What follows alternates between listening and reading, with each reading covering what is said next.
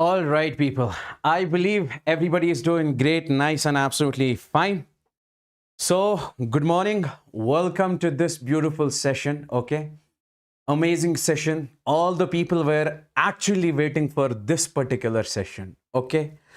So, today we will be completing the first part of, we say, 11th physics. Okay.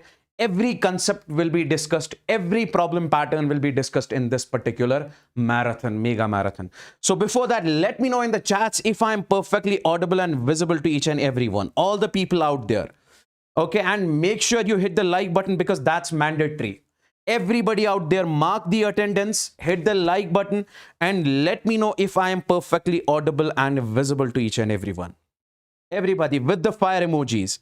I want you guys to basically show the energy in the chats itself with the fire emojis, with the fire symbols, all the people out there.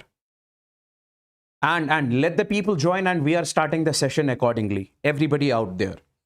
Make sure you like this session. Okay.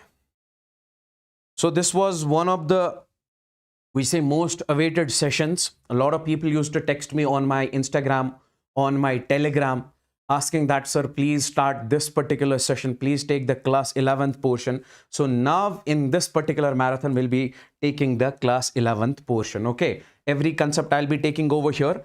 All the problem patterns will be discussed. Everything from the scratch. Okay. That's mandatory. Okay. So nice. Now, my dear friends, before this, I just want to tell you something that is very much important. See, we have our Telegram channel. So if you want the notes, okay, the notes will be shared in our Telegram channel. So you can join that Telegram channel. We say, sir, the link is t.me/ we say Unacademy, and then we say NEET English. Okay. Join this Telegram channel. You'll be getting all the notes inside this Telegram channel only. Okay. And my dear friends, let me just tell you what are the chapters that we will be targeting in this particular session. So let me just tell you over here, all the people out there, guys, if you have not liked the session yet, I want you guys to like the session as soon as possible. With the fire emojis in the chats, you guys have to show the next level energy in the chats. Then only we can finish all these chapters. Okay. So we say the first chapter that we will be discussing over here is, we say, units and dimensions. Very important chapter from NEET perspective. Okay. We say 3 to 4 questions are being asked from this particular chapter. Okay. And next chapter that we need to discuss over here is, we say, kinematics 1D. Every problem pattern, every concept I'll be discussing in this one also. The next chapter we have got projectile motion and relative motion. Okay. Like you have got the Rain Man problem. You have got the river boat problem, river swimmer problem. That's what you call. Okay. And all the concepts of projectile motion. Then you have got Newton's laws of motion, all the concepts of Newton's laws of motion. Okay. And friction, next chapter. And then we will move on to work, power, and energy. And then we will move on to the gravitation. Okay. Why did I put after work, power, energy, direct gravitation? Because gravitation is the highest weighted, considered to be among the highest weighted chapter. That's the reason I have put up this over here. So these are the chapters that we will be discussing in the today's marathon. Make sure you have liked this particular session. Everybody out there. Okay. So my dear friends, shall we start with the first chapter? That's units and dimensions, or units and measurements. Shall we start with the first chapter? Let me know in the chats, everybody out there. Shall we start with the first chapter? Okay, yes, this will be from the scratch. Okay, everything. You'll get to understand all the points, provided you keep the notes in front of you, pen and paper in front of you, and stay focused for the entire marathon, like for the next 12 hours. So everything will be crystal and clear to everybody of you. Okay, that's cool and that's nice. Now, my dear friends, listen to me very carefully. Let's start our first chapter, that's units and dimensions over here. So The first topic in units and dimensions that we need to start with is we say physical quantity. The question is, what is a physical quantity? What is a physical quantity? Listen to me very, very, very carefully. Guys, we say a quantity that can be measured is called a physical quantity. A quantity that can be measured is called a physical quantity. Like we say length, This length is measurable. Like if I say I have placed a rod over here. If I say I have placed a rod over here. Sir, calculate the length of this rod. Calculate the length of this rod. You can say, sir, length of this rod is 2 meters. Length of this rod is 3 meters. So this length is measurable. We can measure this. Sir, 2 meter, 3 meter, 4 meter. Okay.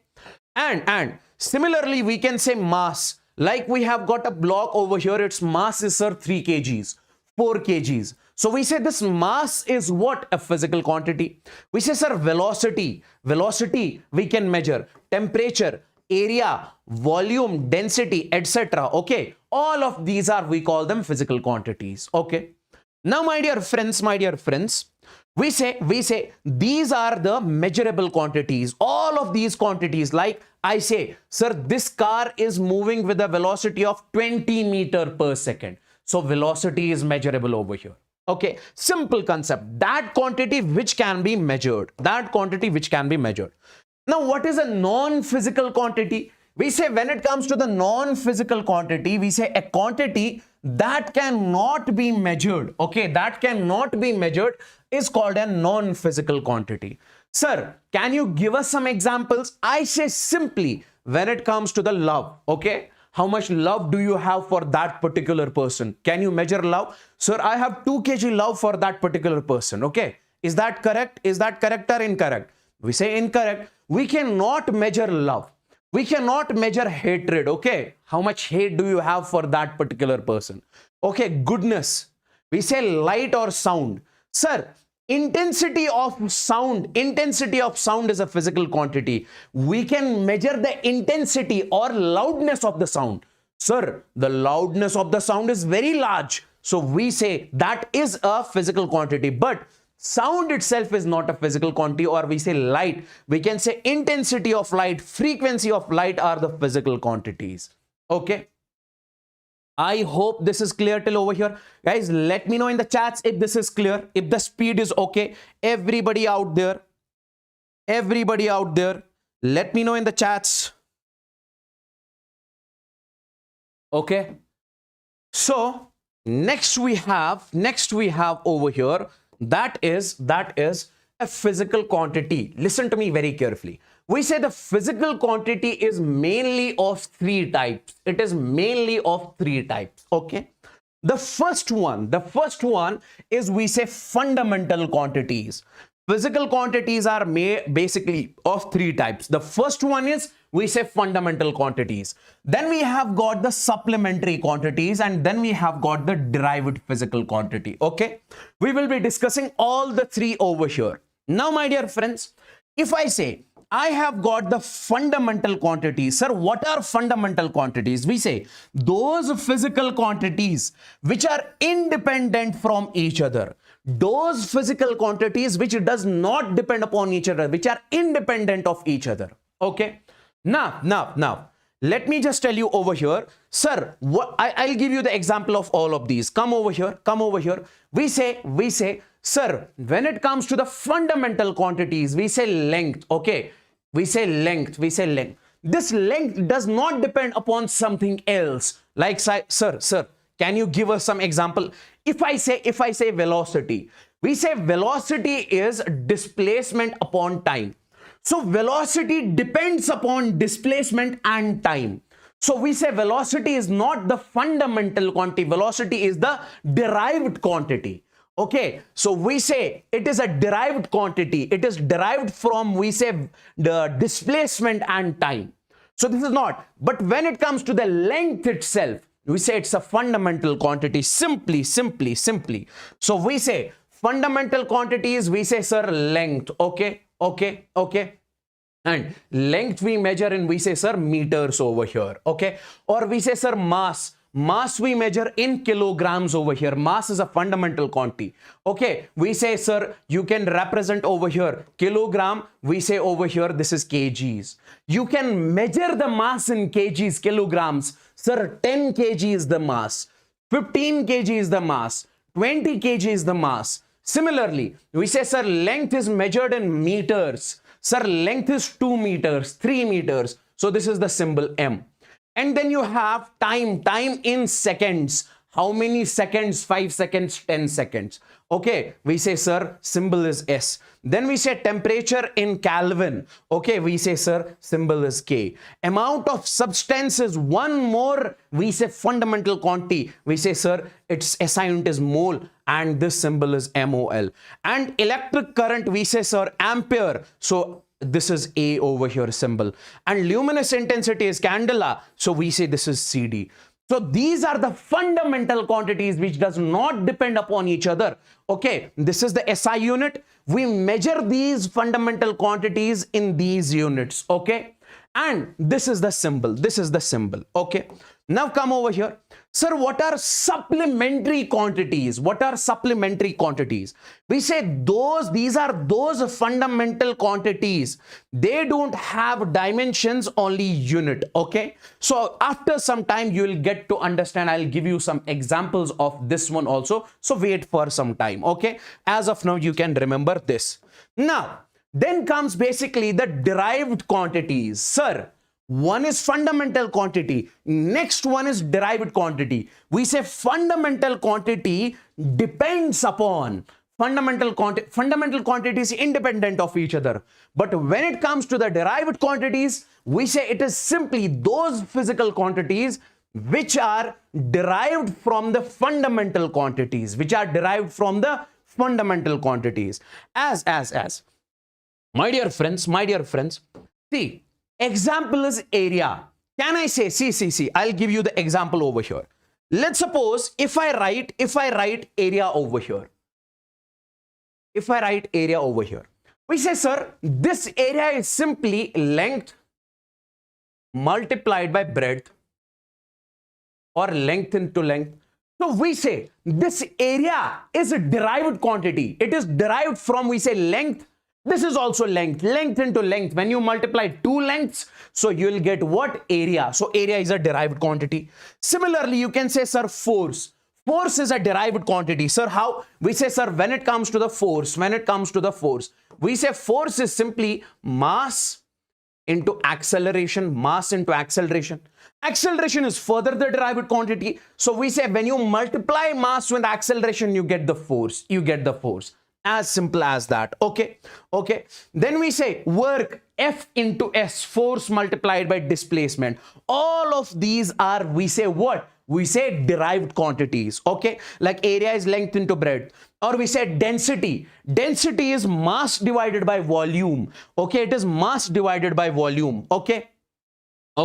Next, like we have velocity. We say, sir, velocity is simply displacement upon, we say, sir, time. Displacement upon time.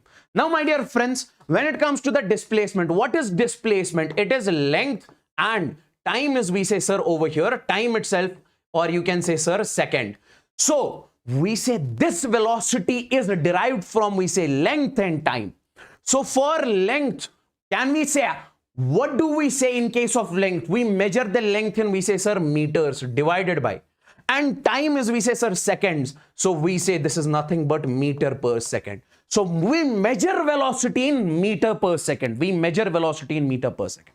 Guys, is this crystalline clear to each and every one of you? Let me know in the chats if this is crystalline clear.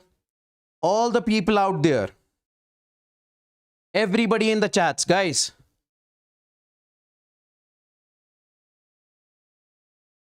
Let me know in the chats, is this crystalline clear?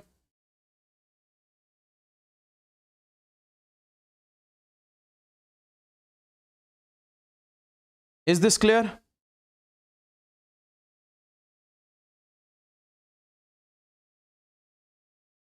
Okay, great. Now see, when it comes to the acceleration, sir, we know acceleration is simply, it is simply force Okay, F divided by m, force upon mass. Okay, simply acceleration is force upon mass. Okay, and so we say this acceleration is itself a derived quantity. This acceleration is itself a derived quantity. Or don't say force upon mass, you can write velocity upon time also. Velocity upon, we say, sir, time also, something like this. So when it comes to the velocity, we say, sir, velocity is what? Velocity is what? We say velocity is displacement upon time. You say, sir, it will be displacement, or you can write it something like this. So we say, sir, it is a length upon time. Instead of velocity, I'm right, length upon time. Okay, length upon time. And then you have this time. So we say, sir, it is time square. So can you write the unit for this? Sir, for this will be meter. And for time it is second, so it is square, so meter per second square. So this will be in a unit of, we say, acceleration over here. This will be the unit of acceleration over here. Now, let's talk about this particular unit. What is this unit? See. If I am saying over here, I have got a distance, my dear friends. I have got distance of 25 kilometers. What does this kilometer actually mean? It is simply, I can write it something like this: 25 multiplied by 1 kilometer. Okay, so it means that this distance is, we say, 25 times of 1 kilometer. 25 times of 1 kilometer. So this is over here, we say, sir, unit we have considered over here, what? 1 kilometers. Okay, we have decided this, and this is what we call magnitude. This is what we call magnitude. Okay, so we say this is magnitude. How many times this is greater than the unit? Okay, unit is 1 kilometer and this is magnitude.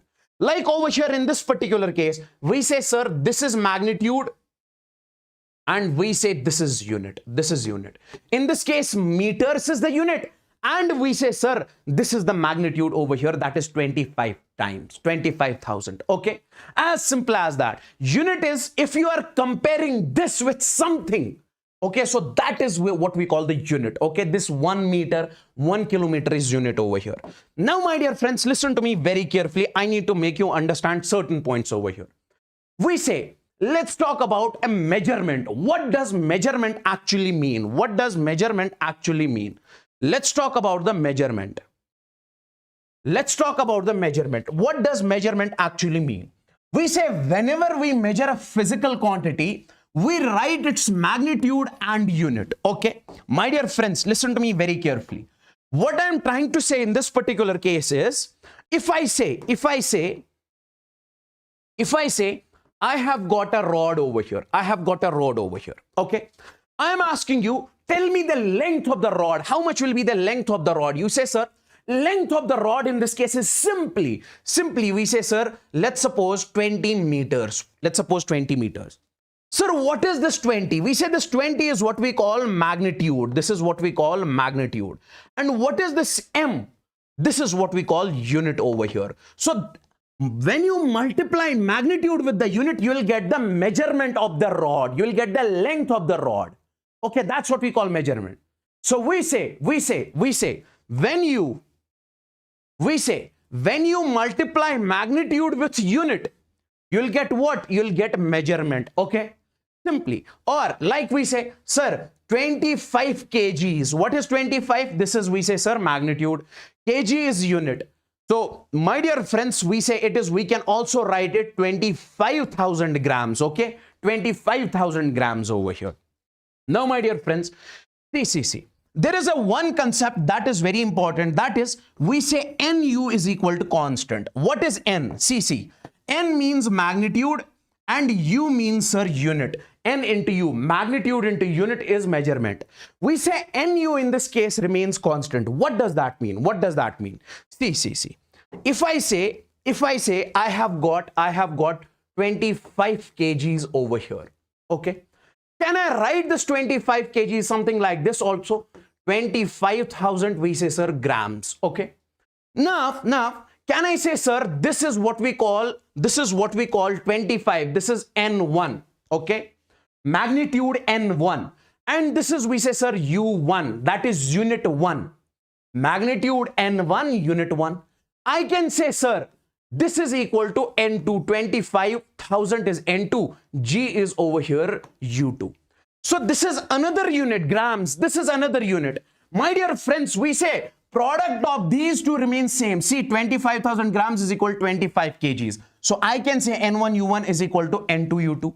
Can I say, sir, NU, product of NU remains constant. Product of NU remains constant. 100%. Why? Because this is equal to this. This is equal to this. So if you are changing it into another unit, we say NU remains constant. N into U remains constant. Okay? As simple as that. Guys, let me know in the chats if this is crystalline clear to each and everyone. All the people out there, is this crystalline clear? Is this crystalline clear to each and everyone?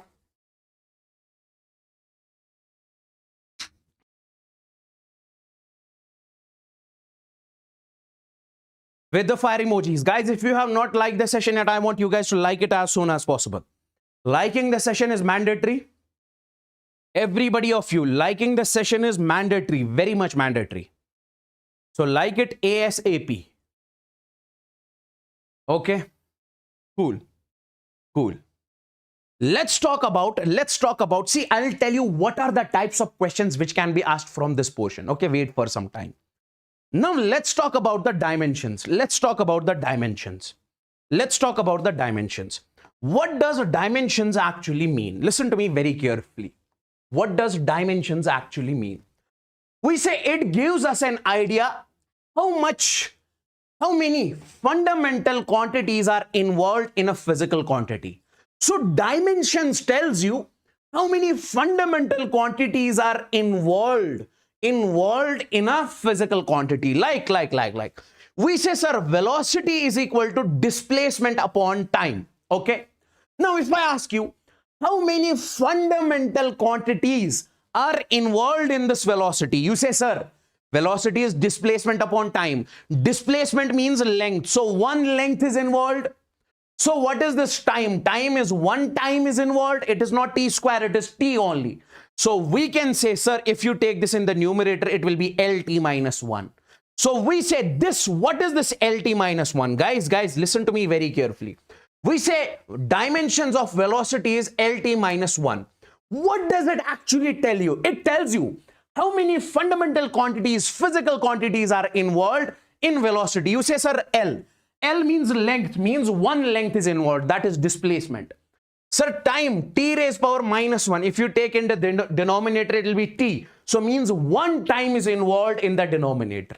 I hope you got the feel of this one. Similarly, if I say, sir, for velocity, it is LT minus 1. It gives us an idea, one length is involved, one time is involved. Okay.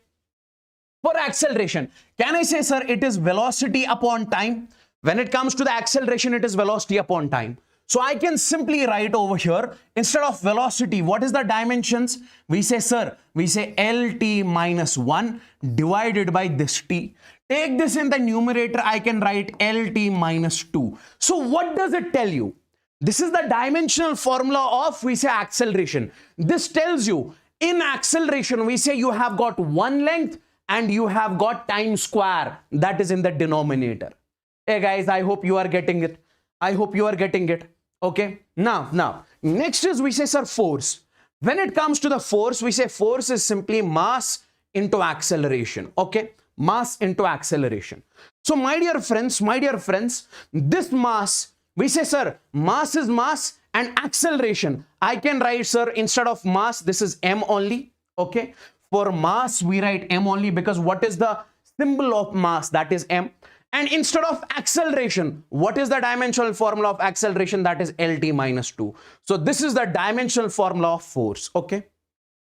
A lot of people are asking,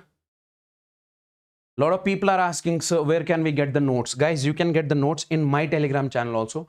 That is t.me/Unacademy. Sorry, t.me, that is t.me Yavar Manzoor. t.me/Yavar Manzoor.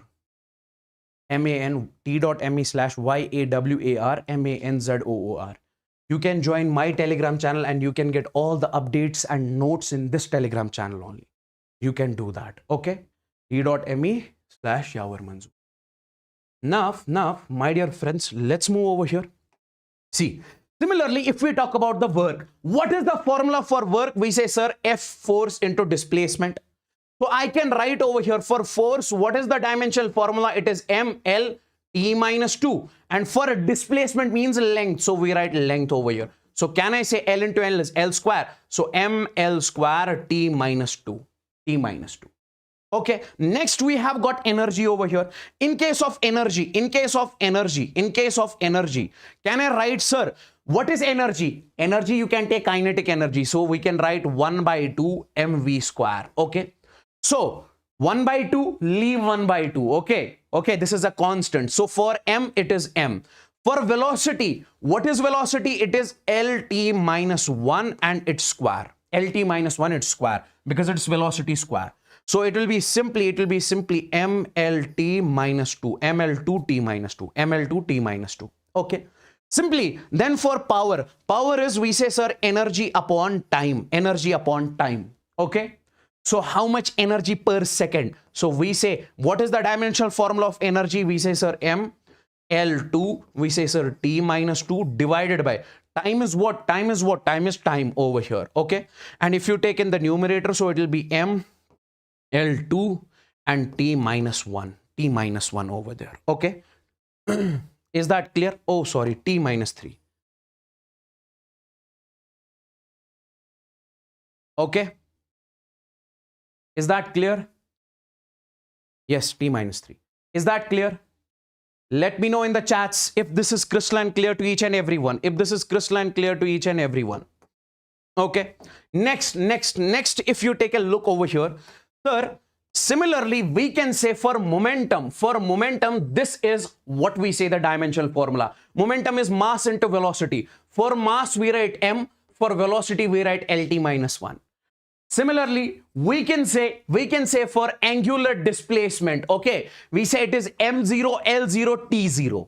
Sir, this is a dimensionless quantity, yes, because m0, L0, T0. If you have got something like this, m0 means no mass is involved, L0, no length is involved. We say, sir, T0, no time is involved. It means dimensionless. As simple as that. Okay. Now, we say, my dear friends over here, we say angular velocity. Angular velocity is theta upon time. So this angular displacement means simply it is theta. Okay. How much angularly you are moving. So angular velocity is angular displacement upon time. So for it is dimensionless. So time, if you take in the numerator, it will be T minus 1. And then you have frequency. For frequency, you say 1 upon time. Okay, frequency is inverse of time. Okay, time period. So it will be T minus 1. Okay. Now, take a look over here. Physical quantities having same dimensional formula. All those, there are different physical quantities in physics which have got the same dimensional formula. That's what we need to discuss over here. See, if you say, sir, a distance, if you say, sir, a displacement, if you say, sir, radius, we say light year, we say wavelength, radius of gyration, focal length, all of these, whatever is mentioned over here, we say they have got the same dimensional formula. Okay. Same dimensional formula, all of these. Or if you say, sir, speed, velocity, velocity of light, velocity of sound, terminal velocity, average velocity, orbital velocity, all have got the same dimensional formula, that is LT minus 1, which is the dimensional formula of velocity, this one. And they have got dimensional formula length L. Okay.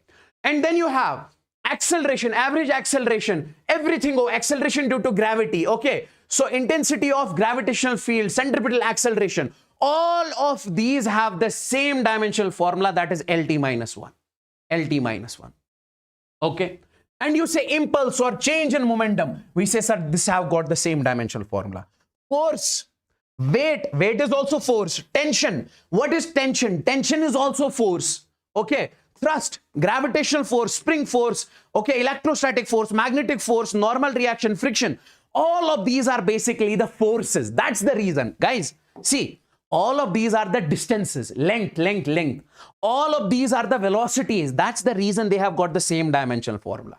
All of these are forces. That's why they have got the dimensional formula of force. That is mlt minus 2. mlt minus 2. Okay. Then we say, so we can say different physical quantities can have the same dimensions. Different physical quantities, but same dimensional formula. Okay. Next we have, okay, if somebody asks you, tell me what is the dimensional formula of Planck's constant? I have told you in the modern physics, my dear friends, we say, sir, energy of photon is h into f. Okay. And here we can write h is Planck's constant. It is energy of photon divided by frequency. Now, can you tell me what is the dimensional formula of energy? Over here, we have written the dimensional formula of energy. That is ml2 t minus 2. Same you can put up over here. So you can write, sir, this is ml2 t minus 2 divided by, instead of frequency, we say, sir, frequency is 1 upon time period. If you take it over there, it will be t raised power minus 1. So I can write t raised power minus 1. Okay. Now, if you take this in the numerator, it will be t raised power plus 1 once again. So it will be ml2 t minus 1. ml2 t minus 1. Okay. Now we say angular momentum. What is angular momentum? We say, sir, angular momentum is r cross p. Okay. That is r cross moment of momentum. This is the radius. Okay. And this is the momentum, linear momentum. You can write it something like this. R into, we say, sir, mv. Okay. And what is the dimensional formula of r? This is L. And for this, it is m. For velocity, it is lt minus 1. So you can write this is ml square t minus 1. Okay. For spring constant also you can find, we know the formula, sir, as F is equal to K times of X. Guys, as you study the complete physics, you will get to know the formula of everything. Like this formula I have told you in the modern physics. This formula you will be learning in, we say, in rotational motion. This formula I'll be telling you after some time in the Newton's laws of motion. So you can basically find the dimensional formula of K also. K is the spring constant. That is, we say, sir, K is equal to F divided by X. Put the dimensional formula of force, put the length over here, you will get the dimensional formula of spring constant. Okay. I hope this is clear. I hope this is clear. I hope this is clear. Okay. Then, if somebody asks you, tell me, what is the dimensional formula of capacitance? We say, guys. Here I will tell you one single fact. Here I will tell you one single trick. See, let's suppose if they ask you dimensional formula of capacitance, inductance, something like that, I would request you one thing. See, we know, sir, capacitance, we know a formula. Q is equal to C into V. Okay? Q is equal to C into V. We know this particular formula. Sir, shall we use this particular formula to find the dimensions? No, we'll not use this one. Why? Because we will use that formula which involves, we say, sir, energy. Like, we say U is equal to Q square by 2C. This is the formula of energy stored in the capacitor. In this, you can see C is involved. C means capacitance. Why should we use this? Because it gets very easy to find the dimensional formula using energy formula. Okay, using energy or force formula. Don't use any other formula. So we'll use this one. We'll use that formula of capacitance in which energy is involved. Because all of our 11th, 12th physics revolves around force and energy.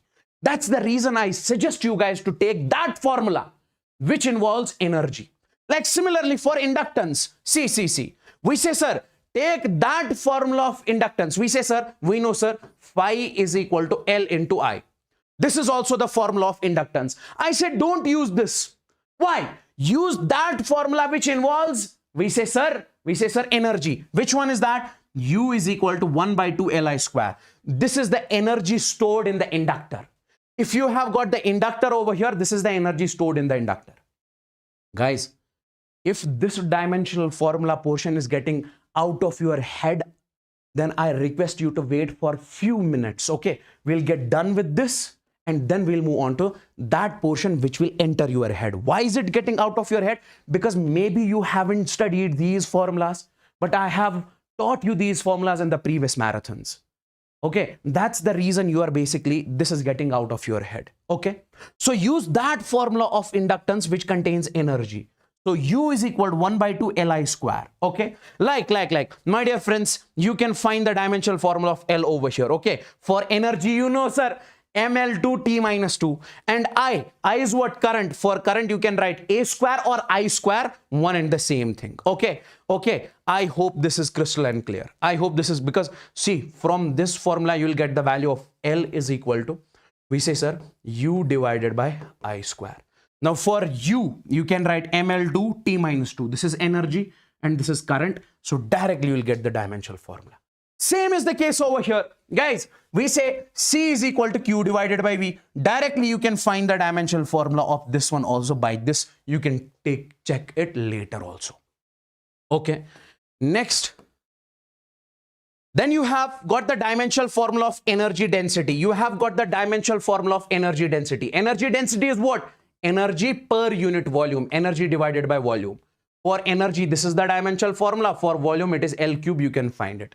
For mass density, what is mass density? Mass per unit volume. So this will be the dimensional formula in that case. For charge density is charge per unit volume. Okay, so it will be, sir, Q divided by L cube, and then further you can find it something like this. Is that clear? Let me know in the chats. Similarly, you can say, sir, for aerial mass density, that is, we can say mass divided by area over here. Okay, so that will be this one. For pressure, so you will have to see this later on from your end only. From your end only. Guys, tell me in the chats, is this crystal and clear?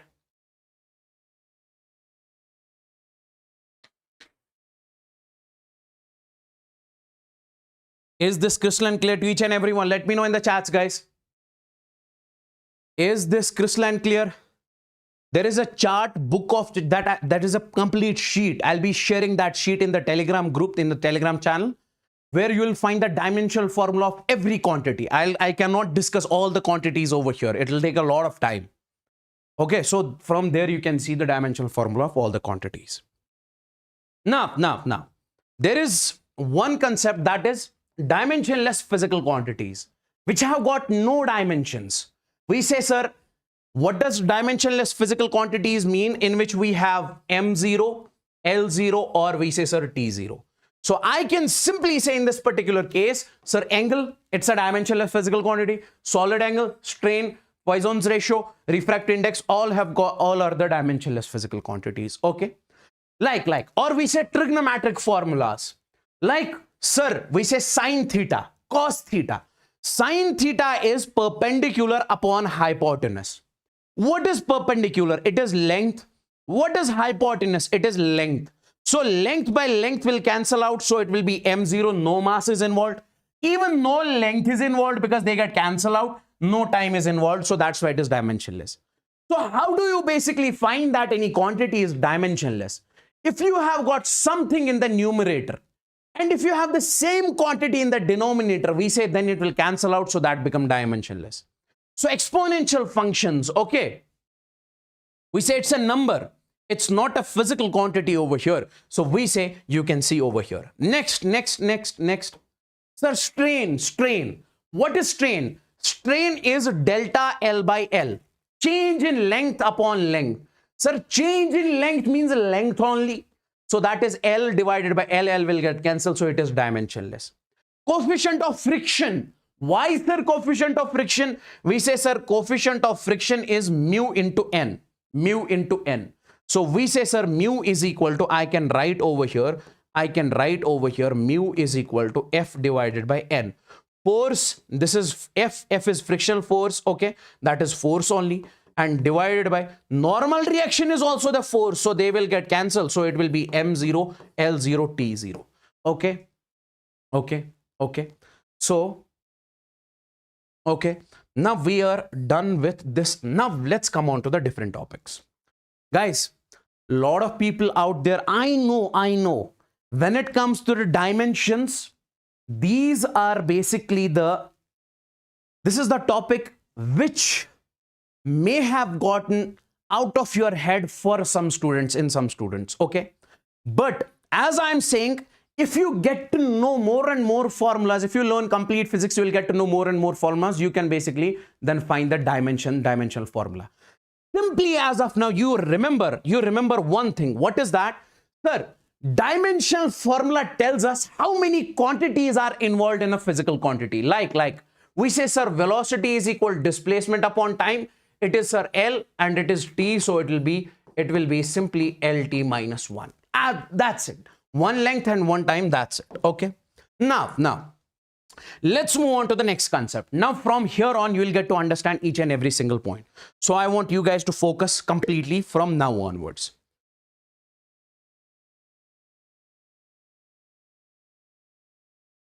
Now see, I want you guys to focus from now onwards. Okay. We have got a concept that is principle of homogeneity. Principle of homogeneity. What does principle of homogeneity mean? We say we cannot compare two different physical quantities. Like. If I say 4m plus 2 kg, I have got, if I say I have got 4 meter length and 2 kg mass. Do you think that you can add 4 meter length with 2 kg mass? No. It sounds illogical completely. You cannot add 4 meter with 2 kg. So we say it is not possible. It is wrong. It is completely wrong. Okay. Point number 1.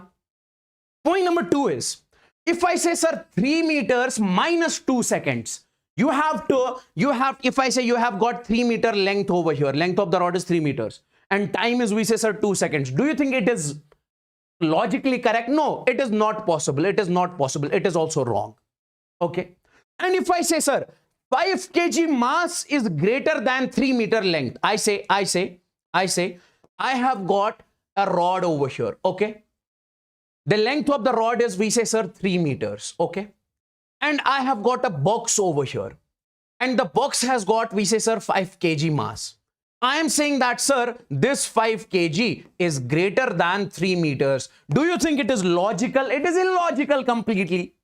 It is illogical completely, because this is a different physical quantity. This is a different physical quantity. Yes, if I say I have got another rod, that rod has 4 meter length, is greater than 3 meter length. Yes, this is logical, because you have got the same physical quantities over here. Like I say 8 meters plus 7 meters is equal to 15 meters. It is absolutely correct. So what I am trying to say in this case is, principle of homogeneity says we cannot compare the two different physical quantities. We cannot add or subtract the two different physical quantities. If you have got the two different physical quantities, you can multiply them, divide them. That is a separate thing. But you cannot add or subtract them. Okay. You cannot compare them. Okay. So one more point. Two quantities must be of same unit. 3 meters plus 3 meters is correct. Dimensions which can be added or subtracted or equated. This is what we call the principle of homogeneity. I hope you got the feel of this particular concept. Okay. Next, we say, remember, you can multiply two different physical quantities. Sir, multiplication is allowed? Yes. Division is allowed? Yes. Why? See. You say, sir, we say over here, sir, when it comes to the force, we say, sir, force is equal to mass into acceleration. Mass is a different physical quantity. Acceleration is a different physical quantity. You say, sir, momentum, P is equal to mv square. Sorry, P is equal to mv. So we say momentum, mass into velocity. Or we say, sir, acceleration. Acceleration is force divided by mass. So division is allowed. You can divide two different physical quantities. You can multiply, but you cannot add or subtract. This is what principle of homogeneity says. Now, what are the types of questions which can be asked on this principle of homogeneity? It is very important. From NEET perspective, JEE perspective, this is important. Question is given is that if A and B are the different physical quantities, then which is correct? A plus B, guys, it says that we have got first one. We have got A plus B. These are the two different physical quantities. Principle of homogeneity says that, sir, you cannot add or subtract two different physical quantities. A plus B is wrong. Okay. Okay, tell me second one. A divided by B is correct or incorrect? We say, sir, correct. Why? Example. Which example you can take over here? We say, sir, acceleration is simply force upon mass. Force is one physical quantity, mass is another physical quantity. Okay. Then you can say, sir, C, option third, A minus B square. Is this correct, guys? Is C correct or incorrect? Is C correct or incorrect? Let me know in the chats. Is C correct or incorrect? Is C correct or incorrect? We say C. We say A minus B square. It is correct. Hey, sir, what are you saying? It is correct. I'll tell you. You can say A means, example I can take over here. A is area minus B square. Can I say it will be, sir, breadth square?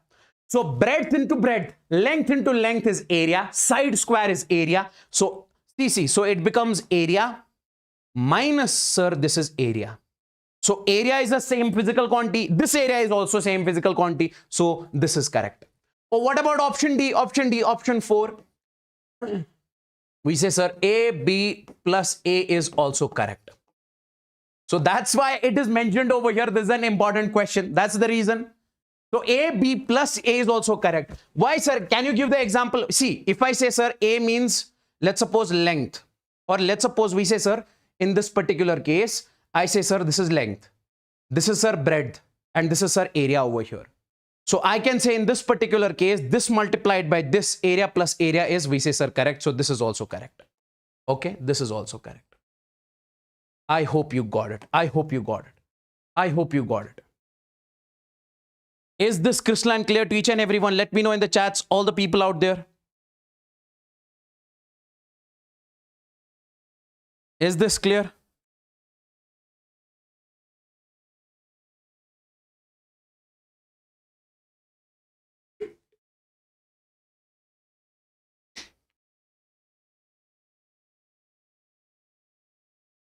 Great.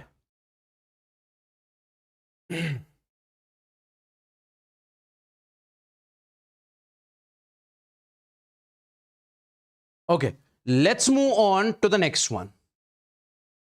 Let's suppose if I have got a question something like this. See, if velocity v is equal to alpha t plus beta x minus gamma t, then find the dimensions of alpha, beta, and gamma. This is also important. See. In the question it says that, if velocity is given as, we say, sir, alpha t plus, we say, sir, beta x minus gamma xt. If you have got these 3 points over here, listen to me very carefully, guys. If you have got the velocity something like this, then it is asking that find the dimensions of alpha, beta, and gamma. I'll show you how to solve this particular question. Guys, I'll show you how to solve this particular question. See. We have studied in case of principle of homogeneity, sir, you can add the same physical quantities, okay, if they are basically equal, if they are similar in case of dimensions, okay. So means this quantity is equal to this quantity, then only we can add this.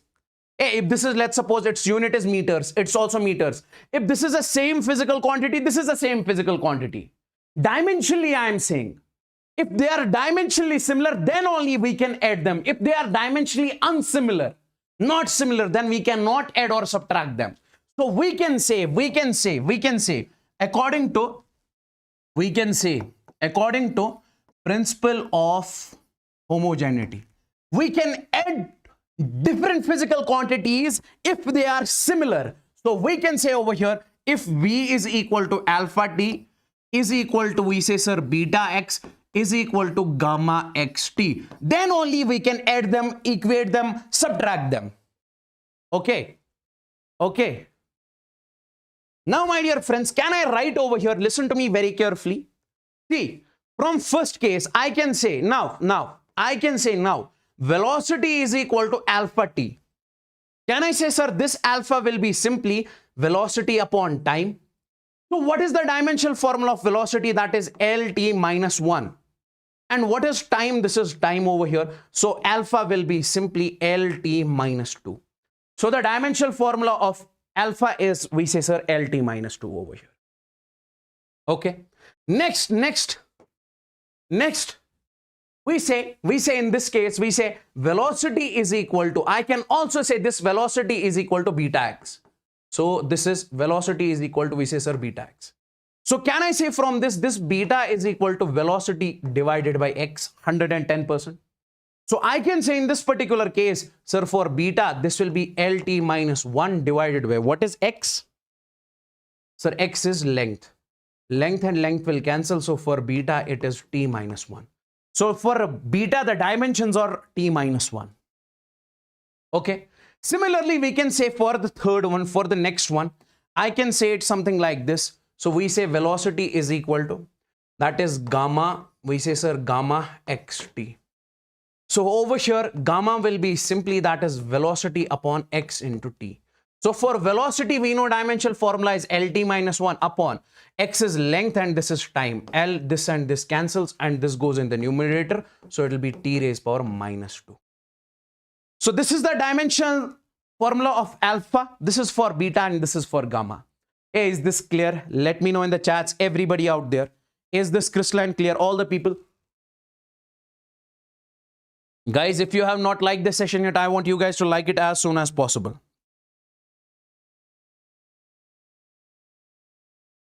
Make the like count 1000 plus as soon as possible. It is 862. It is 834. In the next 10 seconds, I want to see it should become 900. In the next 10 seconds, I want to see it should become 900. Everybody out there, let's see if you guys can make it.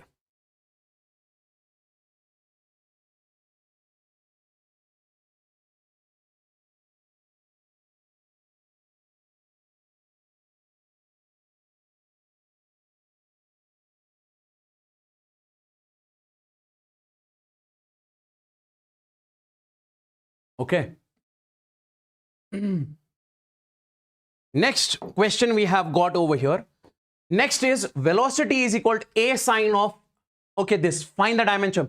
If velocity is given as this one, okay, velocity is given as a sine x alpha t iska root, its root. Find the dimensions of alpha. You guys are supposed to find the dimensions of alpha. Guys, to solve this particular problem, I want you guys to compare it with, see, I say compare with, I say V is equal to a sine of theta. Can I say this exactly looks like a sine of theta? This exactly looks like a sine of theta. Where theta is equal, see, this is a, sine, where theta is equal to, I can simply say this is x and then under root of alpha t. Now guys, I told you theta is the angle. We say, sir, theta is dimensionless. Theta is dimensionless. Okay. If theta is dimensionless, m0, l0, t0 means 1. So we can write over here 1 because it's a dimensionless quantity. So this will be x under root of alpha t. I want you guys to take it over there. So it will be 1 upon x is equal to under root of, we say, sir, alpha t. Okay. Now take this root, it will be 1 by x square. So 1 upon x square. Okay. And then t will be equal to alpha. We are supposed to find the dimensions of alpha.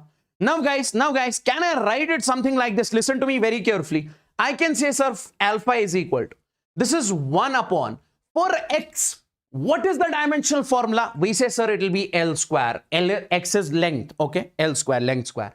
And then you have time. So take this in the numerator. So it will be L raised power minus 2, T raised power minus 1. So the dimensional formula is L raised power minus 2, T raised power minus 2. Okay. Okay. One more important question. I want you guys to exactly focus on this particular question. Guys, Check the equation is dimensionally correct or not. Check the equation is dimensionally correct or not. See. Kinetic energy is 1 by 2 mv square. We say, sir, when it comes to the dimensional formula of this, 1 by 2 is constant, so leave it. Okay, it's a pure number, dimensionless. So for m, it is m. For velocity, it is lt minus 1, its whole square. Okay. So it will be simply m lt minus 2. ml2 t minus 2. So for kinetic energy, this is the dimensional formula. Let's check the dimensional formula of this particular quantity over here. So we say over here 2 by 5 is dimensionless. So it will be m v square. So we say it will be again. So lt minus 1 its square. So it will be m l2 t minus 2. Okay. Now, my dear friends, can I say for this one, it will be again same. See, sine theta. Theta is dimensionless. So, and sine theta, trigonometric ratios are dimensionless. So, remove this dimensionless quantity. So, I can say for this also, it will be ml2 t minus 2. So, can I say, all these three equations are dimensionally correct. All are dimensionally correct. But when it comes to physically, sir, physically this is only correct because we know kinetic energy is 1 by 2 mv square. This is wrong physically. 2 by 5 mv square is not the formula. So, but first one is physically correct.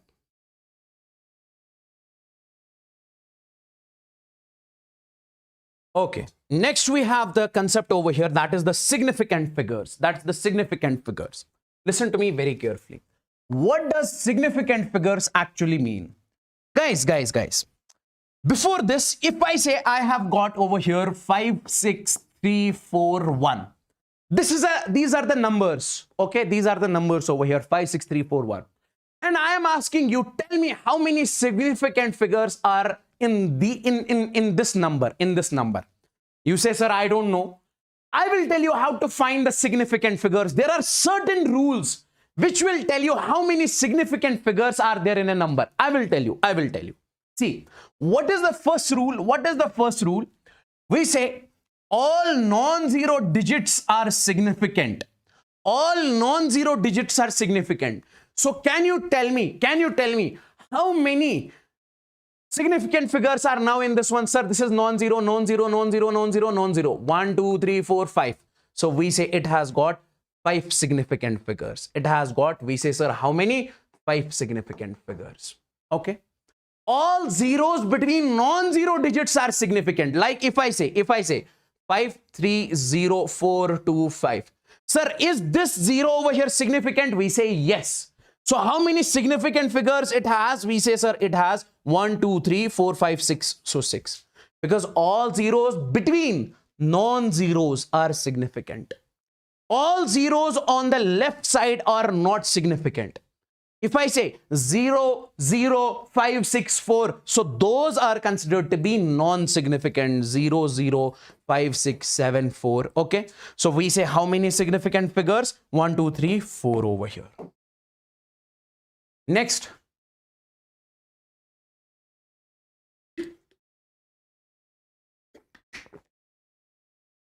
We say, see, power form are not considered as significant figures. Like you say 4.5 into 10 raised power minus 14.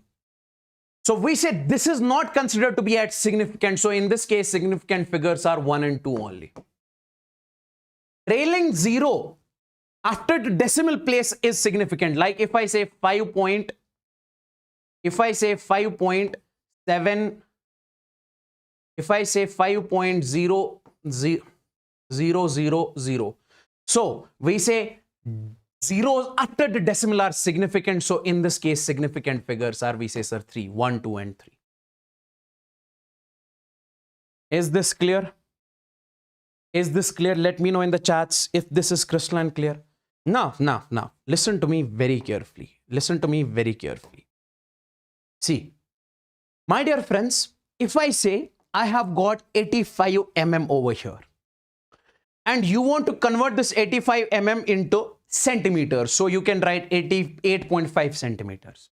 Now, if you want to convert it in, we say, sir, meters, we say it is 0.085 meters. If you want to convert it further over here, we can say 8 after we say, see, what I'm trying to say in this particular case is, if you are basically converting all these over here in different units, okay, in different units over here, okay, this is kilometer over here, 0.00, you can write, this is also in meters, this is also in meters, then we say this is kilometers, okay. So if you have got a number and you are basically converting its unit, okay, like from mm to cm, from cm to meter, from meter to kilometer, we say significant figures remain same. Figures remain same. See, how many significant figures are here? We say, sir, 2. How many significant figures are over here? We say, sir, 2. Okay, 8.5. How many significant figures? We don't consider these as significant because they are from the left side. So only 2. Okay. Here we don't consider this as significant. So here also it is 2. Here also it is 2. So even if you convert, we say, even if you convert to another unit, we say significant figures remain same. Okay. Now, multiplication and division of significant figures. Multiplication and division of significant figures. Guys, are you loving the session? Is every question getting crystalline cleared? Is every concept getting crystalline cleared? Let me know in the chats. Let me know in the chats. Okay. Now, so we say in this particular case, multiplication and division of significant figures. Now see, we say if you have, let's suppose, got A over here. If you have, let's suppose, got B over here. I say find the value of A divided by B. I'll tell you how do we find the value of A by B. I say, sir, A divided by B will be simply, that is 25.5 divided by, we say, sir, divided by B is 5. So it will be 5 5s are, so it will be 5.1. Now the question is, sir, this is the final answer.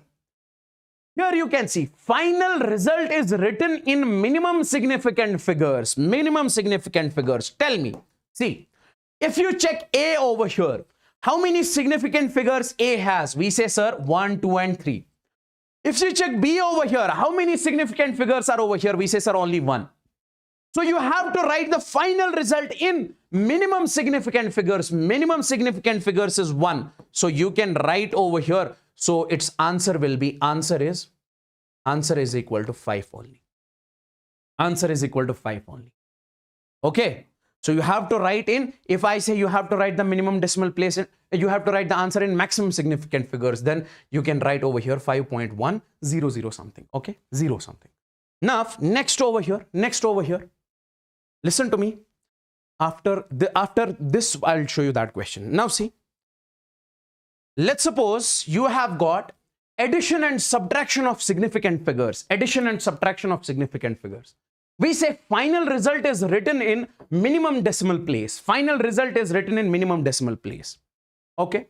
Now, my dear friends, in this particular case, we say if you have got A over here and if you have got B over here, can you tell me, guys, can you tell me what is the answer of this particular question in the chats, everybody out there? See, if I say you have to add A plus B, sir, this A plus B will be simply, sir, this plus this. What will be the answer? We say, sir, this will be 3.613. Okay. But final answer is written in minimum decimal place. So that is this one. See, over here, this is the maximum decimal place. After decimal, 1, 2, 3 numbers. After decimal, only 1. So you can say answer will be 3.6 only. 3.6 only. So remember, my dear friends, from now onwards, whatever I am trying to say, that is, if you addition, in case of addition and subtraction of significant figures, we say final result is written in minimum decimal place. Okay. Right over here, this is 1.2. So this will be 3.6. And in case of, we say, sir, multiplication over here, we say final result is written in, we say minimum significant figures. So it has got 1. So it will be 1 only. 5 only. Now, can you answer this particular question? This was the question asked in NEET 2020. Okay. Okay. See, I don't have to do the subtraction of this number. I will not do the subtraction of this number. 9.99 minus 0.0099. I don't have to do the subtraction. I know. What is the concept? Concept is, if in case of addition and subtraction, the answer has to be in the minimum decimal place. Okay. Now, the minimum decimal place over here is this one, not this one. So we say the answer is option A. The answer is directly option A. Answer is, without solving the question, I'm saying the answer is option A. Yes, a lot of people are giving me the correct answer. The answer is option A. Directly I'm saying. Okay. Yes, great. Next. This is done. Now, let's move on to the measuring devices. See, for next few minutes, we'll be basically focusing on these measuring devices over here. See. So when it comes to the measuring devices, we say the first device that we need to learn over here, that is meter scale. Okay. Like we have got a scale over here. This is the scale that we have exactly got over here. Okay. You might have seen this meter scale. Okay. Which measures the length. Okay. That's what we call the meter scale. Okay. Now, my dear friends, we know that from this one to this one, this is what we call 1 centimeters. This is what we call 1 centimeters over here. Okay.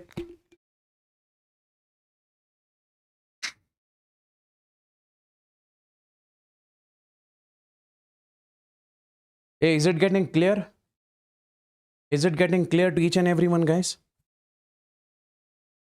Is it clear to each and everyone?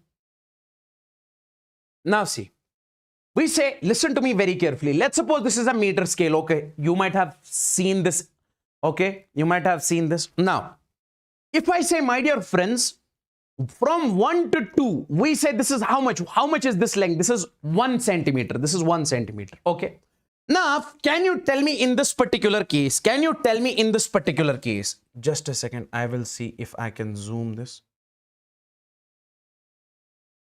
No.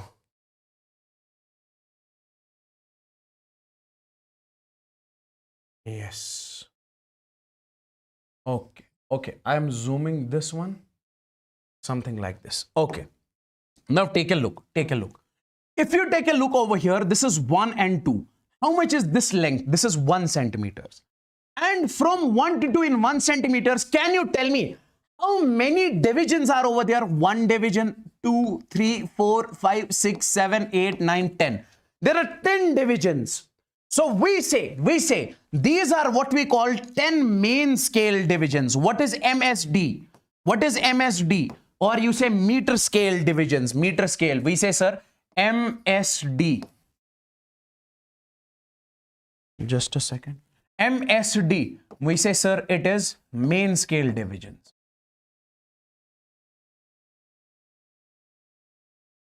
Okay. So if I ask you the simple question, how many main scale divisions are over here? We say, sir, 10 main scale divisions. Okay. And can I say, sir, 1 main scale division is equal to 1 mm? 110%, sir. And these are what we call how many mm? We say, sir, 10 mm. And from this to this, it is 1 mm. But this is how much? We say, sir, this is 1 centimeter, 1 cm. This is 1 mm. And this is equal to, we say, sir, 1 centimeter. 10 main scale divisions is equal, 10 mm is equal to 1 centimeter. Okay. Now, if I ask you, tell me how much is the 1 main scale division? You say, sir, it will be 1 by 10 centimeter. That is 1 mm. In short, that is 1 mm. Okay. Okay. Now.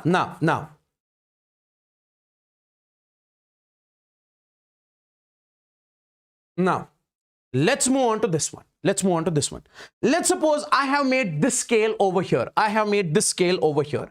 I am saying to find the length of this rod using this main scale.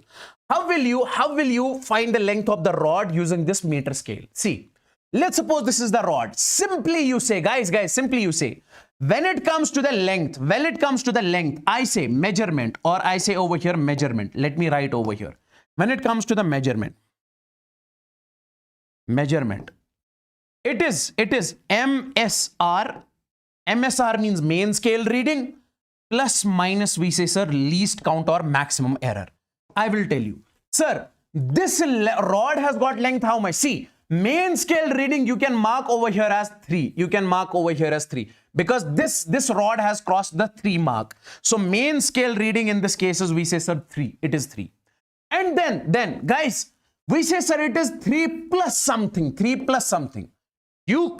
Now you will say, sir, it is 3.5. No, we cannot measure with the help of the main scale, meter scale. You cannot measure less than 1 mm.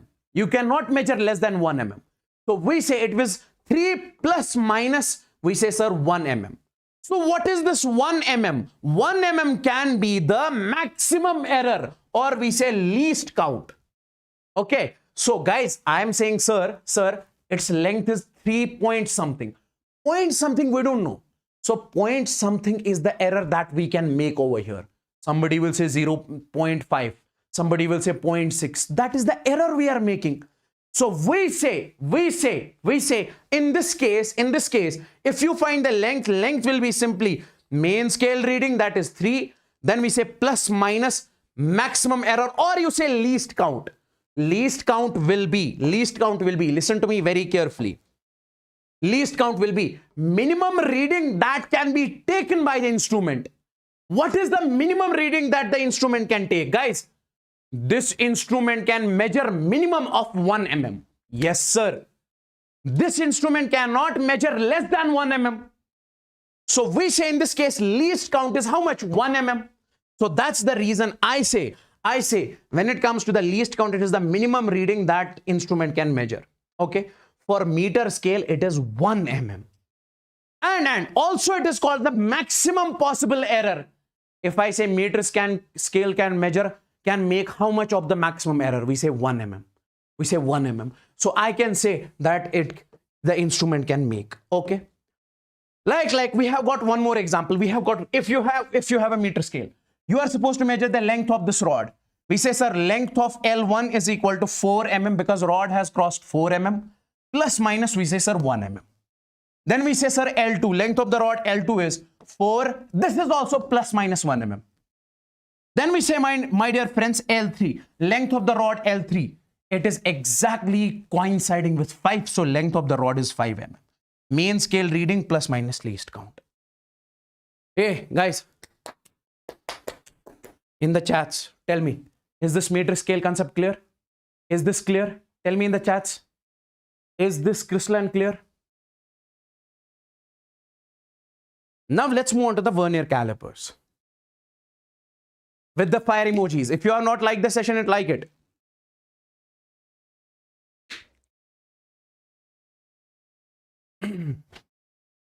Now, Vernier calipers. See, in case of Vernier calipers, we have got 2 scales, meter scale, and we say we have got Vernier scale. Let me show you the image of Vernier calipers. This is how Vernier caliper actually looks like. You place something which you want to measure, you place it over here. Okay. And then we say, this is what we call, in this case, this one is what we call main scale, and this is what we call Vernier scale. Okay. So, my dear friends, what I'm trying to say is that if you have to measure the length of the rod, whose length is less than 1 mm, do you think you can measure the length of the rod with the meter scale? No, sir, I cannot measure. So for that, we use what? We use Vernier calipers. Okay. Here you have got 2 scales, meter scale and Vernier scale. Now see, meter scale is 0, 1 mm, 2 mm, 3 mm, 4 mm, 5 mm, 6 mm, and this is 10 mm. Okay. In case of meter scale, I have made this one. This is I have made over there. Okay. This is 1 mm, 2 mm, 3 mm, 4 mm, 5, 6, 7, 8, 9, 10. Not these. Okay. So this is in case of meter scale. Now come over here. Okay. So this is meter scale or main scale. And then you have the Vernier scale. In case of Vernier scale, guys, how many divisions are in the main scale? We say, sir, 10. How many divisions are in the meter Vernier scale? 1, 2, 3, 4, 5, 6, 7, 8, 9. Okay, 9, 10, 10. 10 divisions are over here. But the question is, see, the 10th division of the Vernier scale is coinciding with 9 mm of the meter scale. So I can say 10 Vernier scale divisions, VSD, 10 Vernier scale divisions is equal to 9 main scale divisions, okay? Or 9 main scale divisions means 9 mm. Yes, sir. When I say 1 VSD, 1 Vernier scale division will be 9 mm. This 9 mm divided by this 10, that is 0.9 mm. So I can say, my dear friends, this one, from this to this division of Vernier scale, this is equal to how much? 0.9 mm. This is also equal to how much? 0.9 mm. This is also equal to how much? 0.9 mm. Okay, yes. Now, my dear friends, we say, let's see how do we measure with the help of the Vernier scale. Let's suppose you have got the rod over here, this red color rod, you have to measure it, okay? So, my dear friends, you will place it over here in front. Then you will basically slide this Vernier scale. You will slide this Vernier scale. Guys, I'll see. This is one of the difficult topics in physics that I feel, but I will give you the exact crystal clear feel. See, if you have to measure this length of the rod, which is less than 1 mm, what will you do? You will place it in front and then you will basically scroll it. What do we say? Then you will basically move it, okay? My dear friends, can you tell me, see, guys, come over here. If I say this is 1 mm, from this to this is 1 mm. From here to here, it is 0.9 mm. How much will be this one? 1 minus 0.9 is 0.1. So this will be 0.1. Okay. Similarly, gap between these two is 0.2. Because this is 2 meters, 2 mm from this to this. And I say, if this is 2, can I say this will be 9 plus 9? 0.9 plus 0.9 is 0.18. So this will be 0.2. Similarly, this gap will be 0.3. So, my dear friends, if you have to measure this rod, you'll scroll it. You'll basically move it something like this. If 1 is coinciding with 1, if 1 of Vernier scale is coinciding with 1 of main scale, then we say length of the rod is 0.1 mm. Then the length of the rod is 0.1 mm. If I say, if you again scroll it more, if 2 is coinciding with this 2, then we say length of this rod is, we say, sir, 0.2 mm. Then we say it is 0.2 mm. Now, what is the formula? I will tell you. The formula is length of the rod is main scale reading plus Vernier plus least count into Vernier scale reading. I will show you. First of all, how to find the least count? Sir, 1 main scale division minus 1 Vernier scale division. That is 1 mm minus 0.9 mm. 1 main scale division is 1 mm. 1 Vernier scale division, this is what we call the least count. 1 main scale division minus 1 Vernier scale division is least count. Least count means minimum length that you can measure with that instrument. Now see. Let's suppose we have got this question. And you have the rod that is placed over here. You have to tell me the length of the rod. What is the formula in case of this? Sir, directly you'll remember it. Don't go here and there directly. Sir, the formula is main scale reading plus least into Vernier scale reading plus least count. See, I'll write over here. Main scale reading plus Vernier scale reading into, we say, sir, least count. Now see, what is the main scale reading? See, can I say in this particular case, my dear friends, listen to me very carefully. Main scale reading means this rod has crossed, this is main scale. This rod has crossed 1 mm over here. So I say in this particular case, I write, we say, sir, 1 mm. Okay, then plus.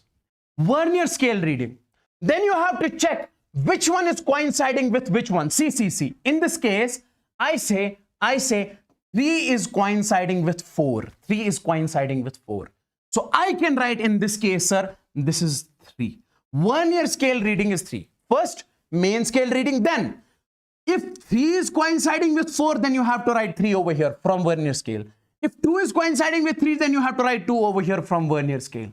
Okay, multiplied by least count, that is 0.1. So can I write, so this is 1.3 mm. Length of the rod is 1.3 mm. Hey, is this clear? Simply, what is the formula by which we can find the length of the rod using Vernier calipers? This formula. First, you have to check the main scale reading. Then you have to check the Vernier scale reading. Which number is coinciding with which number? Then you have to mention that here. And then least count. And then least count. Hey, is this clear? Is this clear?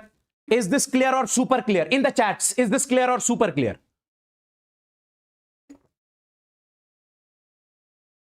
Is this clear or super clear?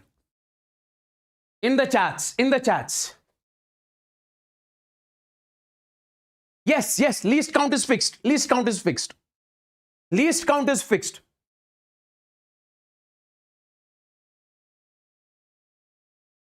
Least count is fixed. Least count is the minimum reading it can take. See. I told you the least count for meter scale is 1 mm. Least count for Vernier scale is 0.1 mm. Okay. So this meter scale can measure up to 0.1 mm. This can measure up to, meter scale can measure, we say up to 1 mm. This can measure, Vernier caliper can measure up to 0.1 mm. And then after this, we have screw gauge that can measure 0.01 mm up to 0.01 mm. A simple thing. Okay. If anybody is getting any sort of confusion in this, I request that particular student to watch it later on once again. Okay. Simply, this is the main scale, meter scale. This is the Vernier scale. Okay. Next, we have the screw gauge.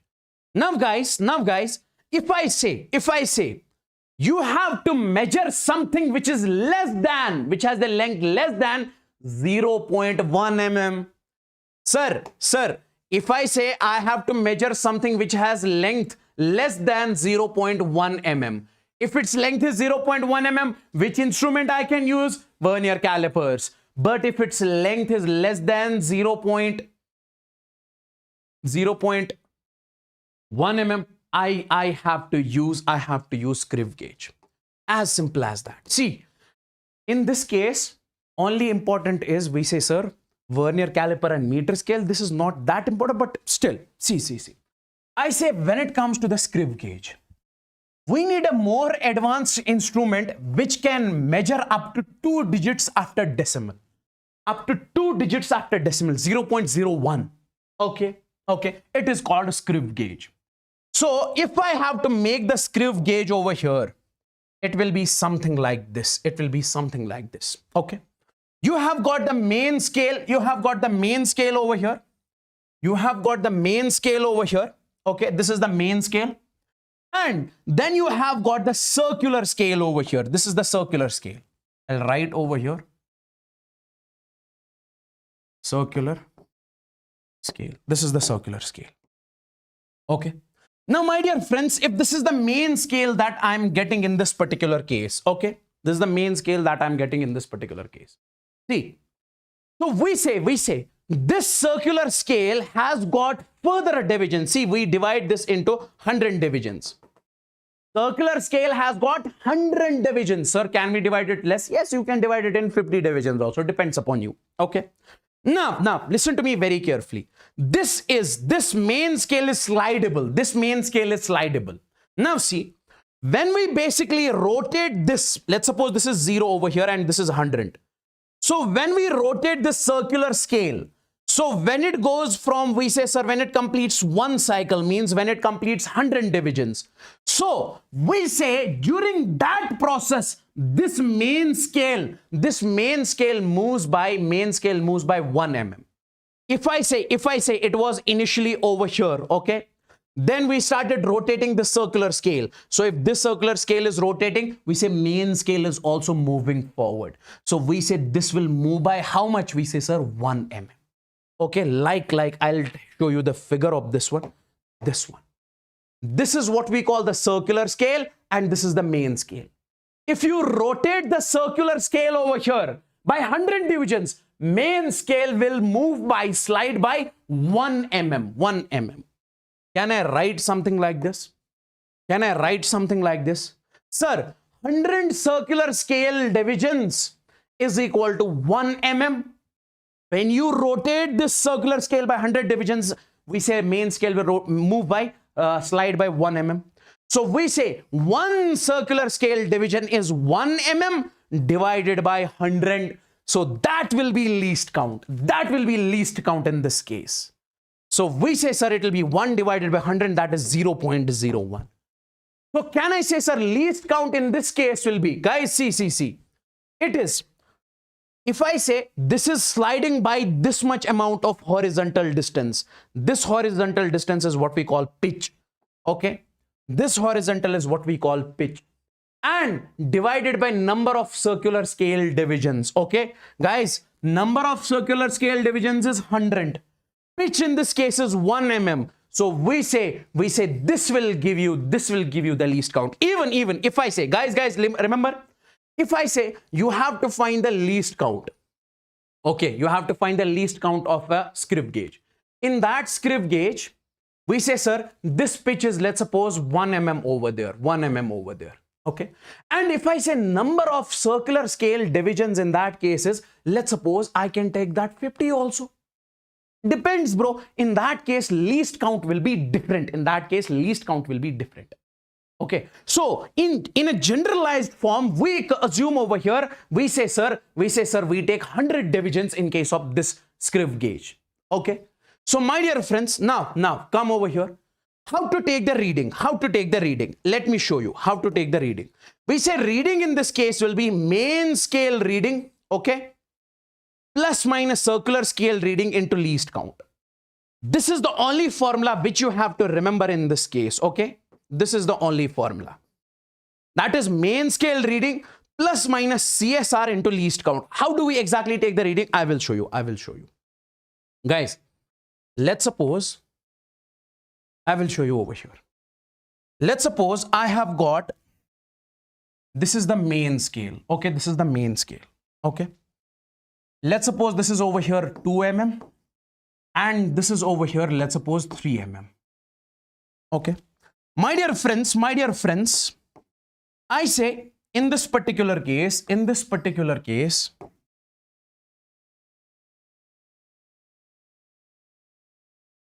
let's suppose this is the circular scale. Okay. How do you have to take the reading? Listen to me very carefully. How do you have to take the reading? Main scale reading plus circular scale reading. I'll write, sir, main scale reading plus minus circular scale reading into least count. Okay.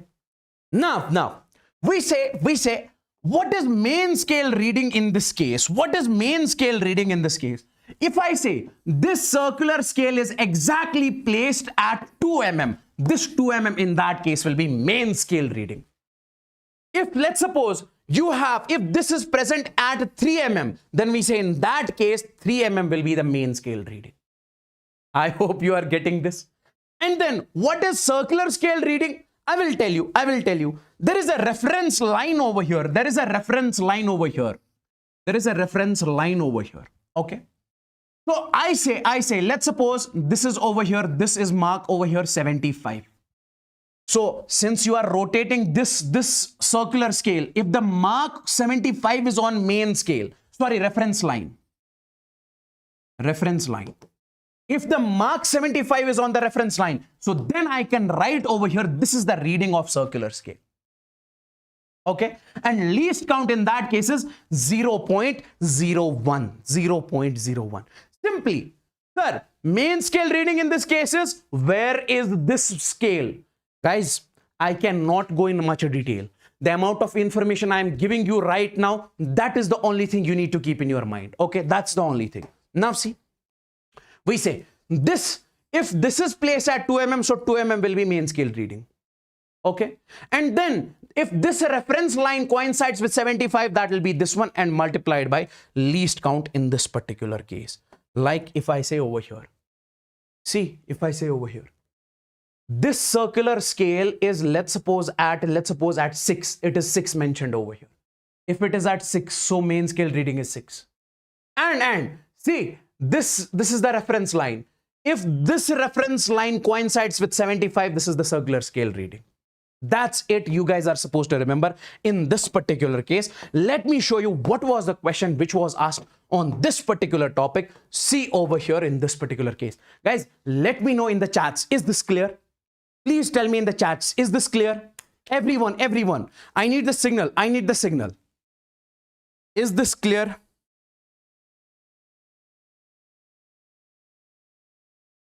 Is this clear to each and everyone? Guys, I need the signal in the chats.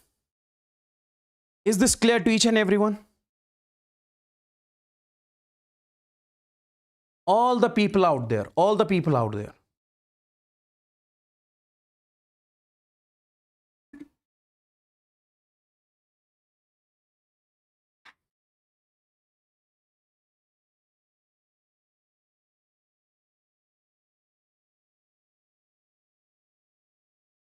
Okay, great.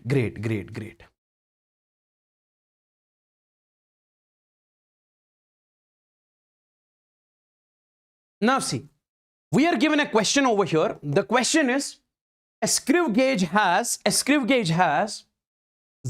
least count of 0.01. So least count in this case is given as 0.01 mm. Okay, the minimum length it can measure. And there are 50 divisions in circular scale. So in this case, number of circular scale divisions is equal to 50 divisions. The pitch in the screw gauges, we are supposed to find the pitch. See, I have told you the formula over here. Least count is equal to pitch divided by number of circular scale divisions.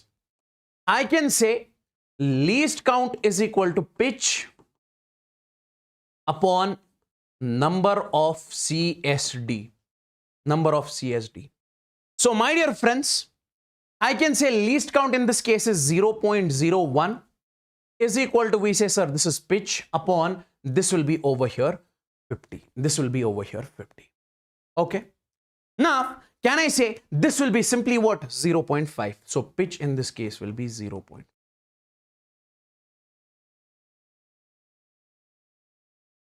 Option B. Yes. Option B.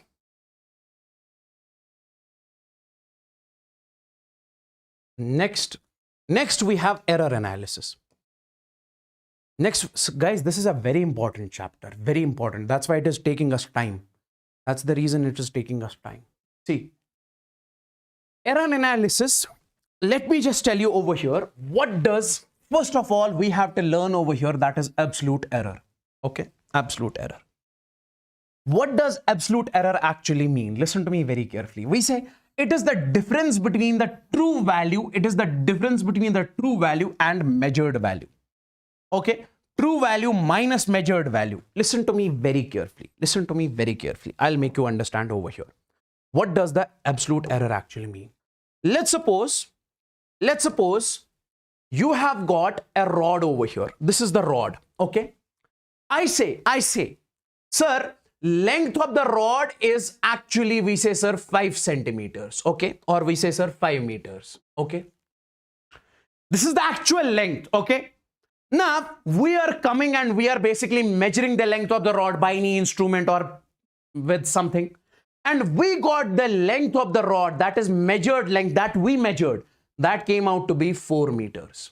Okay. Now, can you tell me how much is the error that I have made over here? You say, sir, the error that I have made over here is, that is true value minus, we say, sir, measured value. So true value is 5 meter minus measured value is 4 meter. So it is 1 meter. So this is what we call the absolute error. absolute error. Okay, how much error I have made over here in measuring the length of the rod. Okay, that is true value minus measured value, that is the absolute error. Like it is mentioned over here, if true value is 5 meters, measured value is this, then error comes out to be something like this. Okay, next we have got the relative error. What does relative error actually mean? Listen to me very carefully. If I say, sir, length delta L, that is absolute error is 1 centimeters. Okay, and true value is 5 centimeters.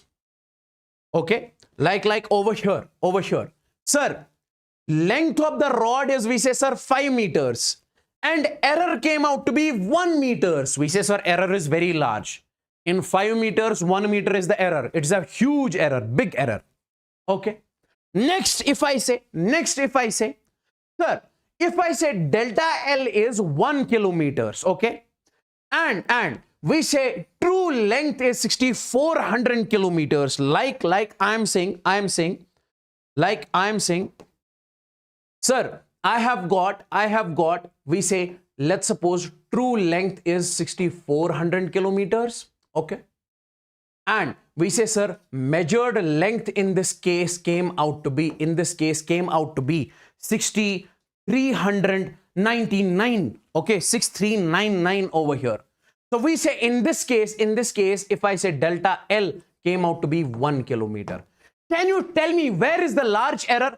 See, true value in this case is 64. In this case, true value is, sir, 5, but error came out to be 1. Here error is large. And in this case, we say, sir, error is small. Why? Because in 6400 kilometers, 1 kilometer is very small comparatively. Here, in 5 meters, 1 meter is the error. Don't compare 1 meter with 1 kilometer. No, you have to compare these two. Here you have to compare these two. So that is what we call the relative error. So relative error basically tells you how much is the error compared to the true value. Like if I say, what is the formula for the relative error? We say, sir, formula for relative error is absolute error divided by true value, delta x divided by t over here. Okay, I hope you got it. Next if I move, that is percentage error. What does percentage error mean? Percentage error is simply how many percent you got, how many percentage error you got. If I say I have got 10% error, I have got 20% error in this measurement, that is what we call percentage error. How do we find it? See, whatever is the formula for relative error, multiply it with percentage. Okay, multiply it with 100, you will get the error in percentage. Okay, percentage error is delta x by xt into 100, we say over here. Okay, like in this particular example, let me show you. See, sir, delta L, that is error, absolute error is 1 centimeters and true value is 5 centimeters. Can you tell me how much is the relative error? Relative error is 1 centimeter by 5, delta L by L. 1 by 5, that is 1 by 5. Now, can you find this as percentage? Sir, I say percentage error is equal to delta L by L into, we say, sir, 100. So, can I write delta L by L, that is 1 by 5 into, we say, sir, 100. 5 into 5, 20. So, this tells us 20% error. So 20% is the error in which case? In which we had the rod of length 5 meters, true value, and measured value came out to be, we say, sir, 4 meters. In this case, how much error we made? We say, sir, 20% error we made. Is this clear?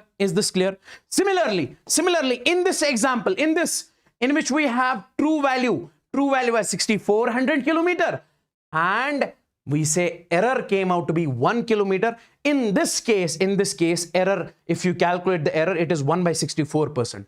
That is not even 1%. Very small error. This is how do we explain percentage error.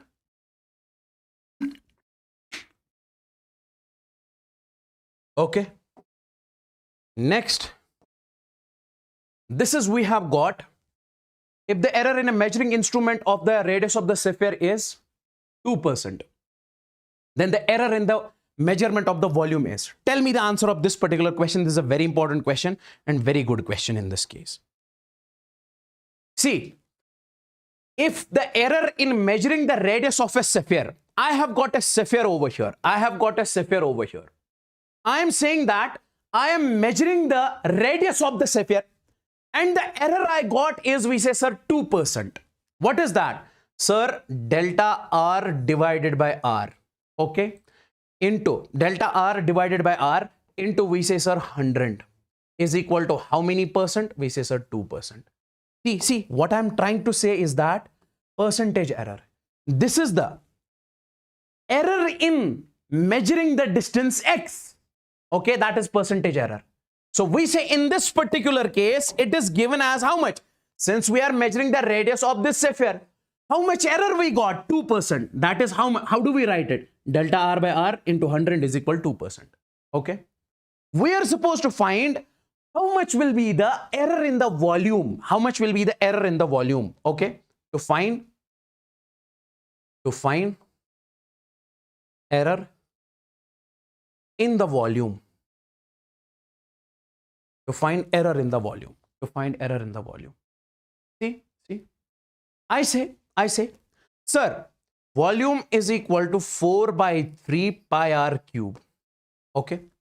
So can I say, sir, 4 by 3 pi is constant, volume is proportional to r cube. Okay. Then further, if I have to write the same equation, see how do we write it? We say, sir, we know the error in r. You can find the error in v. So how do we write it, sir?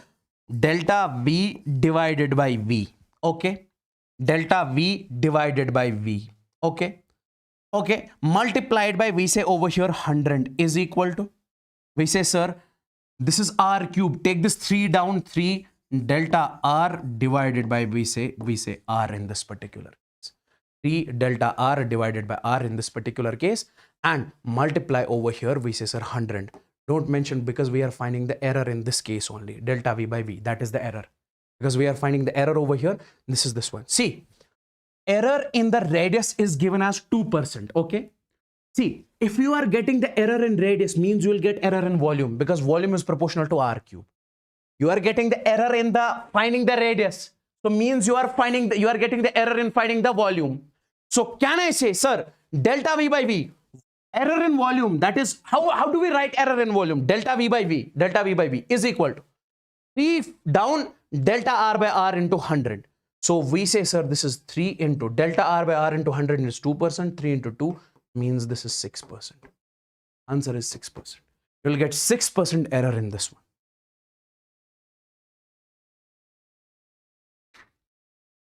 Is this clear? Next chapter. Okay, let me tell you something. Units and dimensions, I personally don't like this particular chapter. It is comparatively tough as compared to the other chapters. Now, from now on, but I have told you, I have used my 100% capability to make you understand every topic. If you are getting any sort of problem in understanding in any topic in units and dimensions, I request you to watch it later on once again at 2x speed. But from now onwards, everything will be butter. Everything will be butter, smooth. Okay.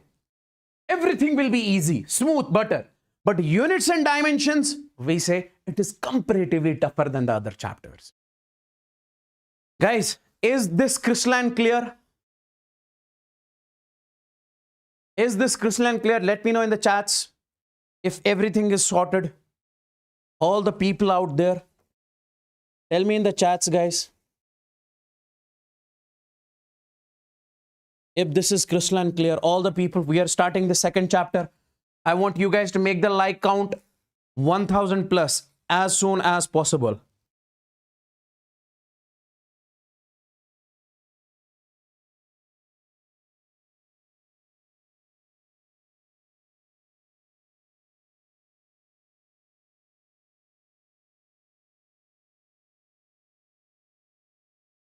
Everybody, guys.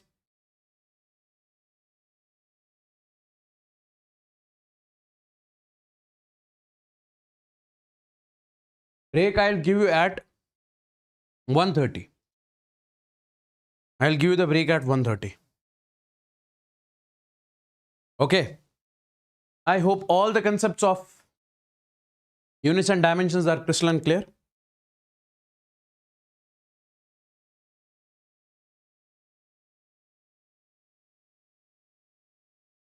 Guys, the like count is 994 only. Make it 1000.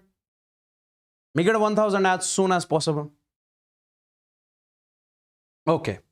Let's move on to the second chapter, that is kinematics. Now see, when it comes to the kinematics, listen to me very carefully, my dear friends. So, in kinematics, what do we have to exactly study? We will be studying, sir, we have got a car over here. We have got a car over here. Okay. And after some time, I will tell you, sir, this car will be moving. It will cover some displacement. Okay. It will have some velocity, speed. It will have some acceleration. Okay. So all of these things, velocity, acceleration, displacement of the car, everything we will be studying in kinematics. Okay. Basically related to the study of motion. Study of motion. Okay, cool. So the first topic that we need to understand in this particular case is, we say that is distance. That is distance. Okay. And we have got a displacement. I'll make you understand in just 3 minutes. Let's suppose, my dear friends, if I say I have got point A over here and I have got point B over here and I am moving from A point to B point, listen to me very carefully. I have got this path, I have got this path, and I have got this path. I have got 3 paths. So basically, if I am moving along this path, means I am covering the distance. As of now, remember, it is distance. If I am moving along this path, it is also distance. I am covering the distance. Basically, while I move, I cover a distance. Okay. And if I am moving along this path, I am covering the distance. Okay. In all the 3 cases, I am covering the distance. Okay. So we say in all the 3 cases, this middle one is the special type of distance. In all the 3 cases, we say this middle one is the special type of distance. And this distance is what we call displacement. This distance is what we call displacement. So the question is, why is it special? We say it is the shortest path between A and B. See, the shortest path between A and B. And it has a proper and unique direction. It has a proper and unique direction. It has a proper and unique direction. Okay. Now, let's talk about distance first. We say it has magnitude only. It does not have the direction. See. Guys, if I say I am moving from A point to B point. Okay. If I say I have covered this distance. Okay. I am asking you, hey, tell me the displacement that is the shortest path. You say, sir, this will be the displacement. It has got one direction. This distance has over here this direction. Here it is having this direction. Here it has this direction. So different directions. It has magnitude only. It does not have the direction. It is the total path length covered. See how much you have got total, how much you have covered in total. So that is the distance. It is a scalar quantity. Cannot decrease with time.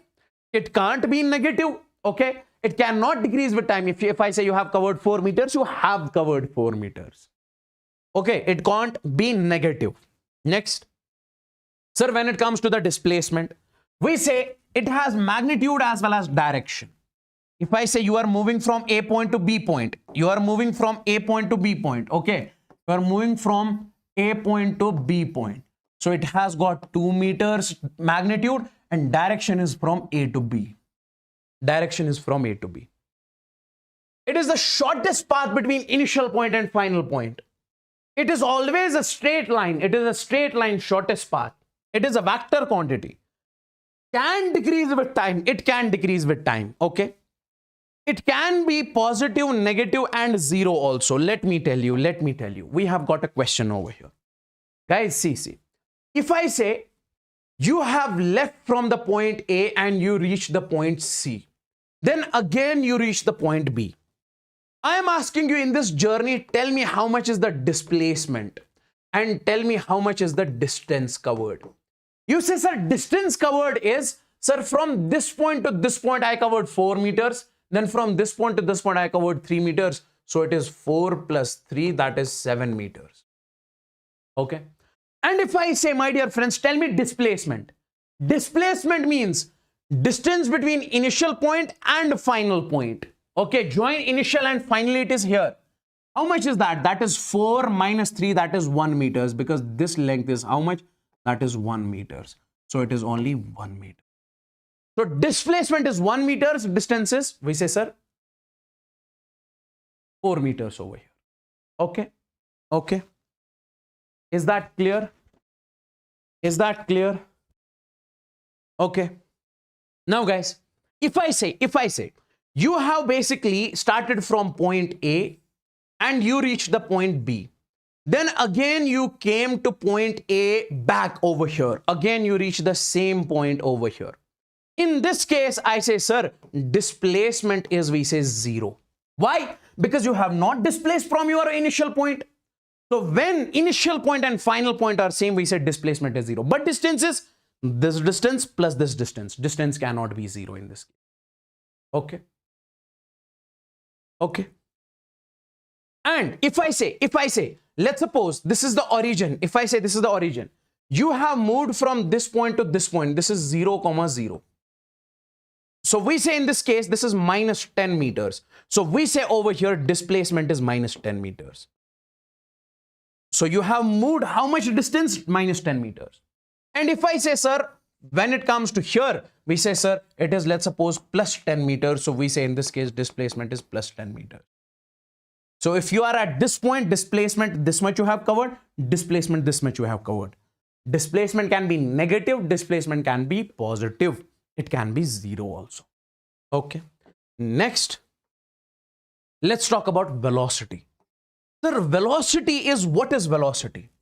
Velocity is simply, it is mentioned over here, how fast an object is moving and where, what is its direction. If I say an object is moving with a great speed, its velocity is, guys, if I say, listen to me very carefully. If I say I have got an object over here, okay? If I say I have got an object over here, this is having 10 meter per second speed. What does it mean? So we say velocity is, let's suppose, 10 meter per second. This car is moving towards right with how much velocity? 10 meter per second. What does it mean? Every second it is covering 10 meters. If I say velocity is, we say, sir, 100 meter per second. Means every second it is covering 100 meters. It is moving fast. It is moving fast. Simply, it is speed of the car. It is speed of the car. Okay. So let's suppose if I say I have got, we say, sir, velocity is simply displacement upon time. So we say displacement is meter per second. This is the unit of velocity. Okay.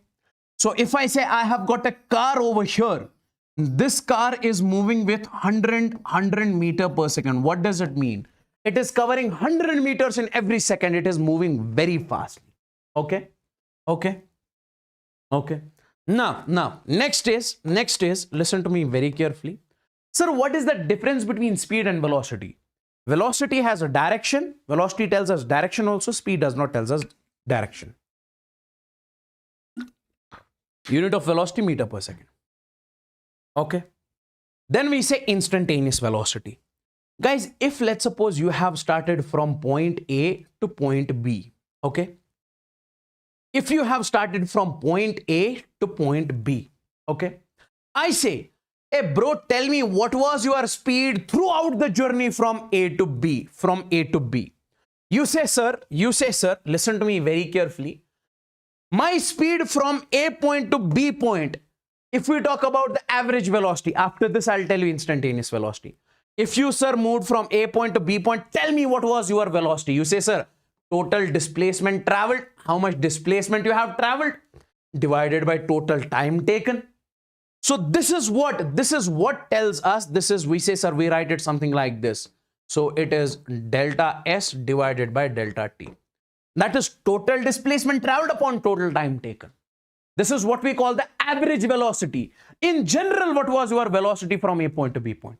But, if I ask you, if you are moving from A point to B point, when you are exactly at this particular instant, okay, so what was your speed at this particular instant?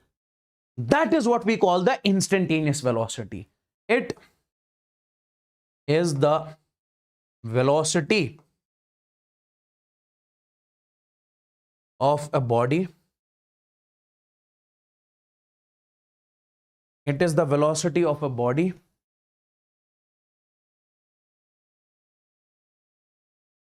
at any particular instant. Okay, like at this instant, how much was your speed at any particular instant? Like, sir, here my speed was 40 km per hour. Here my speed was 70 km per hour. So that is what we call the instantaneous speed. In general, what was your speed? Average. That is what we call the average speed. And how do we write instantaneous speed? dx by dt, instantaneous velocity. Okay, velocity is simply how fast the car is moving and what is its direction. Like here, the direction is from A to B. Okay, and one more important point. If I say I have got a car over here, its velocity is 10 meters per second and it is moving towards right. We say its velocity is positive. We consider its velocity as positive. Okay, and if I say I have got a car over here, its velocity is 10 meters per second and we say its velocity is, it is moving towards left, we consider its velocity negative.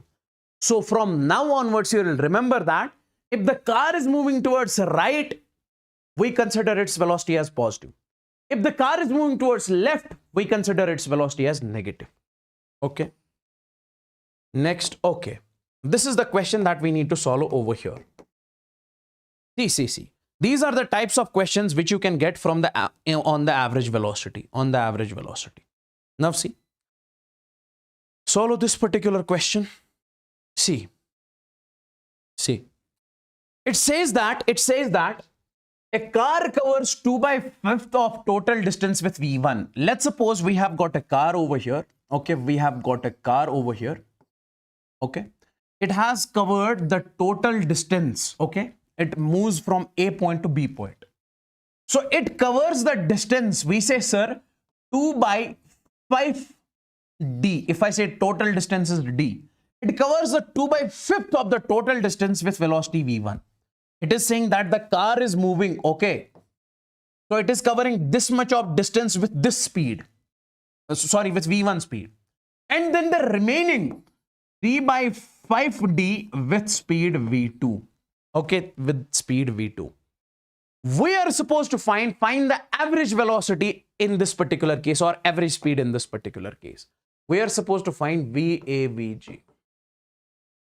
Guys, whenever you see, you have to find the average velocity, average speed. Simply, what is the first thing what you can do is, we say the only solution to this problem is, we say, sir, we know when it comes to the average speed, it is total displacement traveled, okay, upon total time taken. That's it. Because I have told you over here, average velocity is total displacement traveled upon total time taken. This is the formula that you will have to use in every question, and question will get solved. Now tell me, total distance from A point to B point is how much? 2d plus 3/5d, that is d. If you add this with this, it will be d upon total time taken. Can you tell me how much is the time in this case? Let's suppose t1 is the time of this journey and t2 is the time of this journey. How to find this time? I'll say, sir, we say velocity is displacement upon time. Can I say time is displacement upon velocity? So if I say t1 over here, sir, t1 will be, what is the displacement in this journey? That is 2d/5, 2d divided by 5. And what is the velocity of this journey? So it is v1. So I write it is t1 plus, we say, sir, t2. So further I can write it over here, d upon T1 is how much? That is 2d by 5v1 plus.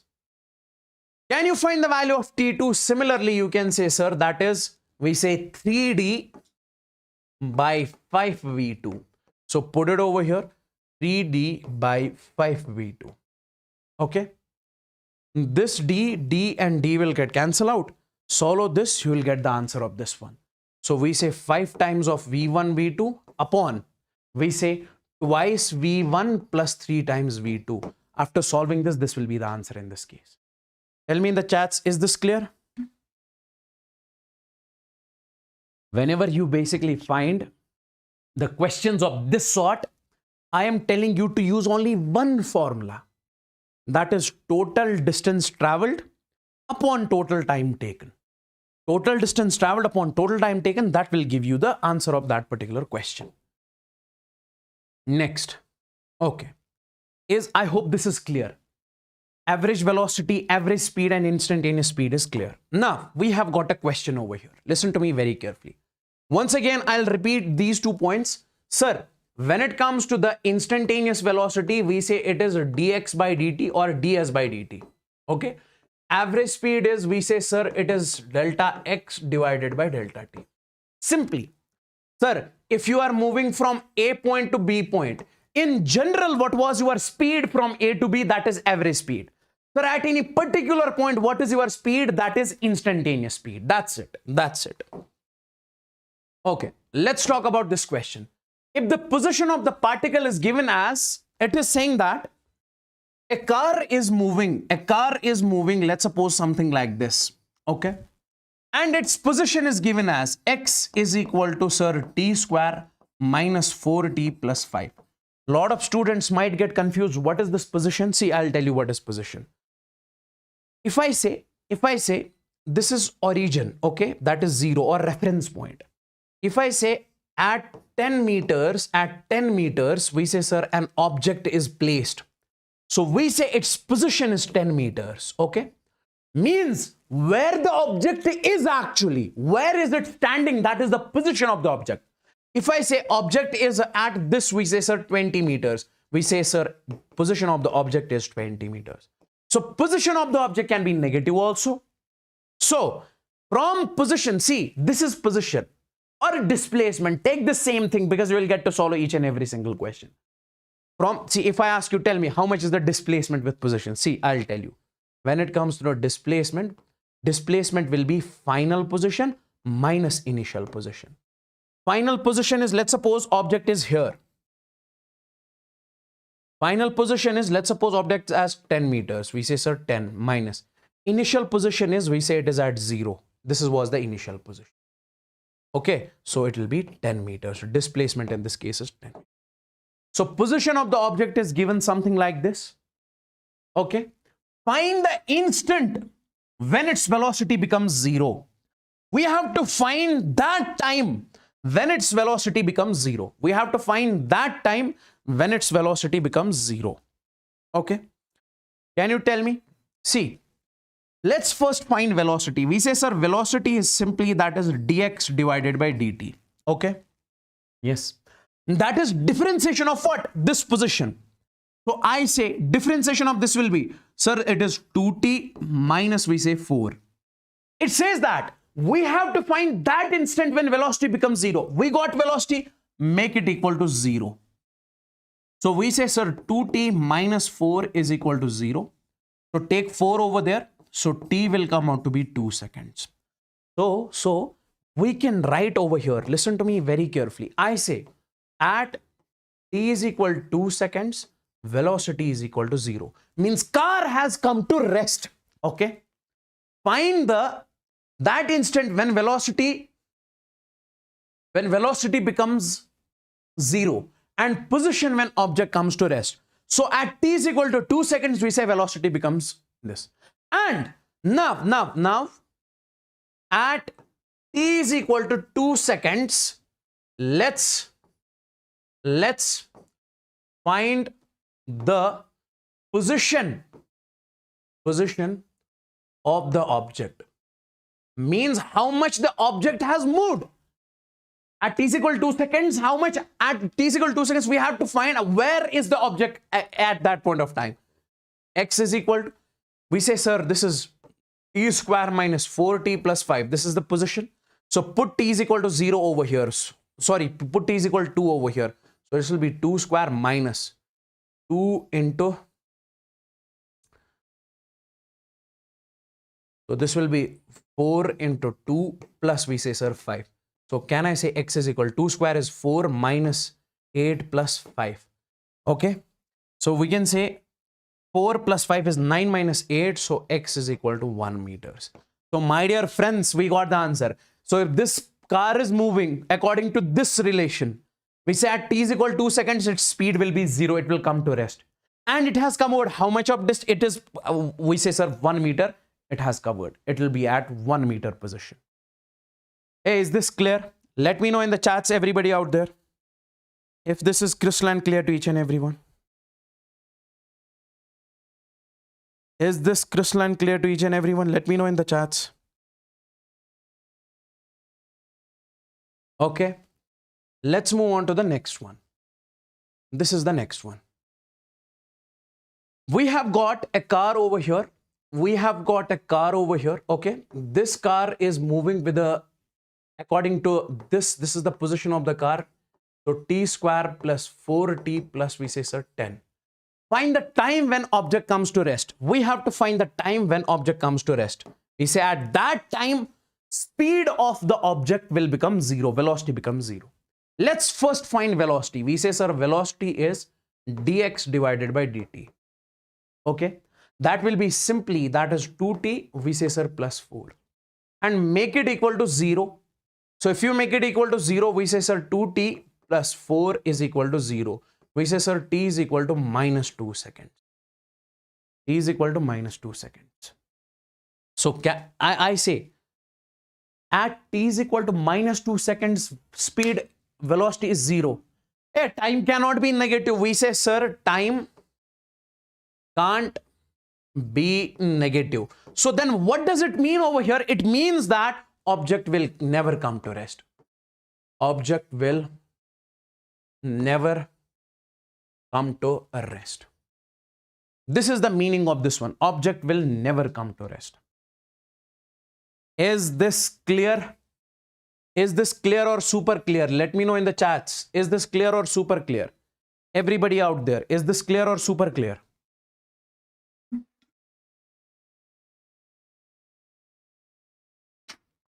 Tell me.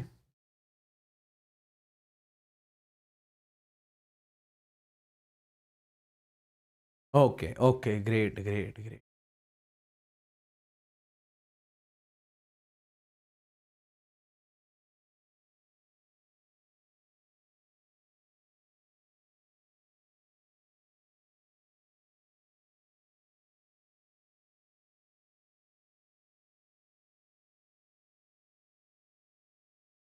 Okay.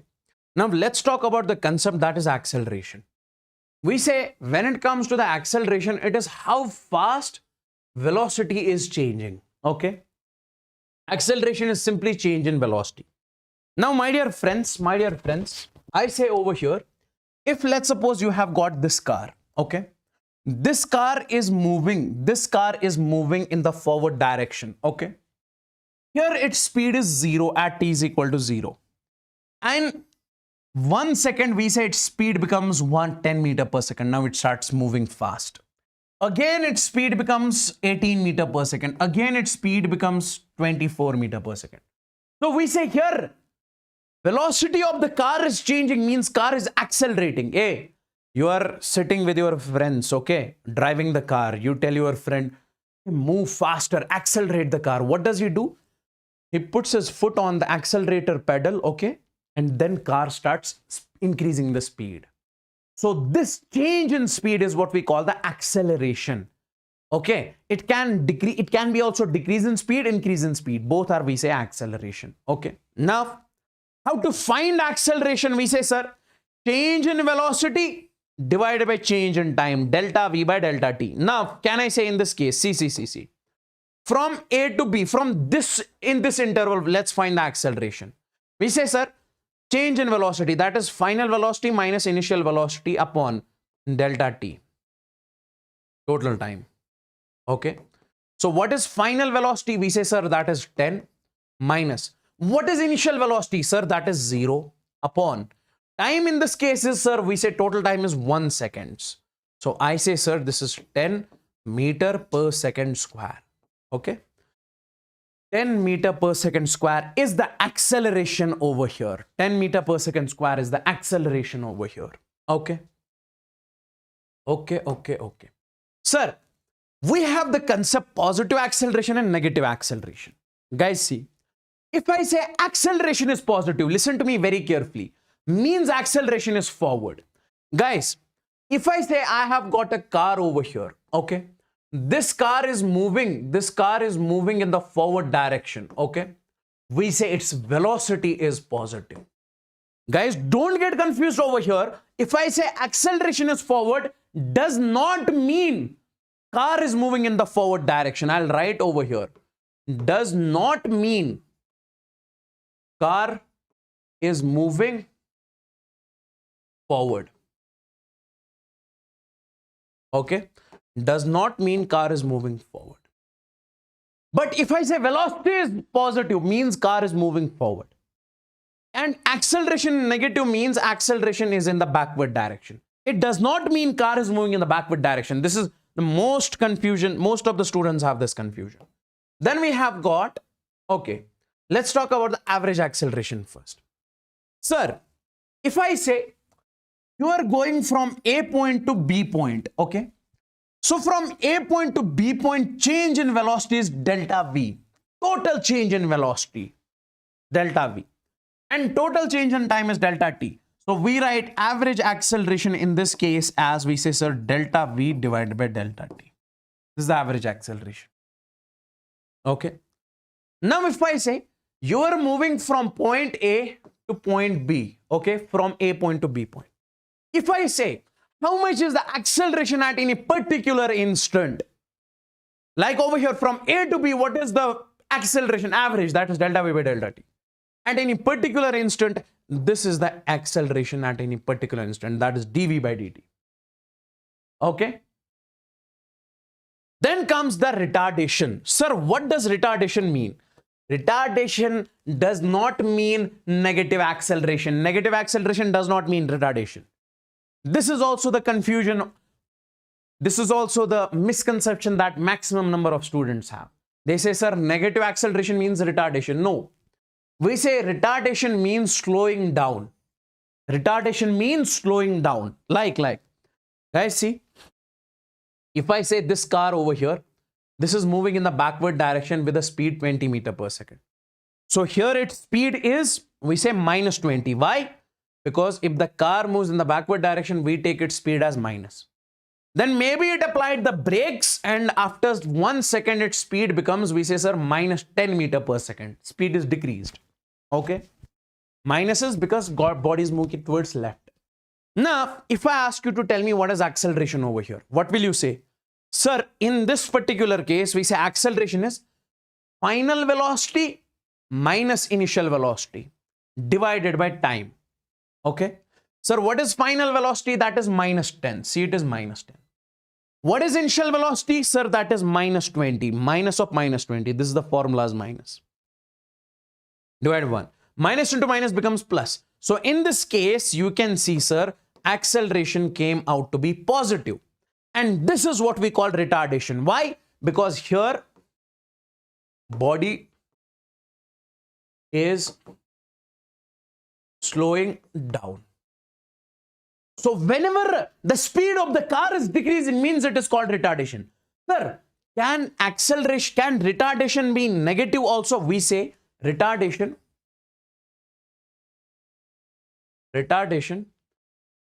can be positive as well as negative.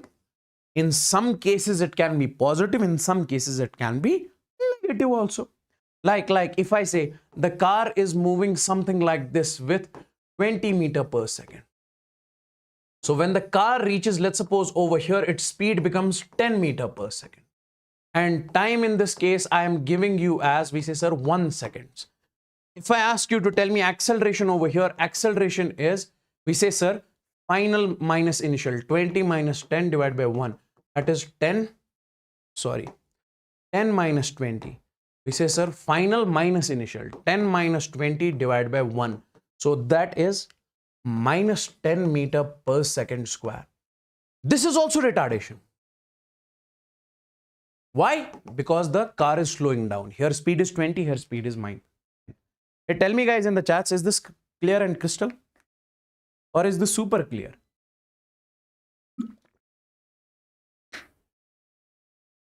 Meter per second square. Is this crystalline clear?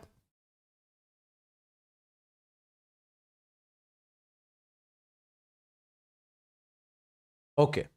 There is one more formula which I want to say over here. See, we know, sir, acceleration is equal to dv divided by dt. Okay. I want you guys to multiply over here ds and divide with ds. Now interchange these two. I can say acceleration is equal to dv divided by ds into ds by dt. Now what is ds by dt, sir? Ds by dt is velocity. So we say acceleration is, instead of this we can write velocity, and this will be dv by ds. So this will be dv by ds. So this is, we say, acceleration. It is mentioned. This is, we say, acceleration in terms of displacement. This is the formula, this much only. Acceleration in terms of velocity, and this, sorry, acceleration in terms of time, and this is the acceleration in terms of displacement. That formula of acceleration in which displacement is included, involved. Okay. Now, one more point. What is that? What is that? I say, let's suppose you have got the displacement, and you have got velocity, and you have got acceleration. Guys, remember one thing. Remember one thing. If I say displacement is given, listen to me very carefully, and you are supposed to find what? Velocity. What will you do? You'll do differentiation, ds by dt. Because we know velocity is ds by dt. Okay. And my dear friends, if velocity is given and you are supposed to find what we said displacement, let me show you over here. Let me show you over here. See, can I say one thing? What is that? We say, sir, we say velocity is equal to displacement upon time, ds by dt. I want you guys to take this over there. So this will be v dt is equal to ds. Okay. Now, can you integrate, sir? Integration. Integration of ds will give you total displacement is equal to, here it will be integration of v dt. So means if from now onwards velocity is given and you are supposed to find displacement, you do the integration. You do the integration. That's what is mentioned. S is equal to integration of v dt. Similarly, if I say, my dear friends, your velocity is given. If I say, hey, bro, velocity is given. Find acceleration. What will you say? dv by dt. Differentiation of velocity. Now, if I say acceleration is given and you are supposed to find velocity, what will you do? You'll say, sir, acceleration is equal to dv divided by dt. Okay. Now take it over there. So we say, sir, dv is equal to a dt. Okay. Now integrate. So this will give you, we say, sir, delta v. This is change in velocity. Small change in velocity, it will give you large change in velocity. That is delta v.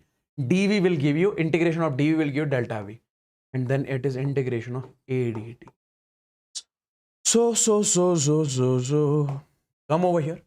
If acceleration is given, my dear friends, if acceleration is given and you are supposed to find change in velocity, what will you use? You will do this. You will use this formula.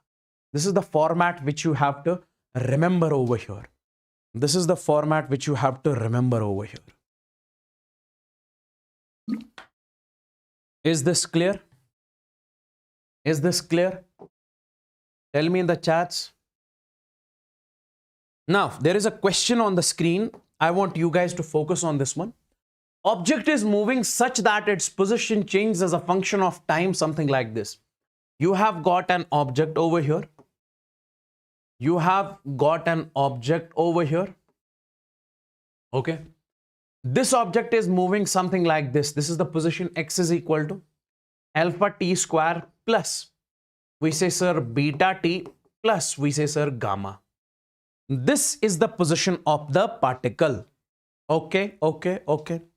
And it is asking then find initial velocity, initial position, and initial acceleration. Okay. Sir, what does initial position velocity mean? See, initial position means at t is equal to 0. When time t is equal to 0, what was your position? I say at t is equal to 0. Can you find the value of x? X is equal to, so we say this will be alpha into 0 plus beta into 0 plus, we say, sir, gamma. So this is 0, this is 0. So x will be, sir, we say, sir, gamma. So this is what we call initial position. Initial position. So at t is equal to 0, this will be the initial position. Okay. Now, my dear friends, we have to find at t is equal to 0 what is velocity. Now, how to find velocity? We say, sir, velocity is equal to dx divided by dt. Simply dx by dt. Okay. Differentiation of this one. So that will be how much? We say, sir, that will be 2 alpha plus differentiation of beta t will be beta because beta is constant. And for gamma, differentiation is 0. Why, sir? Because gamma is constant. Okay. Now, at t is equal to 0, we have to find the velocity. So we say, sir, velocity in this case will be 2 alpha t. So 2 alpha into 0 at t is equal to 0 plus, we say, sir, beta. So velocity will be beta. This is what we call initial velocity. Initial velocity. Next, we have to find the initial acceleration. Now see, position is given as this. Let's find the, okay, velocity we got as this. Let's find the acceleration. We say, sir, acceleration I can simply write that is dv divided by dt. So that is the differentiation of this one. Okay. So for beta, differentiation is 0. For this, it is 2 alpha. So acceleration came out to be 2 alpha, which is constant. And if it is constant, so consider it an initial acceleration. Initial acceleration. Tell me in the chats, is this clear? Everybody out there? Is this crystalline clear, all the people?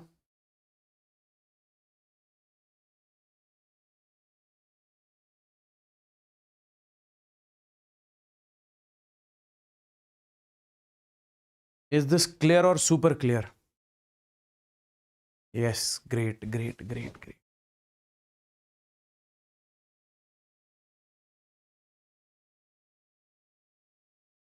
Next. Okay.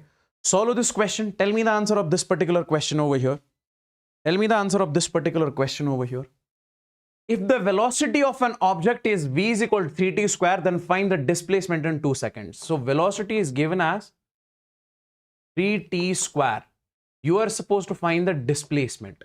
It is saying that a car is, let's suppose, moving. Okay. Its velocity is given as, we say, sir, 3t square. We say it will cover some distance or displacement.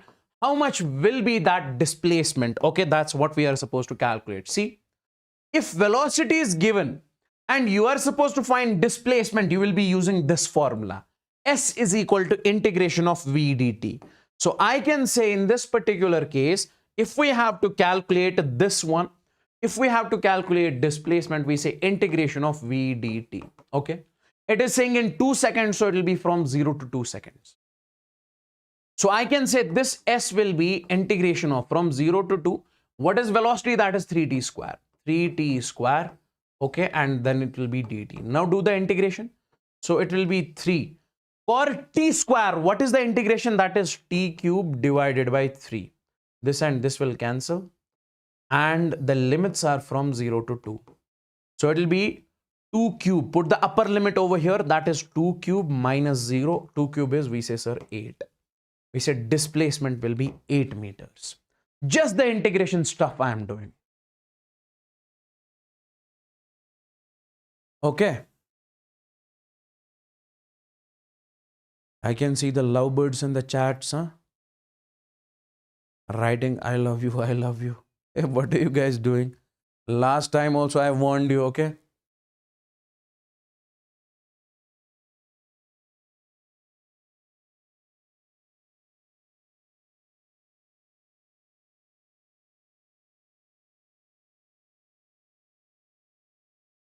Okay.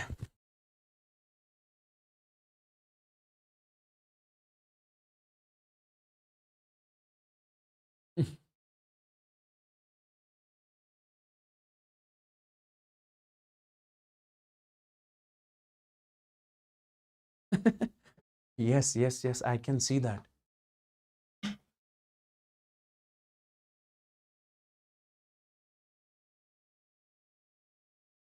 And I request all those lovebirds in the chats, please do like this session, okay? That's mandatory.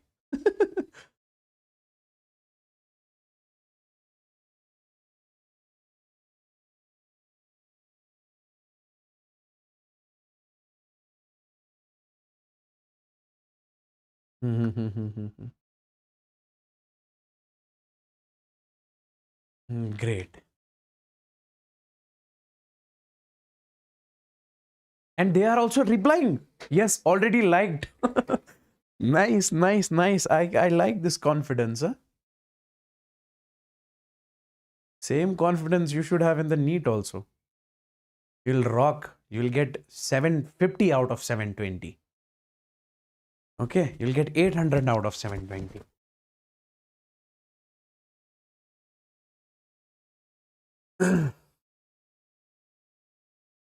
I'll give you the break at 1:30, okay? I'll take a long break.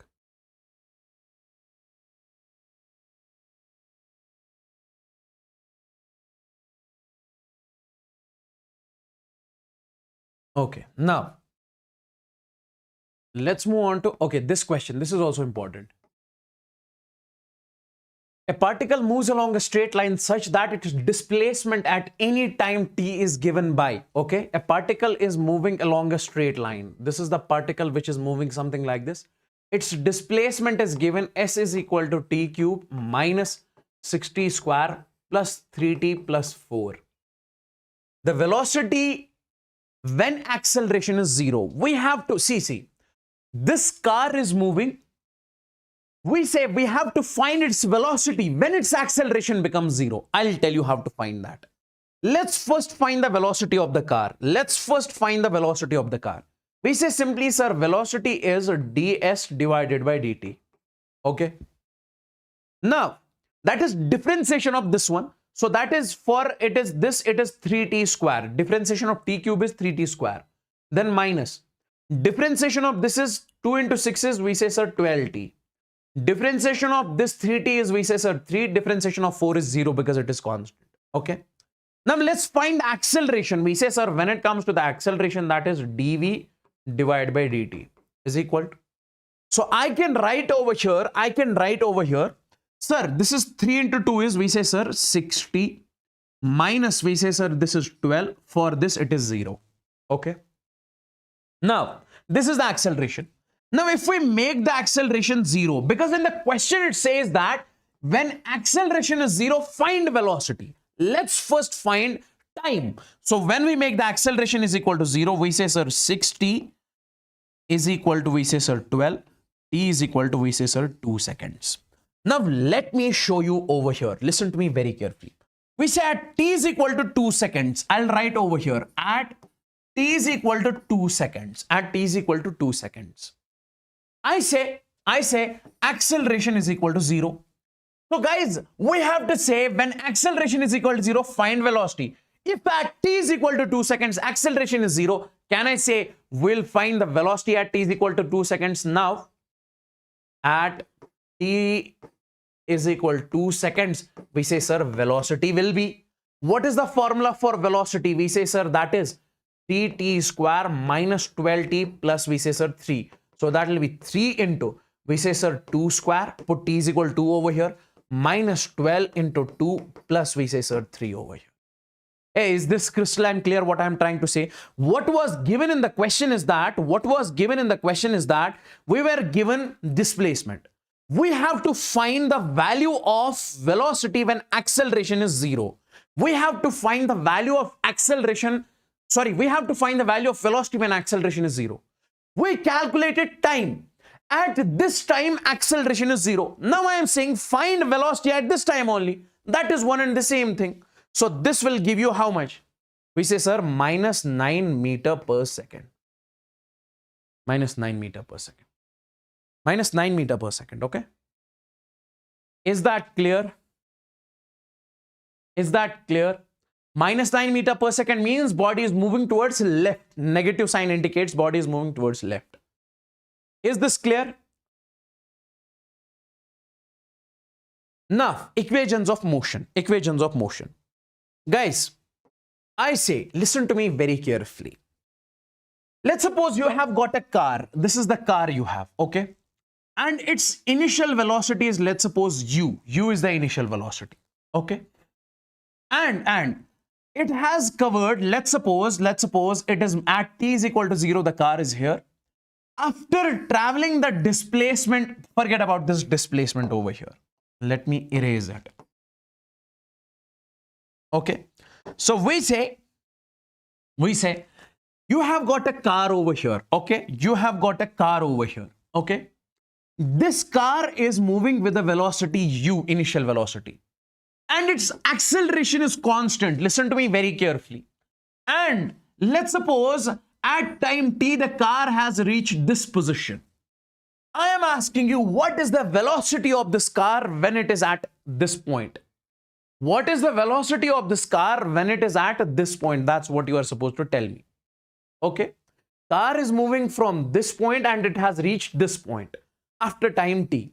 I am asking you, what is the velocity of the car after time t if the acceleration is constant? I am saying, sir, is there any formula which can directly tell me the velocity of car after time t? After time t, how much is the velocity of the car? We say, sir, yes, that is v is equal to u plus at.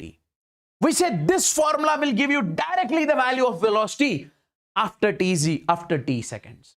Now, my dear friends, what is u? U is the initial velocity. U is the initial velocity. What is acceleration? Acceleration of the car. And in this case, we say, sir, this acceleration is constant. We say this acceleration is constant. Okay.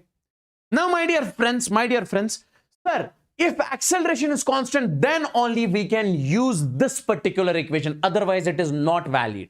It will not give you the value of velocity. Sir, if acceleration is not constant, then which formula we can use? I will tell you. You can use this formula. V is equal to ds by dt.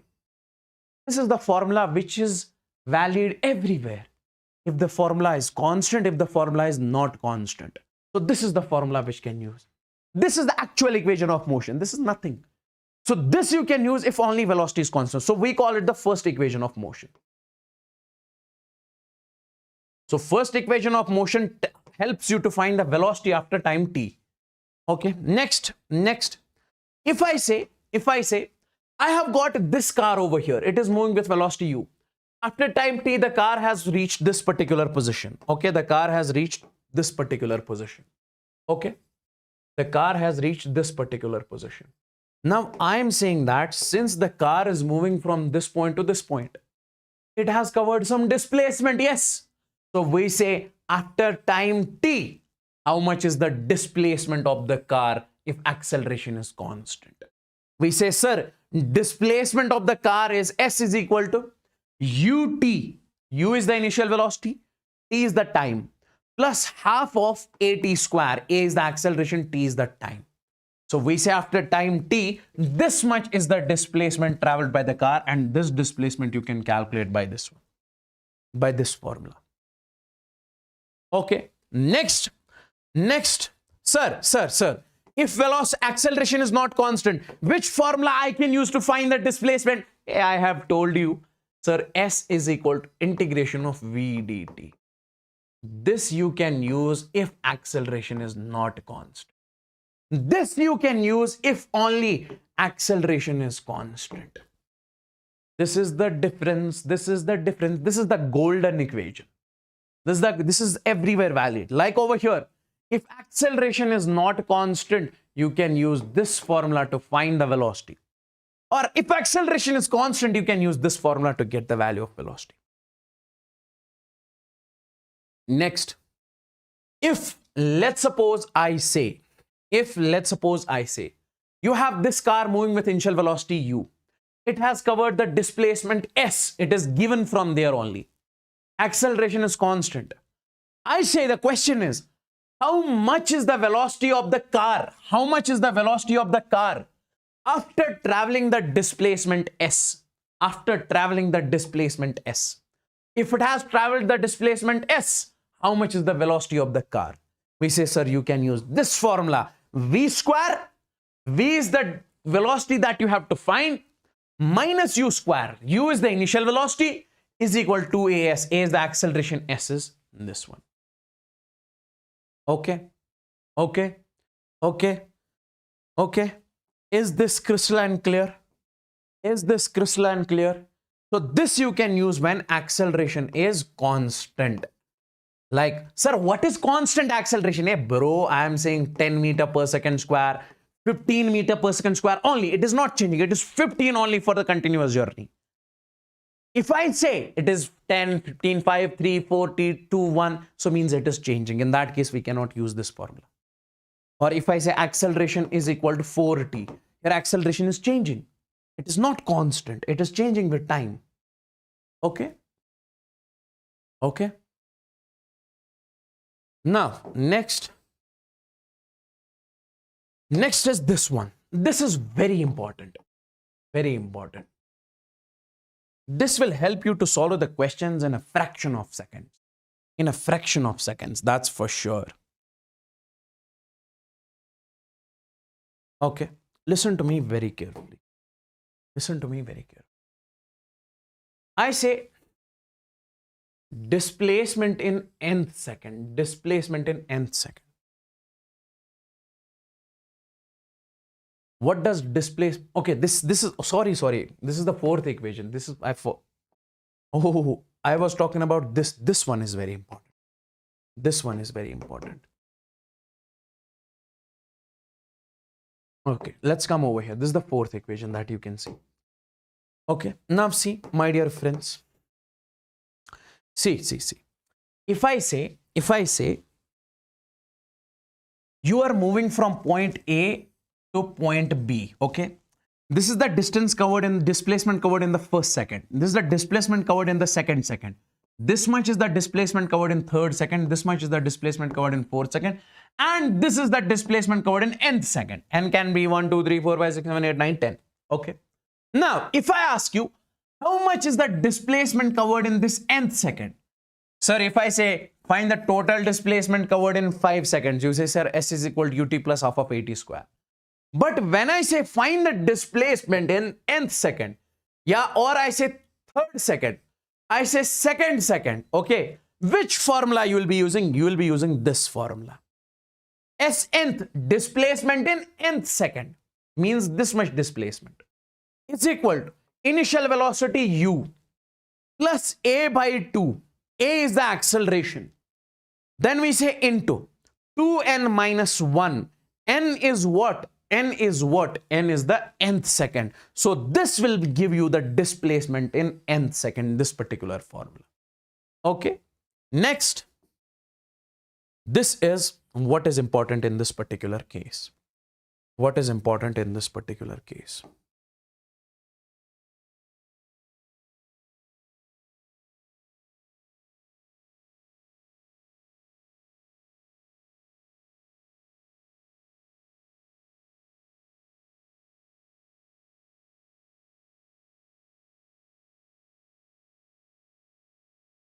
Okay, come over here. Now guys, listen to me very, very, very carefully over here. I say a ratio of total displacements in 1 second, 2 seconds, 3 seconds. Listen to me very carefully. If I say I have got a car over here, here you need to keep in your mind, okay, here you need to be very focused, okay, okay. Now, if I say I have got a car over here, this is the car, okay, and we say in this particular case, initial velocity of the car is 0. Initially, it is at rest. And acceleration of the car is, we say, sir, constant. Initial velocity is 0. And we say acceleration is constant. Okay. Now, my dear friends, I say this is the condition over here. Okay. If at t is equal to 0, the car is here. After 1 second, the car reached at this point. At t is equal to 1 second, it has, let's suppose, covered this much of distance. Okay. Now, my dear friends, at t is equal to 2 seconds, it is over here. At t is equal to 3 seconds, it is over here. At t is equal to 4 seconds, it's over here. I am asking you, tell me, how much distance it has covered in 1 second? In 1 second. You say, sir, it is x. I am saying, in 2 seconds, sir, this is from 0 to this is 2 seconds. In 2 seconds, how much displacement it has covered? You say, sir, this much of displacement in 2 seconds. If I say, how much displacement it has covered in 3 seconds? You say, sir, this much of displacement. The car is at over here, so this much of displacement. If I say how much displacement it has covered in 4 seconds, you say, sir, this much of distance. Okay. Now, if somebody asks you, if this is x, remember, this will be 4x. Displacement in 2 seconds will be 4x. Displacement in 3 seconds will be 9x. Keep that thing in your mind. And displacement in, we say, 4 seconds is 16x. Keep that thing also in your mind. So we say x, 4x, 9x, 16x. Okay. And if I ask you to tell me the ratio, that is displacement in 1 second is to displacement in 2 seconds, means this one, is to displacement in 3 seconds, is to displacement in 4 seconds. What will you say? X is to 4x, x is to 4x, is to 9x, is to 16x, 1 is to 4 is to 9 is to 16, and so on, and so on, and so on. Directly, you have to remember this. Next. I say ratio of displacement in first second, second second, third second, and fourth second. Guys, see. If I say the car leaves from this particular point, okay, initial velocity in this case is also 0. U is equal to 0. U is equal to 0. U is equal to 0. Acceleration is equal to constant. Okay. Now, my dear friends, if the car left from this point, okay, we say, let's suppose at t is equal to 1 seconds, the car is over here. At t is equal to 2 seconds, the car is over here. At t is equal to 3 seconds, the car is over here. At t is equal to 4 seconds, the car is over here. Now listen to me very carefully. Can I say, this is the displacement traveled in first second, and this is the displacement traveled in second of the car, and this is the displacement traveled in the third second of the car. This is the displacement traveled in the 4th second of the car. Guys, what is the difference between this and this? This is the displacement in 1 second. Displacement in 2 seconds, total displacement. Displacement in 3 seconds, total displacement. But here, displacement in 1 second, first second, this one. Displacement in second, this much. Displacement in third second, this much. Displacement in 4th second, this much. Total displacement is x, 4x already. This we have discussed already. Now, if I say, sir, if displacement in 1 second is x, displacement in second will be how much? It will be 3x. Displacement in third second will be how much? It will be 5x. Displacement in 4th second will be how much? 7x. Displacement in 5th second will be how much? 9x. Okay. So if I say the ratio, displacement in first second is to displacement in second is to displacement in third is to displacement in fourth, is x is to 3x is to 5x is to 7x. So don't get confused in this ratio and in this ratio. This is displacement in 1 second, 2 seconds, 3 seconds, 4 seconds, x is to 4x, 9x, 16x. Here it is x is to 3x is 5x, 7x. Tell me in the chats, are you clear with this? Is this crystalline clear to each and everyone? Tell me in the chats. Is this crystalline clear to each and everyone? Let me know in the chats. Let's first solve this particular question on the same concept.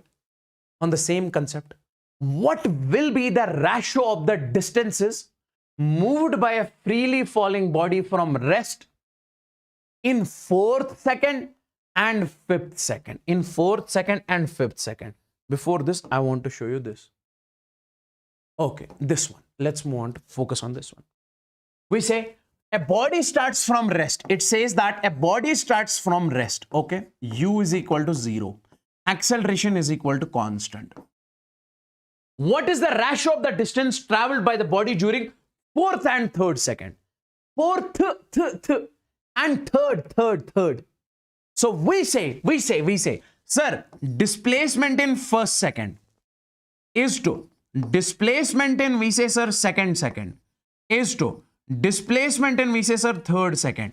We say displacement in, we say, sir, 4th second. Which ratio we have to take? We say we have to take this. S first is to S second is to S third, X is to 3, X is to 5, X is to 7X. So I'll write over here. This will be X is to 5X is to X is to 3X. X is to 3X is to 5X is to 7X. Okay. Now it says that displacement during 4th and 3rd second. So means we have to find S4 divided by S3. In 4th second it has covered, we say, sir, 7X. In 3rd second it has covered how much? We say, sir, 5X. So can we write it will be 7 divided by 5. 7X by 5X. X and X will cancel. So it will be 7 by 5.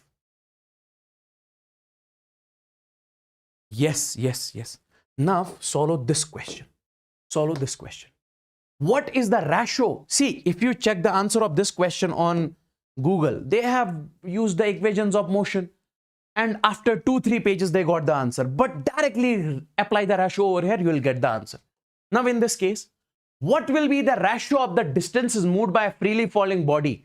It says that if you have got a body, okay, it falls, okay. Whenever the body falls, remember one thing, my dear friends, acceleration in this case is acceleration due to gravity. And this is, we say, sir, constant. And we say, sir, it is initially at rest. We are releasing this body. Initial velocity is 0, acceleration is constant, so we can use. It is saying displacement in 4th second and 5th second. Again, we have to use the same ratio.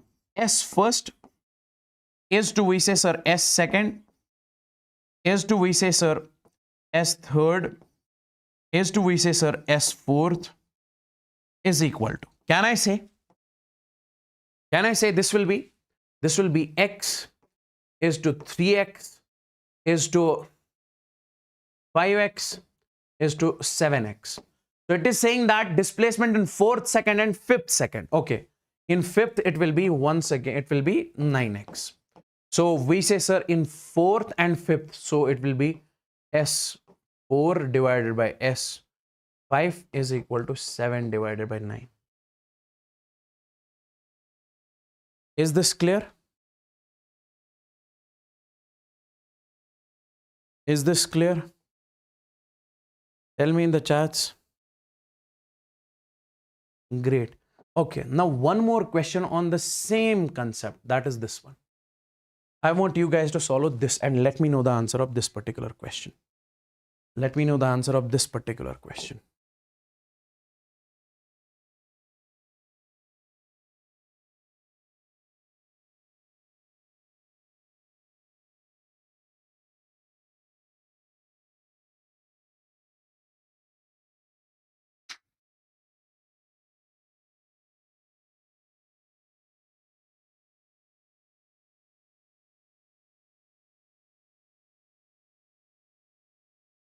Can you tell me the answer of this question?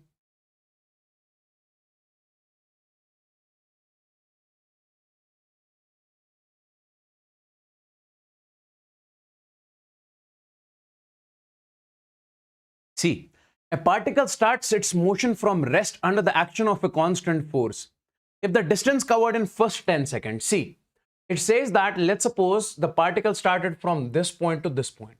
It says that it is covering the first 10 seconds, the journey in first 10 seconds with a displacement s1, and in the next 10 seconds, it is covering the displacement s2. A particle starts its motion from the rest. Initial velocity is 0 under the action of constant force. See, initial velocity in this case is 0. Acceleration is also constant. Why? Because force is constant. Force is constant means acceleration is constant. If the distance covered in first 10 seconds is s1, distance covered in first 10 seconds is s1, and that covered in first 20 seconds is s2, the distance covered in next 10 seconds is, we say, sir, s2, and that in distance covered in first 20 seconds, sorry, this is s1, okay, and then in first 20 seconds, then it says that this is s2.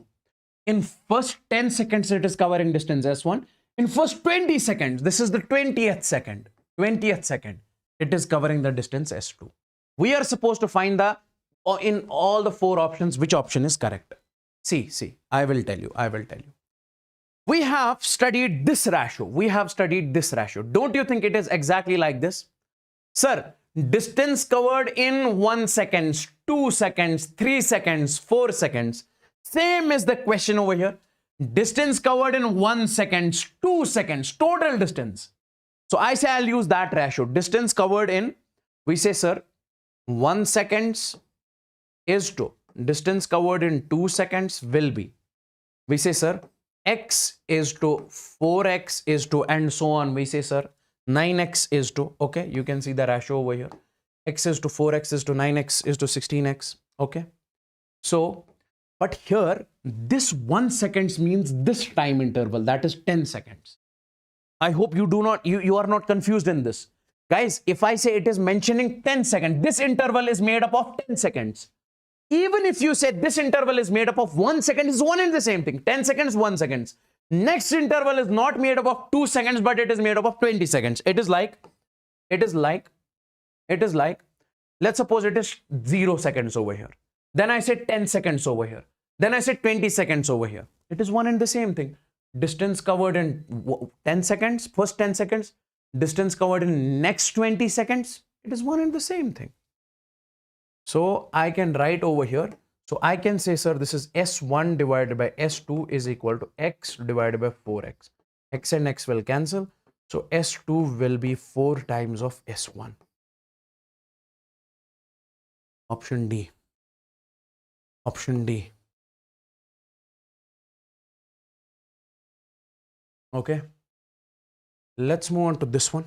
See, now we have the concept, that's what we call the stopping distance. That's what we call stopping distance. What does stopping distance actually mean? What does stopping distance actually mean? Listen to me very carefully. Listen to me very carefully. My dear friends, we say if we have got a car over here, okay? This car is moving with a velocity u. This is the initial velocity of the car, okay? Now, my dear friends, we say if you applied the brakes, it is moving with a velocity v, and if you applied the brakes, okay? So we say after applying the brakes, the car will not stop immediately, but it will basically stop after certain distance, okay? It will stop after certain distance here. Here its speed will become 0. I am saying that how much is the value of that distance at which it stops? That is what we call, we say, sir, stopping distance. If the car is moving with some speed and you are applying brakes, after certain distance it will stop. So we say that's what we call stopping distance. And if somebody tells you what is the value of the stopping distance, you will directly say it is u square by 2a. U is the velocity with which it is moving. A is the acceleration which the car has. Or you say S is proportional to u square. Now, on the same concept, there is a question. This question over here is a car moving with a 50 meter per second applies brakes and stops after 40 meters It says that we have got a car over here. Okay. It is moving with, we say, sir, 50 meter per second. Okay. And it applies brakes and it stops after the distance, we say, sir, 40 meters. Okay, the car stops over here after 40 meters. And then it says if the same car moves with, we say, sir, if the same car moves with the speed, we say, sir, 100 meter per second. Okay, and it stops after the distance, let's suppose S2. Okay, it stops after the distance S2. We are supposed to find the value of this S2. Guys, can I say I have told you over here as we say S is proportional to U square. Stopping distance is proportional to the initial velocity square. And here, guys, remember, velocity acceleration is constant in this case. So we say, I can say, sir, S1, that is this distance. This is, let's suppose, S1. Divided by, we say, sir, S2, this distance. Can I write it? Sir, S is proportional to U square, so it will be U1 square upon U2 square. Sir, what is the value of S1? That is, sir, 40 upon. What is the value of S2? That's what we are supposed to calculate, is equal. What is the value of U1? That is, we say, sir, 50 square upon. What is the value of U2? That is, we say, sir, 100 square. Solo it, S2 will come out to be 160 meters. S2 will come out to be 160 meters.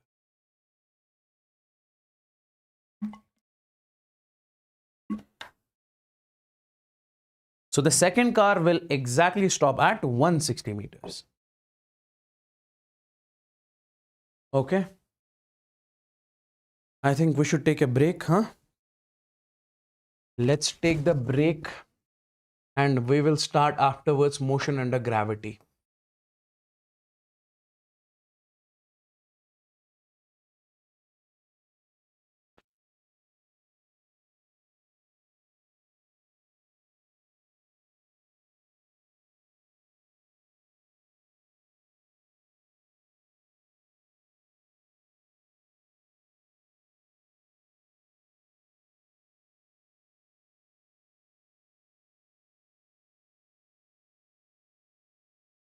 Break till 1:35, guys, huh?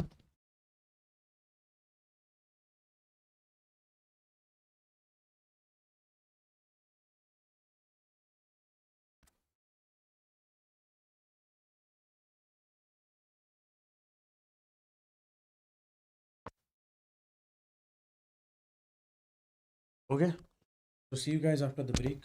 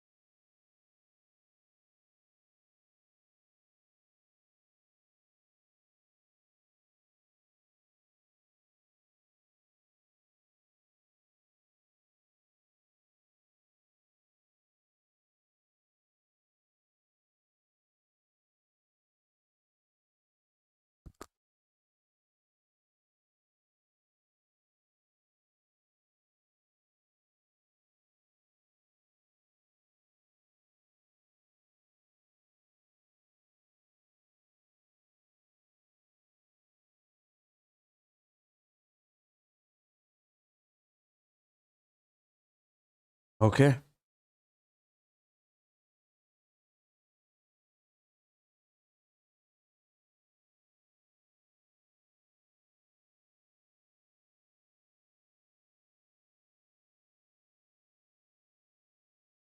So guys, assemble. We are starting motion under gravity. Everybody assemble. We are starting motion under gravity.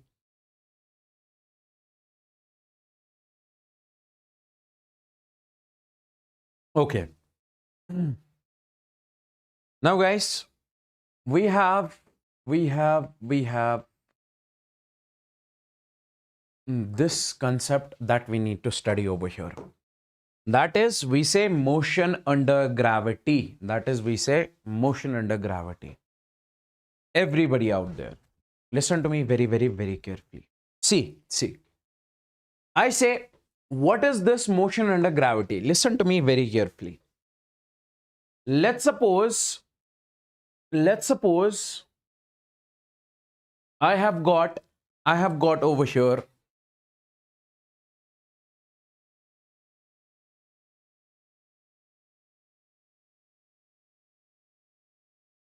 let's suppose I have got a mass over here, okay? I say, sir, what is the force which is acting on this mass in the downward direction, okay? You say, sir, that is mg, F is equal to mg. Now, my dear friends, we know that, sir, force is equal to mass into acceleration. So I can say, sir, acceleration is F divided by m, force upon mass. How much is the force over here? That is mg. So instead of this force, I can write m into g over here. Divided by, we say, sir, m. Now this m and this m will cancel. So we say acceleration will come out to be g. So can I say, sir, what is this? What is this? Listen to me very carefully. This is, we say, sir, this is gravity. Okay. So we say this acceleration came because of this gravitational force. This is the acceleration. We say acceleration is F divided by m. Force is this gravity, mg. mm will cancel, so a will come out to be g. So we call this as acceleration due to gravity. What does that mean? That means acceleration because of the gravitational force. Okay, so on this mass, how much acceleration does it have? We say g. This is because of the gravitational force. Because we say whenever we apply the force on anybody, we say acceleration will come. Here, because of the gravitational force, we say, sir, acceleration due to gravity will come. And its value, we say, sir, it is 9.8 meter per second square. Its value, we say 9.8 meter per second square. Okay, now. And we say, sir, this is nothing but constant. We consider it, we say constant. We say it is constant. Now, my dear friends, listen to me very carefully. Listen to me very carefully. Let's suppose, and this is what we call motion under gravity. Sir, what does motion under gravity mean? Like you have an object. If you are releasing this object, it falls under gravity. Gravity is basically pulling this force in the downward direction. So we say this is nothing but motion under gravity over here. This is nothing but motion under gravity over here. Okay. Okay. We say this is simply motion under gravity over here. Now, listen to me very carefully. Listen to me very carefully. Listen to me very carefully. We say it's also called vertical motion. It's also called vertical motion. Now, the question over here is, we say time of flight. What does time of flight mean? If I say I have an object, I'm releasing this object from certain height h, okay, and it falls on the ground, okay. We say when it falls on the ground, we say acceleration, the acceleration with which it will fall, that is a is equal to g, okay. Now, my dear friends, listen to me very carefully. If I say how much time it will take in falling, initial velocity, we are releasing this object. Initially, it is in velocity 0. So how much time it will take in fall? So this is what we call the time of flight. How much time it will take in falling? So we say it is 2h by g. H is the height. G is the acceleration due to gravity. Similarly, if we say velocity of hit, let's suppose you have got an object over here, okay? You are releasing this object its acceleration is g, and at height h, it is from height h, it is falling. So we say when it falls, it will hit the ground with some velocity. It will hit the ground with some velocity. How much is that velocity? We say that velocity will be v is equal to under root of, we say, sir, 2g and h. This is what we call the velocity of hit. That velocity with which it will hit the ground, 2g, g is the acceleration due to gravity, h is the height. Okay. Now, let's suppose we have got an object over here. Okay. This is what we call the ground to ground case. What does ground to ground case actually mean? Let's suppose you have got an object over here. You are throwing it with the velocity u. We say if it goes, and it reaches the top. At the top, its velocity becomes 0. The point where its velocity becomes 0, that will be the highest point. That will be the highest point. Okay. So we say, if somebody asks you, tell me how much is this maximum height? You are throwing an object in the upward direction. It goes, and reaches the top. How much is the maximum height it can attain? That's what we call the h max. And this h max is simply, that is u square by 2g. U is the velocity with which you are throwing, and g is the acceleration due to gravity over here. Okay. And if somebody asks you how much is the time of flight, what does that mean? You are throwing this object in the upward direction. It goes, and it reaches the top. Then it falls back. How much time it takes in this complete journey, going up and falling back? We say that time will be simply 2u by g. That time will be simply 2u by g. And if somebody asks you how much time it takes in going up only, that is t1, which is u by g. And in time t2 will be also, we say, u by g. Okay. How much time it takes in going up and how much time it takes in coming back, in falling. Okay. We say it is u by g and we say it is u by g. As simple as that. Is this clear till over here? Is this clear till over here? Is this clear till over here? Now comes the important portion of this particular chapter, that is position time graph. What does position time graph actually mean? Listen to me very, very, very carefully. Listen to me very, very, very carefully. See, my dear friends, let's suppose we have got a car over here. Okay. This car is starting from this position, At time t is equal to 1 second, the car has covered 1 meters. At time t is equal to 2 seconds, the car has covered 2 meters. At time t is equal to 3 seconds, the car has covered 3 meters. At time t is equal to 4, the car has covered 4 meters. So this is the real life situation. I am asking you to plot this particular situation graphically, or I say plot its position time graph. So its position time graph will be simply on this you write position xt graph, and this will be t. I can simply say in this particular case, sir, its graph will be something like this. Why? Because you can clearly say, my dear friend, see, when time is 1, x is 1. When time is 1, we say, sir, x is 1. When time is 2, we say, sir, x in this case is 2. Okay. So this is the position time graph of this particular situation. If you have to plot this situation graphically, this will be its graph. Now, if I ask you, listen to me very carefully, what does slope mean in case of position time graph? Remember always, if I say I have got over here, let's suppose I have got y versus x graph. Okay. If I ask you to tell me what is the value of slope, you always say, sir, slope in this case is tan of theta. That is perpendicular by base. Perpendicular is, we say, y divided by x. So slope is simply perpendicular by base. Okay, tan theta is perpendicular by base, or y by x. But over here, in case of xt graph, if I ask you what is the meaning of slope, you say, sir, slope is tan theta. Tan theta is perpendicular by base, and perpendicular in this case is x, and base in this case is t. You can say also delta x by delta t, one and the same thing. So delta x by delta t. Now tell me guys, what is delta x by delta t? I have told you delta x by delta t means velocity. Velocity, because we know, sir, velocity is delta x by delta t. So we can say, sir, in case of position time graph, slope means velocity. Slope means delta x by delta t, and delta x by delta t itself means velocity. So I can say slope of position time graph gives us velocity. So from now onwards, if somebody asks you, hey, tell me, what does slope of position time graph mean? You'll say, sir, it means velocity simply. It means velocity simply. Like, I will give you a question over here. The question is, find the ratio of displacement of the particle A and B. And also compare the velocities. Also compare the velocity. Guys, see. This is we have got the two cars, okay? This is the graph of first car A, and this is the graph of second car, that is car B.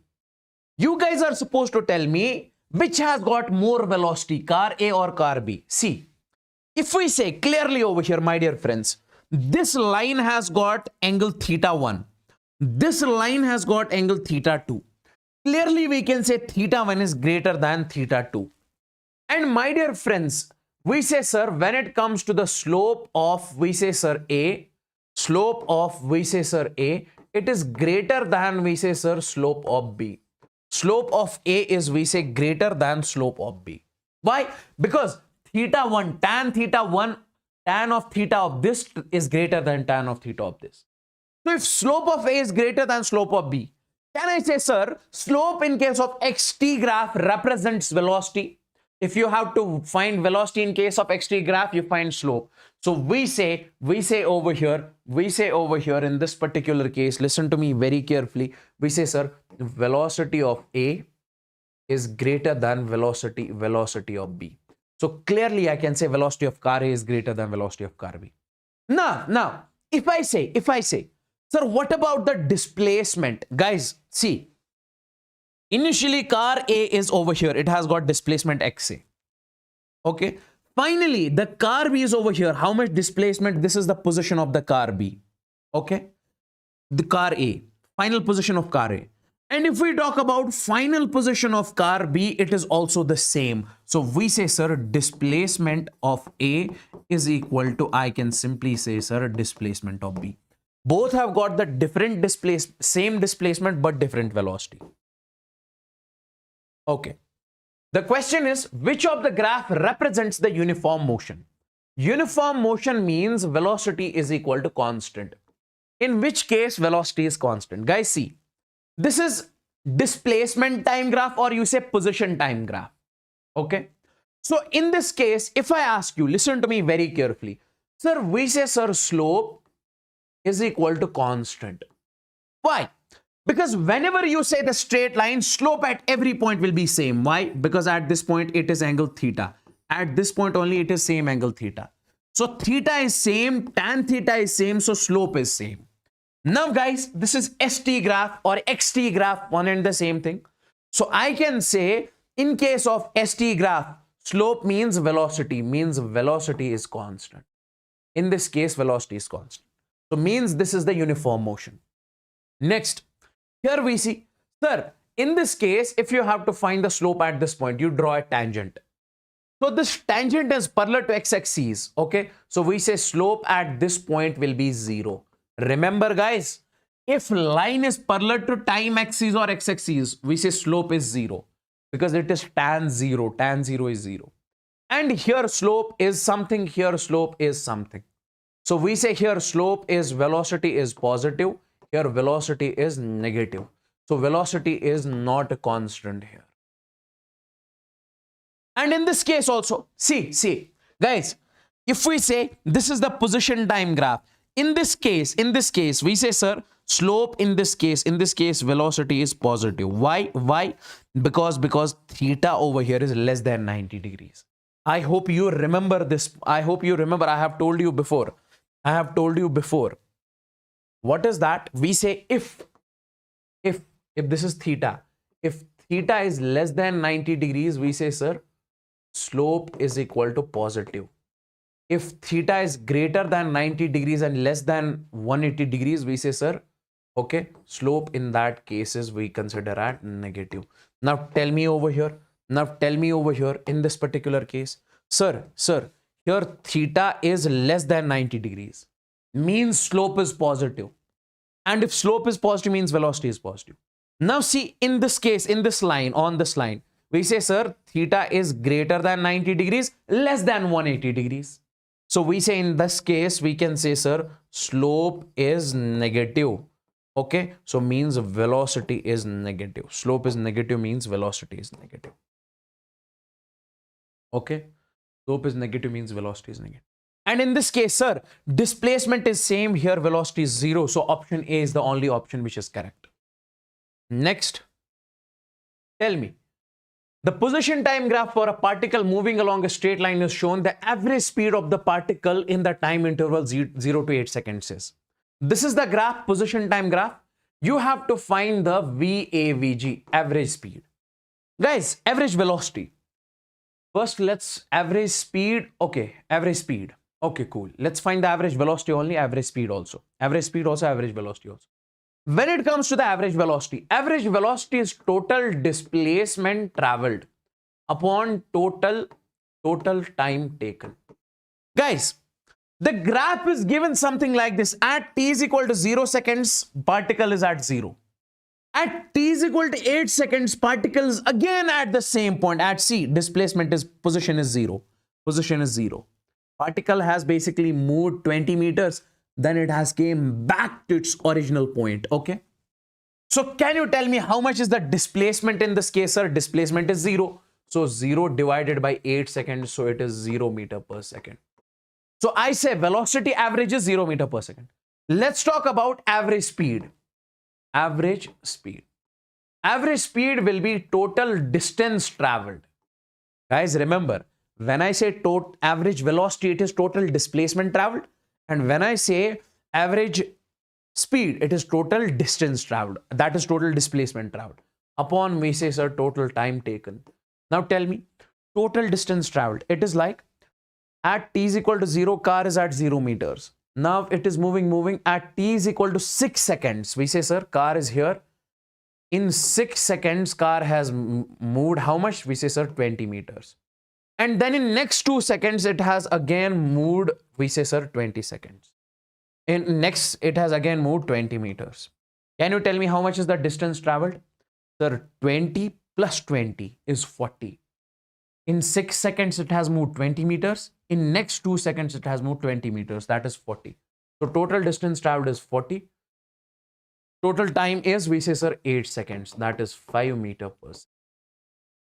Average speed is 5 meters per second. Average velocity in this case is 0. Is this clear? Is this clear, guys? Next, we have got the velocity time graph. See, when it comes to the velocity time graph, my dear friends, let's suppose I say I have got a car over here. This car at t is equal to 0 has got velocity 0. At t is equal to 1 second, it has got velocity 1 meter per second. At t is equal to 2, it has got velocity 2 meter per second. So this is the real life situation. If I ask you plot this situation graphically, plot its velocity time graph, you will simply say, sir, its velocity time graph will be straight line, something like this. The graph of this situation will be something like this. Okay. Now, my dear friends, if this is theta, can I say in this particular case, what is the value of slope?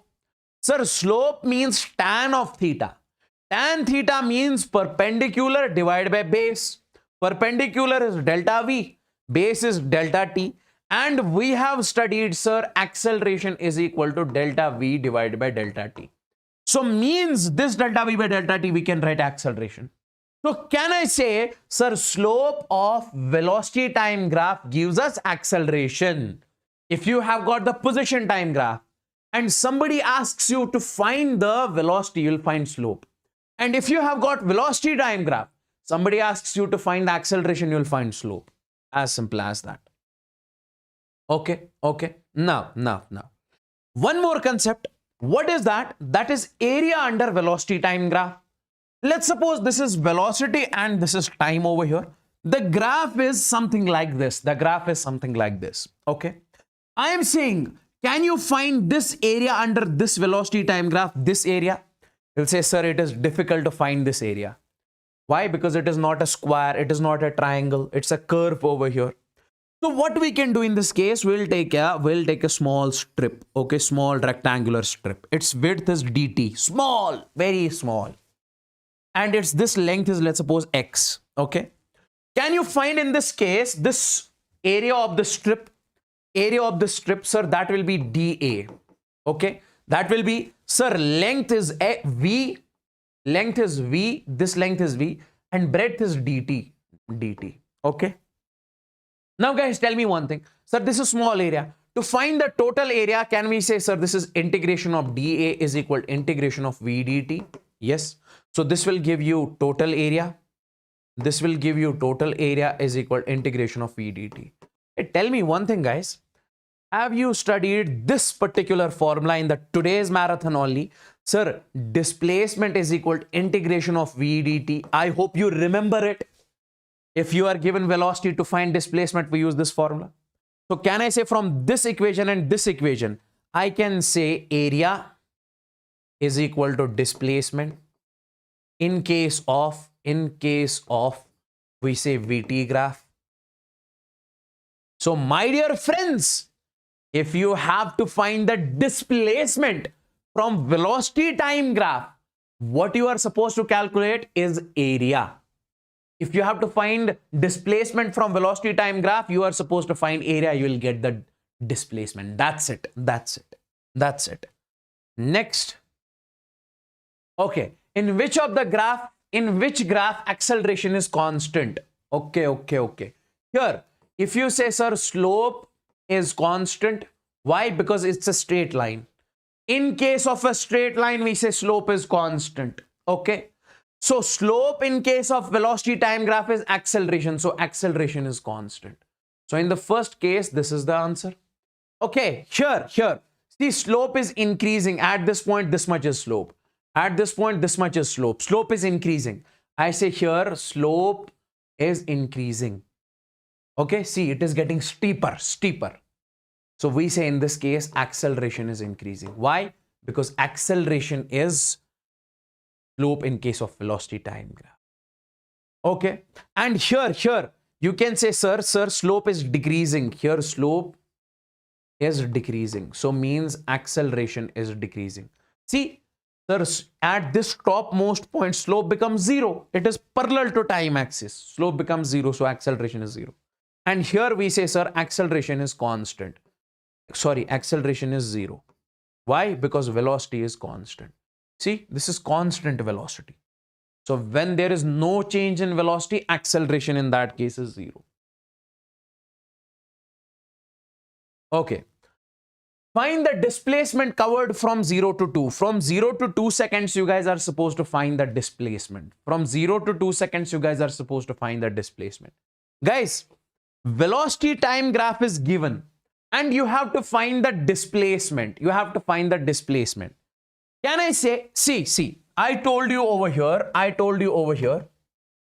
if velocity time graph is given and you are supposed to find the displacement, what will you find? You will find the area, because area in case of velocity time graph gives you the displacement. Now, same is the concept that I'll be using over here. So I can say from 0 to 2 seconds means I have to find this area. So I will be saying, sir, area is equal to displacement. And that is the area of triangle. That is 1 by 2. Base is 2. Altitude is 4 into 4. So it will be 4 meters. So displacement is 4 meters. And it is also saying find average acceleration from 0 to 2. From 0 to 2, you have to find the average acceleration. So how do you find the average acceleration? Sir, from velocity time graph, if you have to find the acceleration, what will you do? You will say, sir, slope. Okay. Slope is what? We say, sir, delta V divided by delta T. Guys, I am telling you, if you have to find the acceleration from velocity time graph, you will have to find slope. And if you have to find displacement from velocity time graph, you'll have to find area. So I can say this will be V final minus V initial upon total time T. Now, can you tell me what is the final velocity? At t is equal to 2 seconds, velocity is 4 minus. At t is equal to 0 seconds, velocity is 0 upon. Total time in this case is 2. So it will 2 meter per second square. 2 meter per second square. Even you can find the velocity acceleration from this to this, 2 to 3 seconds also. Now comes basically the acceleration time graph. Let's suppose I say I have got over here the car. At t is equal to 0, its acceleration is 0. At t is equal to 0, its acceleration is 0. Okay. At t is equal to 1 second, its acceleration is 1 meter per second square. At t is equal to 2 seconds, its acceleration is 2. At t is equal to 3, its acceleration is 3. And if I ask you to plot this situation graphically, plot its acceleration time graph. On this axis, now you will put acceleration, and on this axis, you will put now time. So we say, sir, this will be the acceleration time graph of this particular situation. This will be the acceleration time graph of this particular situation. Okay. This will be the acceleration time graph of this particular situation. Now, my dear friends, okay, let me just tell you, because see clearly at t is equal to, we say, sir, 1 seconds, I can say acceleration is 1. At t is equal to 2 seconds, I can say acceleration is 2. At t is equal to 3 seconds, I can say acceleration is 3. Now, in this one, I want you guys to focus over here. What is that? If you have, let's suppose, acceleration time graph, slope of acceleration time graph represents what? That is jerk, not in our syllabus. That's why I didn't mention that. Now, see. Let's suppose you have got acceleration time graph over here. Okay. Let's suppose the graph is something like this. The graph is something like this. Okay. My dear friends, if I ask you to find the area under the graph, will you be able to find this area? No. But you can take a small strip of width dt of length a. Okay. So small area of this will be a dt, length into breadth, length into breadth. To find the total area, you will do the integration dA into integration a dt. So this dA, integration of dA will give you total area is equal to a dt. Now tell me one thing. Have you studied this as we know, sir, delta V is equal to integration of a dt. I have told you in this chapter only. Sir, change in velocity is simply integration a dt. Now from this equation and this equation, can I say, we say, sir, total area is equal to, we say, sir, change in velocity in case of AT graph. So means from now onwards, if you have to find the area from the if you have to find the change in velocity from acceleration time graph, what will you find? You will find area. As simple as that. As simple as that. Okay. In which of the graphs acceleration is constant? You have to tell me in which of the graphs acceleration is constant. I can say in this case, sir, velocity upon time. Over here, slope is constant. So means acceleration here is constant. Because acceleration of velocity time graph is what? We say, sir, sorry, slope of velocity time graph is what? Acceleration. The acceleration is constant. See, if you have got xt graph something like this, its equation is always, remember, x is equal to t square. This is the equation of this graph. Okay. Now, can you find velocity, sir? Velocity is dx by dt. That is dx by dt. So that will be 2t. This is the velocity. Can you find acceleration? So acceleration is dv by dt. So that will be how much? That will be 2. Acceleration here is 2. Acceleration here is 2. Okay. Acceleration is 2. Now, this 2 is what? This 2 is, we can clearly say this 2 is constant because 2 is constant. So acceleration of this case is also constant. So this is also true. Now here, this is acceleration time graph and the graph is a straight line. So we say in this case also acceleration is constant because acceleration is uniform. So in all the 3 cases, we say acceleration is constant. Acceleration is constant. Tell me guys in the chats, is this clear and crystal and clear?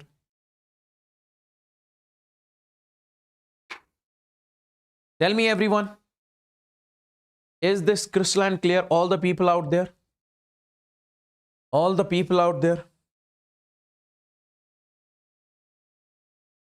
Is this super clear? Now see, there are so many other, there are so many questions which you can basically see, but the main is the problem patterns are these only. Okay. Now you can find questions out there in the books. You guys have to follow those concepts and some questions I have told you in the marathon only. Okay. Let's move on to our projectile motion and relative motion. Projectile motion and relative motion. Let's move on to the projectile motion and relative motion. Relative motion. Now, what does projectile motion actually mean? What does projectile motion actually mean? See. Let's suppose you have got a ball over here. You are throwing this ball, something like this. This is what we call projectile motion. This is what we call projectile motion. Okay. This is what we call projectile motion. Okay. Like you have got, the car is moving along a straight path. This is a straight line motion. This is the projectile motion. Okay. Throwing the ball in air. Okay. So it is moving. The ball is going. See. If I say that this is the projectile motion. Now listen to me very carefully, my dear friends. This ball, if the ball reached at this particular point, listen to me very carefully. We say this much it has moved in X. This is the distance it has moved in X. And this is the distance it has moved in Y. This is the distance moved in X. This is the distance moved in Y. So in case of projectile motion, we say it's a 2-dimensional motion. 2D motion. Because in this case, body is moving in X as well as Y. Let's suppose when the ball is at this point, how much is the X? In this case, we say this much is the X. And how much it has moved in Y? This much is the motion of, this much is the displacement of Y. And when the car moves along a straight line, we say, sir, car is only moving in X. Only moving in 1 dimensions.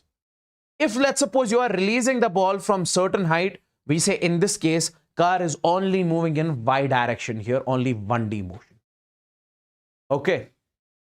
So this is a projectile motion, that is a 2-dimensional motion. Now the first one that we need to study over here is, that is ground to ground projectile. Ground to ground projectile. If let's suppose you are throwing a projectile from this point and this projectile reached and finally reached at this particular point. Listen to me very carefully. So you are throwing this projectile from this point to this point. I can say how far it can go from the initial point. That's what we call range. That's what we call range. Range is the distance, how far it can go from the initial point. This is the initial point and this will be the final point. Okay. Second is maximum height. What is that? How high it can go. You are throwing a projectile, it's going. This is the highest point over here. How high it can go, that is the maximum height. Okay. And third concept over here that we discuss is time of flight. If you throw a projectile from this point to this point, how much time it will take from initial point to final point, that is what we call time of flight. That's what we call time of flight. Okay. Okay. Now guys, listen to me very carefully. you might have studied one concept. What is that? Let's suppose if you are throwing something, let's suppose if you have got a vector over here, let's suppose this is vector A, and it is making an angle theta with the horizontal. You might have studied, we resolve it in two components. This will be A cos of theta. Okay. This is the horizontal component of this vector. And we say this will be A sine of theta. This is the vertical component. Everybody knows it. Same is the case over here. My dear friends, listen to me very carefully. Let's suppose you are throwing an object from this point with a velocity u. This is the velocity which you are giving it. Okay. Okay. At an angle theta, velocity is u. Can we say, sir, this velocity will have two components? This component, that is, which one is this? Which one is this? We say, sir, this will be u cos of theta. And this component, we say, sir, this will be u sine theta. U sine theta. Okay. This will be u sine theta. This will be u sine theta. Okay. Or we call it the vertical component. This is the horizontal component, ux and uy. Okay. Okay. Okay. Now listen to me very carefully. Guys, since we say this projectile motion is a two-dimensional motion, it is the combination of horizontal motion and we say vertical motion. Why? Because when you throw a projectile, it is going up as well as it is moving forward. So it is vertical motion as well as horizontal motion. Okay. Okay. So we say, when it comes to the horizontal motion, let's divide this projectile motion in horizontal motion and vertical motion. When it comes to the horizontal motion, guys, come over here. Come over here. See. We say in this particular case, sir, this is the velocity. Its horizontal component is u cos theta. Now come. See, horizontal initial velocity is u. Its horizontal component ux is u cos of theta. Guys, is there any force acting in the horizontal direction? Sir, in this case, no force is acting in the horizontal direction. Nobody is applying the force on this ball which you are throwing. But in vertical direction, there is a gravity which is pulling the ball in the downward direction. So I can say force in x direction is 0. So acceleration in x direction is 0. Because force is equal to mass into acceleration. Force is 0, x is 0, acceleration is 0. Now guys, can I say in this particular case, let's suppose I say, the ball has reached this particular point. Listen to me very carefully. Listen to me very carefully. I say if the ball has reached this particular point, here its velocity is u. Can I say here its velocity, let's suppose it is v. Okay. Now, v has got one component over here, that is, we say, sir, which one? We say this will be its horizontal component, that is vx.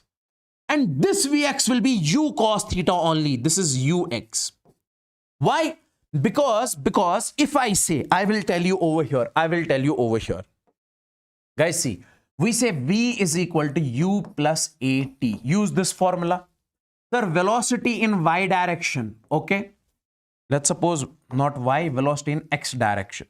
Velocity in x direction is equal initial velocity in x direction, that is u cos of theta, because ux is u cos of theta.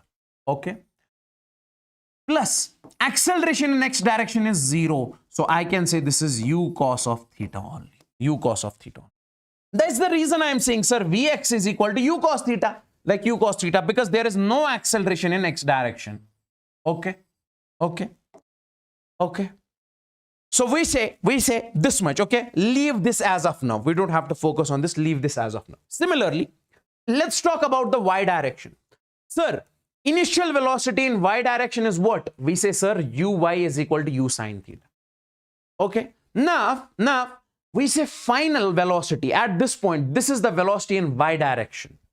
Can you tell me how to find this velocity in y direction after some time? We say, sir, vy is equal to, sir, u plus at. But here we are talking about y direction. So vy is equal to, we are applying the equation in y direction. Vy is equal to initial velocity in y direction, uy. What is the value of uy? Uy is u sine of theta. So I can write over here, this will be u sine of theta. Okay. Then we say plus. Acceleration, always remember guys, we say sir acceleration is minus g. Take always acceleration as minus g. Okay. Because in y direction we have got acceleration due to gravity, because there is a force gravity. Okay. So we say in this case it is minus g into t. So can I say it will be u sine theta minus gt? So velocity, guys, if the particle reaches here, its velocity is v, its horizontal component will be u cos theta only, vertical component will be u sine theta minus gt. That's what is mentioned over here. That's what is mentioned over here. That is Vy is equal to u sine theta minus gt. And this is decreasing because initial velocity is u sine theta minus gt. It is decreasing. Okay. Okay. So this is the horizontal motion. This is the vertical motion. This is the horizontal velocity initially. This is the vertical velocity initially. This is the horizontal velocity finally. This is the vertical velocity finally. And one more important point is at topmost point we say, sir, this vertical component of the velocity becomes 0. Vertical component of the velocity becomes 0. But horizontal component remains the same throughout the journey. Horizontal component remains same throughout the journey. Okay. Done. Now, my dear friends, since I told you, if let's suppose we are throwing a projectile over here. Let's suppose we are throwing a projectile over here. Okay. Let's suppose we are throwing a projectile over here. So we are throwing the projectile from this point to this point. If I ask you how much time it is taking from this point to this point, that's what we call the time of flight. And this time of flight, you can say, sir, let's suppose, see. We say, let's suppose this velocity is u and this is, let's suppose, theta. Can I say, sir, this will be its horizontal component, that is ux, and this will be its vertical component, that is uy. Now, guys, this is u cos theta and this is u sine theta. So time of flight, how much time it will take, that is 2u sine theta by g. You can also write it 2uy divided by g. Why? Because uy is u sine theta. Now, horizontal range, how far it can go, that is r square is equal to u square sine of 2 theta divided by g. Okay. So let me just write some range. I'll write over here. So range will be u square sine of 2 theta divided by g. I want you guys to write it something like this also. See, you can write this is u square 2 sine theta cos theta divided by g. Okay. See, 2 sine theta cos theta is equal to sine of 2 theta. Now further also you can write it something like this. Give u something to this one. So 2 u sine theta u cos theta divided by, we say, sir, g. 2 u sine theta u cos theta, u into u again becomes u square. So can we write it something like this? I can write it over here. R is equal to, we say 2 as it is. U sine theta is uy. U cos theta is ux divided by g. So you can write the formula of range something like this also. You can write the formula of range something like this also. Is that clear?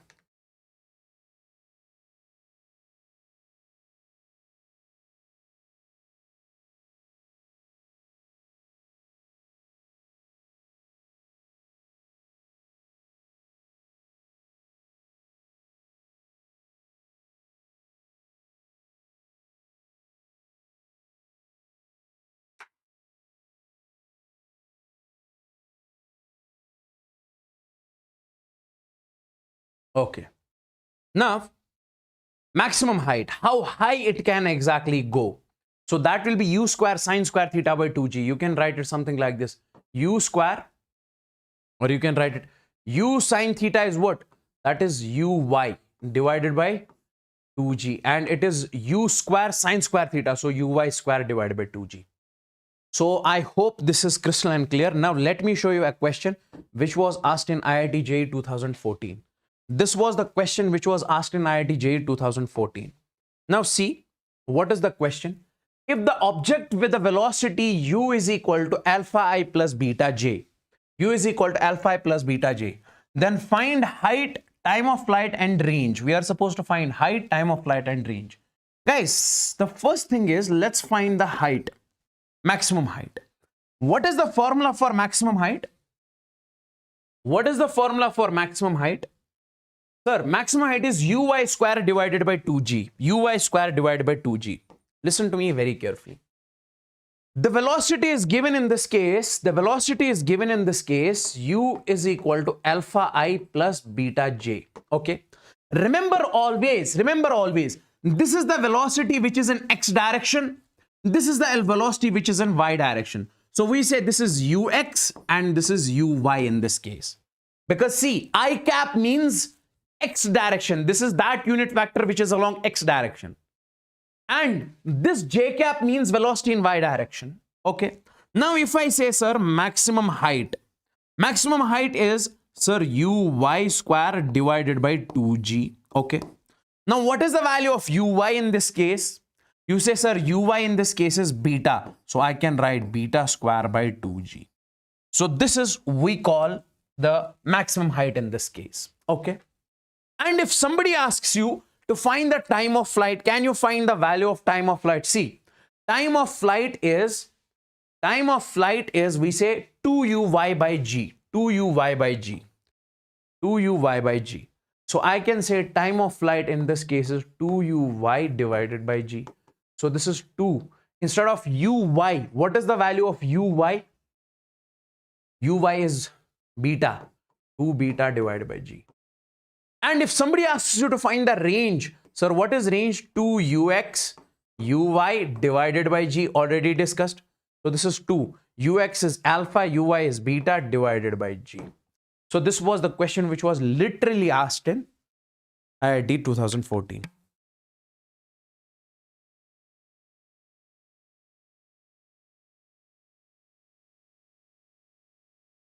Great. Guys, like the session if you have not liked the session as soon as possible. A cricket ball of mass m is hit at an angle of 45 degrees. Okay. It is saying that you have got a cricket ball, it is hit at an angle of 45 degrees. Okay.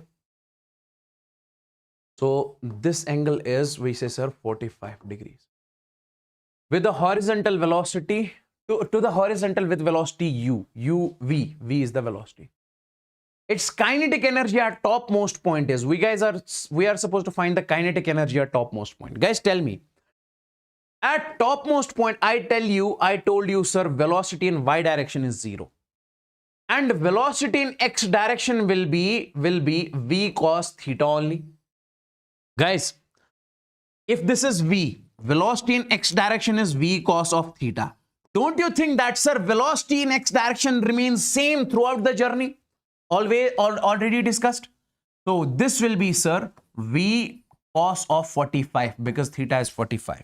Now, at topmost point, we have to find kinetic energy at this point. We say, sir, kinetic energy will be simply 1 by 2 mv square. So that will be 1 by 2 m. And instead of velocity at the topmost point, what is the velocity at topmost point? V cos 45. V cos of 45. Okay. So this will be simply 1 by 2 m. Cos for its square. So it is mv square. And this will be 1 by 2 because cos 45 is 1 by root 2, that is 1 by 2. 2 into 2 becomes 4.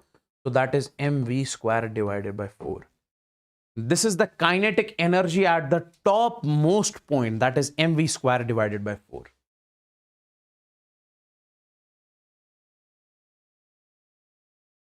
Okay. Next. Two objects are thrown up at an angle of 45 and 60 degrees. Okay. This is a good question actually. Two objects are thrown up. Let's suppose we have thrown this particular object. This is with the horizontal. Okay. at an angle of 45 degree and 60 degree. The horizon with the horizontal, if both attain the same maximum height, if both attain the same maximum height, okay, if both attain the same maximum height,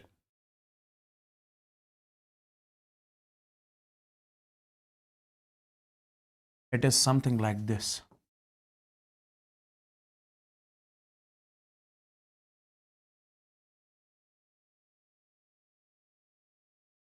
Yeah, both have attained the same maximum height. Like this is the, see, it is saying that we have thrown a particle, this one, at an angle of, we say 45 degrees. We have attained another particle that is at 60 degrees. Okay, this angle is 60 degrees. So it says if this first particle attains the height, we say, sir, h1, and this second particle attains the height h2. It says that we have launched the two different particles, the first particle at 45 degrees, second particle at 60 degrees. Both attain the same height. Okay, so in this case, it is giving h1 is equal to h2. Then it is saying that find the ratio of the magnitude of velocities. If this is thrown with velocity v1 and this is thrown with velocity v2, we are supposed to find the ratio of the velocities, u1 by u2. Guys, if they are attaining the same maximum height, what is the formula of maximum height? H is equal to u square sine square of theta divided by 2g. Okay. Now, can I write over here? H1 means we are talking about the first particle. So it will be u1 square, and then we sine square of theta. Theta is 45 degrees. Sine square of 45 divided by, we say, sir, 2g is equal to, then we say u2 square, then we say sine square of 60 divided by, we say, 2g, divided by, we say, 2g.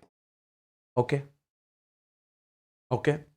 Now, my dear friends, this 2g and 2g will get cancelled out. So we say u1 divided by u2 whole square will be sine square of 60 divided by sine square of 45. So I can say u1 divided by u2 will be sine of 60 divided by sine of 45. So this will be, I guess, root 3 by 2. This will be 1 by root 2. Solve it and you'll get that. Is this clear? Is this clear? Yes, 1 by root 3. Is this clear to each and everyone? Let me know in the chats, guys.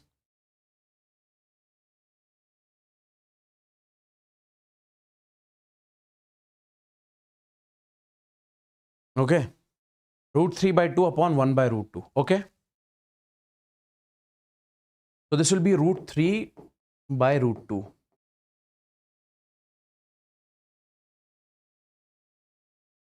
Is this clear?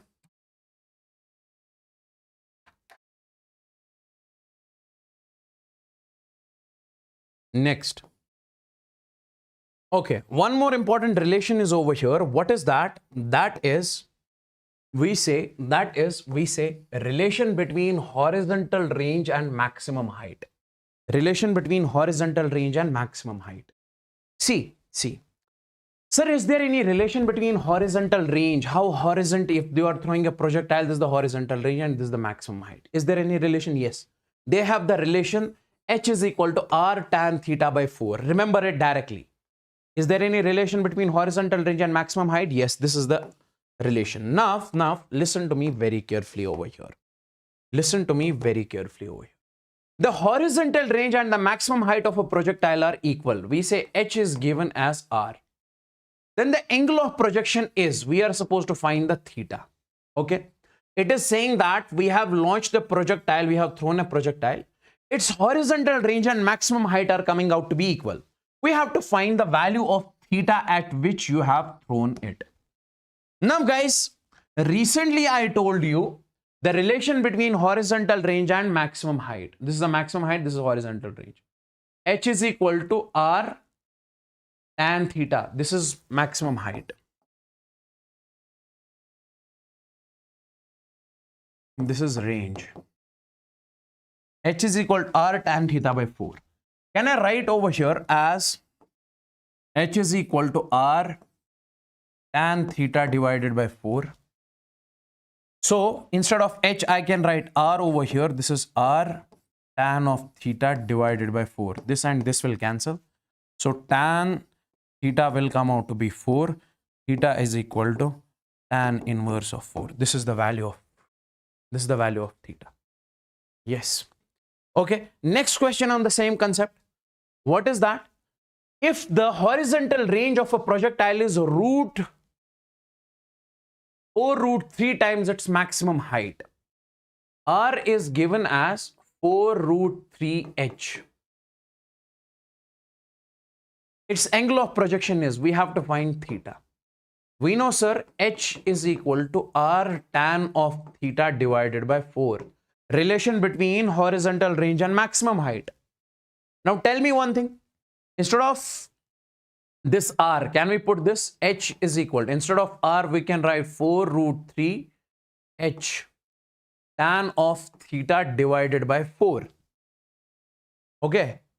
So this h and h, 4 and 4. So I can write over here tan theta is equal to 1 by root 3. When is the value of tan theta 1 by root 3? When theta is equal to 30 degrees. So in this case, theta is equal to 30 degrees. Yes, yes. Yes, very nice, very nice.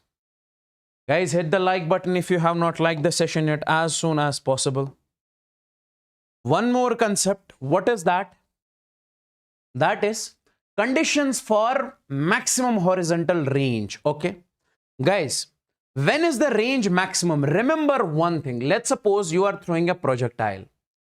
Let's suppose you are throwing a projectile something like this. You are throwing a projectile something like this. Okay. So my dear friends, in this particular case, listen to me very, very, very carefully. Listen to me very, very, very carefully. I say, when is the range maximum? When can be the range maximum?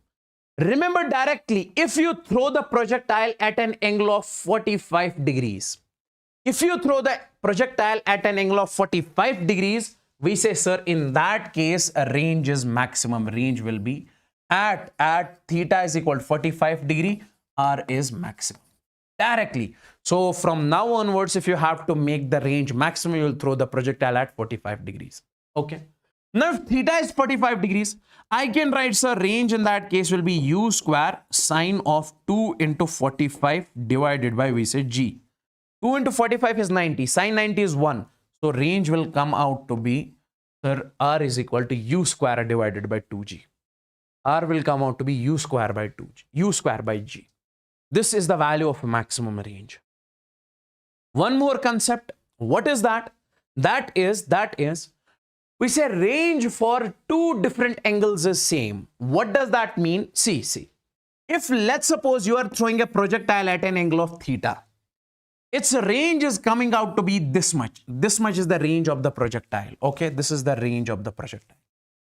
Now, if you are throwing this projectile at this angle, let's suppose another angle, we saw that range is coming out to be same. So at two different angles, sir, if let's suppose this is the first projectile and let's suppose this is the second projectile, and this angle in this second case will be 90 minus theta. If this is theta, if you are throwing another projectile at 90 minus theta, then we say in that case, range will be same. Range is same for both. So range is, we say, same for both. Like, if let's suppose theta is equal to 30 degree, what is the another angle at which range will be same? You say, sir, that will be 90 minus alpha. Alpha, 90 minus alpha. That is 90 minus 30, that is 60. So means at 30 degree and 60 degrees, range is same. So means if let's suppose you are throwing the projectile, this is at 30 degrees, this is at 60 degrees. We say, sir, range is coming out to be same. At 40 degree and 50 degree, range is same. At 70 degree and 20 degree, range is same. You can see all of these on the chart. Okay. Next. This I will give you as homework. Okay. This is also a good question, but not that difficult. So do this question on your own. Let's talk about horizontal projectile. Let's talk about horizontal projectile. Let's talk about horizontal projectile.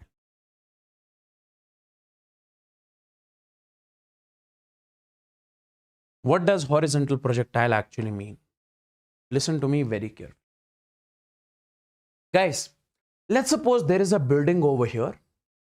On top of the building, you are throwing some object horizontally, okay? So when you throw this horizontally, it will follow this path. It will move something like this and falls onto the ground. So this is what we call a horizontal projectile. This is what we call a horizontal projectile. Okay. Okay. Now, my dear friends, first case was ground to ground. Now, my dear friends, we also divide this in horizontal motion and vertical motion, x-axis, y-axis.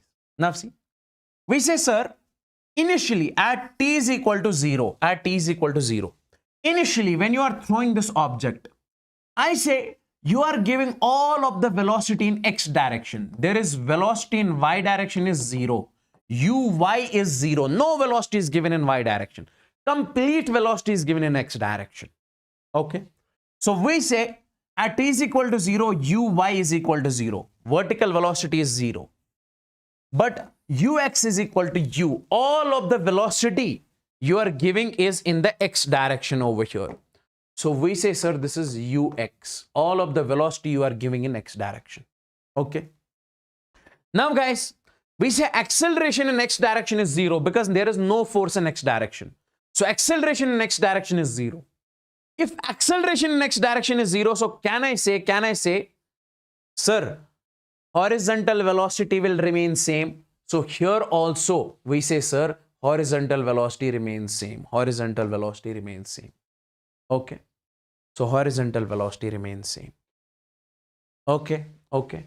At this point, if I say the particle is moving something like this, so it will have one velocity. This is theta. This is, sir, Vx, and this is, sir, Vy. So Vx will remain same, that is u only, because there is no force in x direction. Okay. And we say when it comes to, sir, Vy, let's suppose if I say how much is the value of this velocity in y direction at this point. This is V, this is Vy, and this is Vx. See, I'll tell you, sir, Vy is equal to u plus at. This is y, this is y. Guys, we say this is Vy is equal to initial velocity in y direction, sir, that is uy is equal to 0. Then we say minus, acceleration is minus g into t. Because acceleration in y direction is, we say, sir, minus g. It is minus g. So it will come out to be minus gt. So this Vy velocity is how much? Minus gt. So it is gt or minus gt. Okay. Minus gt. Okay. And my dear friends, listen to me very carefully. If somebody asks you how much is this distance, this horizontal range, how far it can go, you will simply say that is u into t. U into t. U means, see, u means horizontal velocity into how much time it is taking. Because see, we said displacement is equal to, we say, sir, velocity into time. Because velocity is equal to displacement upon time. Displacement is equal to velocity into time. So velocity in x direction is u, time is t. And displacement in y direction, how this much, this y, or you say h, it is 1 by 2 gt square. I hope you are getting every single point in this one. First, I'll repeat, sir, initial velocity in x direction is u, initial velocity in y direction is 0. Okay, we say then acceleration, this is acceleration, this is acceleration. This is acceleration in y direction is minus g, or g you can write minus g. So velocity in y direction is minus gt, displacement in y direction is 1 by 2 gt square. Okay.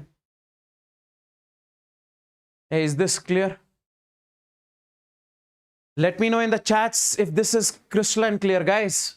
Is this crystalline clear over here? Everybody out there.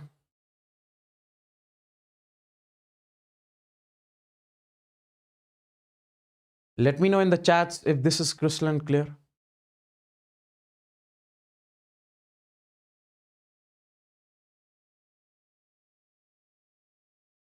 All the people out there.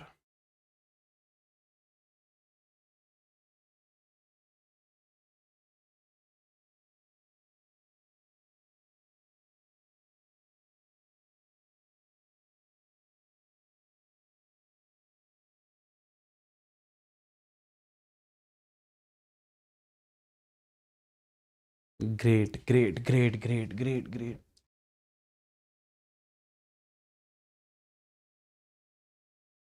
Okay. This kinematics is a very big chapter, huh? Kinematics 1D and kinematics 2D. Big chapter. Laws of motion will finish in 30 minutes only. Just 30 minutes.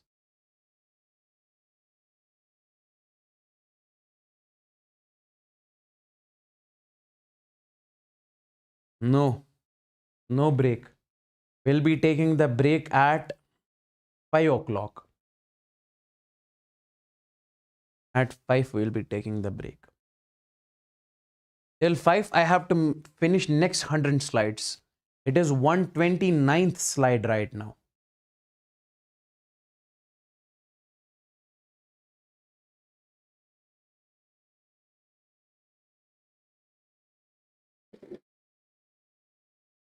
Okay. Now see, listen to me very carefully. Listen to me very carefully. We say time of flight. What does time of flight mean? Time of flight means if you are basically launching a projectile, okay, from certain height, okay, it follows this path. How much time it will take in falling, that's what we call time of flight. Where h is the height, we say, sir, time of flight will be 2h by g. Range of the horizontal projectile, range will be simply how far it can exactly go. That is what we say u into under root of 2h by g. U is the velocity with which you are throwing it. Okay. H is the height, g is the acceleration due to gravity. G is the acceleration due to gravity. Okay. Okay. One more important thing. What is that? Let's suppose, my dear friends, you have launched this particular projectile with velocity u. It is following this path. At this point, it has got velocity v. This is the horizontal component of velocity, that is u. This is the vertical component of velocity, that is gt. We have already discussed this. And this angle over here is alpha. If somebody asks you how much is this alpha, you simply say this is gt by u. That is this velocity divided by this velocity, gt by u. Okay. And if somebody asks you how much is the value of this net velocity, you say this velocity is equal to under root of this velocity plus this velocity. That is under root of u square plus gt whole square. These are two important points which you need to keep in your mind. Ball is projected with speed with 30 meters per second in horizontal direction from some height. Find the time when it is making an angle of 45 degrees. Okay. See. What does it say? It says that you have got a ball, okay, which is thrown from some height and it follows this particular path. Okay. You have to tell me, let's suppose when the ball reaches over here, okay, this is the velocity. And if this is making, let's suppose 45 degrees over here with the horizontal, you guys are supposed to tell me what will be the time. Okay. Find the time when it makes 45 degrees with the horizontal. And this is, let's suppose, vertical over here. Horizontal in this case will be, sir, u, vertical will be g into t. Now tell me one thing. As we recently, I told you, sir, see, tan alpha is equal to gt by v, gt by u. So I can write over here tan of alpha is equal to gt divided by u. Alpha is 45 degrees. So we write tan of 45 degrees is equal to gt. G is 10 into t upon u. Initial velocity is 30 meters per second. This is 30. So this is tan 45 is 1. T will come out to be 3 seconds. So in 3 seconds, it will make the 45 degrees with the horizontal.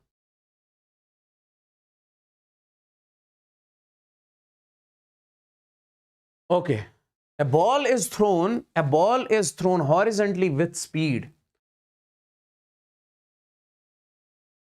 A ball is thrown horizontally with speed u is equal to under root of 2g and h from the top of a tower of height h. Okay. It strikes the ground through the foot of the tower at distance x. It strikes the ground at distance x. Okay. You guys are supposed to find this x. So a ball we have thrown this ball with speed this. Now it follows this path and falls onto the ground. You are supposed to tell me how much the distance x will be over here. Can I say, sir, this x will be horizontal speed into time, ux into t? Sir, this x will be horizontal speed into time. See over here, I have told you. X will be u into t, horizontal speed into time. Now, in this particular case, I can simply say, sir, this x will be u is under root of 2gh. And how much is the time? Time of flight is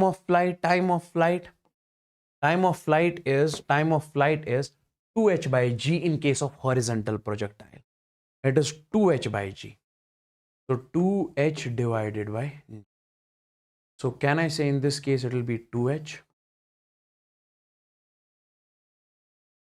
Hey, is this crystalline clear? Let me know in the chats, everybody. Is this crystalline clear?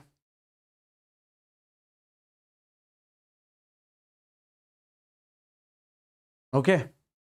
Let's follow this, check whatever is coming out to be the answer. Next, we have relative motion. Okay, next we have relative motion.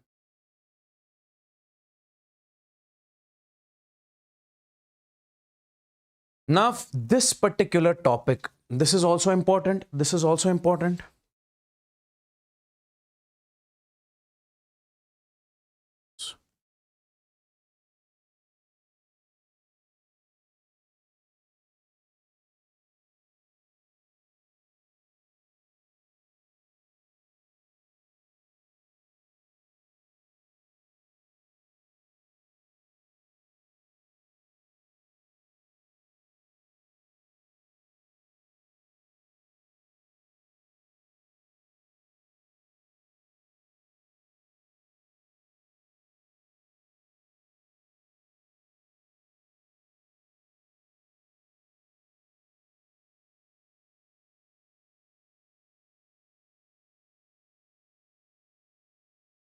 Okay. Let's talk about the relative motion. What does relative motion actually mean? Listen to me very carefully. Let's suppose we have got a car over here which is moving with speed a. Okay, its velocity is va. Okay. Now, my dear friends, we say its velocity is va. Okay, its velocity is va. So according to what? There is a person sitting on the ground. I'll make it over here. There is a person over here on the ground which is at rest. According to this person, its speed is va. Va can be 10 meter per second, 15 meter per second. Okay. And there is car B. We have another person which is also at rest. According to this person, its velocity is Vb. This car has got velocity Va and this car has got velocity Vb. Va and Vb. Okay. Now, my dear friends, this is the velocity of the car with respect to the ground. This is the velocity of car B with respect to the ground. My question to you is, what is the velocity of car A with respect to B? This is what we say, velocity of car A with respect to B, VAB. Simply you say, sir, if you have to find the velocity of this car with respect to this car, you simply say, sir, velocity of A minus velocity of B. Velocity of A minus velocity of B, that will give you the velocity of this car with respect to this. And if somebody asks you find velocity of car B with respect to A, you simply say, sir, velocity of B minus velocity of A. Velocity of B minus velocity of A. Okay. This is the velocity of car B with respect to car A. Now, if I say this is moving with 10 meter per second. Okay, let's suppose this is, let's suppose we say 20 meter per second. And this is moving with, we say 10 meter per second. You guys are supposed, see, velocity of car A with respect to ground is 20. Velocity of car A according to this person is 10. Now you have to tell me velocity of car A with respect to car B. What will you say? Sir, that is VA minus VB. VA is, we say, sir, 20 minus VB is, we say, sir, 10. So that is 10 meter per second.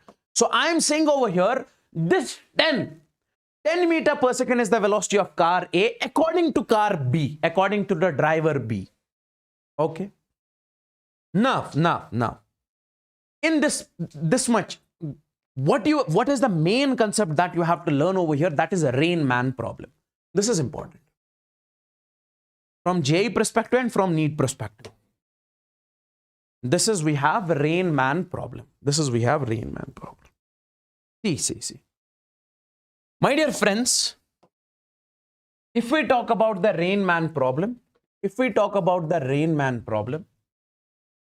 let's suppose if I say, sir, rain is falling something like this. Okay, you are sitting over here. You are standing on the road.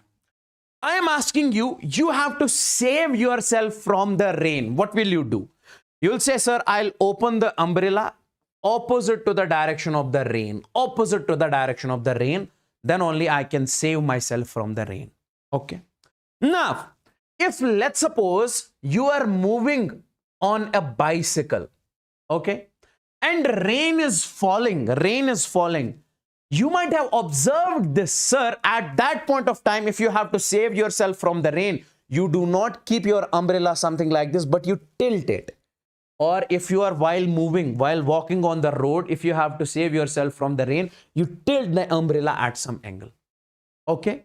What I'm trying to say is that if now the same person is moving, in that case, it feels like rain is falling on the person at some angle. It is hitting. This is rain. Rain is hitting the person on its face. So what he is supposed to do, he is supposed to open the umbrella opposite to the direction of the rain. So what will be the question that can be asked? Tell me at what angle I need to open the umbrella so that I can save myself from the rain. So you will be asked to find the value of this theta.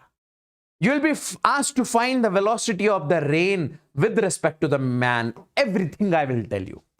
Simply, what does this Rain-Man problem say? It is to save yourself from the rain. So they will ask you at what angle you should tilt the umbrella so that you can save yourself from the rain. That's what we will be discussing. Okay. The question is something like this. Let me answer this question. See. My dear friends. Rain is falling vertically downwards 30 meter per second. This person is moving at 20 meter per second velocity. It is asking find the velocity of rain with respect to man and theta angle at which he places the umbrella to save himself from the rain. I will tell you. We have to find velocity of rain with respect to man. Okay. Velocity of rain with respect to man. How do we find velocity of rain with respect to man? That will be velocity of rain minus velocity of man. VA minus VB. Okay. Now guys, how much is the velocity of rain over here? That is 30. And this 30 is in the downward direction. So we write minus 30 j cap. Okay. Then we say this formula minus. What is the velocity of man? That is 20. So we say, sir, 20 I cap. It is in the forward direction I cap. I cap is telling you, I cap means, sir, velocity is forward. J cap means velocity is in the Y direction. Okay. Minus J cap means downwards. So this is the velocity of rain with respect to man. Now I am asking you, sir, plot this graphically. See. Minus 30 j cap means this velocity in the downward direction. This is the velocity of rain. Velocity of rain is minus 30 j cap in downward direction. Then we have velocity of man. Velocity of man is minus 20 I cap. if it was plus 20 I cap, I would have made it in the forward direction. But it is minus 20 I cap, so I'll make it in the backward direction. This is velocity of man. Okay. Now, guys, so we say resultant of this and this will be something like this. So this will be velocity of rain with respect to man. This is the reason, guys. This is actually the relative velocity concept. This is the reason it feels like rain is falling at some angle. Guys, see, this is the velocity of a rain with respect to man, according to man. Okay, but see, in reality, rain is falling vertically downwards. But according to this man, this is man, rain is falling at some angle. Why? I have given you the mathematical proof over here. Now, guys, see. If you have to save yourself from this rain, what will you do? You will open the umbrella opposite to that. This is the direction of the rain. You'll open the umbrella opposite to the direction of the rain. At what angle? This angle you are supposed to calculate. So we said this angle will be equal to this angle theta. Now, can I say in this particular case, listen to me very carefully. Sir, this angle will be, if you take it over here, it becomes triangle. So I can write tan of theta in this case will be, that is perpendicular. This is perpendicular, that is Vm, divided by this is base, that is Vr. Done. This is the question. Vm by Vr. Vm by Vr. That's it. And if somebody asks you, find the velocity of rain with respect to man, velocity of rain with respect to man, you say, sir, this is the net vector. This is the resultant. So we say resultant is under root of this vector plus this vector. That is Vm square plus Vr square. So you can write it something like this. Vm is how much? We say, sir, 20 square plus we say, sir, 30 square. Solve it, you'll get the answer. You'll get the value of this one also. I hope you got the feel now. I hope you got the feel now. Why it feels like rain is falling at some angle, but in reality, it is falling vertically downwards. Okay. Now, in this rain man problem, we have got two cases. The first case is what that we discussed. When rain is falling vertically downwards, okay? When rain is falling vertically downwards. And if the person is moving, so we say for the person, it feels like rain is falling at some angle. Okay? This is already we discussed. Tan theta is equal to Vm by Vr. And velocity of rain with respect to man is this. Okay? See, remember in this case, you have to transfer the velocity of man to the rain in opposite direction. Rain is falling something like this. And this will give you the resultant of the man. Okay. Let's talk about the case 2. Guys, see. This is also important. Hey, is this clear till over here? Let me know in the chats. Is this clear till over here? Let me know in the chats, everybody. Is this clear?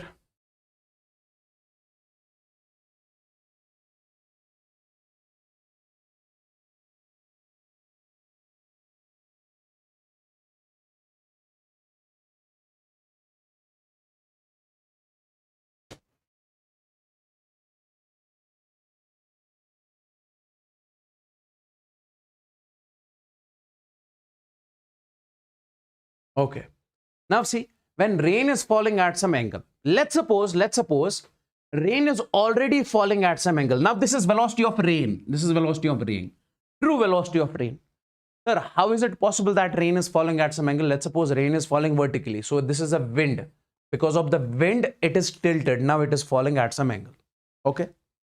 Now, if let's suppose this is the velocity of the rain, and my dear friends, it is making theta angle. So can I say this is Vr? This will be Vr cos theta. Okay, this component, and this will be Vr sin theta. That component we take, if theta is from this side, then we say this is the cos component. And in this case, the man is also moving. Okay. Now, let me tell you over here. See, here the questions can be asked. With what velocity man should move? Man should move such that rain will appear to fall vertically. Guys, the first question is, if I say Rain is falling at some angle, okay? Man is moving. I am saying that what should be the velocity of this man? Remember directly. What should be the velocity of this man so that it feels like for this man, the rain is falling vertically downwards. Here, rain is actually falling at some angle. Now I have to move with that speed so that it should appear like rain is falling vertically downwards for me. Okay, that is velocity of man. That in that case will be Vm is equal to Vr sine theta. Vm is equal to Vr sine theta. What is Vr sine theta? That is only possible if this velocity becomes equal to this velocity. I am saying for man it should like rain is falling vertically downwards. It's only possible if this velocity becomes equal to this velocity. Next, if the rain is appearing to fall vertically, then the speed of rain with respect to man will be, if this happens, that now for man rain is falling vertically downwards. Now I am saying what is the velocity of rain with respect to man? In that case, this will be the velocity of rain. Obviously, if I say, sir, for this person should move with such speed so that it should appear like rain is falling vertically downwards. So we said this velocity should become equal to this velocity. They will cancel each other. Now what is the resultant velocity? That is Vr cos theta. So in that case, we will say velocity of rain with respect to man will be Vr cos theta. Okay, if you're getting any sort of confusion in this, I request you to repeat it from your end only. Like I have got a question. When a person walks on a straight road with a speed 10 km per hour, there is a person which is walking on the street road 10 km per hour, 10 km per hour. The rain appears to fall vertically downwards. For this person, rain appears to fall vertically downwards. As he stops, it appears to fall at an angle. If man stops, it feels like the rain is falling at an angle of, we say, sir, 30 degrees. But if man is moving, we say rain is falling vertically downwards. The speed of the rain with respect to the ground is, oh, this question it has asked. If, according to the man, rain is falling vertically downwards, that is only possible if velocity of man is equal to velocity of Vr sine theta. We say, if rain falls vertically, with respect to man,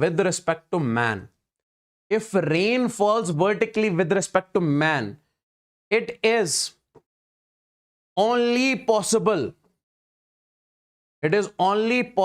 if velocity of man is equal to Vr sine of theta. Okay. Now in this case, what is velocity of man? That is given as 10 is equal to velocity of rain. We have to find out. Sine angle is given as 30. So we say sine of 30. So we say sine 30 is 1 by 2. Vr in this case will be 20 meter per second. Velocity of rain in this case is 20 meter per second. Hey, tell me guys, is this clear? Is this concept clear? These are the only two concepts that you have to learn in this one. That's why I am saying repeat it later on if you are getting confusion. Okay. Then we have the concept that is what we call the riverboat problem. We have this particular concept, that's what we call the riverboat problem.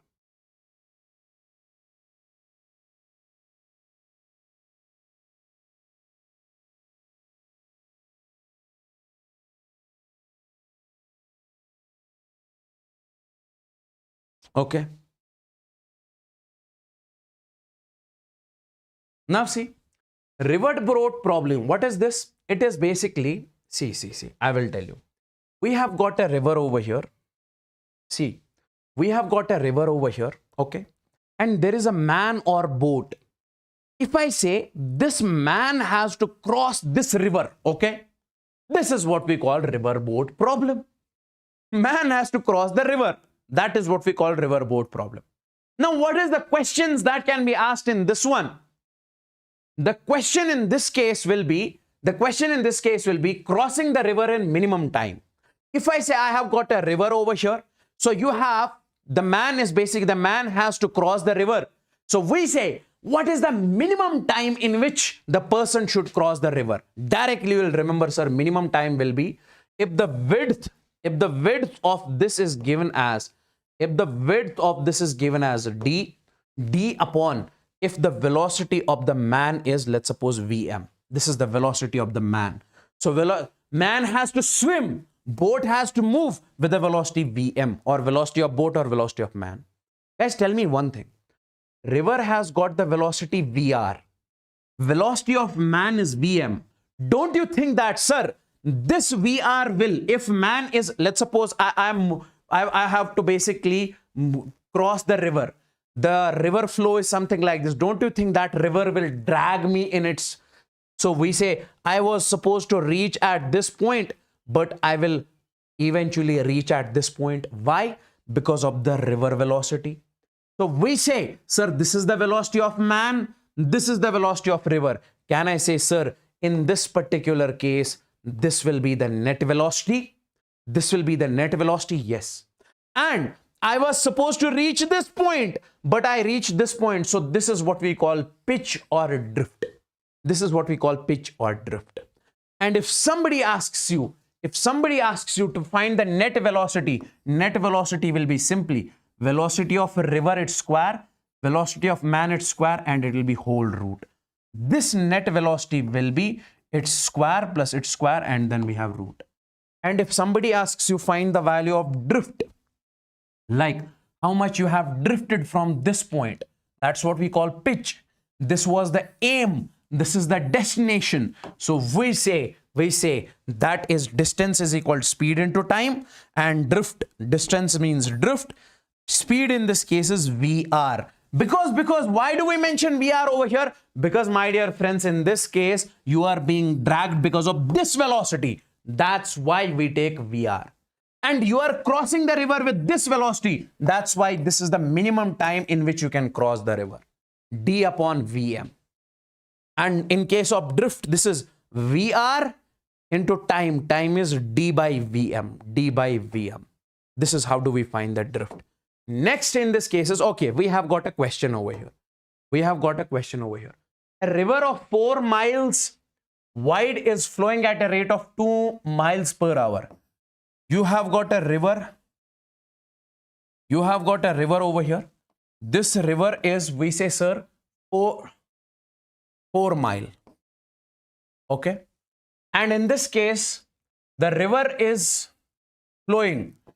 Velocity of river in this case is, we say, sir, 2 miles per hour.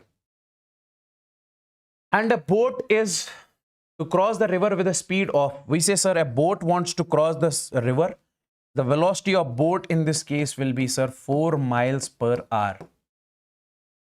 The minimum time, okay, we are supposed to find the minimum time. What is the formula for minimum time? T is equal to d upon velocity of man or velocity of boat. So what is the value of d in this case? That is 4. And velocity of boat in this case is 4. So that is 1 hour. Next, a boat is sent across the river, okay, with a velocity of 8 km per hour. So you have got a boat over here.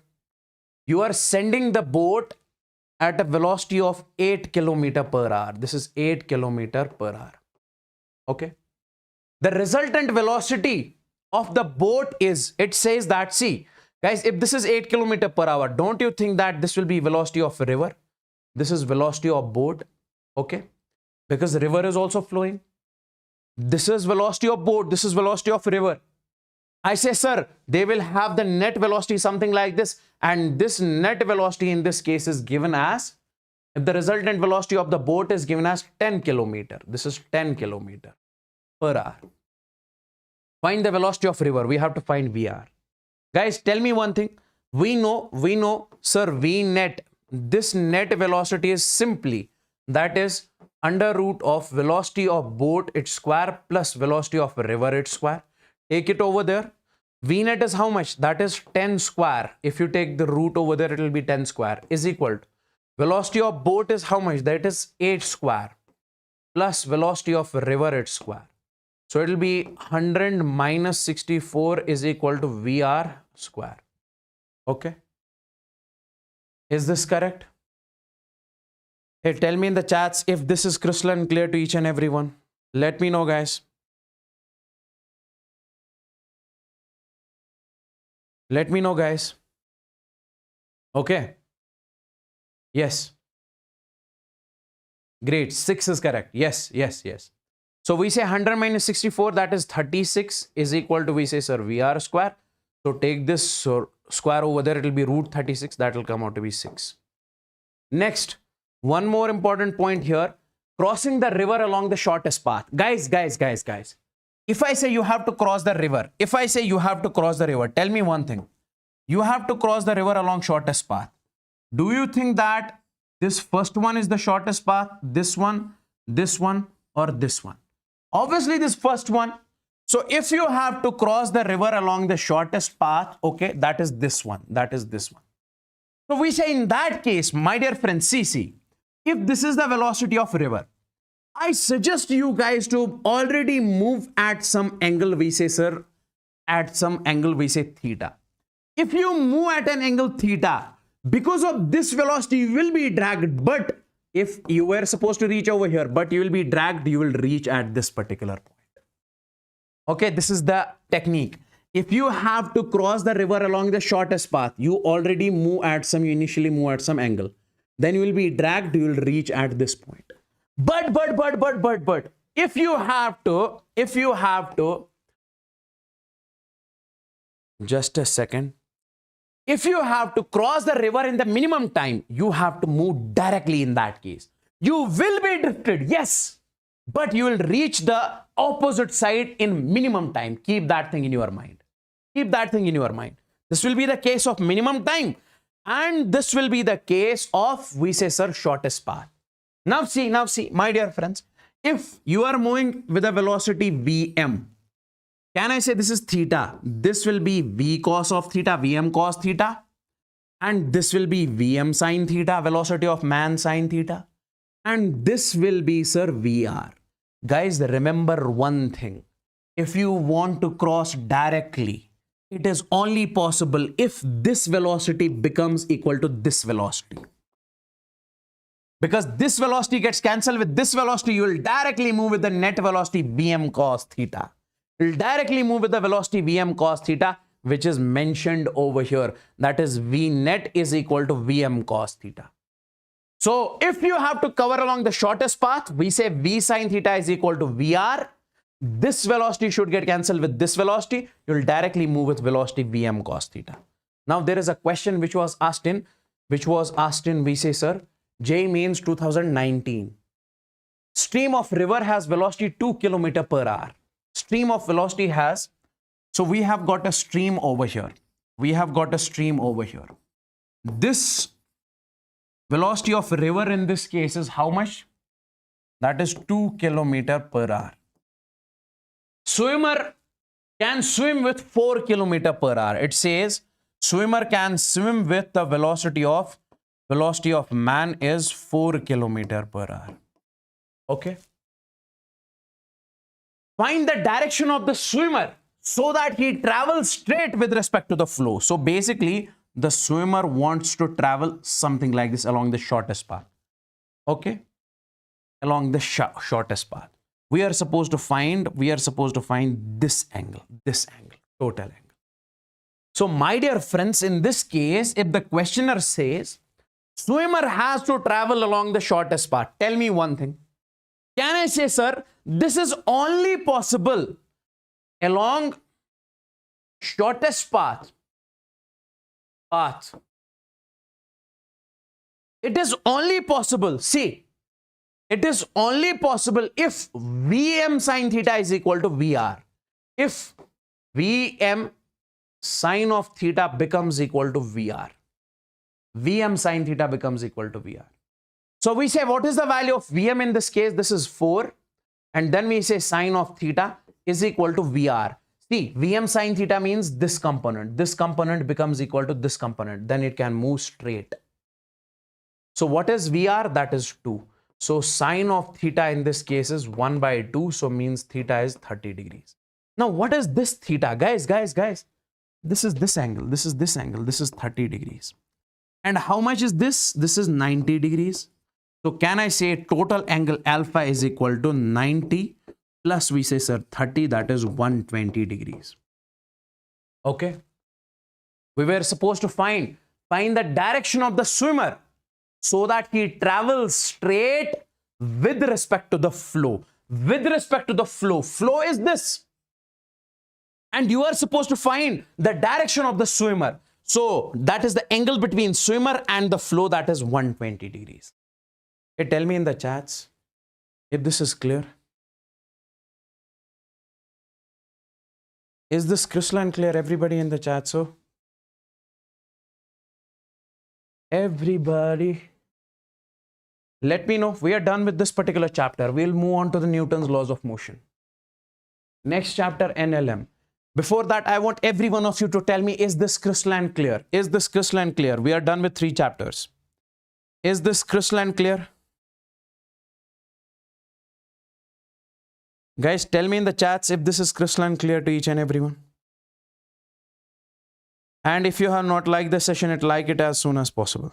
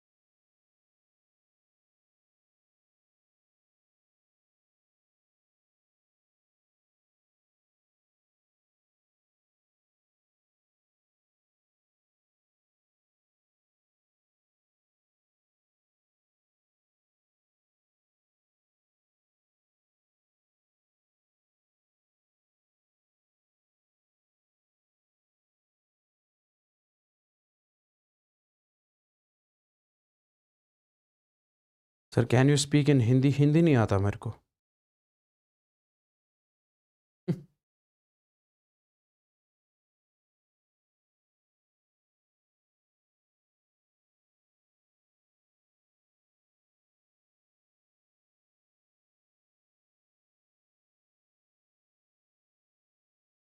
Kashir tishun tagan ki. Angrezi hot.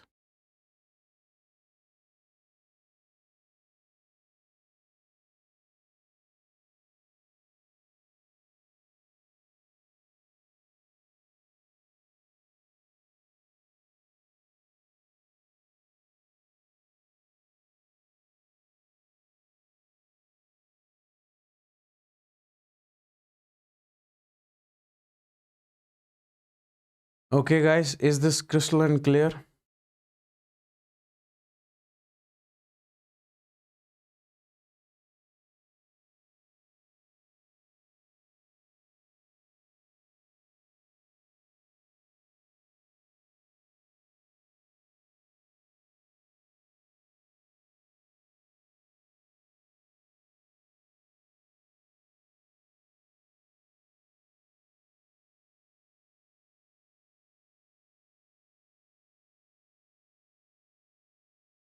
Great. Let's start the next chapter. Till 5 o'clock, we have to finish the friction and Newton's laws of motion. Then we'll take the break. And after the break, then we will basically finish, we say, work, power and energy and gravitation. So Newton's laws of motion. In this particular chapter, what do we talk about? We talk about the forces. If you have a block, on that block we say forces acting. Okay.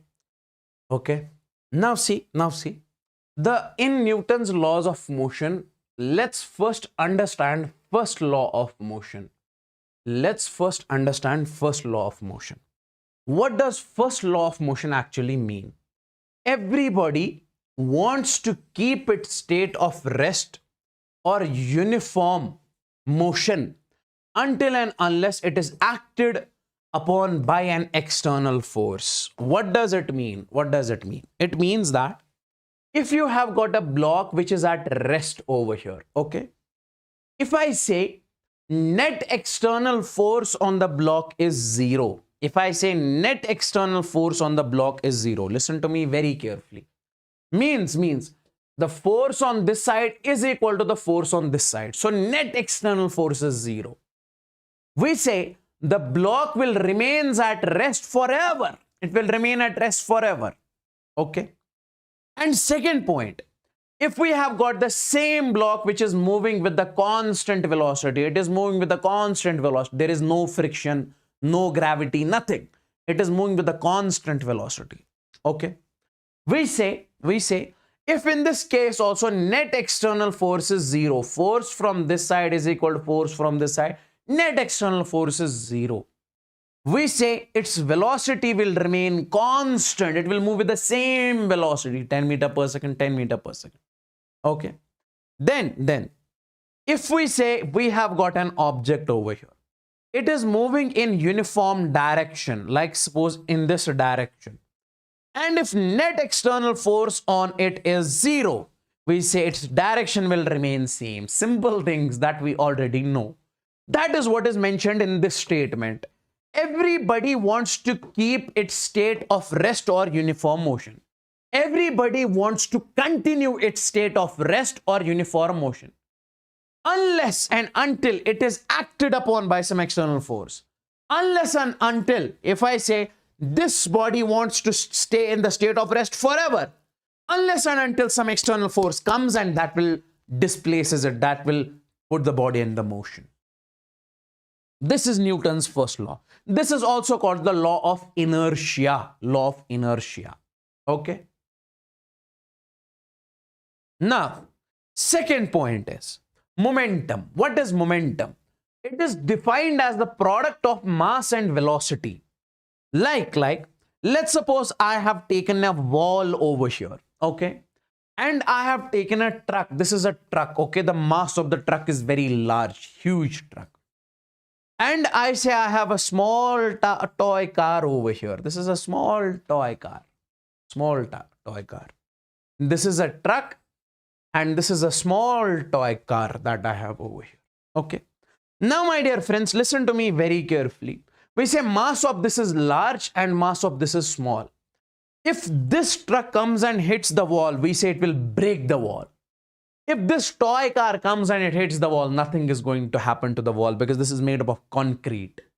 So why? We say, my dear friend, see. If I say its velocity is v, its velocity is v. If I say its velocity is very small, now the truck will come and hit the wall. Will it break? No, sir. So its velocity has to be greater, large. Its mass also has to be very strong, very large. So we say then only it will strike the wall. So we say it is because of momentum. Because of momentum. Momentum, wall breaks. See, it is not only mass. Because if I decrease the velocity, mass is same, still wall cannot break. So there has to be both. We say, sir, product of mass and velocity. When both have got greater value, we say momentum is large. So we say train is having a lot of momentum. Why? The speed of train is very large. The speed of train is very large. The velocity of train is very large. So that's the reason we say this has got very less momentum. Okay. That is the momentum is product of mass and velocity. Now comes basically second law. What does second law actually mean? See, I'll tell you. Let's suppose I have got this mass over here. And this mass is moving with a velocity v. This is moving with a velocity v. If I ask you to tell me the momentum of this mass over here, you say, sir, P is equal to mv. Let's call it initial momentum. Now, if you are applying the external force on this mass, because of the external force, we say its speed will change, its speed will increase. And let's suppose at this point its speed is v dash. Can you tell me what is the momentum of this mass at this point? You say, sir, mv dash, mv dash. Okay. So this is what we call the final momentum. Can I say in this case momentum has changed? Yes. So let's suppose this is the time. Let's suppose this is the time delta t. So we say momentum has changed. See, because of the force, mass change, velocity change, because of the change in velocity, momentum changes. So can I say, sir, this external force, because of this external force, we say, sir, momentum is changed, change in momentum. Yes, sir. So it is because of the external force, momentum has been changed. Now, my dear friends, I can say simply over here, sir, if I have to write this change in momentum, I can write it something like this. Because of the external force, momentum has changed to delta p. Okay, dp by dt. This is change in momentum, change in momentum. Change in momentum dp by dt is equal to the external force. Okay, or you can also write it something like this. This is what we call average force. This is the instantaneous force. That is delta p by delta t. From this point to this point, how much is the total change in momentum upon total change in time? At any particular point, how much is the change in momentum? That is dp by dt. Simply, I am saying, sir, because of the external force, momentum of the body has been changed. So that's why we say F is equal to dp by dt or delta p by delta t. And this is what we call the second law. This is what we call the second law. Second law says rate of change of momentum in a body is directly proportional to the external force. This is Newton's second law. Okay. Now, if I say, listen to me very carefully. Listen to me very carefully. If I say F is equal to m into a, mass into acceleration. Can I say in this particular case, sir, this F is equal to, we say m. Sorry, what is this m into a? We say, sir, F is equal to dp divided by dt. Okay. Now, what is momentum? We say, sir, P is equal to mv. So can I write, sir, this external force is d by dt of, I can write mv over here. Now, my dear friends, I can write, so this external force F is equal, take this mass out, mass is constant, it will be dv divided by dt. What is dv by dt? It is acceleration, so we say F is equal to mass into acceleration. So we say, this is the Newton's second law. This is the Newton's second law when mass is constant. Mass is constant. So when mass is constant, we say this is the Newton's second law in that. Okay. Now, my dear friends, if I say, listen to me very carefully. If mass is not constant, can I say in that case you can write and we say velocity is constant. Can I say in that case we can write F is equal to, take this velocity out, this will be dm by dt. This will be the Newton's second law in that particular case. Sir, which case the mass is not constant? Rocket propulsion. After some time, I will tell you that. First, let's solve this question. A cricket ball of mass 250 grams collides with the bat. Let's suppose this is the bat, okay? This cricket ball comes and collides with the bat, okay? With the bat, with a velocity of 10 meters per second. Returns with the same velocity. It returns with the same velocity in 0.1 seconds. The force acted on the bat is, so basically the ball comes and it hits the bat and then collides and comes back with the same velocity. We are supposed to find force acted on the bat. See, we say, first of all, sir, force is equal to delta P divided by delta T. Change in momentum upon change in time. Let's find change in momentum in this case. Let's suppose initially its momentum is mv. Finally, when it is coming, its momentum is mv. So can we say in this case, change in momentum will be final momentum minus initial momentum. P final minus P initial. Now final momentum, sir, velocity of the body is negative in the negative direction, in the left direction. So it is minus mv. Minus of initial momentum is, we say, sir, mv. So it will be minus 2 times of mv. And if I take the mod, that will be 2 mv over here. Okay, magnitude, change in momentum. Okay. Now, my dear friends, I can write this as 2 into what is the mass of the ball, that is 250.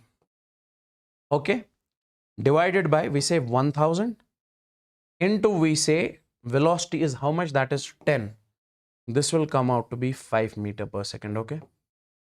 Okay, sorry. It is not velocity. It will come out to be 5. Okay. Kg meter per second, because moment, it is change in momentum over here. Impulse, no, it is 5. Okay, I'm finding the change in momentum. So it is 5. So this is delta P is equal to change in momentum, that is 5. Okay, now if delta P is equal to 5, listen to me very carefully.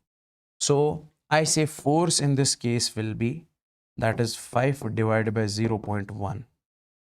Okay, because change time it is given as 0.1 seconds. So basically what it is trying to say is that the ball comes and it hits the bat, then returns with the same velocity. We are supposed to find the force on the bat.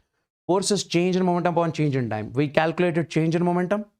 Okay, and then change in momentum upon change in time. Is this crystalline clear to each and everyone? Let me know in the chats. Yes, 50 newtons. Is this crystalline clear to each and everyone? Is this crystalline clear to each and everyone? Okay, next question we have got over here. This one. A block of metal weighing 2 kgs is resting on a frictionless plane. It is struck by a jet releasing water at the rate of 1 kg per second. So we have got a block over here. Okay, calculate the initial acceleration of the block. Okay, we say we have got a block over here. On this block, we say, sir, jet is applying the water. The water is basically struck on the block. This is the water which is struck on the block at a rate of 1 kg per second, means dm divided by dt is 1 kg per second. Every second it is striking 1 kg water on the block. So I have got a block over here and there is a jet. So jet is basically throwing 1 kg water every second on the block. Okay. Now at a speed of 5 meter per second. So speed, it is saying, sir, 5 meter per second. This is the speed of the water. We are supposed to find acceleration of the block. Let's do one thing. Let's first find the force on the block. Can I say force on the block will be simply, listen to me very carefully. We say, sir, V dm divided by dt. Sir, this is the formula we use when mass is variable and velocity is constant. Velocity is given as 5 and mass is in this case variable. So we say, sir, this will be velocity is 5 and this dm by dt is 1. So it will be 5 newtons. Force is 5. Now, acceleration on the block. Can I write it something like this?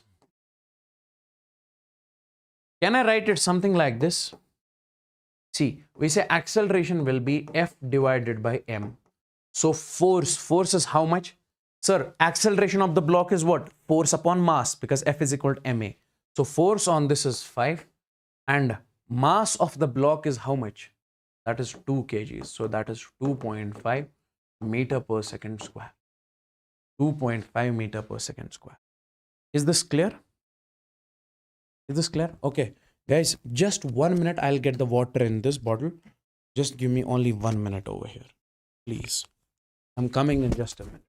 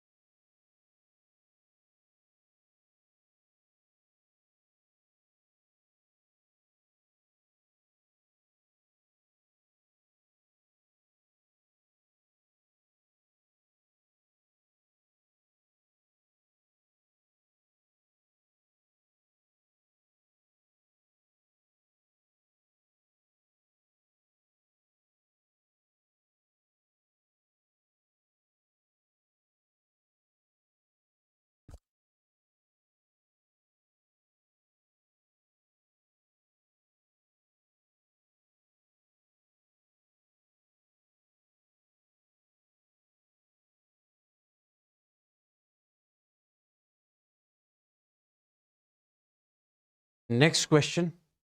Okay, let's talk about this particular case, that is rocket propulsion. What does rocket propulsion actually mean?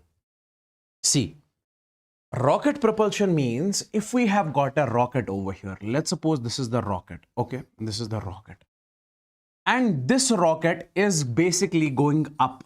This rocket is basically going up, okay? See, how does it actually go up? There is a fuel inside this rocket, okay? That fuel burns, okay? There is a lot of fuel inside the rocket. That fuel burns.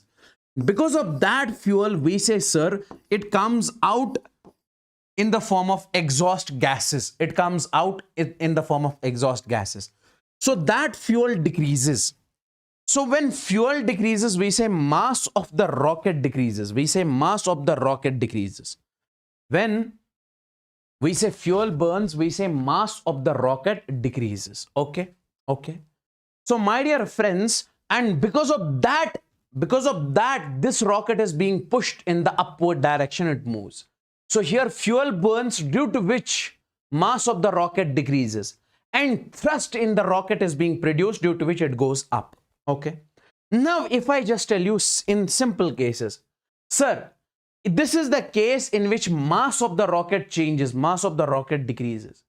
So I can say, sir, F thrust in this case will be V dm divided by dt.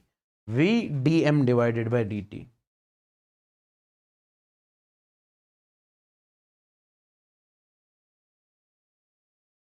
Just a second.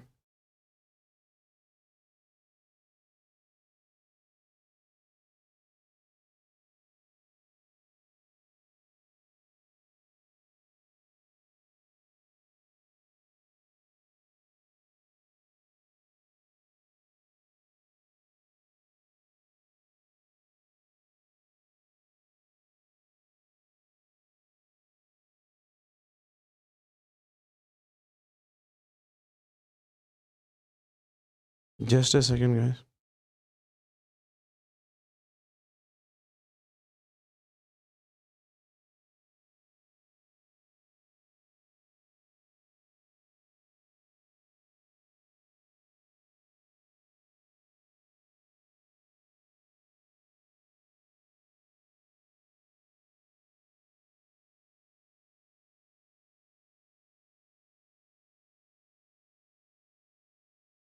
Now see, I say, here fuel burns, and due to which mass of the rocket decreases, okay? Just due to which it gets the thrust in the upward direction. And I say, if I have to use the formula of the force over here, I say it is V dm divided by dt, V dm divided by dt, okay? V dm by dt. So we say where dm by dt is the rate of combustion of fuel. Dm by dt is the rate of combustion of fuel. Okay. Now, if we use the Newton's second law in this particular case, listen to me very carefully. What is that? That is net force is equal to mass into acceleration. Can you tell me in this particular case, listen to me very carefully. Guys, this is the force which is acting on it in the upward direction. And this force is how much? That is V dm divided by dt. Okay. Because mass of this is decreasing because of the burning of fuel, due to which force is acting in the upward direction. And in the downward direction, mg is acting. Now, if we apply net force is equal to mass into acceleration, we say net force is how much? We say, sir, upward force minus downward force. This is the acceleration. So upward force is V dm by dt. Minus downward force is this one. This is the net force is equal mass into acceleration. This is the equation which you need to keep in your mind in this particular case.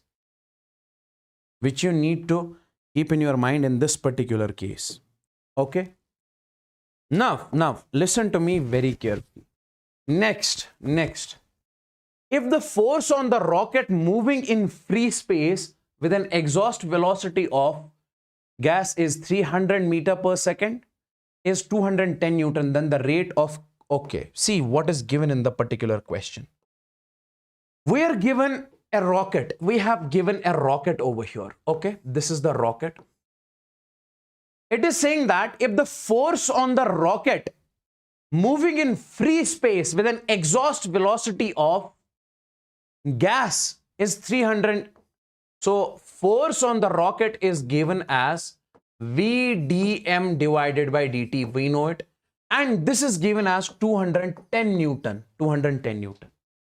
This is a rocket. It is going, let's suppose, in the upward direction. Force acted on it is 210 Newton. And we know, sir, this force is dm by dt. Already we discussed. Okay. Now, and the velocity of this exhaust gases, we say velocity is given as 300 meter per second. This velocity is given as 300 meter per second.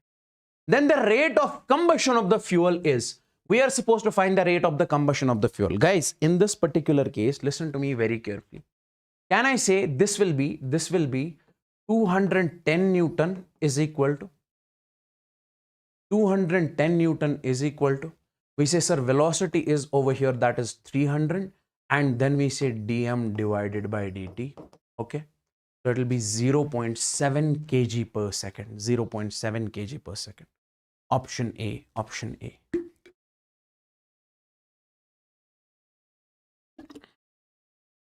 Okay. Okay. Let's move on to this one. Let's move on to this one. Now see, forces in mechanics. Forces in mechanics. We are supposed to study now the forces. Okay, some of the important forces. Weight.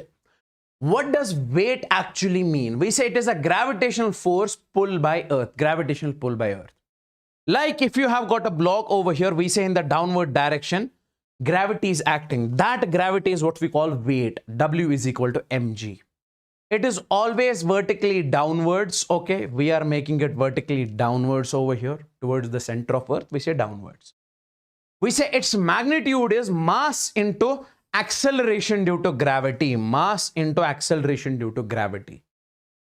Okay, mass into acceleration due to gravity. Okay. So we say it is downwards. Now, in this particular question, if I ask you, sir, this is an inclined plane. On this inclined plane, you have the mass m. We say in the downward direction, mg is acting. Now, guys, if this is theta, we say this angle will be theta. Okay. So we say if this is mg, this will be its mg cos of theta, and this will be its mg sine of theta. You can resolve this mg in two components here. Next, we have got normal force. Guys, remember one thing. Whenever the two bodies come in contact, they apply normal force on each other. It acts when two surfaces are in contact. Like you have got this block on the table.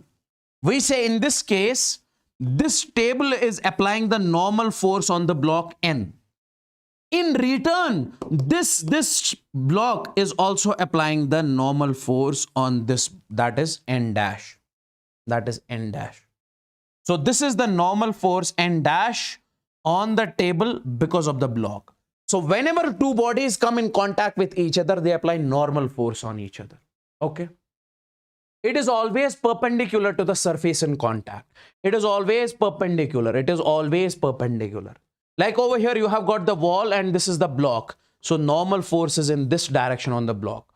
On wall, it is in this direction. On wall, it is in this direction. Okay. It is always of pushing nature. It is always of pushing nature. It is a push-based force. Okay.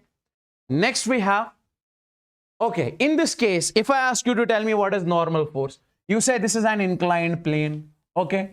In the downward direction, mg is acting. This component will be mg cos theta.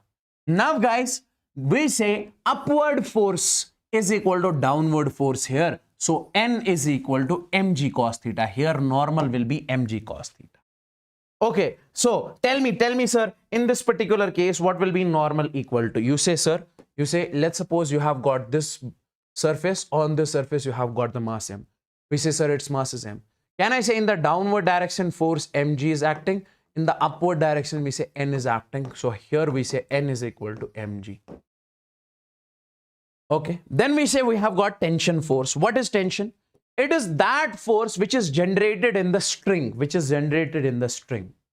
Like you have got, this is the ceiling, and there is a rope connected to the ceiling, and there is a block. This is the block connected to the rope. Now, my dear friends, Mass of the block is m. In the downward direction, its force is m into g. In the downward direction, its force is m into g. Okay. Now guys, if in the downward direction mg force is acting, still the block is not going down. Why? Because there is a force which is acting in the upward direction in the string. That's what we call tension. So we say in this case, tension is balancing this mg. T is equal to mg over here. So we say in this case, tension is balancing this mg. So it is that force which is generated inside the string. Whenever you have string, you have tension. Okay. Now, my dear friends, here we say, and this tension is always away from the block. Like here, this is the direction of the tension. Here, this is the direction of the tension. And tension will be same. If the string is same, so tension will be same. Now, let's suppose this is one block, this is another block. We say in this case, here tension is T. String is same. Here also tension is T. So if the string is same, tension is same. Okay. Now, if somebody wants you to draw the tension here, see, you have got, this is one string and this is another string because block came in between. Here, this was pulley, the string is same. So we say in this case, here tension will be T1 and string is different. Here tension will be T2. Different tension.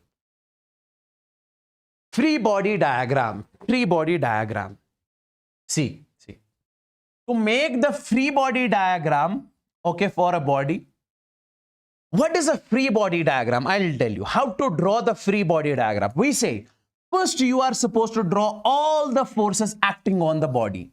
If you have to draw the free body diagram of any body, first you have to draw all the forces acting on the body.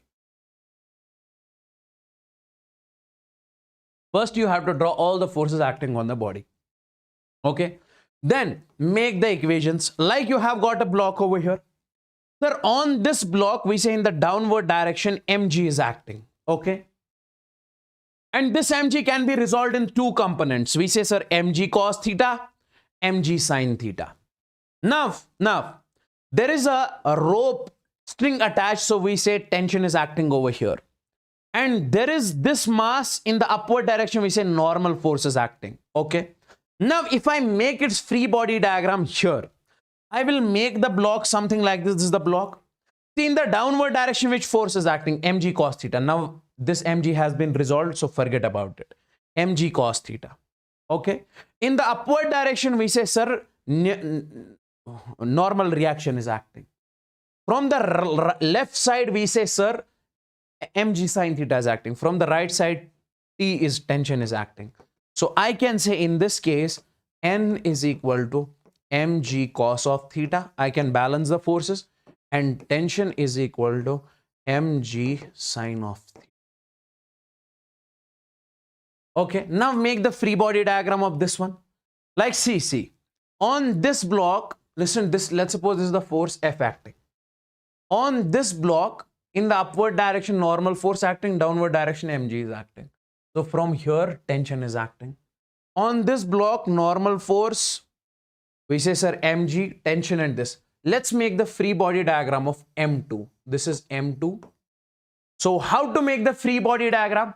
First, we draw all the forces acting on the body. So from this side, tension T2 is acting. And from this side, we say tension T1 is acting. In the downward direction, we say mg is acting. In the upward direction, we say N2 is acting. Okay. This is how you can draw it. Similarly, you can draw on this body also. Like you have got, we say, sir, M3. In the downward direction, we say, sir, mg is acting. And if I say this force is acting at an angle theta, don't you think that if this is theta, this will be F cos of theta and this will be F sin of theta. Now this block, on the right side, we say, sir, F cos theta is acting. In the upward direction, we say N3 is acting and F sin theta is acting. Okay. And from the left side, we say tension, which one? T2 is acting. So this is the free body diagram of this one. Okay. Motion of the connected mass system. The question is mainly asked from this portion. Okay. Can you tell me the acceleration of this system? Formula is given over here.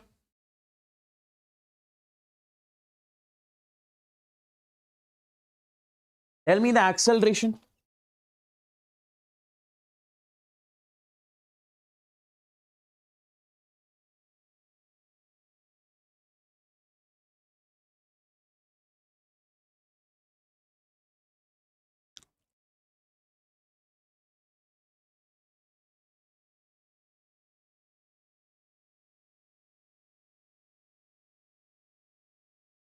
Tell me, guys.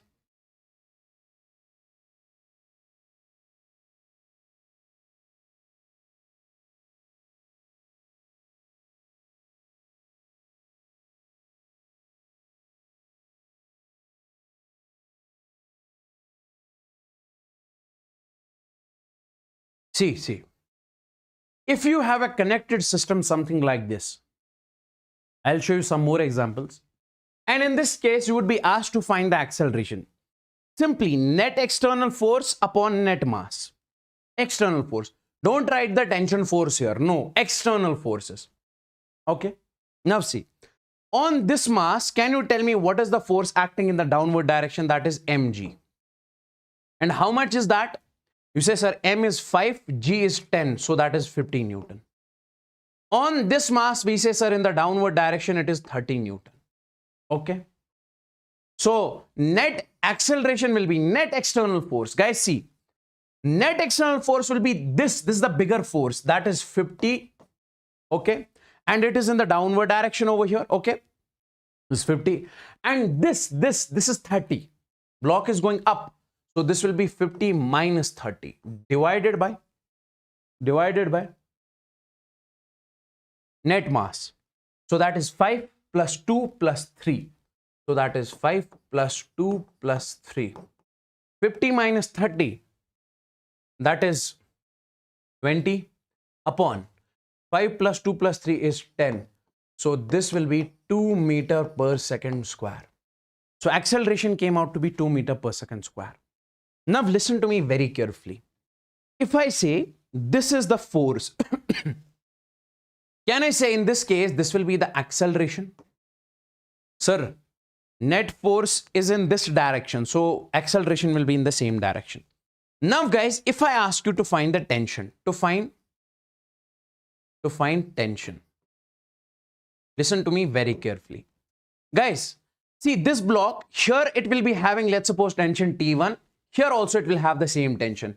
And in this case, it will have the tension T2. Let's first find tension T1. Guys, listen to me very carefully. Use second law. We say, sir, net force is equal to mass times of acceleration. Mass times of acceleration. This is the approach that you have to use. First, to find acceleration, we use this formula. Then find tension, take this block, okay? Take this block, okay? Use second law. What is net force on this block? Net force will be downward direction force is 50 newtons minus upward force in this case is T1 is equal to, this is net force. Mass into acceleration. Mass in this case is 5. Acceleration in this case is, we say, sir, 2. If I say the acceleration of the system is 2, so this will also have 2, this will also have 2, this will also have 2. So I can write over here. So T1 over there, 5 into 2 is 10. 50 minus 10 is 40. So T1 came out to be 40 Newton. T1 came out to be 40 Newton. Okay. Cool. Just a second. Okay. Okay. Similarly, you can find the value of this. You can find the value of T2. See, in this particular case, you say, sir, this is the acceleration over here. So this force will be bigger than this force. Use net force is equal to mass into acceleration. That will be T2 minus, we say, sir, 30 is equal to mass into acceleration. That is 3 into 2. So T2 is equal, 3 into 2 is 6, 30 plus 6 is 36 Newton. Is this clear to each and everyone? Let me know in the chats, guys. Is this crystalline clear? Is this crystalline clear? Simply, if you have to find T1, take this block. If you have to find T2, take this block. I'll show you one more pattern of the question. Now see, here, can you find first acceleration? Sir, acceleration is equal to net pulling force. In the downward direction, it is 30 Newton. mg, that is 3 into 10 is 30. In the downward direction, it is 20 Newton. Okay. So can I say over here, net force will be, acceleration is net pulling force. That is 30 minus 20 divided by net mass. 3 plus 2 is 6. Okay. 30 minus 20. 30 minus 20 is, we say, sir, 10 divided by 6. Okay. Okay. The acceleration is, we say, 10 divided by 6 in this particular case. Oh, 3 plus 2 is 6 or 5? 5. So we say, sir, 2 meter per second square. 2 meter per second square. Yes, 5. 2 meter per second square. Okay. Now, guys, take this block. In this, we say, sir, we have got tension T over here. Okay. And same tension will be here also. Same, because string is same, tension will be same. Take this block. Take this block. Let's suppose I'm taking the 3 kg block over here. Okay. This is the acceleration. So in the downward direction, 30 Newton is acting. In the upward direction, we say, sir, tension is acting. If we use Newton's second law, can we say, sir, net force is equal to mass into acceleration? We say, sir, net force is equal to m into a. Net force is how much? That is 30 minus this T is equal to mass. That is 3 into acceleration is 2. So we say, sir, this is 30 minus 6 is equal to T. So T will come out to be 24 Newton. 24 is correct? Yes, 24 is correct. A lot of students are. Yes. Let's move on to the next one. Let's suppose if you get a question something like this. You have got the blocks placed on the horizontal surface, pulled with the force 40 Newton. You have to tell me first, what is the acceleration? We say, sir, net external force upon net mass. Net mass. So directly, in this particular case, guys, net pulling force is only 40 divided by net masses. That is 10 plus 6 is 16 plus 4 is 20. That is 20. So that will be 2 meter per second square here also. Now, if I ask you to find the tension in this case, let's take this block, that is 4 kg block. This is 4 kg. In this direction, force is acting, we say, sir, 40 Newton. And in the backward direction, T2 is acting. This tension T2 is acting. Okay. And we say this is the acceleration over here. Can I say in this case, it will be 40 minus T2 is equal to mass into acceleration. Mass is 4 into 2. So this will be 40 minus 4 into 2 is 8 is equal to T2. So T2 is equal to 32 Newton. Okay. Similarly, you can calculate the value of this T1 also over here. Okay. For T1, you will have to consider this block.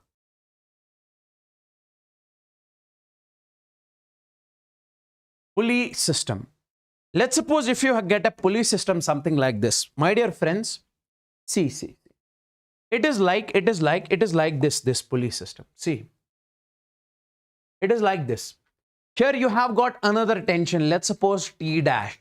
Okay, you have got here tension T1. Here you have got tension TT, and here you have got tension T dash.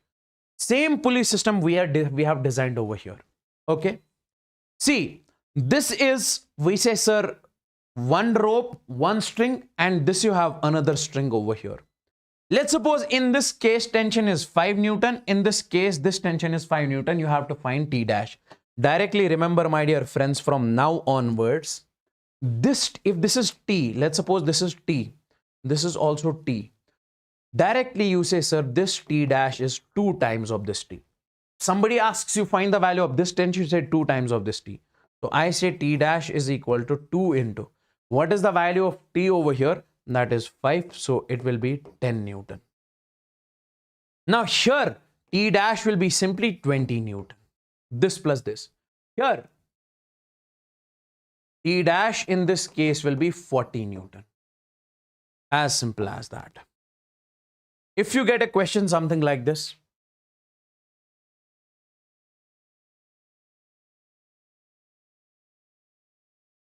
let's suppose you get a question something like this. Find the force applied by the man to hold the block. Okay.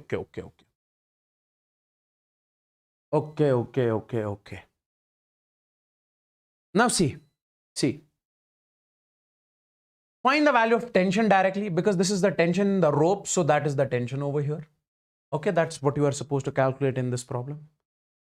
If you have got a structure something like this, this is one pulley, another pulley. Guys, don't you think that this rope is similar in all the pulleys? This is one rope only. Here, this is another rope. So we say tension here is T, it will be T. It will be T. Okay. And here also you can write T, and T. This is away from the block. And now, my dear friends, in this case, it is, we say, sir, 2T, and it is, we say, sir, 2T over here. Okay, why? Because I told you, if this is T, this will be 2T. If this is T, this will be 2T in this particular case. Okay. Now, on this particular block, we say, sir, tension is acting in the upward direction, that is 2T. This is the direction of the tension. In the downward direction, what is the force acting? That is M into G. 10 kg, 10 into 10 is 100. So we say this is 100 Newton. So if I make the block over here, this is tension in the upward direction is 4T, because 2T plus 2T is 4T. Okay, there one more T over here. That is 5T. So it is, we say, sir, 5T. And in the downward direction, we say it is 100 Newton. Okay. So can I say in this particular case, sir, 5T is equal to 100 Newton, because the block is in the equilibrium. Upward forces are equal to the downward forces. Okay. So I can say T in this case will be, sir, 20 Newton. Is this clear, guys? Let me know in the chats, everybody of you. Is this clear?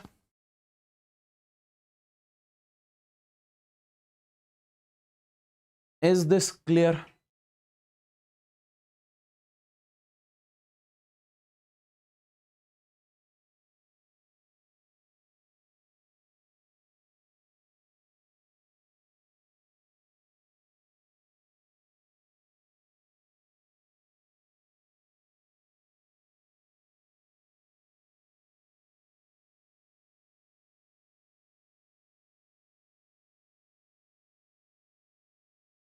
Great. Guys, if you have not liked this session,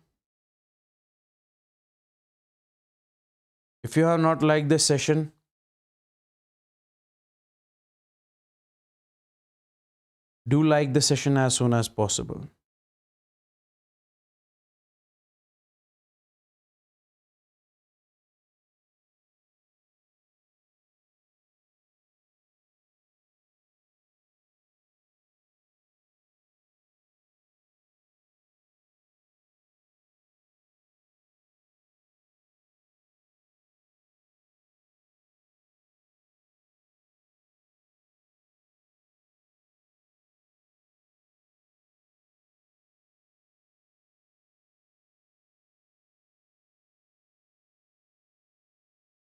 Okay, now, come over here.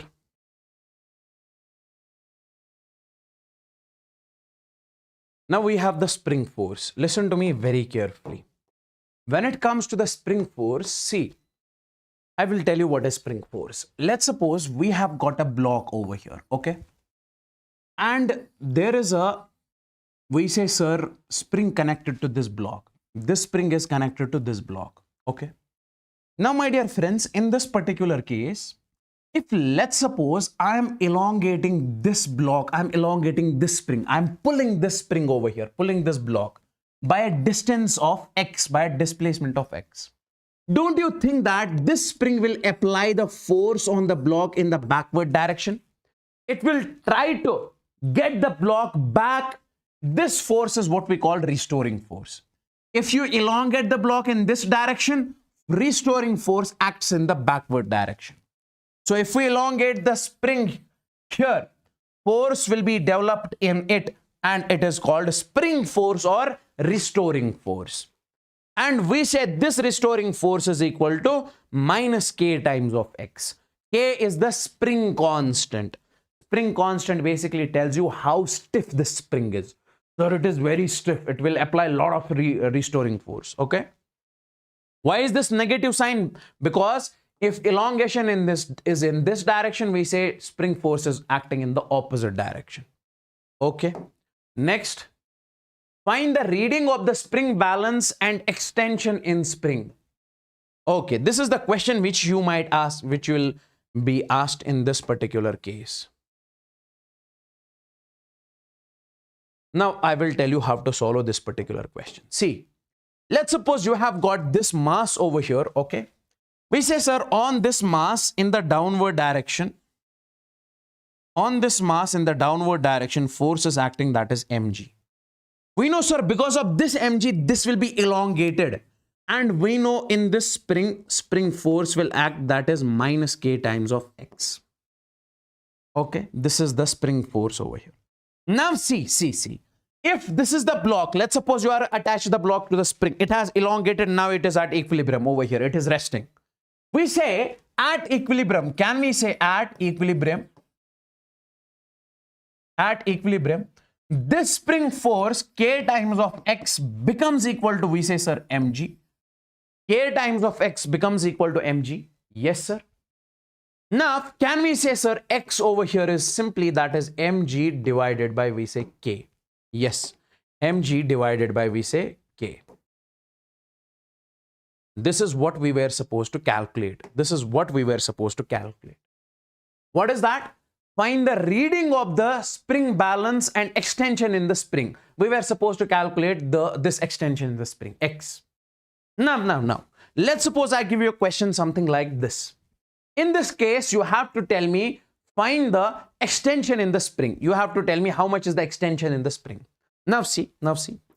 Since you have connected a block over here, this is the spring attached, okay, string attached.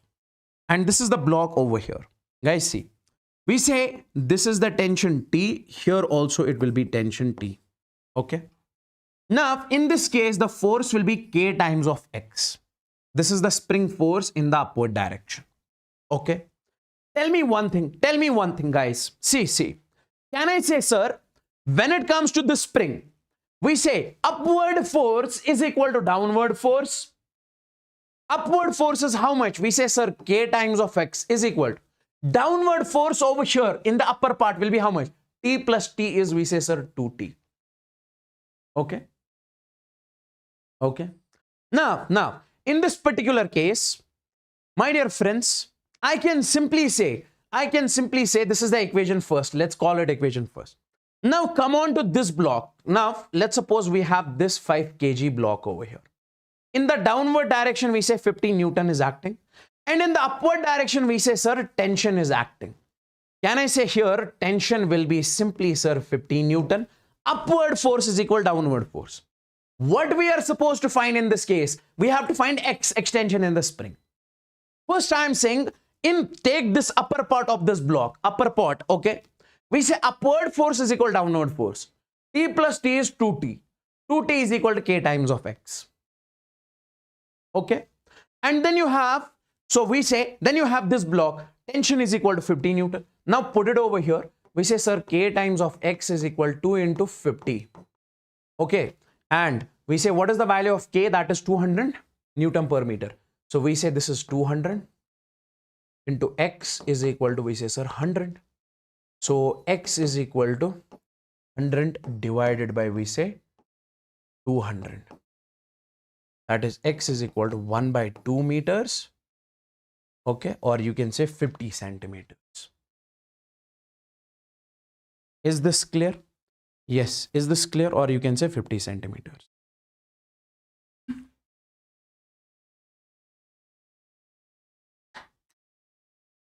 Negative sign is just telling you the direction. Ignore the negative sign. Negative sign is just telling you the direction. If I say F is equal to minus K times of X, it means force is opposite to the displacement. Force is opposite to the elongation. Ignore that.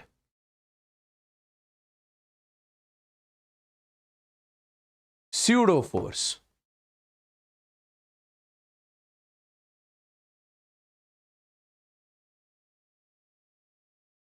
Pseudo force.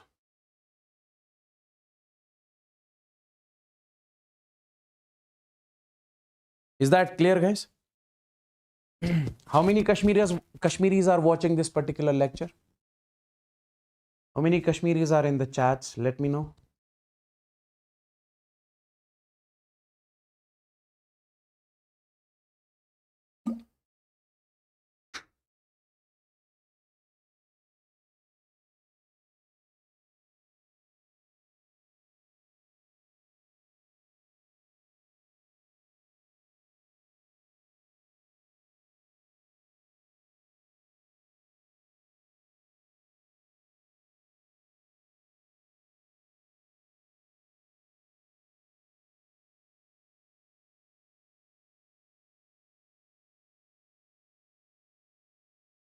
Okay.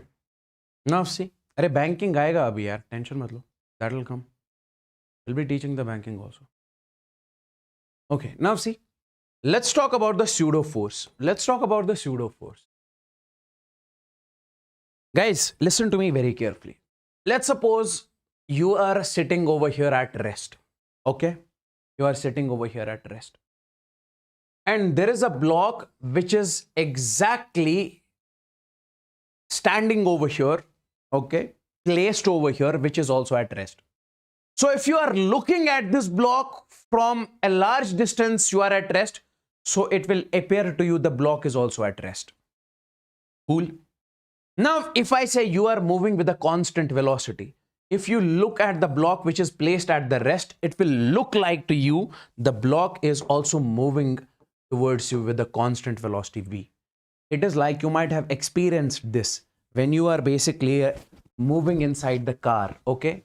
There is a box placed at a very far distance on the road. It looks like the box is coming towards you. But that thing which is placed on the road, which is at rest, which is actually at rest, but it looks like that is coming towards you. Okay? Have you ever experienced this? Have you ever experienced this? It looks like it is coming towards you, but it is actually at rest. Or you can see along the roadside, you see the trees. It feels like trees are moving. Feels like trees are moving. Yes. Now, if I say you are moving with accelerated frame, means you are moving with some acceleration. Velocity is not constant. So we say for you, it appears like this box is also moving. This box is also moving with the acceleration a. If you are moving with the acceleration a, so for you it appears like the box is also moving with the acceleration a. But in reality, the box is at rest. So for you, it appears like the box is moving with the acceleration a. I swear I'll give you that level of feel in this particular topic. It will blow your mind, okay? Pseudo force. So we say, so for you, if you are moving with a constant, if you are moving with acceleration a, it looks like the block is also moving with the acceleration a. Now guys, if I say this block has got acceleration, in reality it does not have, but according to this person it has. So we say if it has acceleration a, so we say, sir, acceleration is only when there is force, because we say, sir, force is equal to mass into acceleration. If there is force, there is acceleration. So there is force. Now we know that this is a fake acceleration over here. So this fake acceleration is because of the fake force over here.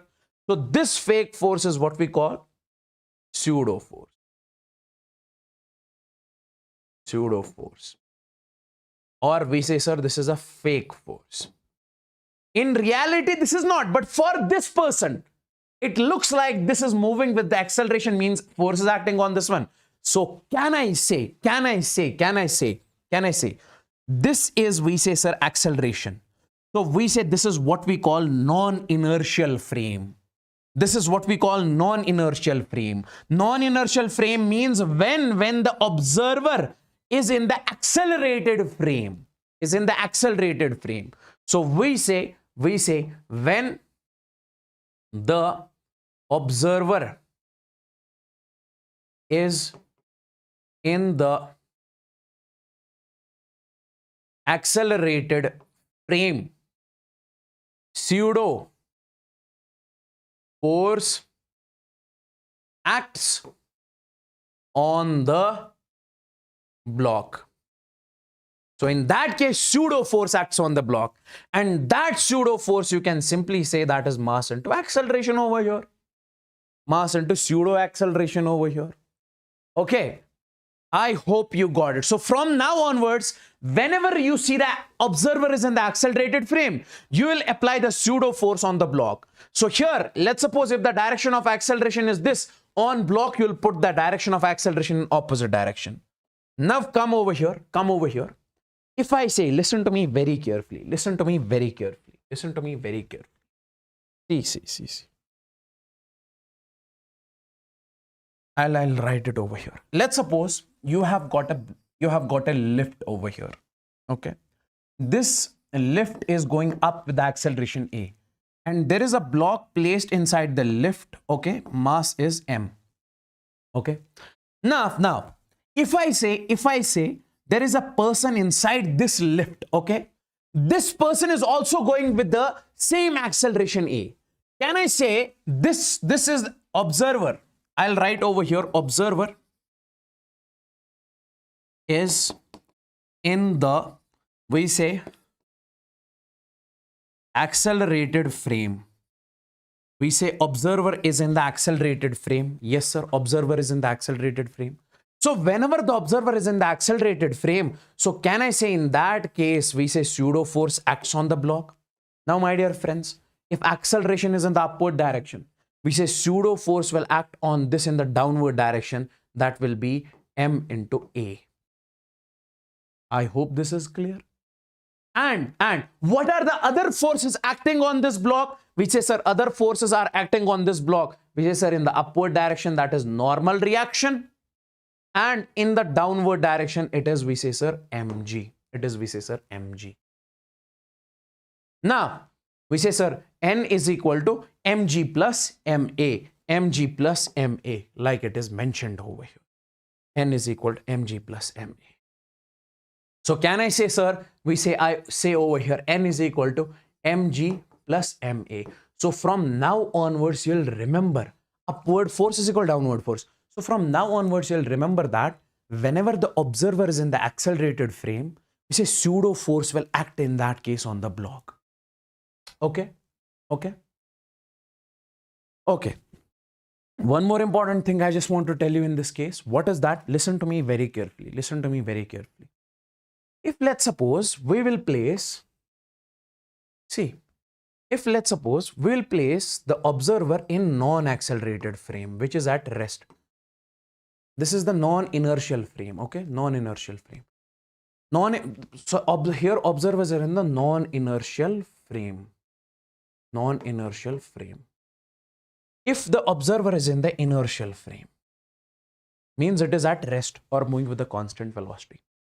If I say there is a box inside this, we say, sir, its mass is m and it is going up with the acceleration a. Now I am asking this person, can you apply the Newton's second law on this block? You say, yes, I can apply the Newton's second law in this case. He'll say, sir, on this block in the upward direction, normal force is acting, in the downward direction, mg is acting. So can I say in this case, sir, net force is equal to mass times of acceleration? Yes. So net force will be how much? See, that is n minus upward force minus downward force, that is net force. N minus mg is equal to m into a. So can I say in this case also normal reaction is mg plus ma? Here also, if you place the observer in the accelerated frame and apply the pseudo force, you see normal reaction is exactly equal to this one. If you place the observer in the accelerated frame, okay, in the non-inertial frame, in that case, when you apply pseudo force, then only normal reaction will be this. Otherwise it is wrong. Otherwise it is wrong. So here also after applying the Newton's second law. Okay. Is this clear? Is this clear? So directly we'll remember from now onwards, we say whenever you have an object, if the observer is in the accelerated frame, we say pseudo force will act like over here, Find the pseudo force on the block. You have got a block over here. Can I say in this case, this car is moving with the acceleration 3 meters per second square. So this observer is inside the accelerated frame. We say on the block, pseudo force will act opposite to the acceleration. Yes. So this pseudo force will be mass into acceleration. Mass is how much? That is 5 into 3. That is 15 Newton. As simple as that. Let's suppose you have got this. This is the block over here. Okay. This is the acceleration over here. On the block, this will be the pseudo force. This will be the pseudo force.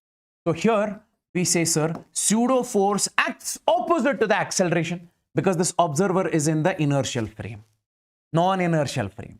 That is m into a. So that is m is 5 into acceleration is 4. That is 20 Newton. Okay. What if I give you the question something like this? That is, if you have got a lift, something like this elevator, and inside this elevator, if you place a mass m, and you have got this person over here, this is accelerating in the downward direction. Find normal reaction. Find normal reaction in this particular case. Can you tell me what is the value of normal reaction in this case? Guys, see, if acceleration is downwards, we say pseudo force on the block will act in the opposite direction. Okay, that is Fs. And what is that Fs will be? M into A. This is the pseudo force. Just apply the pseudo force opposite to the direction of acceleration if the person is in the non-inertial frame. Okay, and in the downward direction, mg is acting. In the upward direction, we say normal force is acting. Now tell me, can I say we can write over here n plus ma, upward force is equal to downward force is equal to, we say, sir, mg. N is equal to mg minus ma. So this is the value of normal force in this case. Is this clear? Is this clear? Let me know in the chats. Let me know in the chats. Is this clear?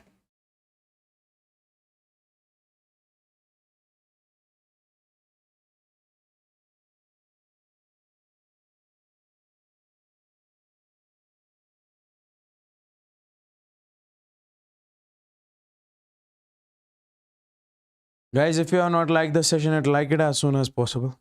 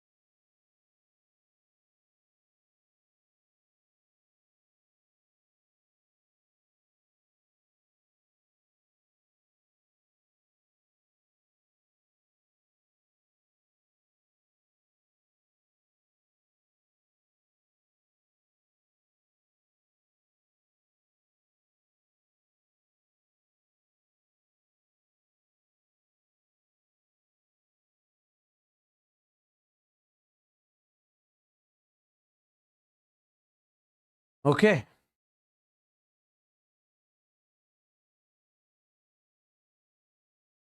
Friction. So let's start this chapter over here. Friction. We say it is a contact force acts parallel to the contact surface. It is a contact force acts parallel to the contact surface. It always opposes the relative motion or tendency of relative motion Okay. Now, my dear friends, we have got over here a block. Listen to me very carefully. Okay. And if we pull this block with a force F, okay, don't you think that, sir, if we apply, let's suppose, little bit of force over here on the block is not able to move in the forward direction. Sir, why?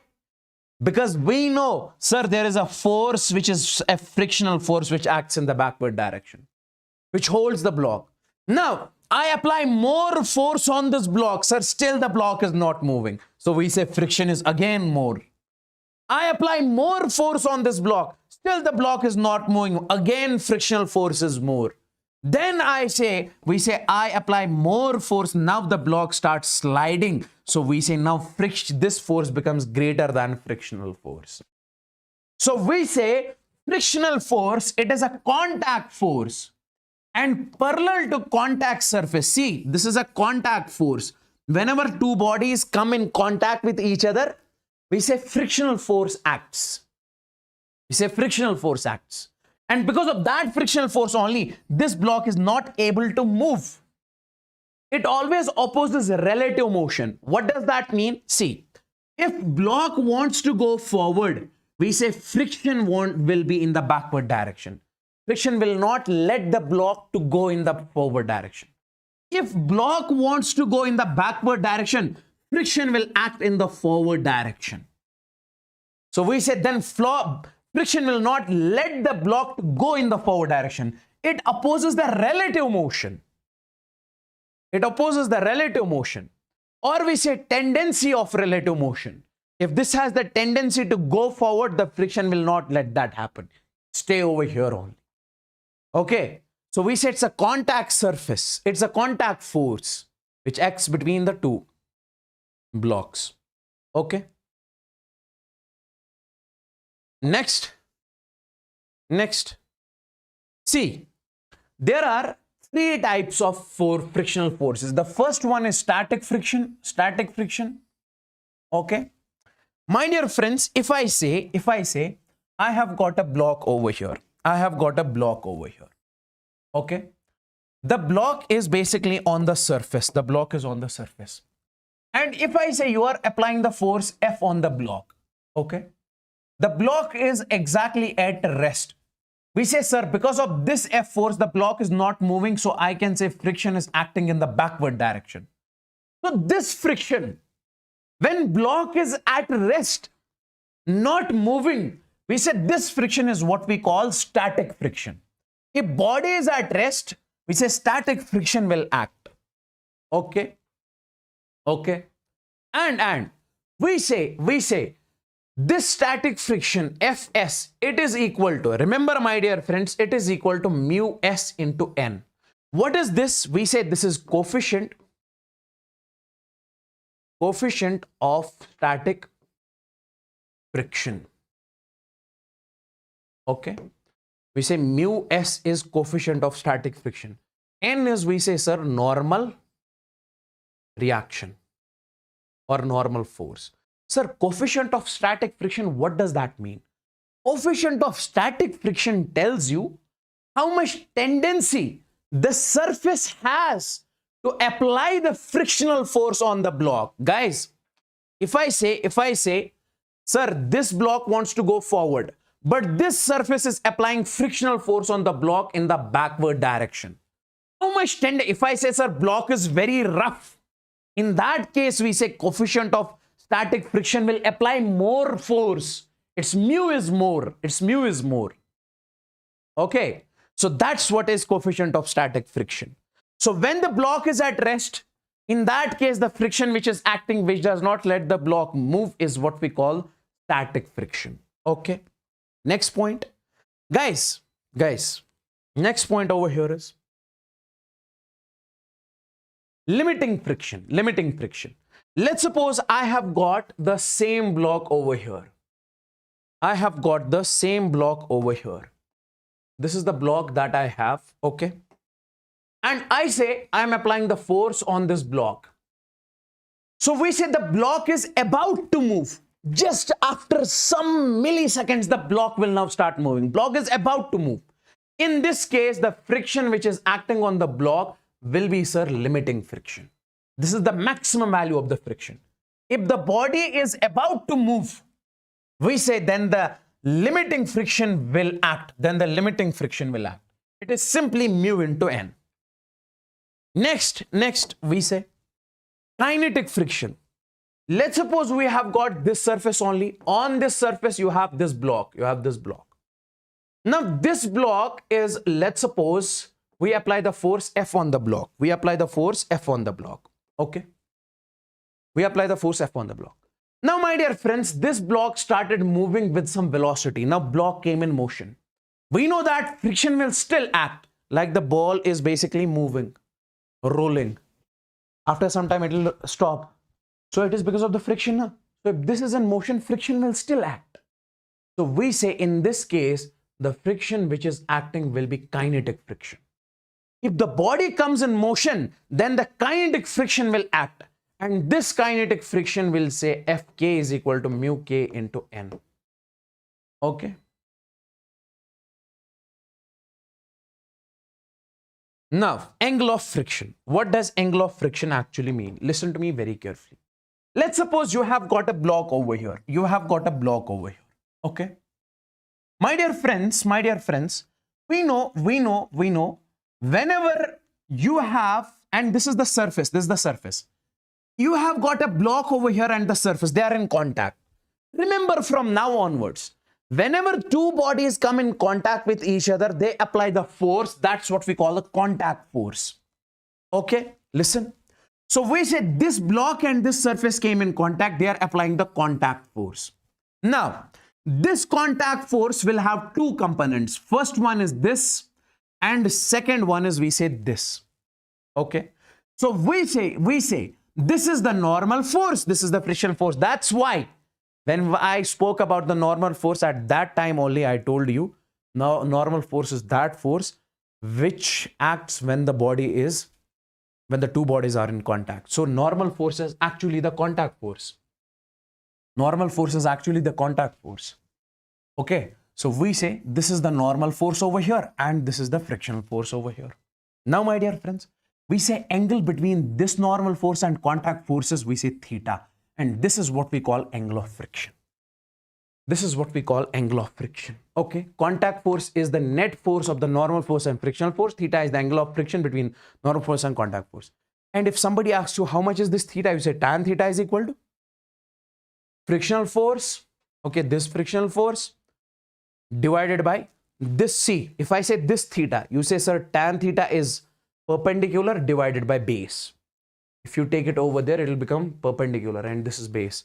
So perpendicular is friction, normal force is base. And then you have F is equal to mu into n divided by n. This and this will cancel. So tan theta, from this I can write over here. Tan theta is equal to mu. So theta, you can say tan inverse of mu. So theta is the tan inverse of mu. This is what we call the angle of friction.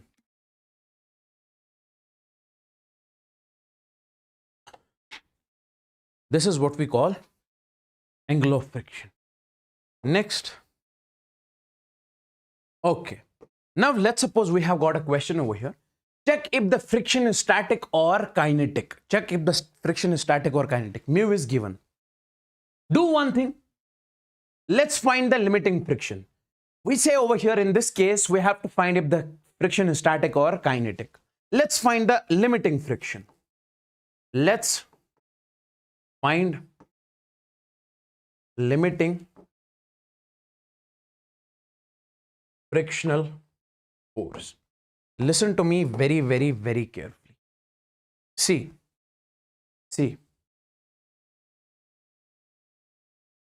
We say, sir, this you have got over here, that is 10 kgs. I say when it comes to the limiting friction, that is mu into n. I can write this is mu into mg, because when it comes to n, normal force is in the upward direction, and in the downward direction, we say, sir, it is mg. So I can say, sir, this limiting force will be mu. What is the value of mu? That is 0.7 into mass of this is 10 into acceleration due to gravity is 10. Okay. So F limiting in this case will be 70 Newton. Okay. That is 70 Newton. Now tell me one thing, my dear friends. Remember always, this force acting in the forward direction is 40 Newton. But the value of limiting friction, that is the maximum friction. Always remember, limiting friction is the maximum frictional force. So limiting frictional force, the block, when the block is about to move, is coming out to be 70 Newton. Sir, will the block move or block will remain at rest? Forward force is only 40, friction is 70. So block is at rest. Block is at rest. Okay. So we say in this case, if block is at rest, static friction will act. Static friction acts. Now, my dear friends, if static friction acts, listen to me very carefully. In case of static friction, we say, sir, applied force is equal to static frictional force, that is equal to 40 Newton only. Sir, please explain this. I'll explain. Let's suppose if you have got a block over here. Okay. If I say limiting friction is 100 Newtons, means when you apply the force of 101 Newton, then block will start moving. This is the meaning of limiting friction. If I say you are applying, sir, 10 Newton, we say in this case, frictional force will act, but which one? Static one. So we say this will also be 10 Newton. If you apply 10, this will apply 10. Now, if I say you have got a block over here, you are applying 50 Newtons. We say, sir, in this case also, static friction is also 50 Newtons. Static friction is variable friction. Depends how much applied force you are applying. If you are applying, let's suppose 70 Newton. Okay. We say frictional force in this case will be also 70 Newton. It is an adjusting, self-adjusting force. Up to what? Up to 100 Newton. Once you apply 101, the block will start moving. Next, you have got this block over here. We say force in this direction is 50 Newton. Okay. You guys are supposed to tell me find the frictional force. Okay. And this block is moving with 8 meters per second. Guys, see, if this is 50, can I say this is 50 cos of 37 degrees? And this component will be 50 sine of 37 degrees. Yes, sir. And in the downward direction, it is mg. And in the upward direction, it is also n. These are the forces which are acting on the block, which I can say as of now. Okay. Now, guys, if these are the forces acting on the block, listen to me very carefully. If these are the forces which are acting on the block over here. Okay. Can you tell me what is the value of normal force? You say, sir, n plus upward force is equal to n plus 50 sine of 37 is equal downward force, that is 50 Newton. Why? Because m into g, 5 into 10 is 50. So I can say, sir, sine 37, how to find the value of sine 37? Take this triangle. This is a 37 degree triangle. Remember, sir, this side is 3, this is 4, and this is 5. So if I say sine of 37 in this case, sine 37 is perpendicular upon, some people have perpendicular upon hypotenuse, that is 3 by 5. So sine 37 is 3 by 5. So I'll write n plus 50 into 3 divided by 5 is equal to 50. 5 ones are 5 tens are 30. So normal reaction will be 50 minus 30 is, we say, sir, 20 Newton.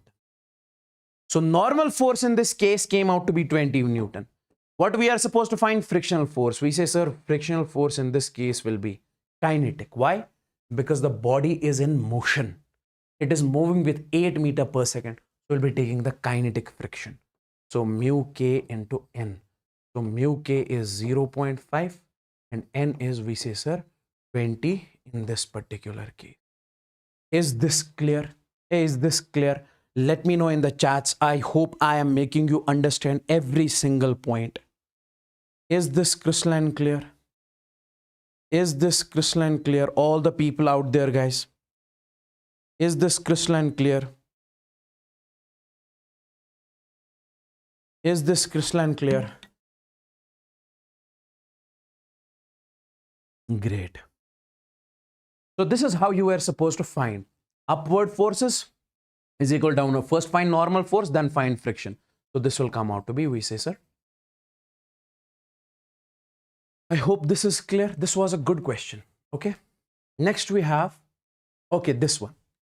Can you tell me what is the value of friction in this particular case? What is the value of frictional force in this particular case? See, I will tell you.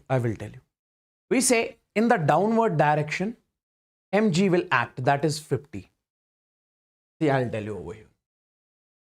Guys, if this is 37, can I say this will be 50 cos of 37 and this will be 50 sine of 37? Yes, sir. 50 cos of 37, 50 sine of 37.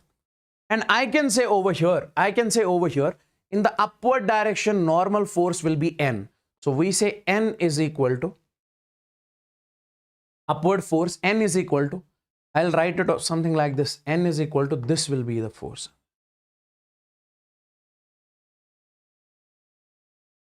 See, this is 50. This will be 50 cos of 37 degrees. So I can say N is equal to, is there any other force acting? We say, sir, 50 cos of 37 degrees. So what is the value of cos 37? From this triangle, you can find cos of 37 is curly black here, base upon hypotenuse, that is 4 by 5. Now put it over here. So normal force in this case will be 50 into 4 by 5. 5 ones are 5 tens are. So 10 is 4 is 40. N is equal to 40 Newton. Normal reaction in this case is 40 Newton. Okay. Normal reaction in this case is 40 Newton. Now tell me, sir, the body is in motion. So kinetic friction will act. That is mu k into N. What is the value of mu k? That is 0.4. And what is the value of N in this case? That is 40 over here. Is this correct? Is this correct? Okay. Is this correct, everybody? Yes, 16 Newton is the correct answer. Yes. So we say this is 16.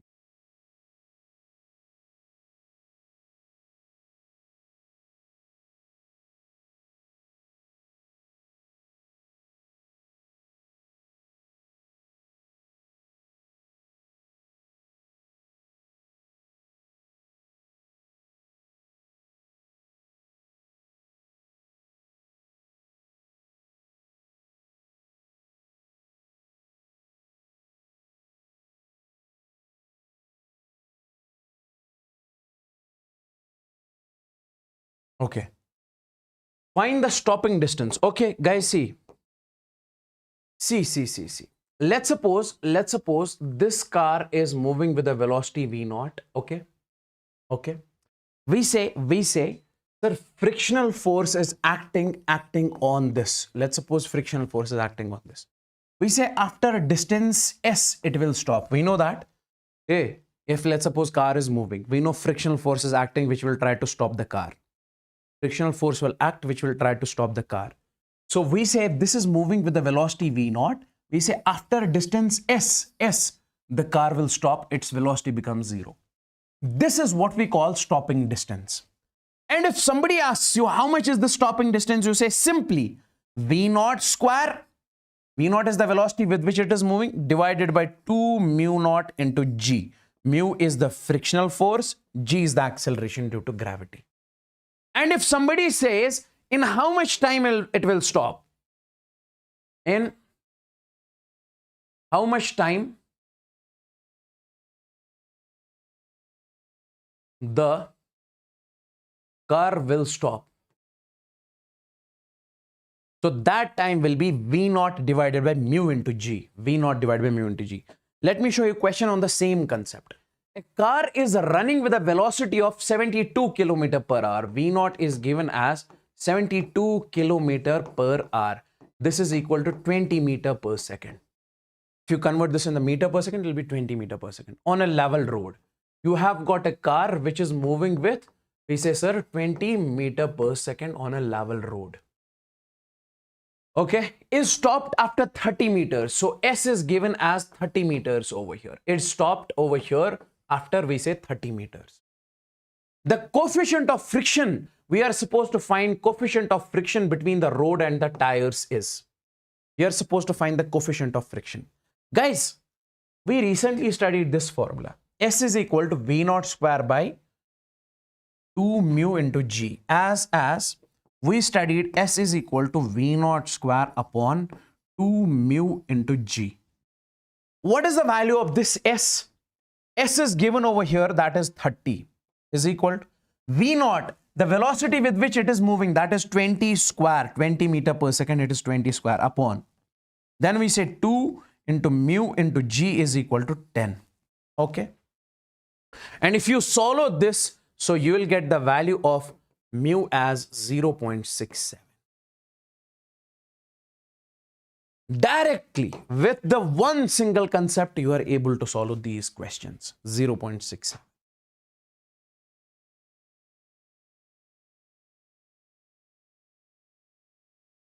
Find the minimum horizontal force to move the object. Guys, we say, if you have got an object over here, I want you guys, this object should move. What will you do? If I say, sir, in this case, limiting friction is 100 Newton. I say you will have to apply the force of 100 Newton in this case. Then the block is about to move. Same. So we say if frictional force we know, sir, in this case is mu into N. If we say this force you are applying exactly equal to the frictional force, then we say the block will move. Simple case. Already discussed. We say F is equal to mu into mg. Block will move in that case if you apply the block. So next concept. We say, sir, pulling force. It is important. Pulling force. It is important. See what is mentioned over here. How much amount of force should we apply so that the body starts moving? Guys, here also the concept is same, but here the force is horizontal. Here the force is horizontal, parallel to x-axis, parallel to surface. But in this case, if you apply the force at some angle theta, and if somebody asks you how much force, minimum force we need to apply so that the block starts moving, in this case, you will write this force. That is mu s m into g divided by cos of theta plus mu s sine of theta. Mu s m into g cos of theta plus mu s sine of theta. What is theta? Theta is this angle at which you are applying the force. What is mu s? Mu s is the coefficient of static friction between the surface and this one. M is the mass of the block. G is the acceleration due to gravity. I hope this is crystal and clear. I hope this is crystal and clear. Like you have got a question over here. On the same concept, find the minimum value of force so that the block starts moving. You guys are supposed to find the minimum value of force so that the block starts moving in this particular case. Okay. Okay. Okay, one thing. Okay, yes. This is also added to that. Okay, if theta is the angle, see guys, if I say theta is the angle which I already told you, and tell me how much is the minimum amount of force you need to apply on the block so that it moves. This is the force. If theta is the angle, you will be using this formula. Now the question is, if I say theta angle is not given, if I say theta is not given, then to find the minimum pulling force in that case, you will have to use this formula. Use this formula to find the minimum pulling force. Mu s into mg under root of 1 minus mu s whole square. Mu s whole square. And tan theta in this case, you can find tan theta is equal to mu into s. Mu s. Tan theta is equal to mu s. I hope this is clear. If theta is not given, you can find the theta by using this formula. And minimum force by using this formula. Let's see in the question. See, first of all, I say over here, sir, Theta is not given. It is asking find the value of theta also. Can I say, sir, tan of theta in this case will be mu s? So what is the value of mu s in this case? 3 by 4. So we say tan theta is 3 by 4. So theta in this case will be 37 degree. When is the value of tan theta as 3 by 4? When theta is 37 degrees. So we got theta 37. And minimum force also you can find in this case, sir. F minimum, you can use which formula? You know theta now. You can use this formula also. And you can use this formula also. So we write mu s into mg, mu s into mg upon, we say under root of, 1 minus, we say 1 minus mu s square, 1 minus mu s square. Okay, just you have to put the values and you need to get the answer in this particular case. Okay, okay, like you say, what is the value of mu s? So that is 3 divided by 4. Okay, and then we say mass, that is 10 into 10 is 100, 10 into 10 is 100, g acceleration due to gravity is 10, divided by under root of 1 minus mu s is 3 by 4, that is whole square, that is 9 by 16. Okay, talk to this person. Hello, people. Hello. What's up? How are you all doing? Hello. What's up? Are you guys alive? I believe it's more than like 6 hours already. Yes. Are you people alive? Show some Josh in the chats first of all. Yes. Still alive. That's great. So how many chapters are done till now? 5. 5 are done. Huh? 3 more. 3 more. You're gone, but no. Beast mode on. So what's up, guys? Oh, 6th one is going on. So how many more chapters? 2 almost. 2. So you'll be done in like 2 hours. By 10. By 10 o'clock. Okay, big chapters. Angle of repose. Perfect. Yes, his physical chemistry notes are already uploaded on Telegram.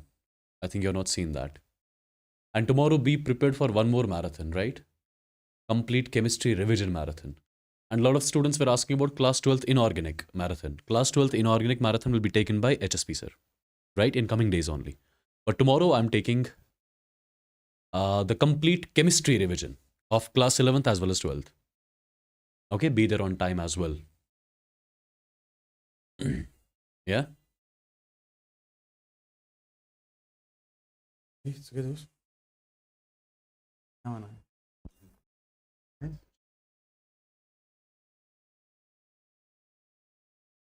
Yes, it's going to be full chemistry. Full chemistry tomorrow, guys. Huh? Chill. Yeah. Hello, you guys carry on. It's a You guys carry on.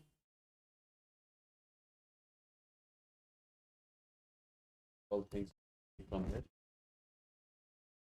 बस बाकी steady. Okay. चलो. نون شاي البنانة ما وين زين؟ بس أخر.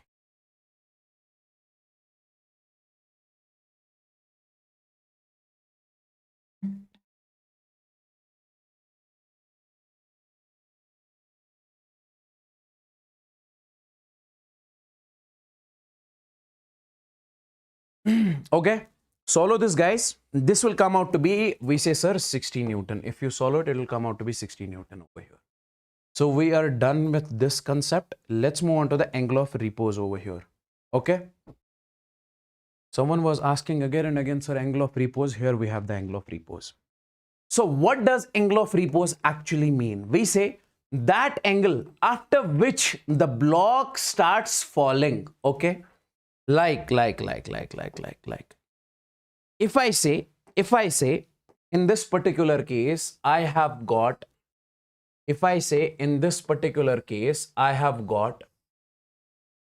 a block over here. I say this block is at angle theta. So the block is resting over here. The block is not falling at all. The block is not falling at all. Okay. Now, let me finish this chapter. After this chapter, I'll take the break. I'll give you the break. Okay, after this chapter. Friction, there is few slides only left. So we say if you keep on increasing the angle theta, okay, so we say at some angle, this block will start falling down. This block will start falling down. Okay, at some angle, we say this block will actually start falling down. Okay, like, sir, angle is less, the block is resting. Increase angle. So if you keep on increasing the angle, at some value of theta, the block will start sliding down. So that value of theta is what we call angle of repose. Okay. Now, here you need to understand one thing. What is that? We say if tan of theta is equal to mu s, if tan of theta is equal to mu s, we say this is the angle of repose, means the block is about to slide. So if somebody asks you how much is this angle of repose, we say if tan of theta becomes equal to mu s, then we say in that case block is about to slide. Block is about to slide. Okay, sir, theta, angle of repose, is that angle at which block starts sliding. And if I say tan theta becomes equal to mu s, then we say this block will start sliding over here. Next point is,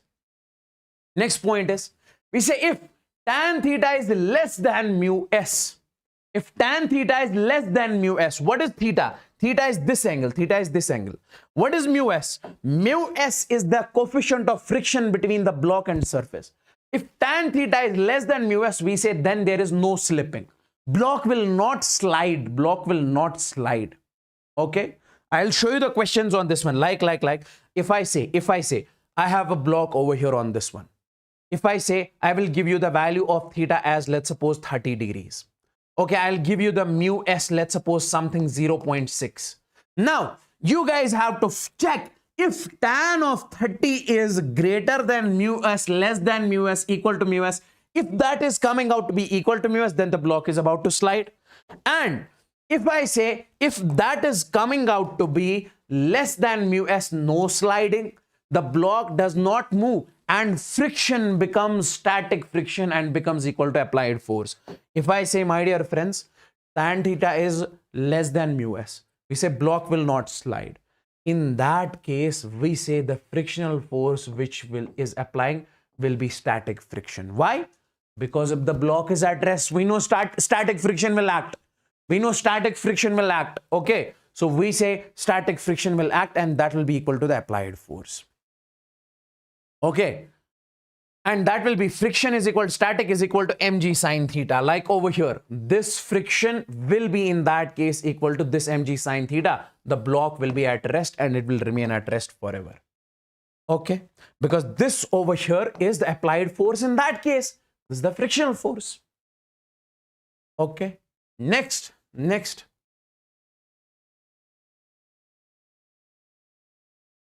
If tan theta is equal to mu is greater than mu s, if tan theta is equal to greater than mu s, we say then block slides, acceleration will come. Remember guys, if tan of theta becomes greater than mu s, in that case we say block will start sliding.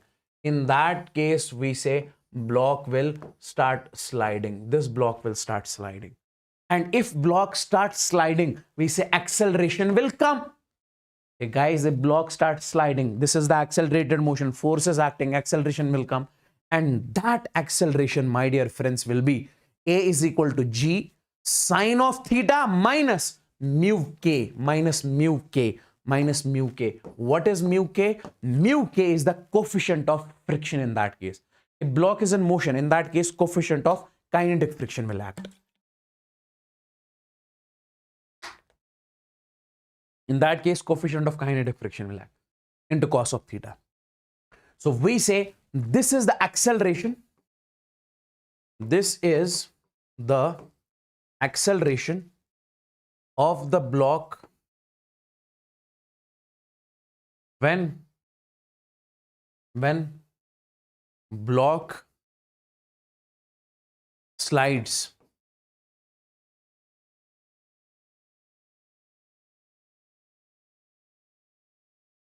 Okay, now this is the question we have got over here on the screen.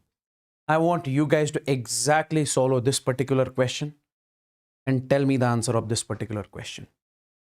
See, the angle of inclination of the plane is 60 degrees. Okay, the coefficient of friction between the 10 kg block and the body is mu, we say, sir, is 0.2. Okay, the acceleration of, see, it is saying that I have got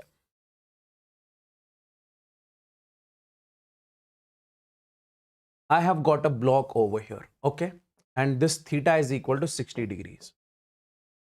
Okay, and in this case, coefficient of friction mu is given as 0.2. The first thing I just want to ask you over here is, sir, if I say tan of theta means tan of 30 degrees, no, sorry, 60 degrees. See, it is in this case greater than, we say, sir, mu. It is greater than, we say, sir, mu. Because tan theta in this case, tan of 60 is, we say, sir, greater than mu. And we have studied the condition when tan theta is greater than mu s. In that case, block slides, and this is the acceleration of that block. So we say this block will slide and acceleration will come. This block will accelerate. So we say, what is the value of that acceleration? I say over here, block accelerates. Okay, and what is the value of that acceleration? G into sine theta minus mu k cos theta. We say that acceleration will be G into sine of theta minus mu cos of theta. Okay. Now, can you put the values in this case? A will be, this is 10. Sine of theta, I'll write sine of 60. Okay, minus mu, that is 0.2. And then cos of theta, this is cos of 60. Okay, so this I'll write over here. This is 10. Sine 60, what is the value of sine 68? Tell me. That is root 3 by 2 minus 0.2 into, what is the value of cos 60? That is 1 by 2. And solve this. How much will be the acceleration in this case? It will come out to be 7.66 meter per second. Yes, 7.66 meter per second. First, you have to check if tan 60 is coming out to be greater than mu. Okay, and over here mu is 0.2. So we say 0.2. So we say in this case block accelerates. This is the acceleration of the block.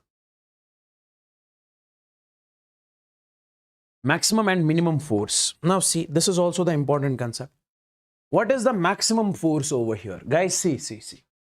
We say if tan theta is greater than mu, then the minimum amount of force you need to apply to stop the block from falling is, see. Guys, we recently studied 3 conditions. If we have got this surface over here, and in this particular case, you have this block. I say, let's suppose mu is given in this particular case, And if I say tan theta came out to be greater than mu, we know, sir, the block will slide.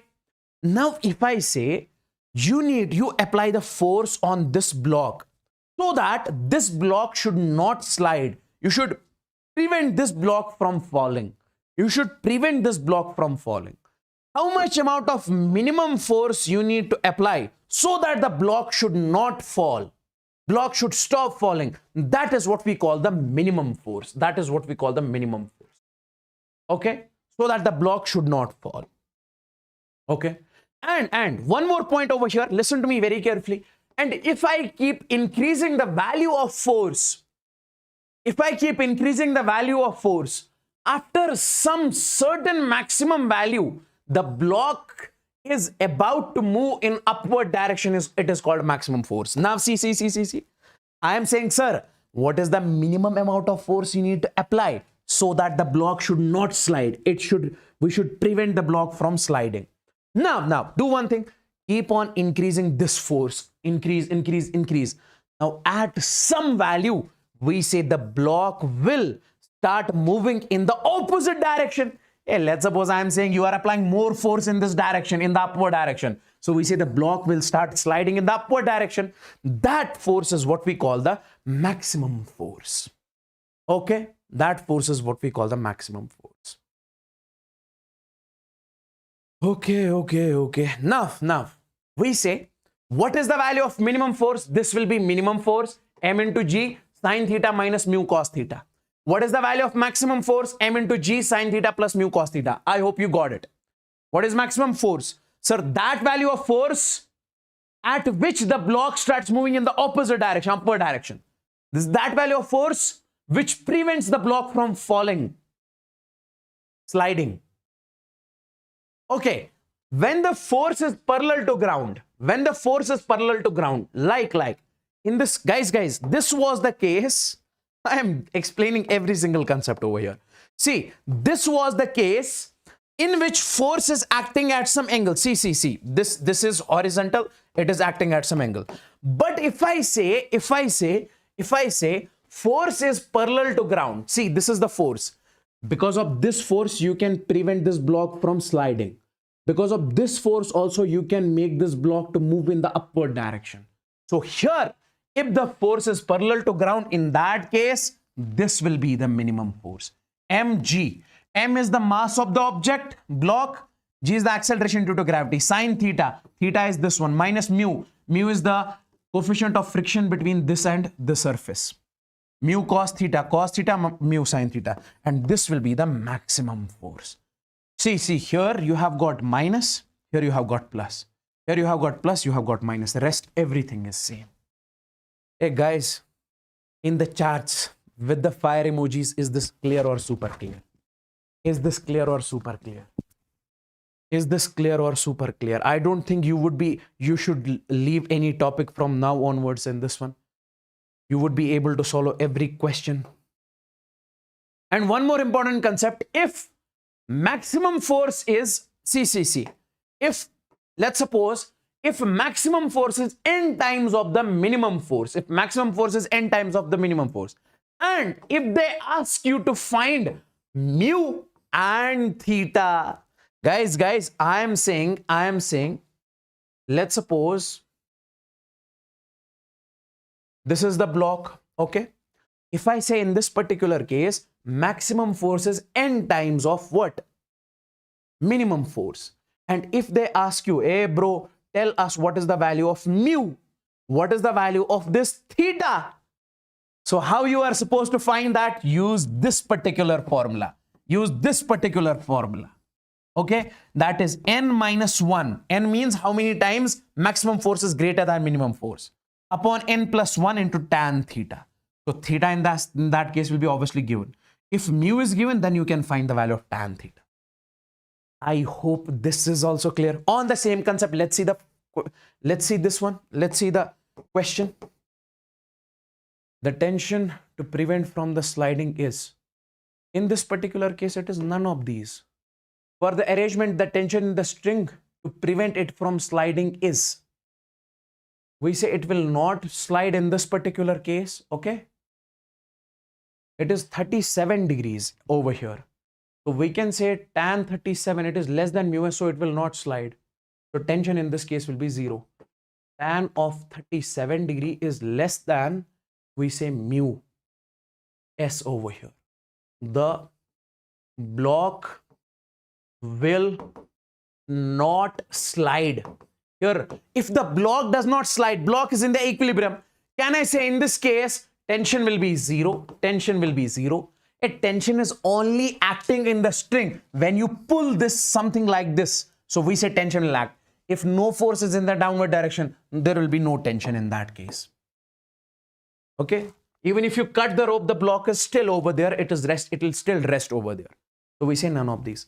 Next, Okay, there was a question. Okay. This one. Okay, cool. Okay. This one. Let's move. Hey, is this clear? Am I confusing you? I think I am confusing you. 110% I am confusing you. Tell me. Am I confusing you?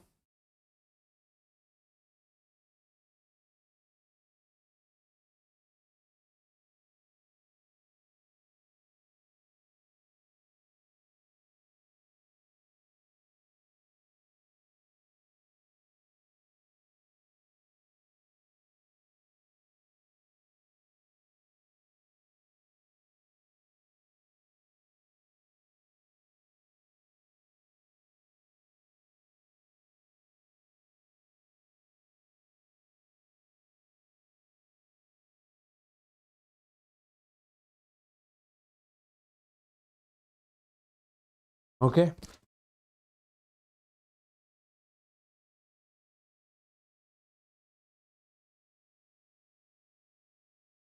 Okay. Let's move. Now see, let's suppose you have got a surface over here. This is a smooth surface, smooth, okay? And then you have got this rough surface over here. A rough and smooth inclined surface. Okay? I say this block, let's suppose start sliding. Okay, this is angle theta, this is also theta. Here also the block starts sliding, falling down. Here also the block starts falling down. See, I say the time taken by the block to go down on the smooth is less than on rough surface. It is obvious. So here, the time taken by the block to fall down will be less because it's a smooth surface. It will move faster. Okay. Now, if time on rough surface, time of falling of block on rough surface is n times the time on smooth surface. If this is n times time on smooth surface, then in that case, we say mu will be, we say n square minus 1 upon n square into tan of theta. Okay. So you can find the value of mu in that case, something like this. N square minus 1 upon n square into tan of theta. Like, see the question over here. See the question over here. See the question over here. If the body slides on a rough inclined plane of angle of inclination, we say, sir, 30 degrees. Okay.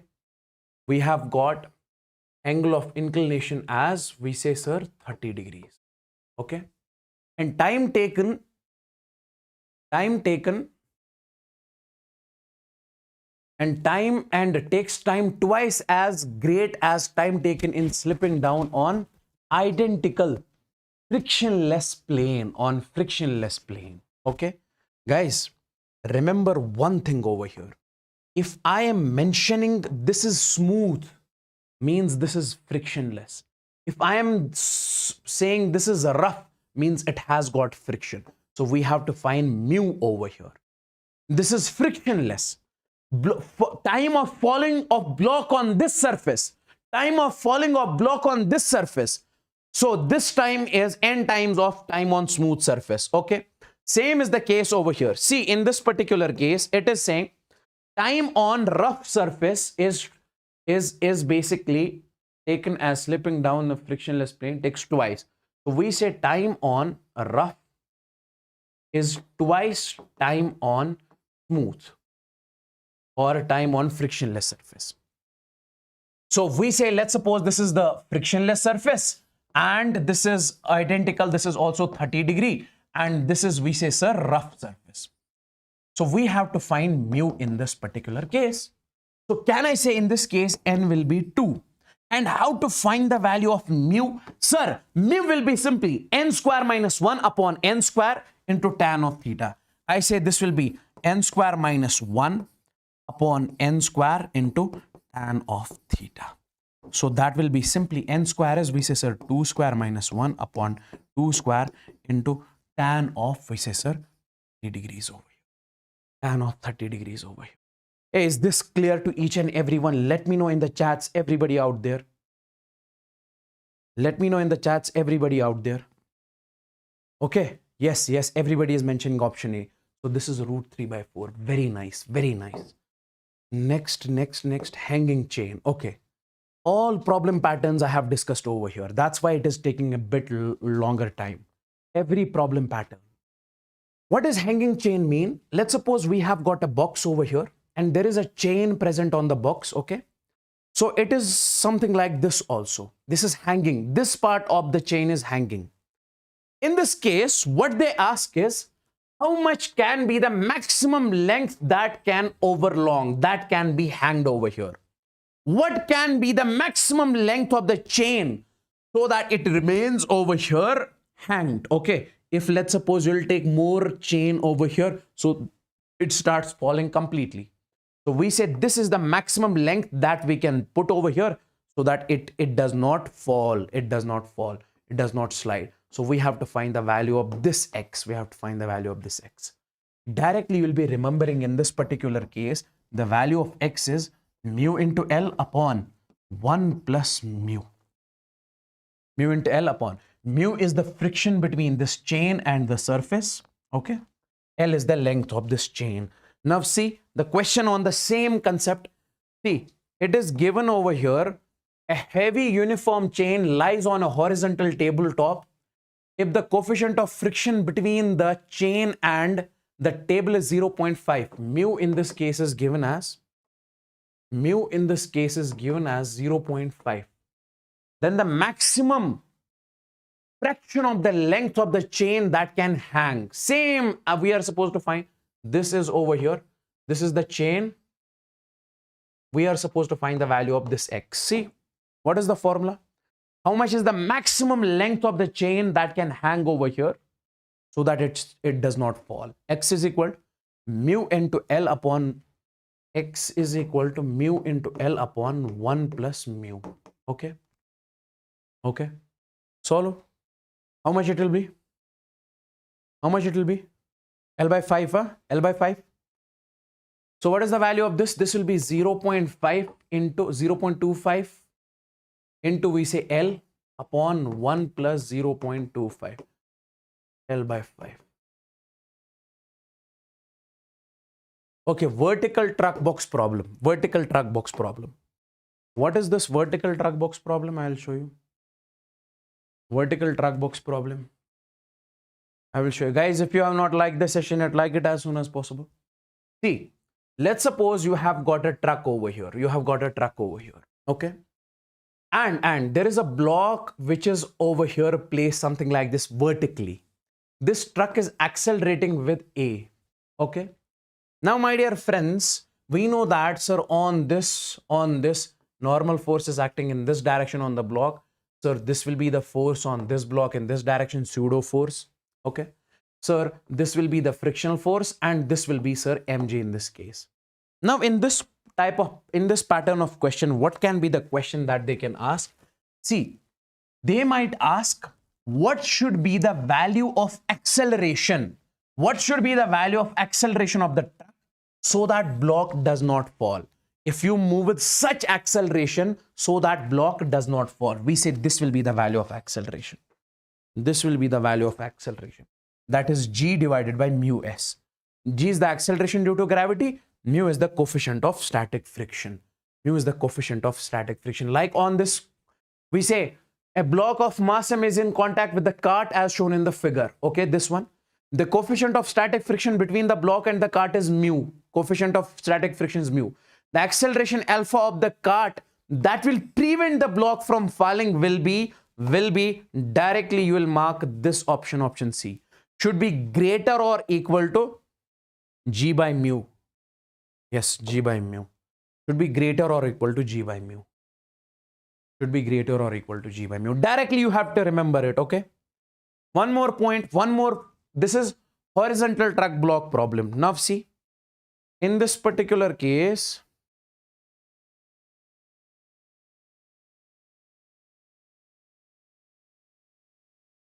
see, if you have, let's suppose, got a truck over here, okay? On this truck, you have placed a block, okay? So the block is placed here. Now, this is the end of the truck, end of the platform, okay, plate, whatever we call it, this. So from the end of this truck, okay, trolley to this, the distance is given as D. Now see, what they might ask you in this particular problem pattern. See. We say because of the acceleration of the truck, guys, because of the acceleration of the truck, we say pseudo force will act on this truck in the opposite direction, okay? Pseudo force will act on the block. I told you, sir, because of the acceleration of the truck, we say pseudo force will act, okay? Which will try to move the block, which will try to push the block in this direction, okay? And if that overcomes the friction, then it will fall. If I say, sir, here, the friction will act in this direction. If this force becomes greater than this frictional force, the block will fall. And if I say how much time it will take in falling, the time it takes in falling is that time will be t is equal to under root of 2d divided by a. 2d divided by a, where a is the acceleration, d is the distance, okay? This will be the time in which the block will fall, As simple as that. Like you have got a question over here. This I am giving you as homework.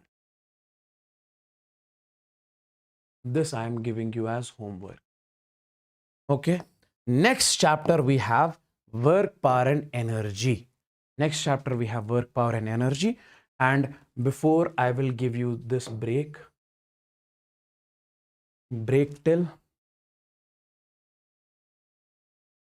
we say 6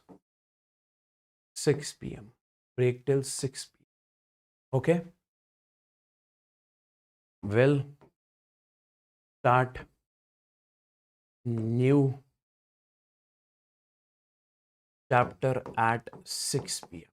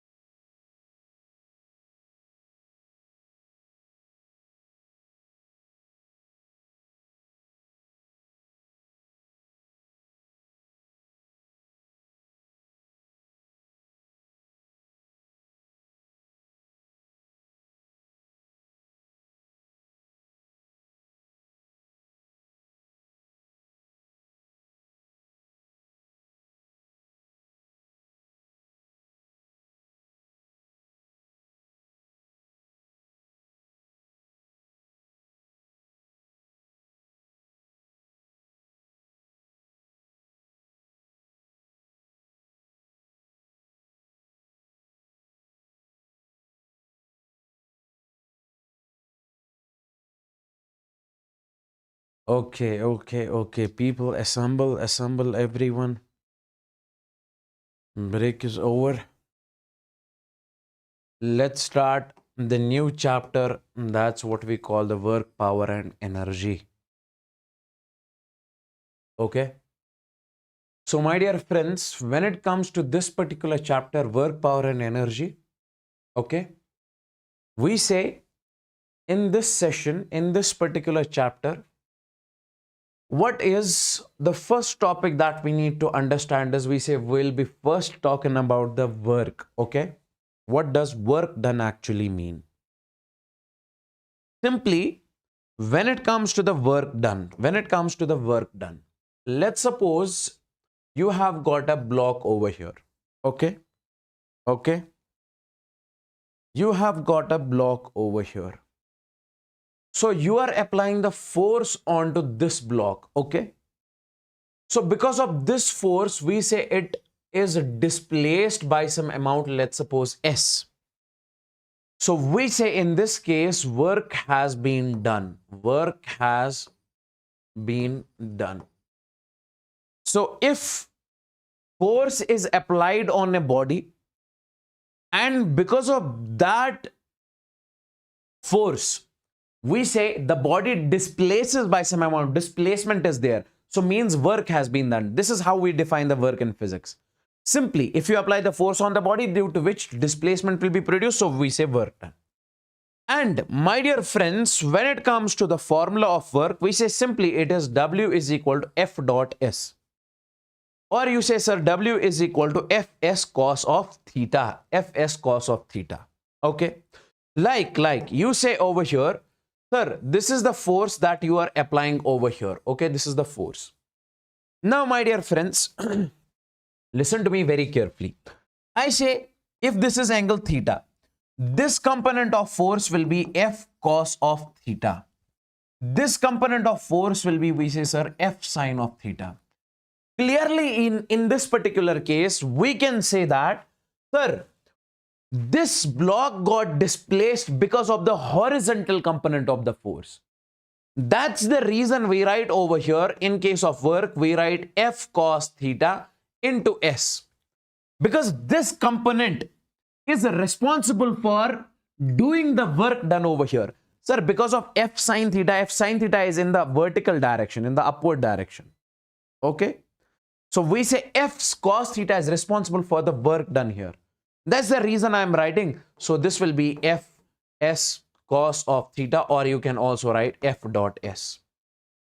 So we say this is how do we write the work done by a constant force. If the force is acting over here constant, it is not changing, it is variable. Okay. Now, my dear friends, listen to me very carefully. If I say, let's suppose theta is equal to 0 degrees, like you have got over here the object. On this object, force is acting in this direction and displacement is in the same direction. We say theta is equal to 0 degrees. Between force and displacement, in this case, work will be Fs cos of 0 degrees, or cos 0 is 1. So that will be F into S. So work done will be positive. Okay. And my dear friends, if theta is equal to 180 degrees, okay, means force is acting opposite to this one. So we say in this case, it is cos 180. So force will be negative minus F. Sir, you will say, please give us the example of this one. I will tell you. I will give you the example. Like we have the question over here. We have the question. So from now onwards, what is work?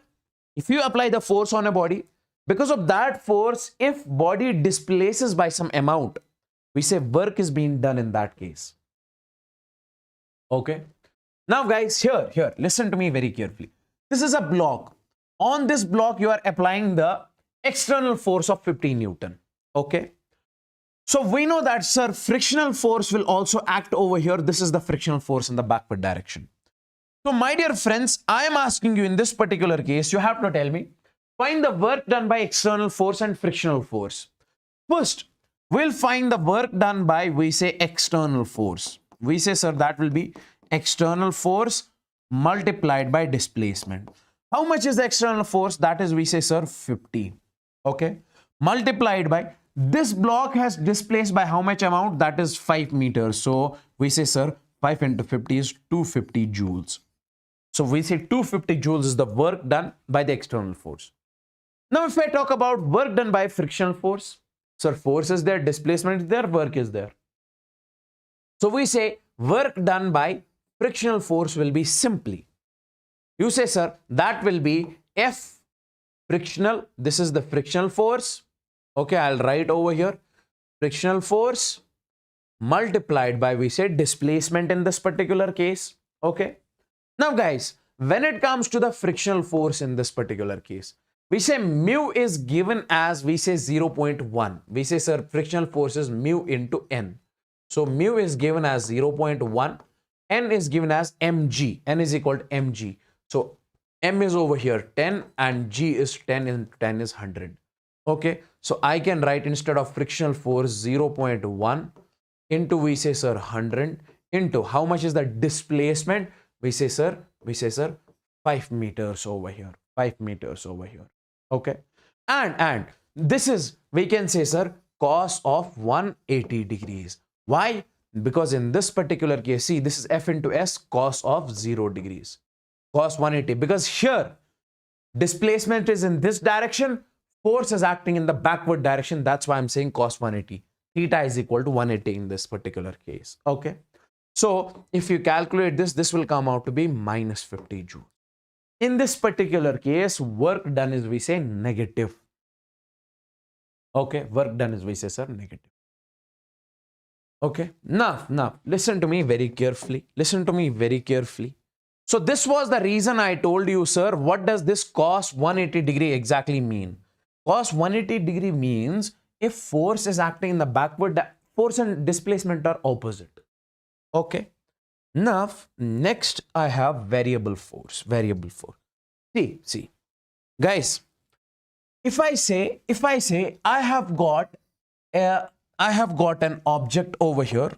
I have got an object over here, and you are applying the force F on it. Okay. Because of this force, we say, sir, it got displaced. Okay. We say, sir, by S displacement, And in this case, we say work has been done. We say work has been done. Okay. Now, guys, if I say, sir, this force is constant, it is not changing. Like over here, it is 10 Newton. When block reached here, 10 Newton, 10 Newton, 10 Newton. We say in this case, we write work done is equal to Fs cos of theta directly. Okay. But once I say force is variable, like you have got over here a block and you are applying the force on it, F is equal to, let's suppose, 4x. Force in this case is variable. Force is changing. In this particular case, you cannot apply this particular formula. What you will be doing is that you will take a small displacement over here, that is dx. You will take a small displacement dx. Guys, from this point A to point B, we say force is changing. Like here, it will be 10 Newton, 15, 30, 40, 50. At any particular instant, we say force will be constant. Yes. So at this instant, if body has displaced by dx amount, can you tell me work done? So we say small work done in this case will be dw is equal to, we say F dx cos of, we say, sir, 0 degrees, cos theta, cos 0. Okay, F is the force acting over here, which will be constant at any particular point. And dx is the displacement because of that force, small displacement of the block. Okay. So now, my dear friends, if I say I have to find the total work done, so I'll integrate dw, and this will be integration of f dx, integration of f dx. Okay. So now this will give us total work done. So this will give us total work done. So we say work done will be integration of f dx. Now, if you want to find the work done from A to B, so you can say, sir, this will be x1 to x2. This will be the work done by variable force. This is how you can find the work done by the variable force. As simple as that. If the force is changing. Okay. Okay. Now, one more important thing. See. I want you guys to focus on this. I will show you over here. I want you guys to focus on this. Let's suppose you are given over here force versus displacement. You are given force versus displacement graph. My dear friends, in this particular case, listen to me. Let's suppose the graph is something like this. I want you guys to find the area under the graph, this area. How you can find this area? Sir, we will take a small strip over here. It is not possible to find directly area. We'll take a small strip over here. That will be dx, okay? And this length of this strip will be, sir, let's suppose this will be f. Okay? Can you find the small area? We say, sir, dA is equal to length into breadth, that is f dx. Okay, to find total area, we say total area. What can we do? Integration of, we say dA is equal to integration of f dx. So this will give us the area is equal to integration of f dx. My dear friends, listen to me very carefully. Integration of f dx is equal to work done. So I can write over here as integration of f dx is equal to work done. Here integration of f dx is equal to area. So I can say, sir, work done is equal to area in case of we say fx graph. So from now onwards, if fx graph is given, force versus displacement graph is given, and if somebody asks you to find the work done, what will you find? You'll find area. As simple as that. Like you have got a question over here. Okay, you have got force versus x graph, force versus d graph. In this case, they ask you to find the work done of a particle during the displacement 12 meters. Okay, so you have to find this area over here, that is area of trapezium. So 13 joule will be answer. Find the area of trapezium over here. Next, this question. Listen to me very carefully. A bucket of mass m tied to a light rope. You have got a bucket over here. Okay, tied to a light rope. This is a light rope over here. This is a bucket of mass m tied to a light rope. Is lowered at a constant acceleration g by 4. Is lowered at a constant acceleration g by 4. We say in this case, acceleration is given as g by 4. Okay. If the bucket is lowered by distance d, so we say if the bucket goes down by distance d, the work done by the rope will be, guys, in the upward direction, we say tension will be acting. In the downward direction, we know, sir, mg will be acting. Tell me one thing. We have got a bucket over here. The rope is connected. In the rope, you have got tension force. Downward direction, you have got mg. And this is the acceleration, okay? It is downward, that is g by 4. And this is d.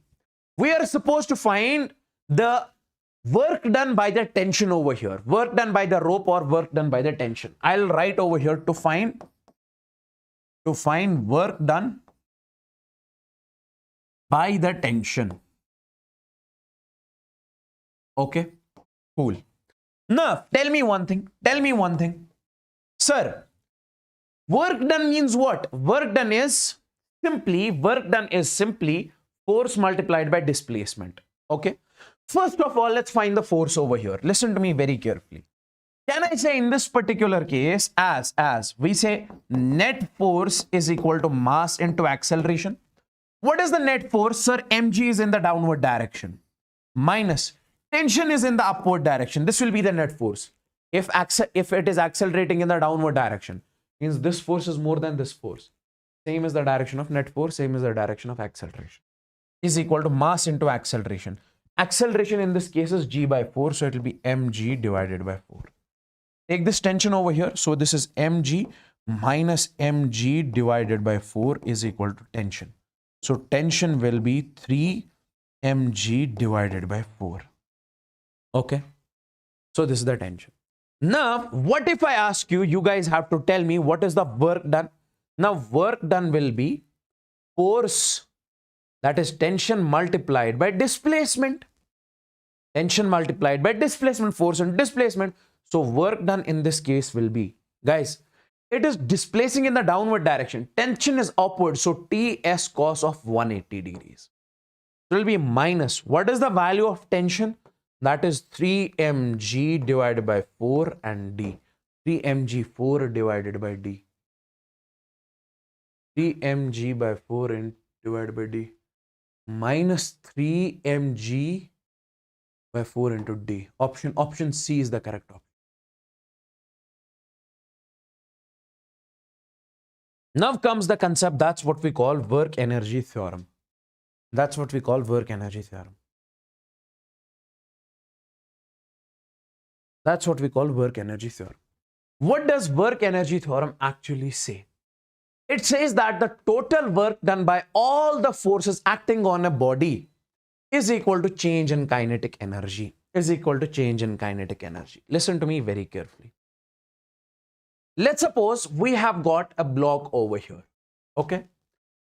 So we say this block is, let's suppose, moving with the velocity v, its mass is m.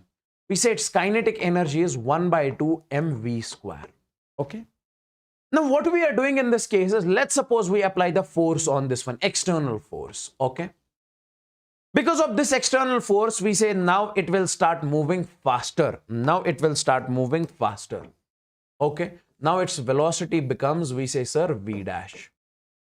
Can I say now its kinetic energy will be, sir, 1 by 2 mv dash square? Yes, sir. This is k initial, this is k final. Now, my dear friends, by applying the external force, we say its kinetic energy has been changed. This is just as we don't have to go in much depth. Just take the feel of this one. That's it. So we say in this case, kinetic energy, initial, kinetic energy, final. So can I say because of the external force, we say work has been done, body has moved by some displacement. So if I am basically doing external work done, because of the external work done, how? By applying the external force. We say kinetic energy has been changed. See, we say delta Ke. Final kinetic energy is this, see, by applying the force means by doing work. Applying force means doing work. Okay, we said kinetic energy initial is 1 by 2 mv square, finally 1 by 2 mv dash square. So kinetic energy has been changed. W external is equal to delta Ke over here.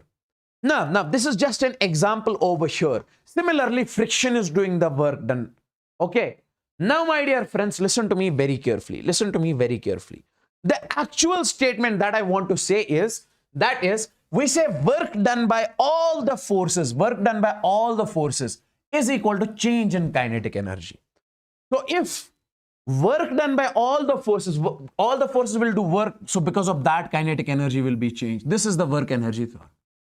And if we talk about its differential form, small work done by all the forces will be small change in kinetic energy. If you change a little bit of kinetic energy, if you do a little bit of work, we say little bit of kinetic energy will be changed. You can write this something like this also. Work done by all the force is equal to 1 by 2 mv square, vf square minus 1 by 2 mvi square. That's what I told you. So work done is equal to delta Ke. Work done is equal to change in kinetic energy. Work done is equal to change in kinetic energy. Okay. Okay. One more point is, if we say work done is positive, what does positive work done mean? Guys, I told you, if let's suppose we have got a block, if you are applying the force in this direction, okay, and displacement is happening in the same direction, we say in this case, work done will be positive. And we know, sir, if this is the force and displacement in the same direction, velocity is increasing. We say, sir, velocity will increase. And if velocity increases, can we say, sir, kinetic energy will also increase? Because kinetic energy is 1 by 2 mv square. Now, if I say it's opposite. Sir, if work done is negative, Okay, like body is moving, like you have got this body. Okay, it is displacing in this direction. Force is acting in the opposite direction. This is the displacement. Can I say in this case, sir, work done is negative? And if this body was moving with a velocity v, guys, if you are applying the force in opposite direction, we say after some time here velocity is v dash and its velocity will decrease. If the body is moving in this direction, you are applying the force in opposite direction, its speed will decrease. After some time it will come to rest. So we say here work done is negative. Why? Because force and displacement are opposite. And here we say velocity is decreasing. And we say kinetic energy is also decreasing. So means what I'm trying to say is that we say if work done is negative, kinetic energy will be decreasing. That's what I'm trying to say. Next is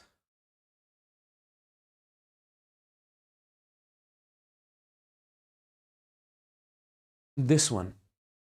Kinetic energy. This is the relation between kinetic energy and momentum. We say kinetic energy is equal to p square divided by 2m.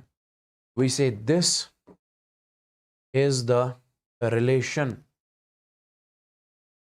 between kinetic energy and momentum. Okay, like you can see it's a derivation. Directly I want you guys to remember this is the relation between kinetic energy and momentum. Kinetic energy is equal to p square divided by 2m.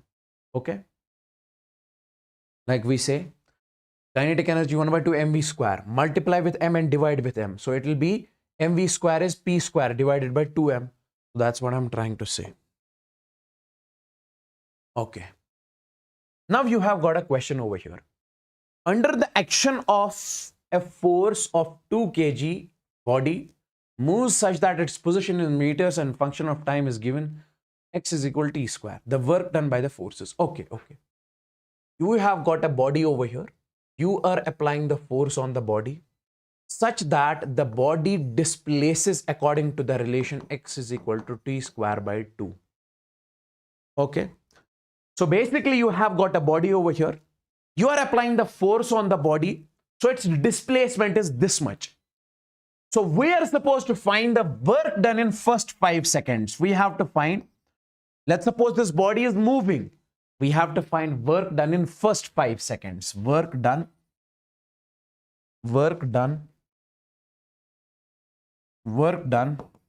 in first 5 seconds. Okay. Yes. Now guys, tell me one thing. Work done in first 5 seconds. Tell me one thing.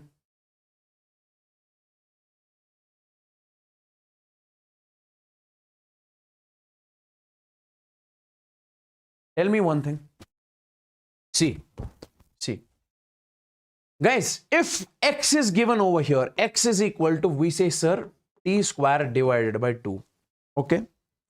Now tell me one thing, guys. If x is given, can we find velocity? We say velocity is equal to dx divided by dt. Okay. So that will be, sir, differentiation of this, that is 2t divided by 2. 2 and 2 will cancel. So velocity will come out to be t. Now tell me, at t is equal to 0 seconds. Let's suppose the body is at t is equal to 0 seconds over here. At t is equal to, we say, 5 seconds, body has reached here. At t is equal to 0 seconds, what is velocity? Velocity is 0. Put t is equal to 0.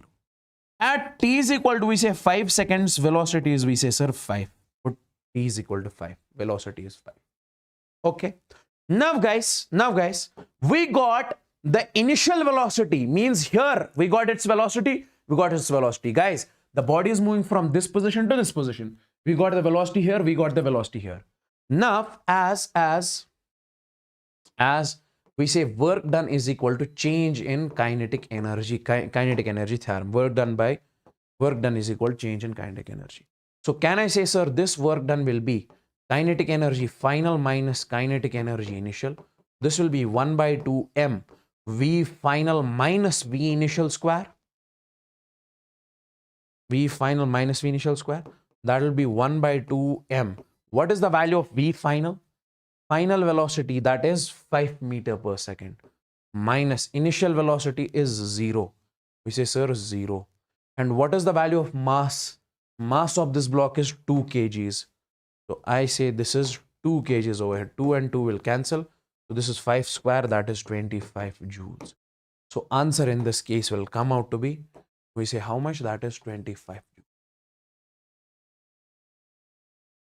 Okay, tell me here, in this particular question, force F acting on an object varies with distance as shown is something like this in the graph.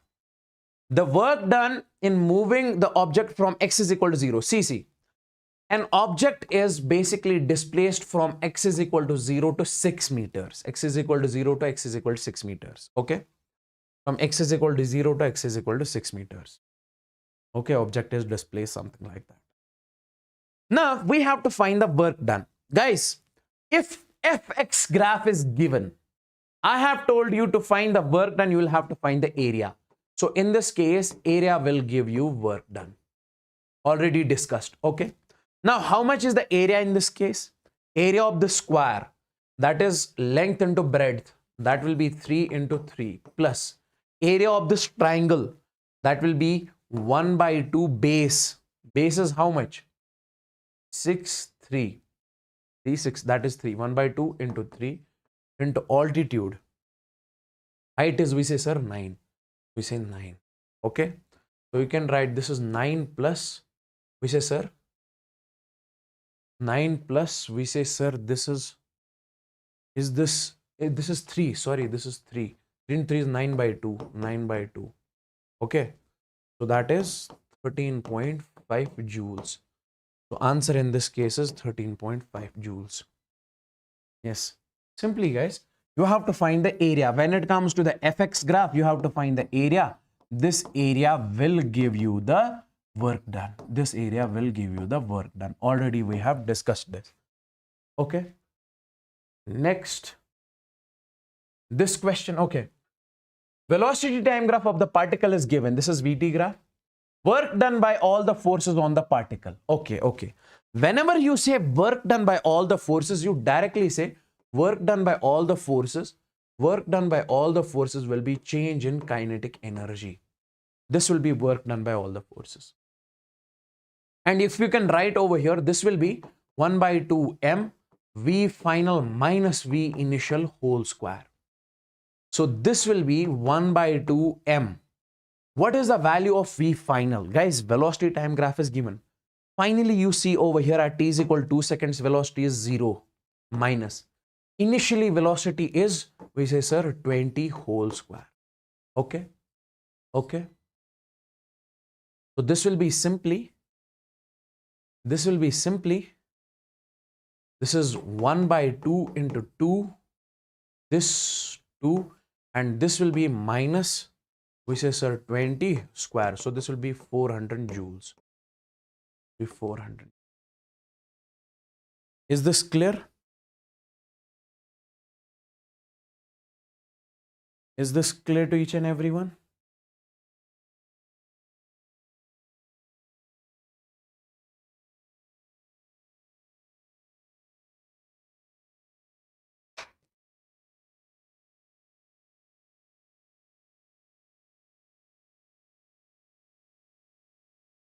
Okay.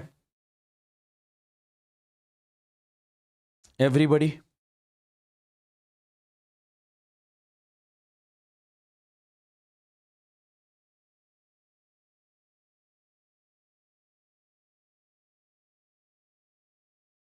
Okay. Yes. Sorry. I made a bigger mistake. This is actually, this is not the whole square. This is v final square minus v initial square. 1 by 2 mv square. Sorry. This will be square. So this is square. So this will be minus 400 joule. So this is the correct option. Okay. Thank you for correcting me. Here also. I made the mistake. Square. Okay, this is square. 25 joule. Anywhere else did I make the same mistake? Okay. Thanks for correcting me. Thanks for correcting me.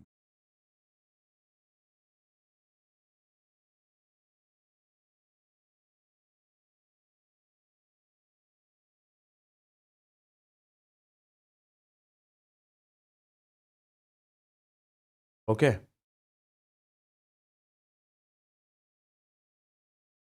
Okay.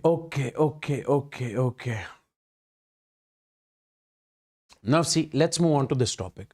Now see, my dear friends. See. When it comes to the conservative forces, what does a conservative force actually mean? We say those forces whose work done in a closed path is zero. Like the example is given as gravitational force, electrostatic force, spring force. See, let's suppose you have got a block over here. Okay. In the downward direction, we say mg is acting. Mg is what? Gravitational force. If I say I'm taking the block from this height to this height, so this is, we say, sir, height h. Okay. And then I'll bring the block back. Okay. You guys are supposed to tell me the work done. See, so work done by gravitational force while going up, we say, sir, Fs cos theta. What is the force over here? We are checking the force. We are checking the work done because of gravitational force. So we say in this case, this force will be mg. This force will be mg. Okay, this is mg. And s. S means this displacement h. This displacement h. Then we say, what is the angle between mg and displacement s? That is, sir, 180 degrees. This is in the upward direction. This is in downward direction. M cos 180. So can I say work done will be minus mgh? When you take the block from surface to height h, we say work done will be minus mgh. Okay. Now take the block back to the surface. So can we say in that case work done on going down will be plus mgh? Why? Because here this is the displacement and force is also in the downward direction. So cos 0 is 1. So work done will be positive. So while going up, work done by gravitation is minus mgh. While going down, work done by gravitation is plus mgh. Can I say in this case net work done will be 0? Net work done will be 0. Okay, so because net work done is what? Minus mgh plus mgh. So it will be 0. So that's what I was trying to say. Those forces whose work done is a closed path is 0. This is what we call closed path. Closed loop in 0. Okay. Then we say work done by conservative force is independent of the path. It does not depend upon the path. It does not depend upon the path. Okay. It does not depend upon the path. Like I have got this mass over here. Okay. This is mass. My dear friends, if you are taking this mass from this point to this height, okay, how much is the work done? mgh. Now. If I am saying you take this path, you take this block in a zigzag path, but at same height h, something like this. How much is the work done in this case? mgh. Force into displacement. Force is mg. Displacement is h. So we say work done by conservative forces does not depend upon the path. Okay. Next.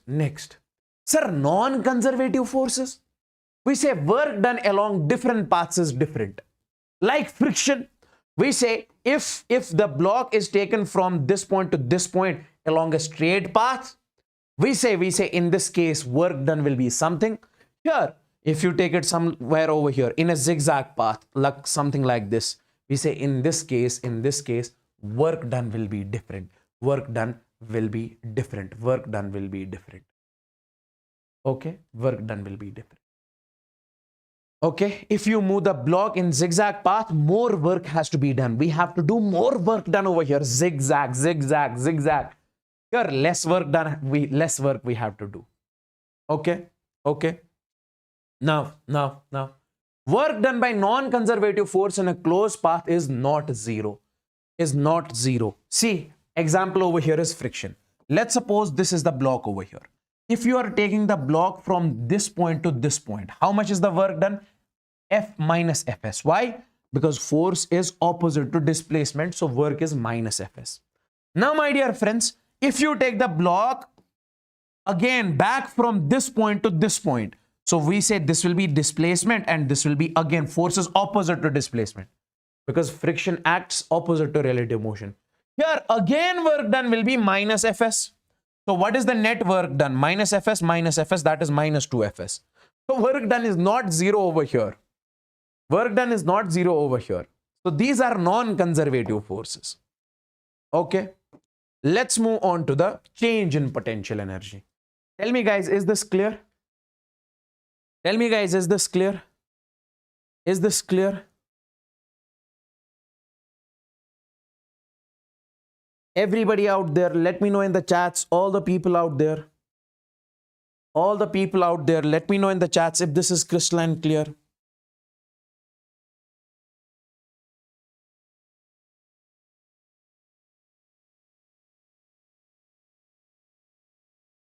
If this is crystalline clear,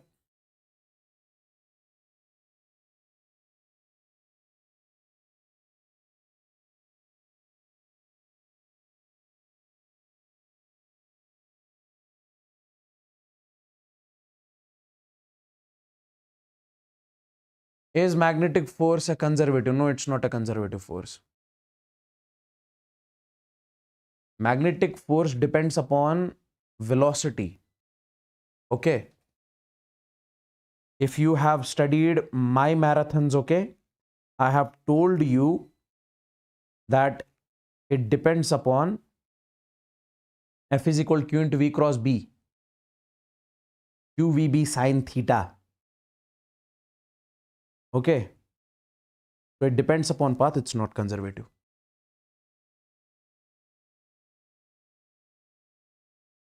Now let's talk about the potential energy. Let's talk about the potential energy. What does potential energy actually mean? Listen to me very carefully. Let's talk about change in potential energy. Okay. See. Let's suppose you have got a block over here. Let me give you the feel. You have got the block over here. Okay. Its mass is, let's suppose, m.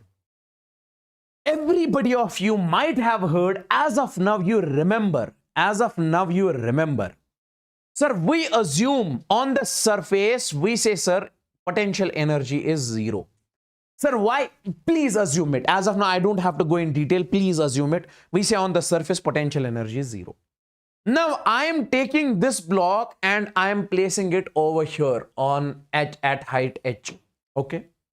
So I'm saying, sir, since you have placed it at height h, what is the potential energy of this block at height h? You say, sir, mgh. Okay. Now, my dear friends, initially at surface, its potential energy is zero. Here it is mgh. Now, can I say, sir, when you lifted the block, okay, when you lifted the block and when you did the work done, because of that work done, its potential energy became mgh. We say, sir, my work done in lifting the block,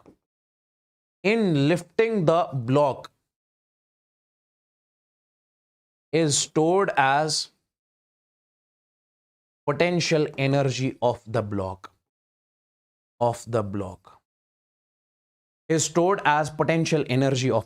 Is stored as potential energy of the block. Okay. So I can also write it, sir, work done by external agent is equal to change in potential energy.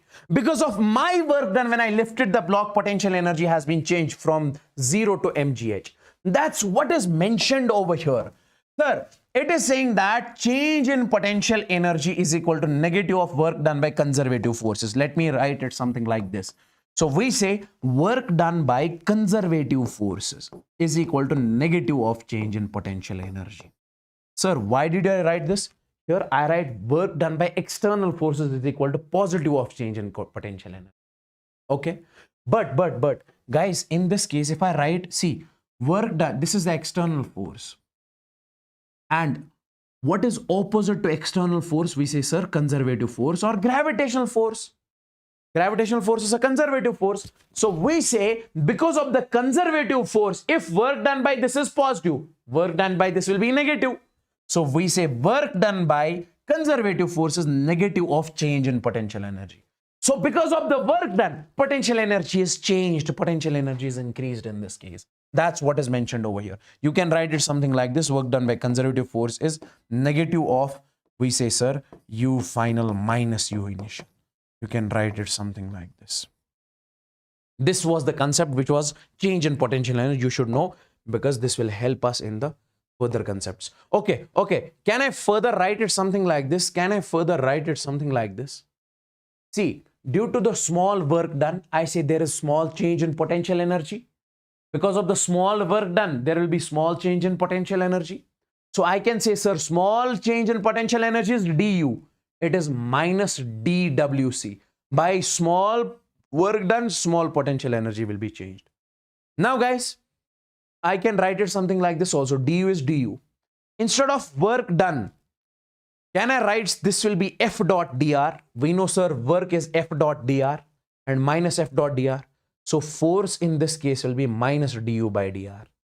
So we say this is the relation between potential energy and force. Means if potential energy is given, you can calculate the force. Okay. If force is given, you can calculate potential energy by this particular formula. Okay. So we say this is the relation between potential energy and force. Now there is one more concept. That's what we call the equilibrium. We say, sir, when the net force on a body is zero, it is said to be in equilibrium. Let's suppose you have got this body. If this force is equal to this force, we say the net force is zero and this is supposed to be in equilibrium. This is what we call the equilibrium. Okay. Next concept over here is, now guys, see, there are three types of equilibrium that we need to study over here. First is stable equilibrium, unstable equilibrium, and then we have neutral. Okay. Now guys, if I say we have got a bowl over here, okay, we say at this place inside this sphere, circle, whatever you say, this is a sphere. We say if the ball is present inside, this is what we call the stable equilibrium. Why? Because if you displace the ball something like this, it will come back to initial position. If you displace it something like this, it will try to regain its original position.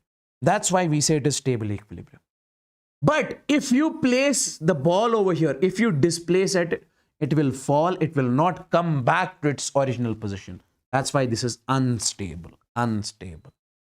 So if you displace it something like this, we say it will fall, but it will not come back. That's why this is unstable. And on this straight, smooth surface, if we place a ball, this is neutral. Okay. Now, my dear friends, listen to me very carefully. If we make the graph between u versus x, listen to me very carefully. Sir, guys, listen to me very carefully. What I am trying to say in this case, let's suppose we are making the graph between force versus, not force versus, we say potential energy versus x. This is the graph. Okay. In this graph, can you find the value of slope? Sir, slope will be perpendicular tan theta, that is perpendicular by base.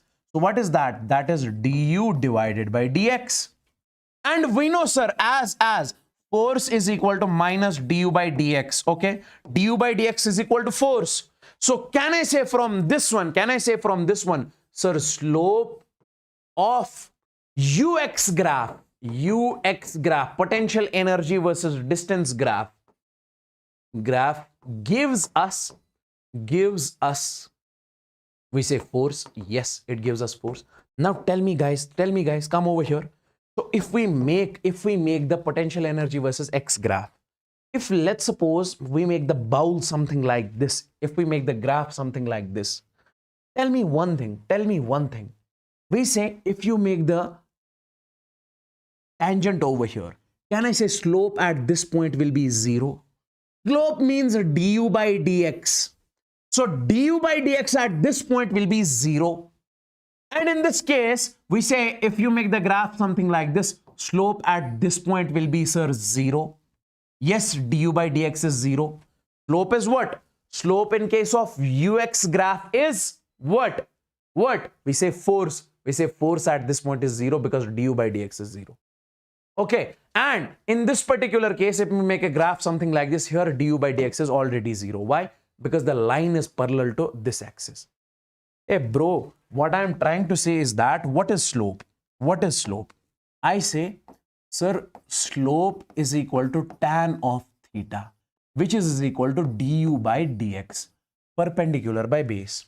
Now, if I, let's suppose, draw a tangent over here. This tangent is making 0 degrees with x-axis. Tan 0 is 0.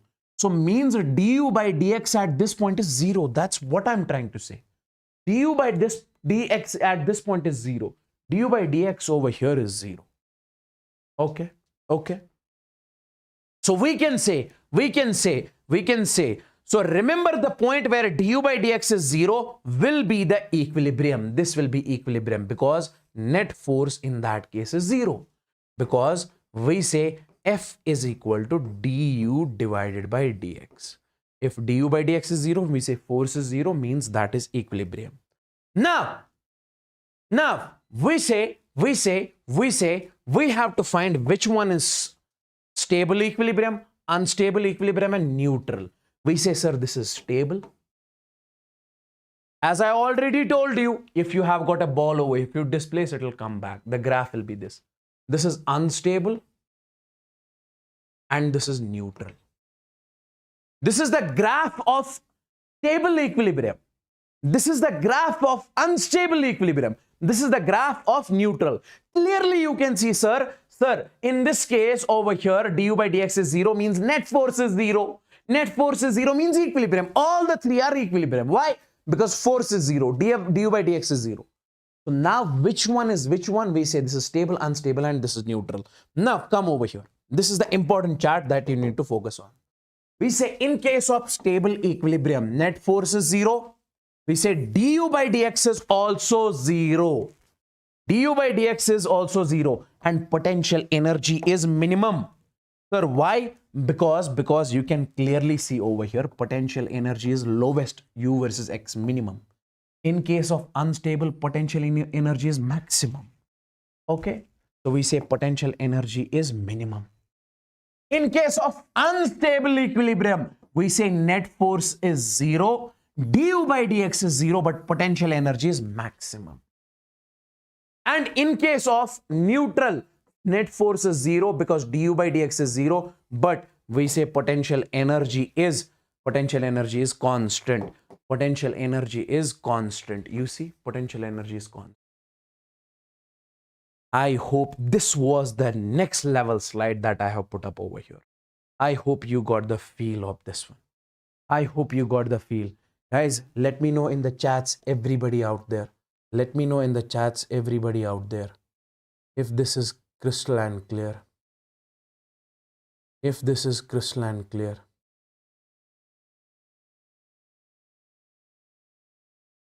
If this is crystalline clear.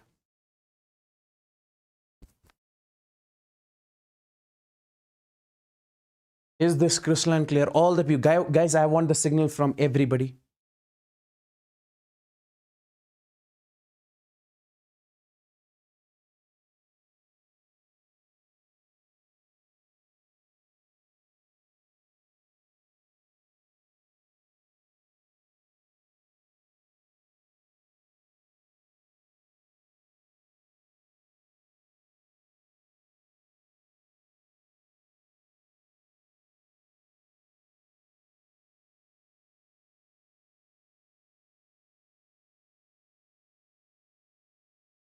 Okay.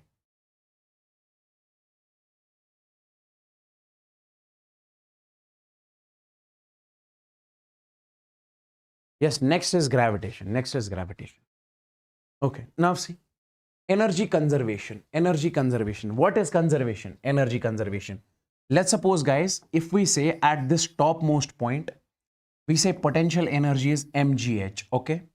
And we say we have released it, okay? Initially kinetic energy is 0. Now, when we release this ball, we say, I have a ball over here at this highest point. I'm releasing this ball. Okay, this ball starts falling, falling, falling, falling. So we say, when it hits the ground, it will have the maximum velocity. Okay. So we say over here, finally on the surface, potential energy is zero, but kinetic energy will be maximum. Guys, don't you think that initially at topmost point, potential energy is there, but kinetic energy is zero. At lowest point, we say potential energy is zero, kinetic energy is maximum. It is like, sir, potential energy has been converted into kinetic energy. It is like potential energy has been converted into kinetic energy. So this is what we call the energy conservation. Total energy initially equals to total energy finally. Total energy initially is equal to total energy finally. Initially, the energy is in the form of potential energy. Finally, the energy is in the form of kinetic energy. So I can write it something like this. EI is equal to EF. Or you can also write it something like this. See, you can say kinetic energy initially plus potential energy initially will be equal to kinetic energy finally plus potential energy finally. This will be the conservation of energy. That is, net energy initially is equal to net energy finally. Energy remains conserved. Energy remains conserved. Okay. Okay. Now, some points over here. Just a small statement which I want to mention over here. Guys, listen. We know, guys, I have not left any single topic. Okay. All of these are very important. Now see, we know work energy theorem. Total work done is equal to work done by all the forces is equal to change in kinetic energy. We have already studied. Now we can say, sir, work done will be total work done by all the forces. Work done can be because of the external force. Work done can be because of conservative force. Work done can be because of non-conservative force. So it will be equal to change in kinetic energy. Okay, second step. Third step, sir, can we take this work done by conservative force over here? So it will be work done by external, work done by non-conservative, kinetic energy final minus kinetic energy initial minus work done by, we say, conservative forces. Now guys, tell me one thing. We say work done by external plus work done by non-conservative is equal to, we say, kinetic energy final minus kinetic energy initial plus, instead of work done by conservative forces, can I write over here U final minus U initial? Because I have already told you work done by conservative forces is equal to change in potential energy. Okay, negative of change in potential energy, already discussed. So we say this will become minus into minus, this will become plus UF minus UI. Okay. Now, can we write it something like this? Work done by external plus work done by non-conservative. This is kinetic energy final. Okay, take this over there. This will be plus kinetic energy, potential energy final. This is potential energy final. Then we say, I'm reshuffling this. This plus this and minus this plus this. Okay, initial, final. Okay, next step. See, in 80% of our questions, surfaces are smooth. If surface is smooth, we say work done by friction. Or non-conservative force is zero. And external forces also absent. So work done by F external is also zero. So can I write work done by external is zero, work done by non-conservative is zero. So I can write over here, this is 0. Now you can write this one, okay, and this one. So you can take this from this side. So this will be the proof for energy conservation. Just the small proof that I wanted to mention over here. That is kinetic energy initial plus potential energy initial is equal to kinetic energy final plus potential energy final. Total energy initial is equal to total energy final, which I told you in the first slide itself.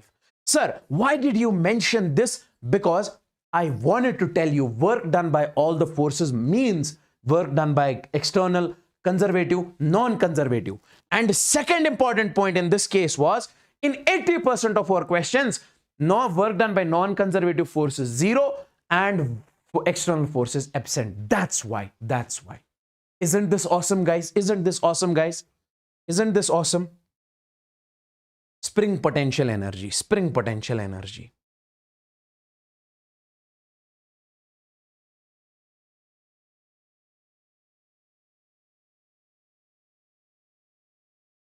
Now see, let's suppose you have got a spring over here. You have got a spring over here and a block is connected to spring. Okay. What you are doing is that you are elongating this spring. You are applying the force and you are elongating this spring. Don't you think that, sir, by elongating this spring, you have to do the work done, sir? Elongate. So if you are elongating this spring by doing the work done, we say that work done will be stored as potential energy. Because I have told you 100 times till now, the work done is never wasted. The work done gets stored as energy. The work done gets stored as energy. So here, on moving the block, apply the force same as spring force so that the work is to be okay. So we say on displacing the block, we say work has to be done. That work done will be stored as potential energy. And that potential energy is what we call spring potential energy. And if somebody asks you what is the value of that, that is 1 by 2 kx square. K is the spring constant, x is the displacement. K is the spring constant, x is the displacement. This will be the spring potential energy. Then we say power. What is power? Power is simply work done upon time taken. Power is simply work done upon time taken. Okay? Power is work done upon time taken. And what is work done? You can also write it something like this. Work done is, we say, sir, this is energy. Work done is energy upon time. Simply. Why? Hey bro, work done is only stored as energy, na? So that's why we say either you say work done or energy divided by time. So you can say delta W by delta T is power. Okay, this is the total work done. Is equal, okay. One more important point. What is that? Sir, power is equal to work done upon time, delta W by delta T. We know, sir, total work done is equal to change in kinetic energy. That's kinetic energy theorem. Okay, work energy theorem. So that is, we say, so instead of this delta W, we can write delta K divided by delta T. So potential energy is equal to delta K by delta T. Okay, next. If force acts on a body and it moves with a speed V, okay. So can I say in that case, let's suppose if we have a body over here and you are applying the force on the body, okay, it has done some displacement or it moves with a velocity V, it has done some displacement delta X. If I define power over here, you say, sir, power is delta W upon delta T, work done upon time. So how can we write work done? Force multiplied by displacement F dx into delta T. So we can say force is equal to F, delta X by delta T is velocity. So this is force in terms of velocity. Sorry, this is power in terms of velocity. Okay. And instantaneous power, you can write something like this, dW by dt. Or you say, sir, dk by dt, one and the same thing, dk by dt or dw by dt. So power is simply energy per second or work done per second. How much work you are doing. Sir, more work I am doing means I have got more power. Less work I am doing means I have less power. Okay. More work than I am doing, I have more power. Less work than I am doing, I have less power. Okay. Every second. And these are all the formulas for the power that you can see. Okay, one question is over here which I want to show you. Power supplied by a particle of 2 kg mass varies as this. So power in this case is given as 3t square divided by 2. Here t is in seconds, v is the velocity of the particle at t is equal to 0. Is v is equal to 0? Okay. The velocity of the particle at t is equal to 2 seconds will be, okay, we have to find the velocity of. See, power is given as this. Do one thing. We are supposed to find the velocity of the particle. Power supplied to a particle of 2 kg mass varies with this. Let's suppose this is a particle. Okay, the power supplied. What does power supply mean? Energy supplied. Work done. Okay. At t is equal to t seconds, velocity is 0. It says that at t is equal to t seconds, velocity of the particle is 0. Now, since you are giving energy to this one, it starts moving, let's suppose. Okay. So we say at t is equal to 2 seconds, how much velocity it will have? Sir, because of the power, because of the energy, it will move. At t is equal to 2 seconds, how much velocity will it have? Guys, we know power is equal to dk divided by dt. We recently studied. Instantaneous power is what? Dk divided by dt. Now, I want you guys to take it over there. So, can we write dk is equal to p dt? Okay. Now, integrate and integrate. If you integrate, you will get the change in kinetic energy over here. Okay, in this particular case, that is p dt. So, that will be over here. So, integration of what is the value of p? That is 3t square divided by 2 into we say sir dt in this particular case. Okay.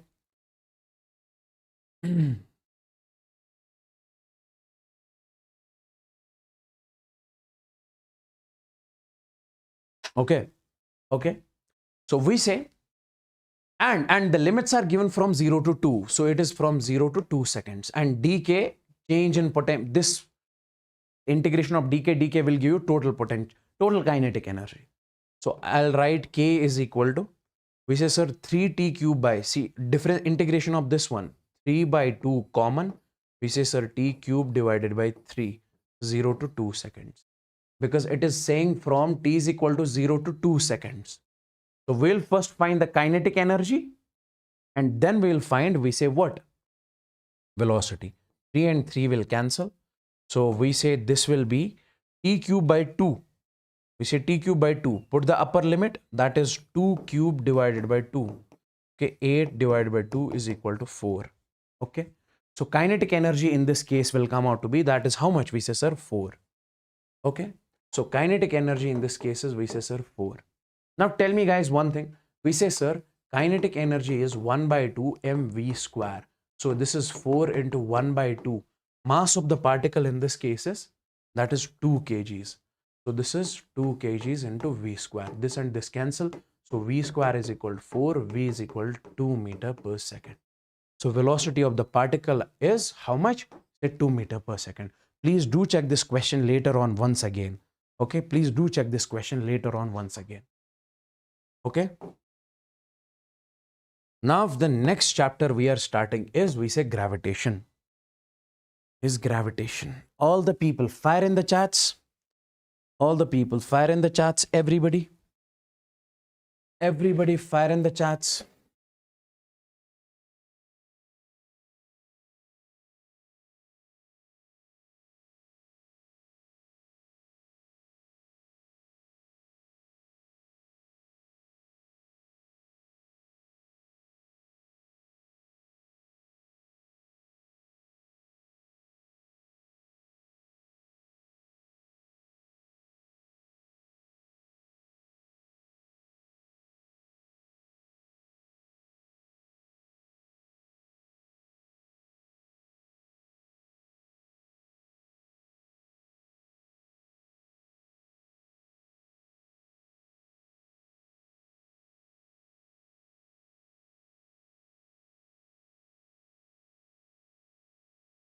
I hope you loved the session, guys. Okay.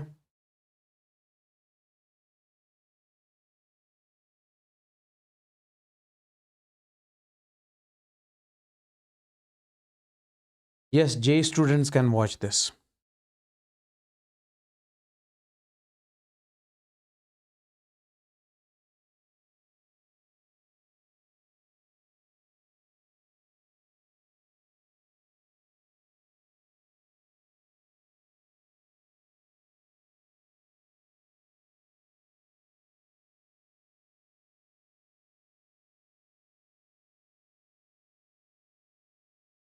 Next 2 hours it will take to finish the gravitation.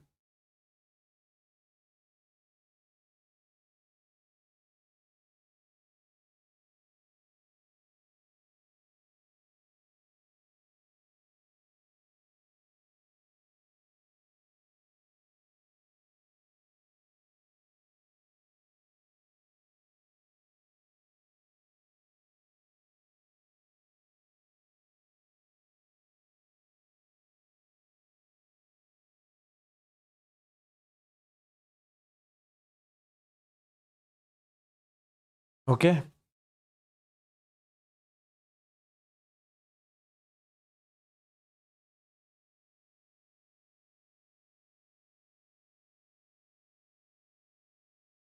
So let's start this particular chapter that we have over here. Listen to me very carefully. So guys,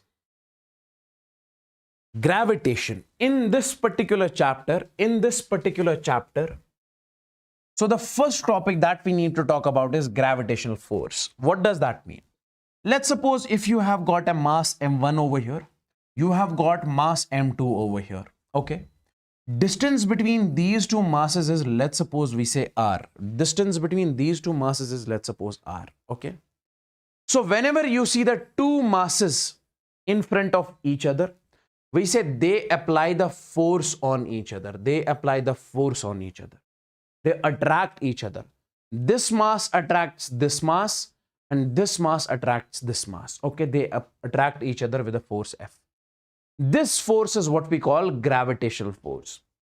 And if somebody asks you how much is this force, we say, sir, this is F is equal to G m1 m2 divided by r square. Okay, r is the distance between the two masses, where G is what we call the universal gravitational constant. Okay, and the value of G is 6.67 into 10 raised power minus 11 Newton meter square upon kg square. So this is the value of universal gravitational constant. Why do we call it universal? Because the value of universal gravitational constant is same everywhere. It does not change. So if you have the two masses attract each other with a force called gravitational force. That force is G m1 m2 by r square. Okay. Now, my dear friends, you have got over here mass placed at the corners 1, 2, 3, 4. And the questioner says that find the net force on fourth mass. You guys are supposed to tell me the net force on this mass. Guys, see, we can say over here, this mass M will attract this mass. This mass M will attract this mass towards itself. We say, let's suppose force F. Okay, force F. Let's suppose this distance is L over here. This mass will attract this mass towards itself, let's suppose with the same force F. Okay. Why? Because distance is same. And this mass will attract this mass towards itself with a force F dash. Why do we call it F dash? Because distance between these two masses will be different. It will be different. Okay.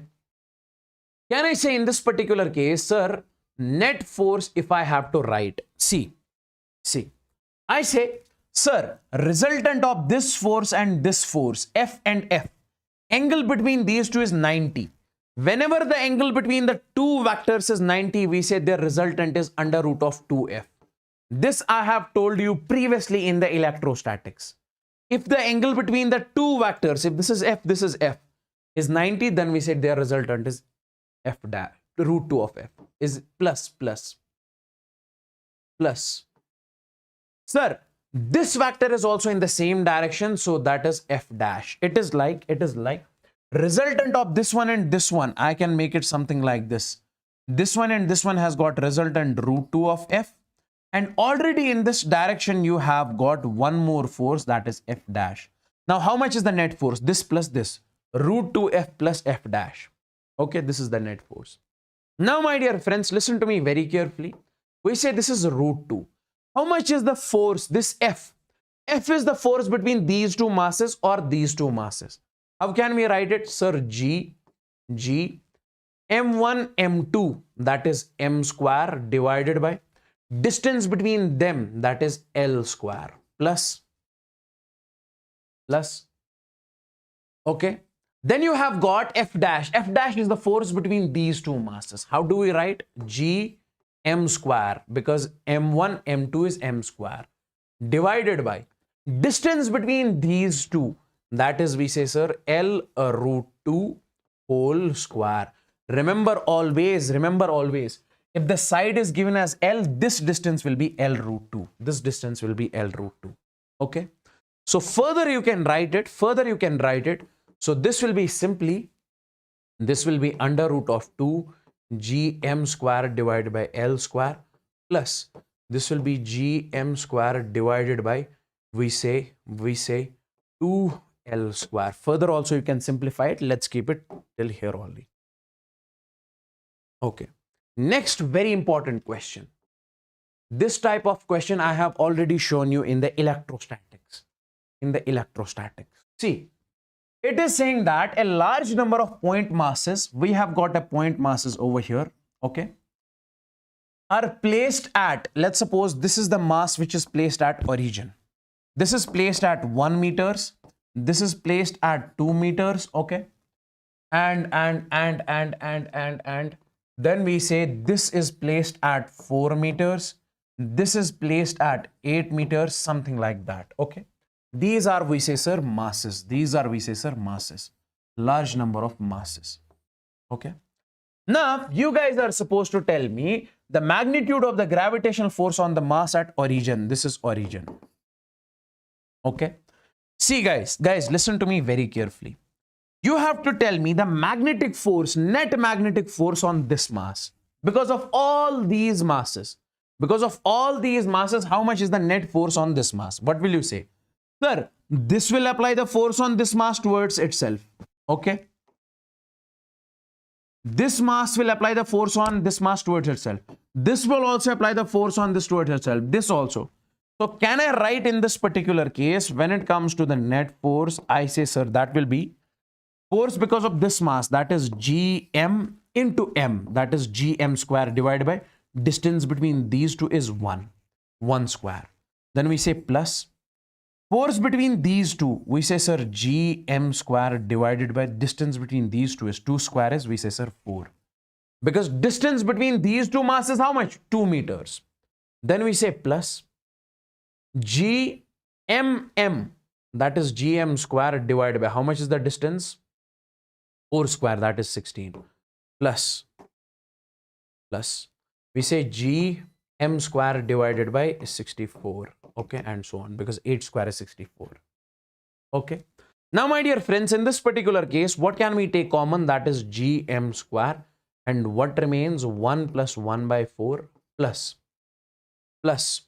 1 by 16 plus 1 by 64 and so on, okay. Now, over here, we can write, sir, net force in this case will be g m square. Now, guys, see. If you have got, this is what we call the geometric progression. This is what we call GP. You have to add this. How do we find the sum? Sum is equal to A upon 1 minus R. A means first term, that is this one. R means common ratio. How do we find the value of common ratio? Take any term, let's suppose 1 by 16, okay? Divide it with the term which comes before it, that is 1 by 4. 4 ones, 4 fours, so it will be 1 by 4. R is 1 by 4. Put it over here, sum is equal to A upon 1 minus 1 by 4. A is also 1, A is 1. 4 minus 1 is 3 by 4, so it will be 4 by 3. So sum is 4 by 3. So further you can write the net force is equal to gm. Instead of all this, you can write 4 by 3. This will be the net force. Okay. Then you have got this question. In this particular case, listen to me very carefully. You have got mass this, you have got this, you have got this, and you have got here mass. You are supposed to find the net force on this mass. See, this mass will attract this towards itself. This will also attract it towards itself. We say these two forces will cancel. Now this mass will attract this mass towards itself with a force F. Now this force will be, sir, G mm, that is m square divided by distance between them. Okay. Can anybody of you tell me in the chats how much is the distance in this particular case? Everybody out there in the chats.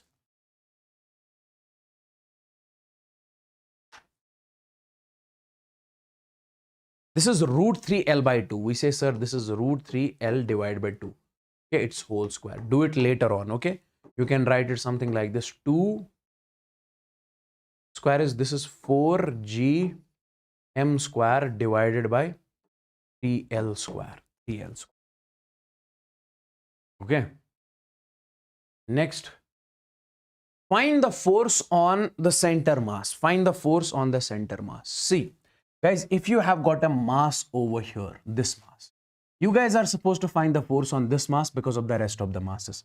Guys, if you have got a symmetrical figure, be it square, be it triangle, be it hexagon, pentagon, net force on the center mass is always zero. Guys, remember once again, if mass on every corner is present and is identical, mass on every corner is present and is identical, the net force on the center mass is zero. The net force on the center mass is zero. Okay. Next, here also, if I place the mass at center, this mass, this mass, this mass, this mass, same identical masses are placed at the corners, we say, sir, net force on the center mass in this case is also zero. Sir, how we have studied this? Sir, this will attract it towards itself, this will attract it towards itself, this will attract it towards itself, this will attract it towards itself.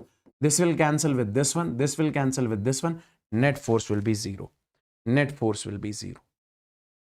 Okay. Next we have this. Next we have this.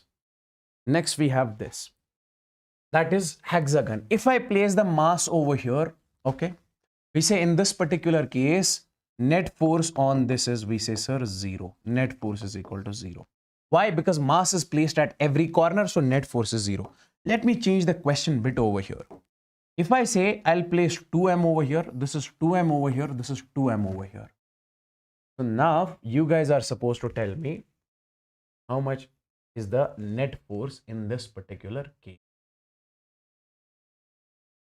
Let's do one thing. Let's not place 2m. Let's do one thing. Let's do one thing. Let's not place the masses over here on these corners. Okay, now tell me how much is the net force in this particular case. Okay, see, I say this is the force because of this mass. This is the force because of this mass. This is F and this is F. This is the force because of this mass. Okay, okay.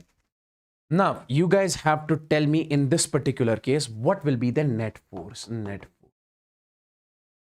This is your homework. Okay. And in this case also, force on the center mass is, we say, sir, zero.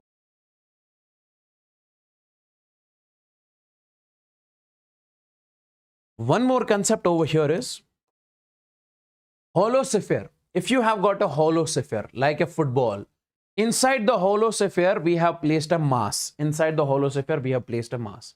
If somebody asks you how much is the force on this mass which is placed inside the hollow sphere, always remember, force is zero. Inside the hollow sphere, if mass is placed, force is zero. Keep that thing in your mind. Next, if you have got the solid sphere, okay, the mass of solid sphere is capital M, its radius is R, and you have placed the mass on its surface. How much will be the force between the two masses? G, capital M, mass of bigger sphere, small m, mass of smaller sphere, divided by radius square. Keep this thing in your mind. Okay. Okay, if you have got a solid sphere and you have got a mass present inside the solid sphere, guys, radius of the solid sphere is R, so this mass is present at small r distance. This mass is present at small r distance. And if I ask you to tell me what is the how much is the force on this mass, say, sir, force on this mass inside the solid sphere will be, solid sphere means cricket ball, something like that. Okay. So we say, sir, G, capital M, mass of bigger sphere, small m, mass of smaller sphere, into R. R is the distance at which you are finding the force, divided by, we say, R cube. R is basically the radius. This is the force on this smaller mass, which is placed inside the solid sphere, which is placed inside the solid sphere.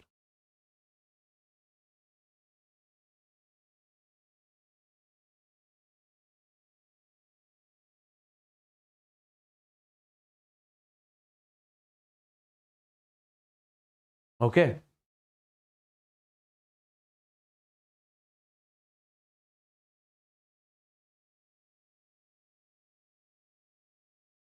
Okay, guys, I'll get some water and I'll take a small break. Don't go. We are about to finish this particular marathon. I don't want you guys to leave, okay, before finishing the marathon.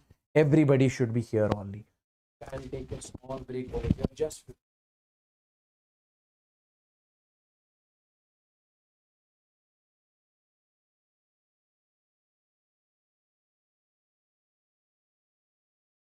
when we will be back, the time.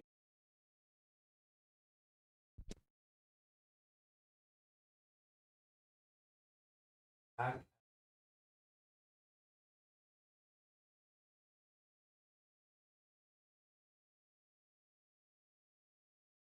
When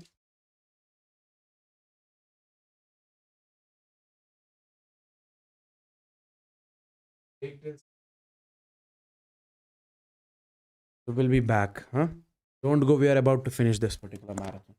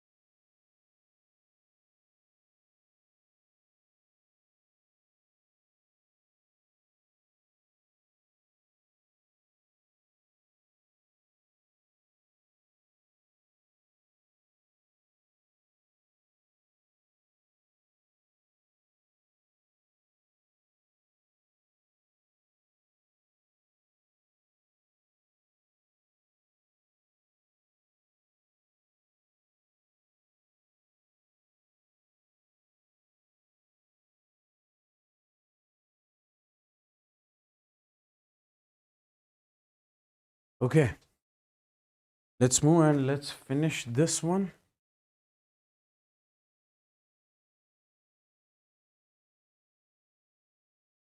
See, next we have got the equilibrium position over here.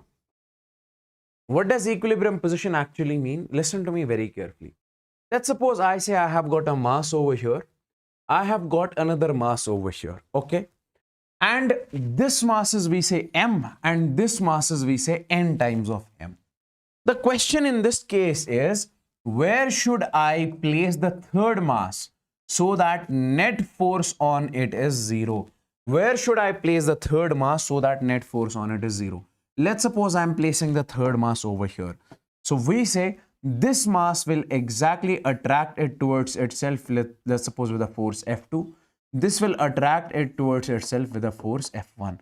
So these two forces will get cancelled out over here. We say this is the position where net force on the mass is 0. Okay. And the point is you have to find the value of this x. How much is this x? How much is the value of this x? Simply remember, sir, it is r upon under root of n plus 1. R upon under root of n plus 1. Where r is the distance between the two masses, n is how many times this mass is bigger than this mass, then plus 1. Okay. Okay. So we say if we have got this mass, this is n times of n. N can be 4, we say 9, 5, 6, whatever it may be. Okay. So we say this is 9m, this is m. In that case, n will be 9. Okay. Now, let's take a look at the question on this particular topic.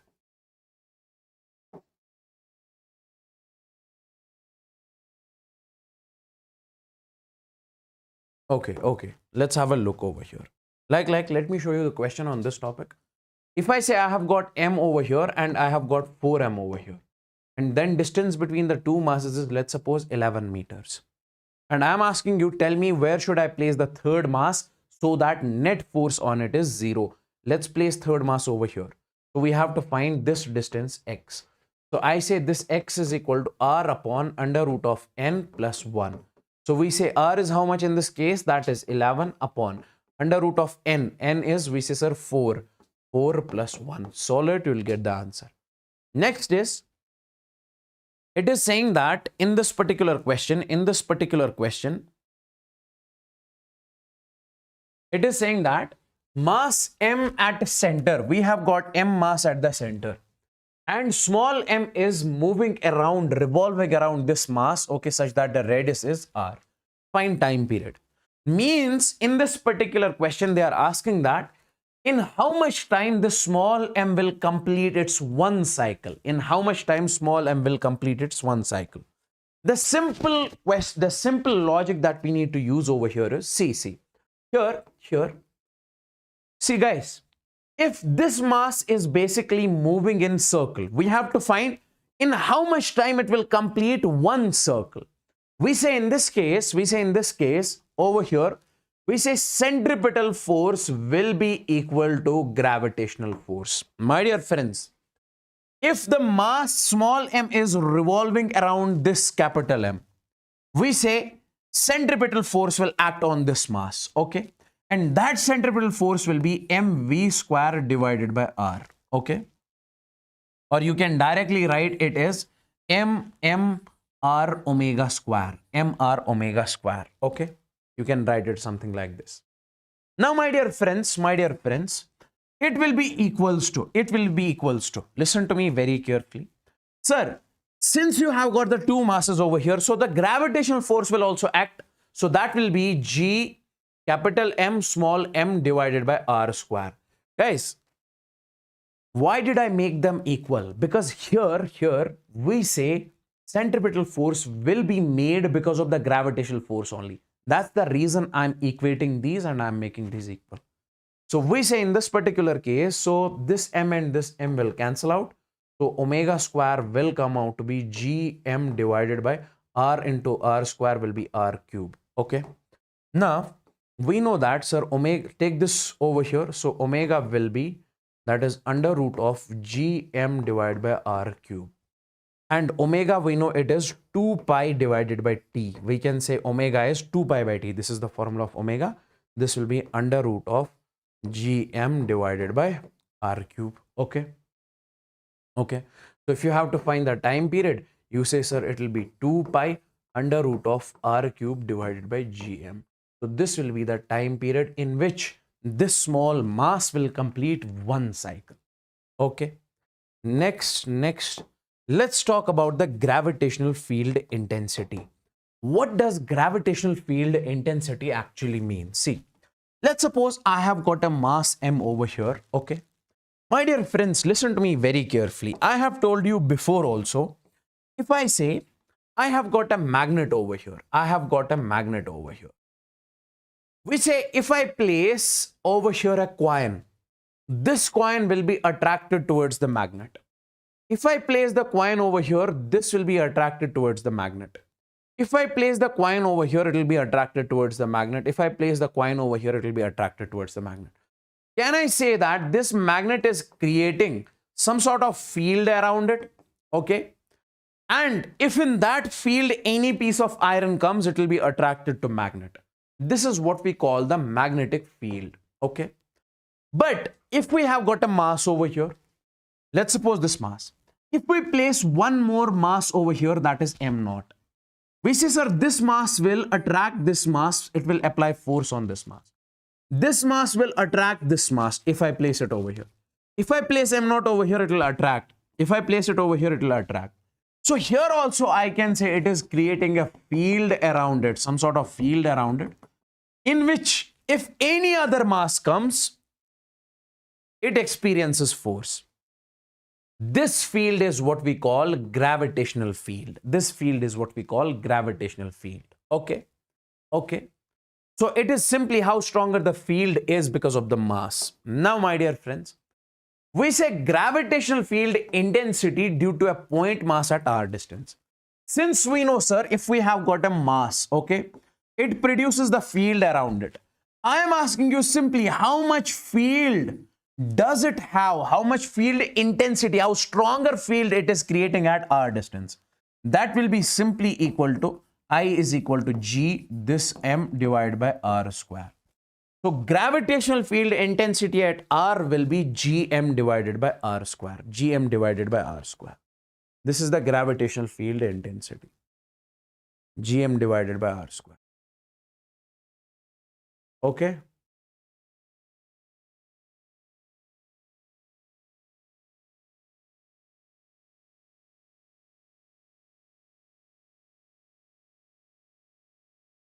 Is this clear? Next. Now, my dear friends, if we have got a mass, we say, sir, this mass creates the field around it. At r distance, how much gravitational field it creates? Gm divided by r square. This is already we have studied. Now, in this particular case, if I have got over here this solid sphere, okay. This is a hollow sphere. Okay. What does hollow sphere mean? Hollow sphere means football, where mass is present on its surface only. Okay. No mass is inside. My dear friends, if I have got a mass, we know, sir, mass creates the field around it. My dear friends, I am asking you at small r distance outside, how much field intensity will be because of this hollow sphere?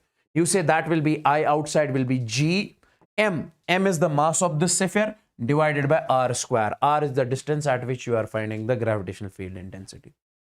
If I say on the surface, can I say on the surface small r is equal to capital R? If you keep on reducing this on the surface, small r becomes equal to capital R. So we say over here, instead of this small r, I can write capital R square. So this will be gm divided by capital R square. And my dear friends, if we talk about inside we say, sir, mass is 0. No mass is present. Mass is present on the surface only. So gravitational field intensity will be simply 0 inside. So inside it will be 0. And if somebody asks you to plot the graph between I versus R in case of hollow sphere, So this will be the graph in that case. Guys, see. So we say this is center. At center, from center to surface, this is R is equal to R. This is surface. From center to surface, can I say gravitational field intensity is 0? Then on the surface from outside, if we talk about outside, we say I is inversely proportional to R square. So the graph will be rectangular hyperbola. This is inside the sphere and this is outside the sphere. Outside the sphere, graph is inversely proportional to rectangular hyperbola. Okay, next. Let's talk about the solid sphere. Let's suppose we have got a solid sphere over here. Solid sphere means in which mass is present inside also. So we have to find gravitational field intensity due to a solid sphere. Gravitational field intensity due to a solid sphere. Suppose this is the solid sphere that we have, okay? Radius of this solid sphere is capital R, okay? Now, my dear friends, we have to find the gravitational field intensity because of this outside. If we talk about the outside point, guys, we say, sir, it will be gm divided by R square. M is the mass of this, M is the mass of this, okay? M is the mass of this, and at small r distance, we are finding this gm by R square. And we say, sir, if we talk about the surface, if you keep on reducing this R, once you reach the surface, at surface, we say small r becomes equal to capital R. So gravitational field intensity will be gm divided by capital R square. Gm divided by capital R square. Okay? Gm divided by capital R square. Now, my dear friends, we say, if we talk about inside the sphere, okay? So now, inside the sphere, mass is not 0, mass is present. If mass is present inside the sphere, how much will be the field intensity? This much.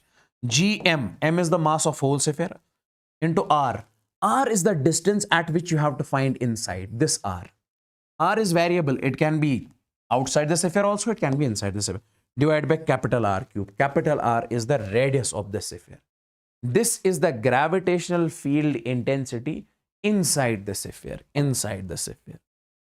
Next. Okay, if we talk about its graph, guys, see, when it comes to the gravitational field intensity outside, we say I is equal to G capital M divided by R square. So we say I is inversely proportional to R square. And inside you can clearly see over here, sir, gravitational field intensity is directly proportional to small r. Now, if I plot the graph between I versus small r, can I say, if I plot the graph between I versus small r in case of solid sphere, sir, inside I am writing I is proportional to small r. So graph will be straight line. Sir, outside I am saying I is inversely proportional to R square. So graph will be rectangular hyperbola. So this is, see, from this point to this point, we say, sir, it is inside. From this point to this point, we say it is outside. This is very important graph.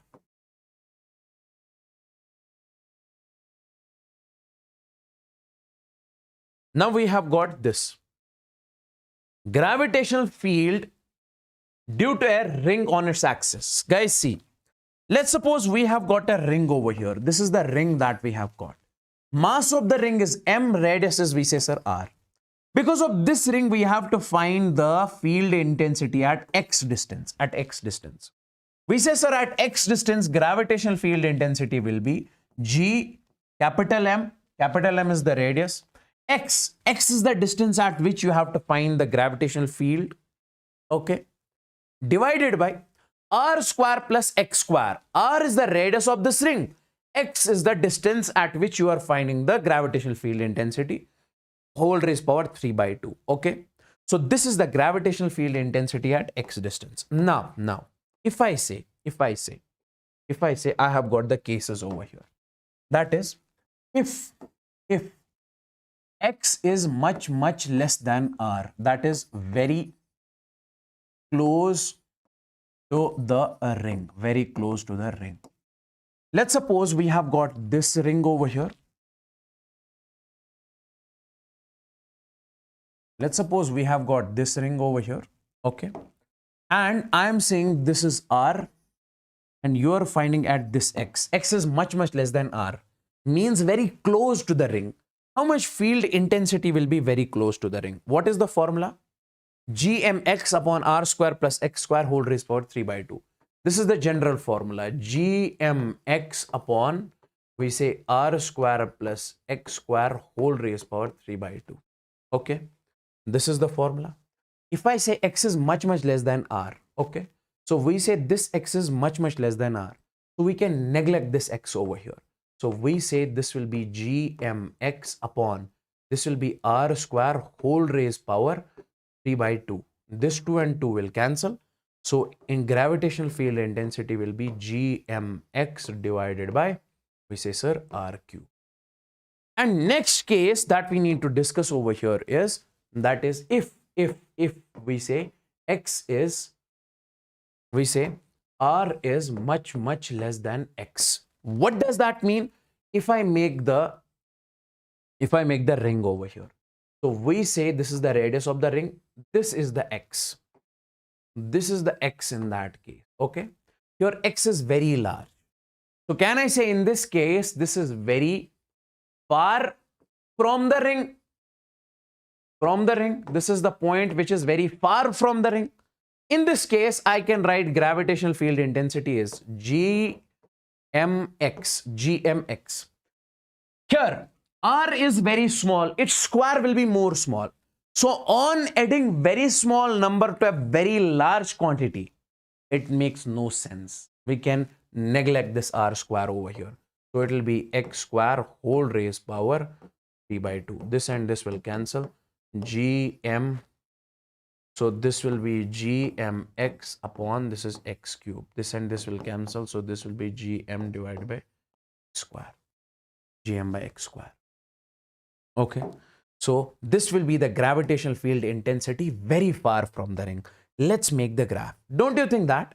Guys, very close to the ring, gravitational field intensity is proportional to X.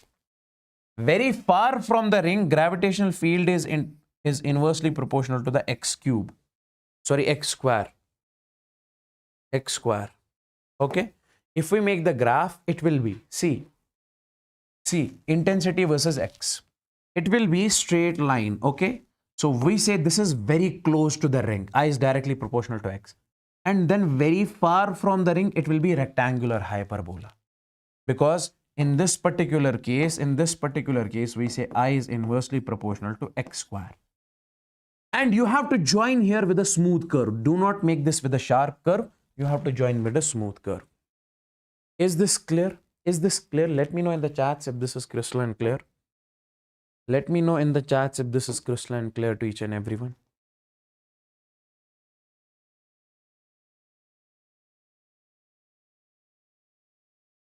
Let me know in the chats if this is crystalline clear to each and everyone. Now see, acceleration due to gravity on the surface of Earth, okay. Let's suppose you have got, this is the Earth which you have got over here, okay. We say you have placed a mass on the surface of this Earth, mass M. Mass of Earth is capital M, radius of Earth is R. Okay. What is the first question that I'm asking you over here is, we say, what is the force on the mass M? What is the force on this small mass M? You'll say, sir, force on the small mass M will be gravitational force. Earth will be attracting this towards itself with a gravitational force. That will be F is equal to G, capital M, that is mass of Earth, small m, that is this mass, divided by radius of Earth, that is RE square. Okay.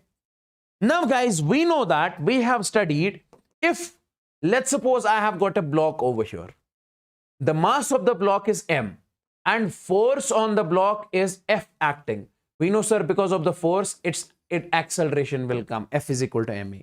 Okay. And that acceleration will be simply F divided by M. Same is the case over here. On this mass, force is acting this much. So we say acceleration will come. That acceleration will be simply that is F divided by M. Okay, F will be force, that is G capital M small m divided by RE square, divided by this mass M. This and this will cancel. So this is Gm by RE square. This will be the acceleration. And this acceleration is due to the gravitational force on mass M. So that's why this is what we call acceleration due to gravity. Okay, this is called acceleration due to gravity. Already I have told you this before. So this is called acceleration due to gravity. Okay, this is what we call acceleration due to gravity. And this is on the surface of Earth. On the surface of Earth. On the surface of Earth. And this is, we represent this with G naught. We represent this with G naught. This is the acceleration due to gravity on the surface of Earth. Okay. Okay. That is G naught. This is the acceleration of this mass. Okay.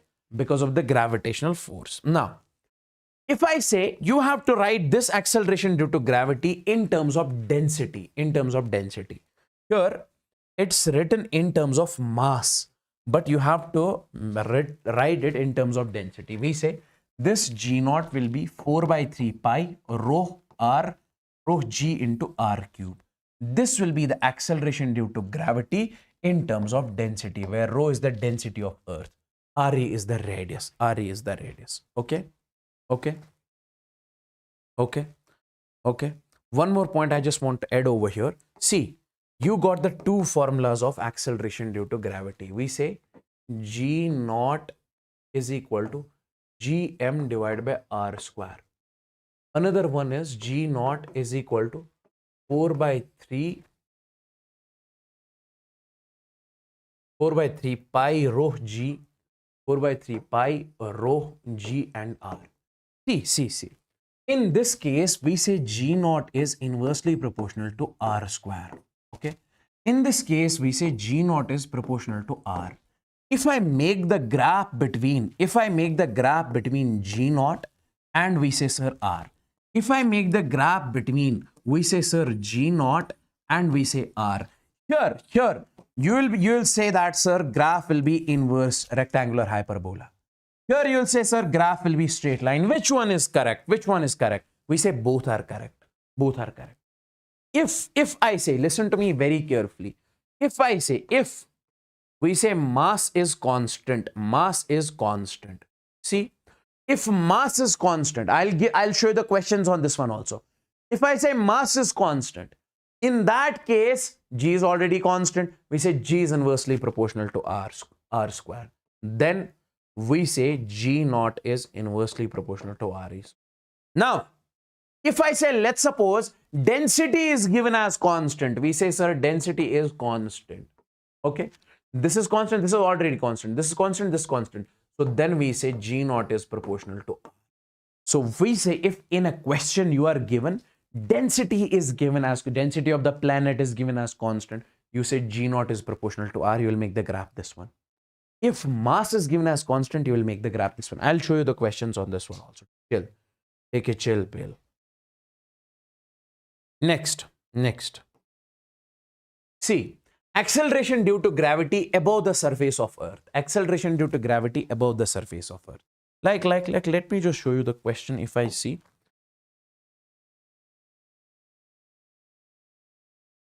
Two planets having same density but different radii. Yeah, okay, this we have got over here.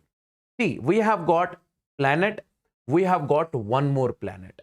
It says density in both the cases is same. Then the acceleration due to gravity would be, both have got the same density. Acceleration due to gravity will be, sir, we will use this formula. G is equal to 4 by 3 pi rho G R. Okay, guys, why did I use this formula? Because when I saw that density is given as constant, I used this formula.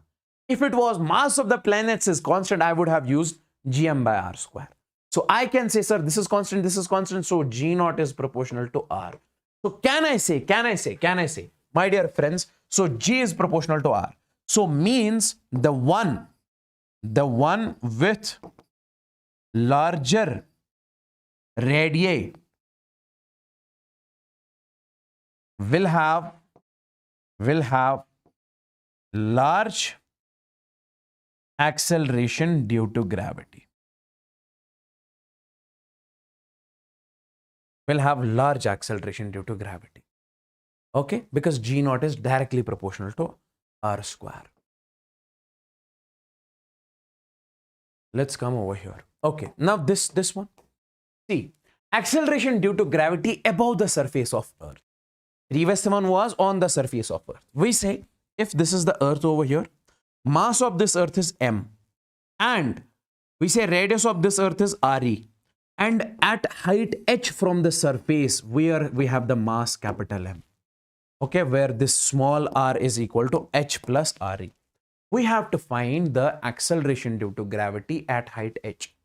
Sir, here it will be gh, acceleration due to gravity at height h. That is gm, m is the mass of this Earth, divided by re plus h whole square, re plus this distance whole square. Okay. And in terms of g naught, what is g naught? Acceleration due to gravity on the surface of Earth. So we write it gh is equal to g naught into re square, g naught into re square, where re is the radius of Earth, upon re plus h whole square. This is the acceleration due to gravity above the surface of Earth at height h. Okay. Okay. In terms of g naught, g naught is the surface acceleration due to gravity on the surface. Now, if I say h is much less than, we say re, radius of Earth.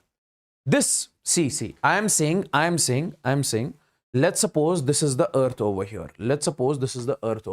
Okay. So you have placed the mass over here. Okay. Such that this height is much less than radius of Earth.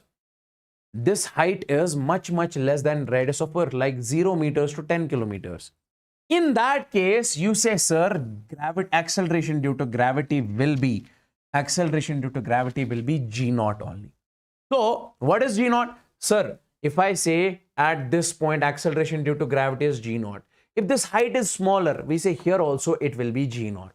Acceleration due to gravity, here also it will be g naught. It will not change. And if height is much less than re, and if height is much less than re, okay, only you have 2 over here. So like h is 32 kilometers, 64 kilometers, 124 kilometers. In this particular case, we say this will be the acceleration due to gravity. G naught into 1 minus 2h by r. G naught into 1 minus 2h by r. Keep this thing in your mind. Next. Then we have the percentage change in G. Let's suppose, my dear friends, you have got this Earth, okay? Now, if I am saying on the surface of Earth, acceleration due to gravity is g naught. So above the surface of Earth at height h, we say, sir, acceleration due to gravity is gh. If I say how much has been acceleration due to gravity changed because of this height, that too in percentage, how many percent it has been changed? So you can find that with the help of this particular formula. That is delta G by G naught, delta G by G into 100. This will be the percentage change in G. How many percent acceleration due to gravity has changed if you take the mass to the height h will be equal to minus 2h by r into 100. H is the height, r is the radius of Earth into 100. So we'll show you the question on this format also. Okay. Next. Okay, we have got a question over here. A body weight 144 Newton at the surface of Earth. You have got the Earth. Okay. You have got the Earth. We say a body is placed on the surface of Earth.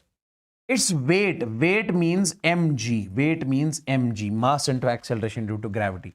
This is given as 144 Newton. Okay.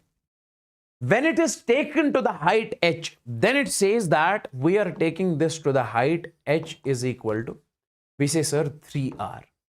How much will be the weight of this body over here? How much will be the weight of this body over here? Guys, we know that when it comes to the weight of the body, we say, sir, W dash is equal to, we say, mass of the body into g, mg. But since we are taking it to the height h, so at height h, acceleration due to gravity will be gh. Okay. Now, sir, can we write it something like this? W is equal to m. What is the value of gh, acceleration due to gravity at the h height? At h height, we say acceleration due to gravity at h height will be g naught into re square upon re plus h square. G naught into re square upon r plus h square.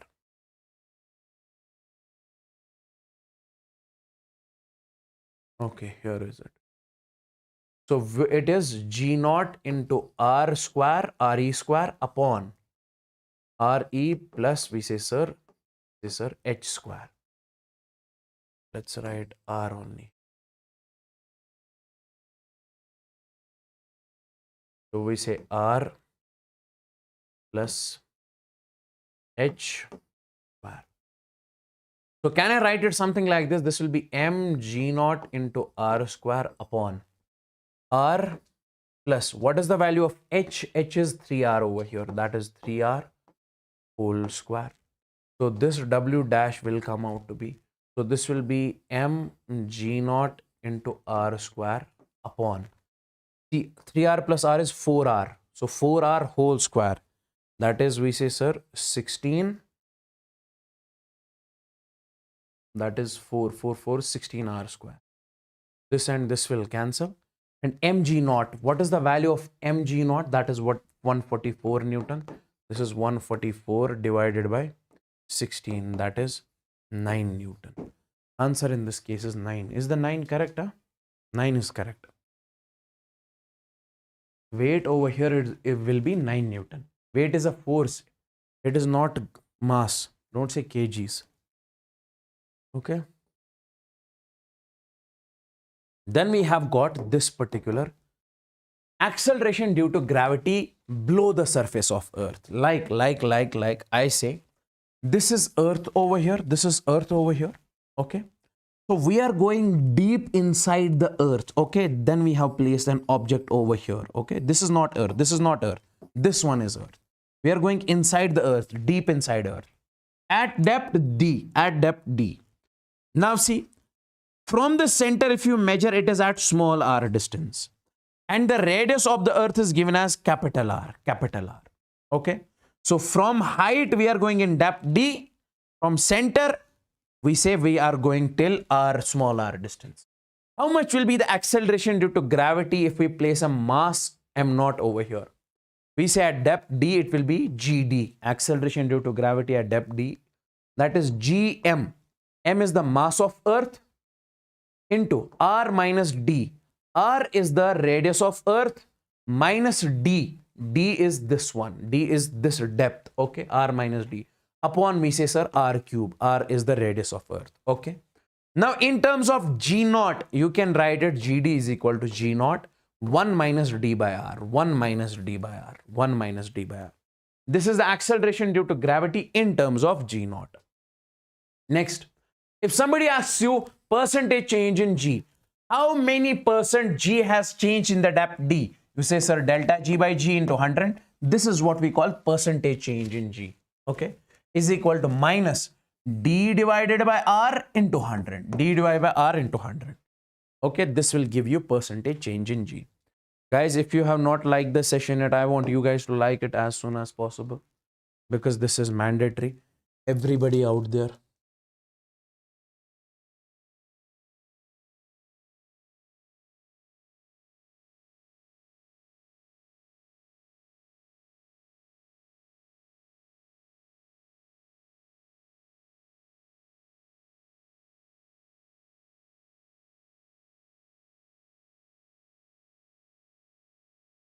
Okay.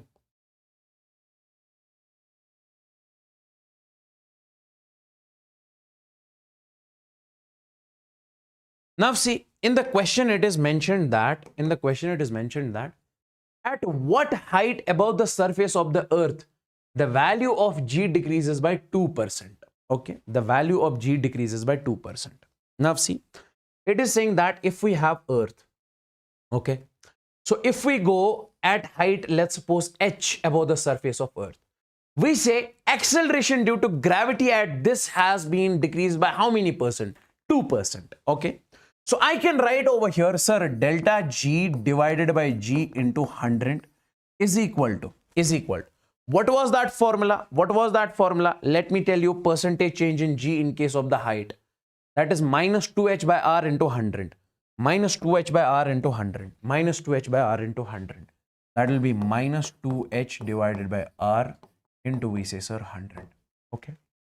Guys, it is saying that we have to find that height at which acceleration due to gravity has been increased by 2%. So we can write over here, instead of this is percentage change in G. That is given as 2%. So I'll write 2 over here. Okay. Minus 2h divided by r into, we say, sir, 100. Now this and this will cancel. Okay.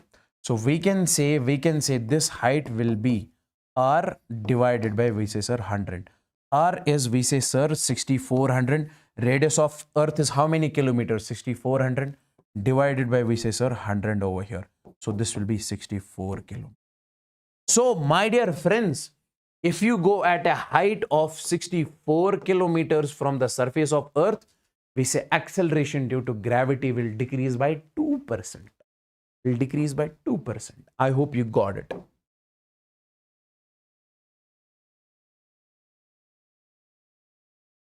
The depth d, at which value acceleration due to gravity will become 1 by n times the value of the surface of earth. Okay, I want you guys to basically solve this from your end. Okay, this is your homework that I am giving you over here.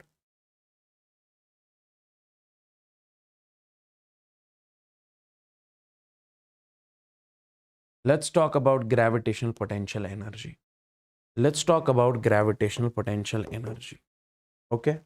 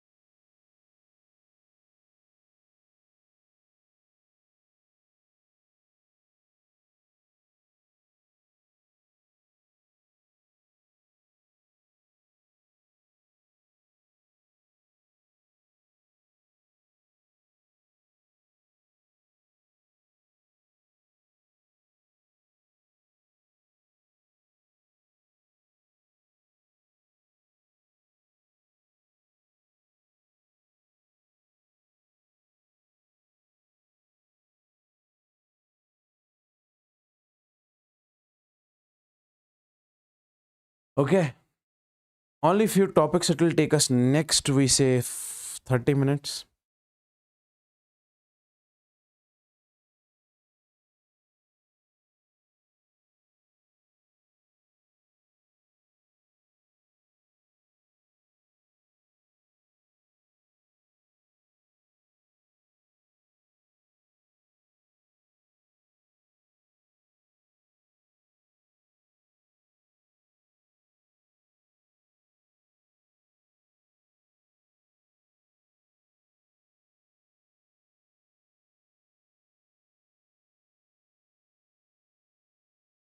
Okay.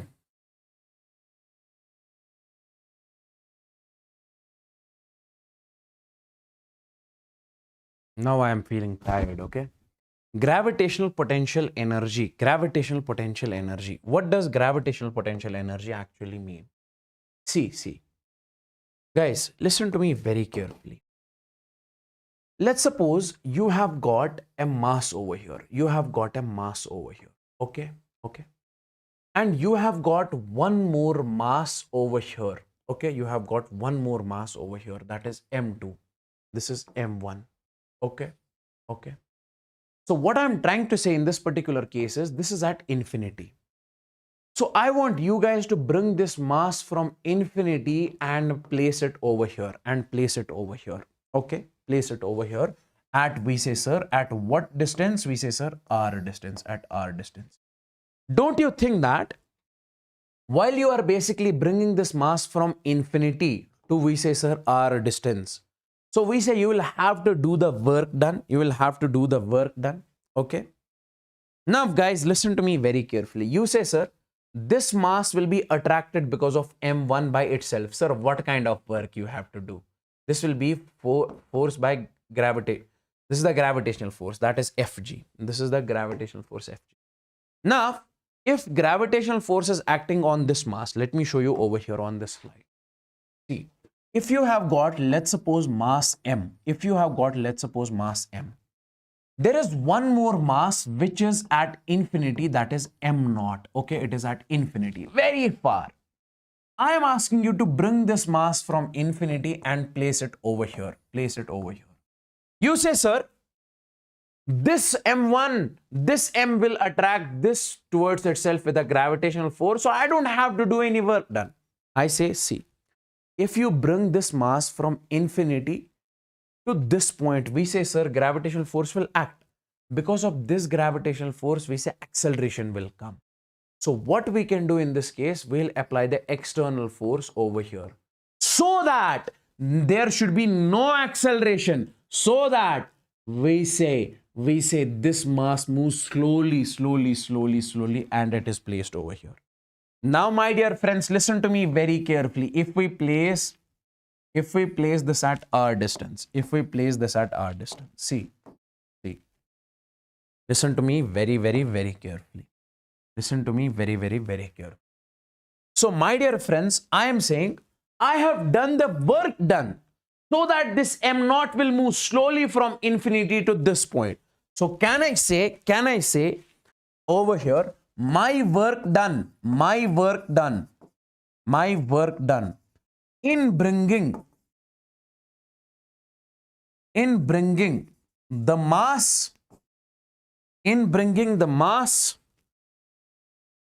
bringing the mass from infinity to r distance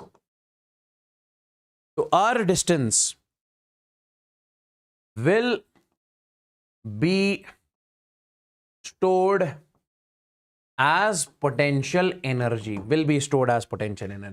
We say at infinity we consider potential energy is 0.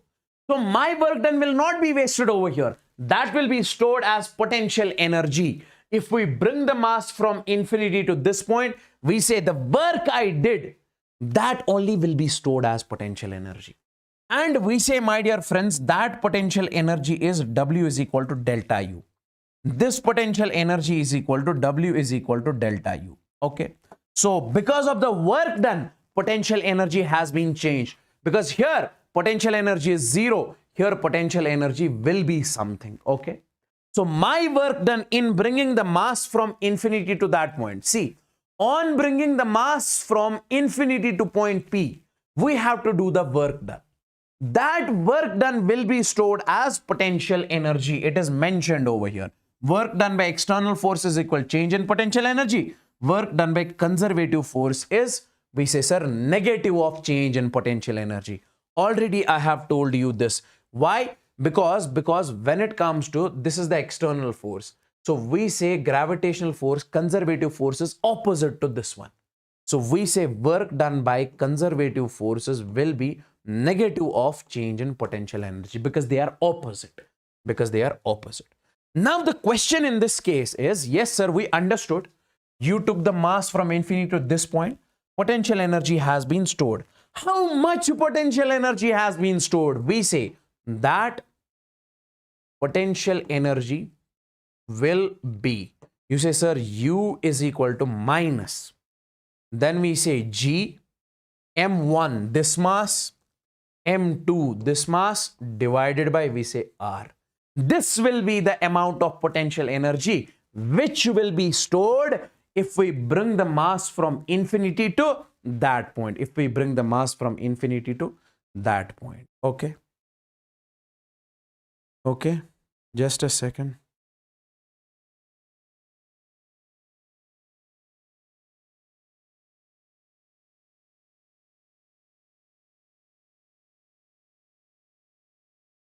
Hello. Third now. Third now to the mesh class chala minta hai.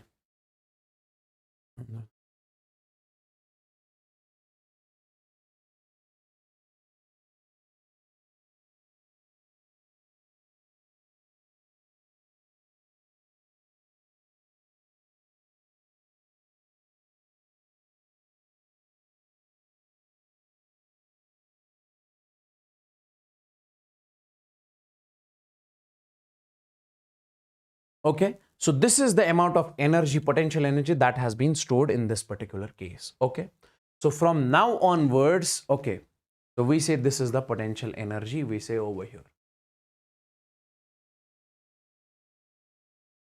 Now, let's suppose, see, remember always potential energy exists between the system of masses.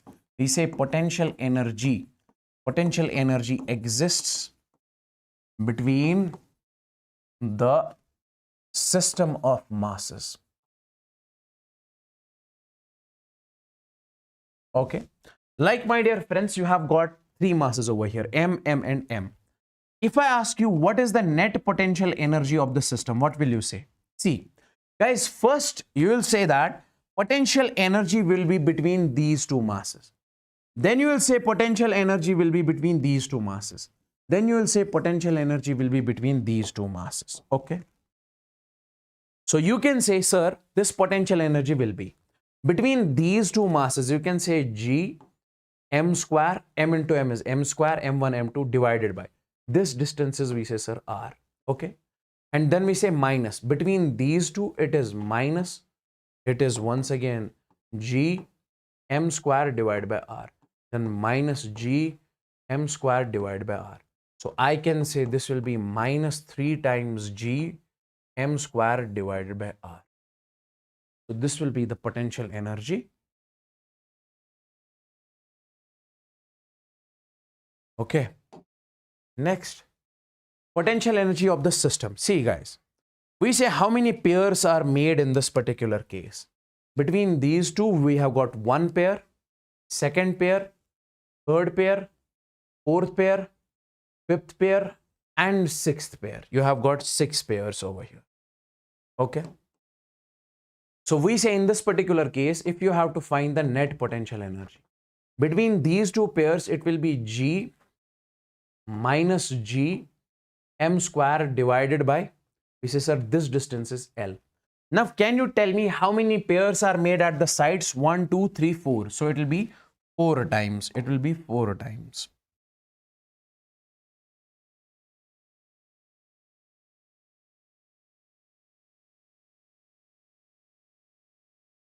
So it will be 4 times.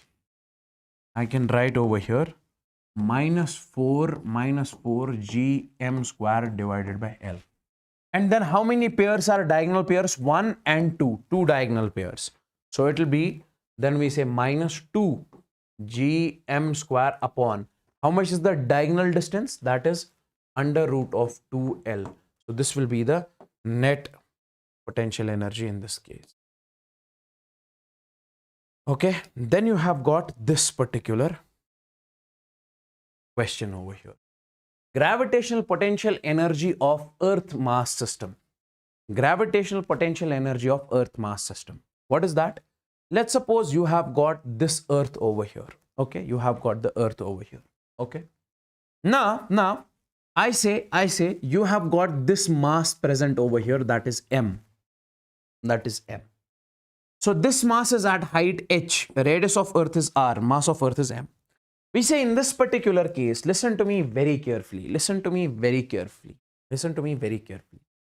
We know, sir, if we take this mass to the height h, there will be change in potential energy. Guys, let's suppose the mass is present at this point. If we are taking the mass at height h, we say potential energy will be changed. Okay, I'll write over here. On taking the mass at height h, we say potential energy will be changed. we say potential energy will be changed. Now, how much will be that change in potential energy? That will be delta U is equal to mg. M is mass, g is the acceleration due to gravity, h is the height, divided by 1 plus h by r. Okay. And my dear friends, if I say h is much less than r, this height is not that big. In that case, we say, sir, h is much less than r. We say, sir, this term will be 0 because this is very small and this is very large. Very small, very large, this is 0. So this will be change in potential energy will be in that case mgh, because 1 plus 0 is 1. So mgh, so this will be mgh. This expression was asked in the NEET in 2013, 2017 and 2019. Directly keep in your mind. That's the reason we say potential energy at small distances is mgh. Okay. Okay. Next, we have got an object is taken to a height 2r. The increase in the potential energy will be, guys, see. It is saying that we have got Earth over here. An object is taken to the height h is equal to, we say, 2r. We are supposed to find how much will be the change in potential energy in this case. So delta U. What is the formula that we studied? mgh upon 1 plus h by r. So we say mgh upon 1 plus h divided by r. So we can write over here delta U is equal to, we say mgh. Okay, what is the value of h? That is 2r upon 1 plus h. H is, we say, sir, 2r divided by r. This and this will cancel. So delta U in this case will be 2mgr. 2 plus 1 is 3 divided by 3. This will be the change in potential energy in that case. 4 point objects placed at the corners of the square. So we are having a square over here. Okay. 4 point objects means mass m, and mass m. Fifth mass is at center. Okay. Find the work done in taking the fifth mass from center to infinity. So if we take this mass from center to infinity, okay, how much work we have to do? Guys, as I have told you, work done is always change in potential energy. Whenever they ask you to find the work done, you find change in potential energy. Please tell me the answer of this question. Solve it from your hand only. Solve this from your end only.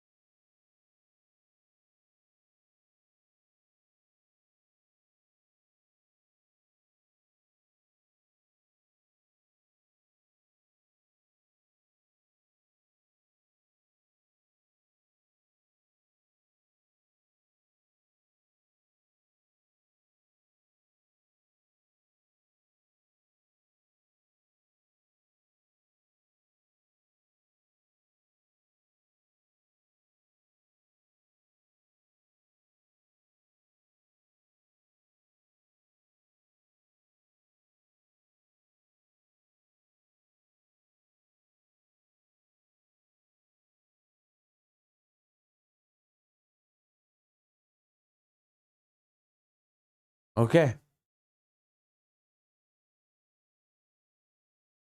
I'm feeling tired, guys, huh? Extremely tired. But I have to finish your marathon, okay? I have to finish this chapter. Before that, I'm not going to leave, no matter what. We have the beast mode on. I don't know about you people, but my beast mode is on.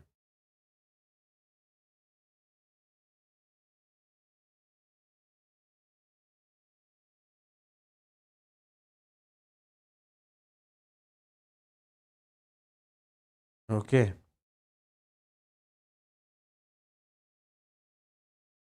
And once I'm done with this session, I want you guys to write the comments, okay? With your heart. From all those comments should be from your heart. Everybody.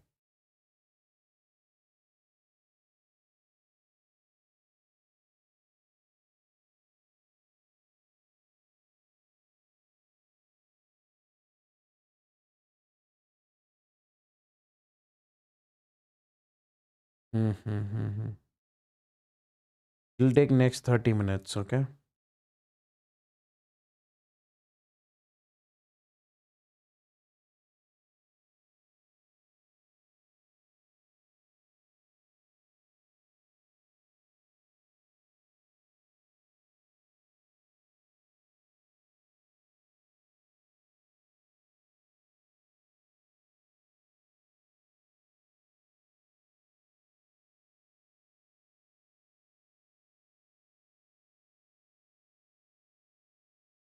Yes, we'll teach that also. Chill, bro. Chill, bro. Let's first finish this chapter, okay?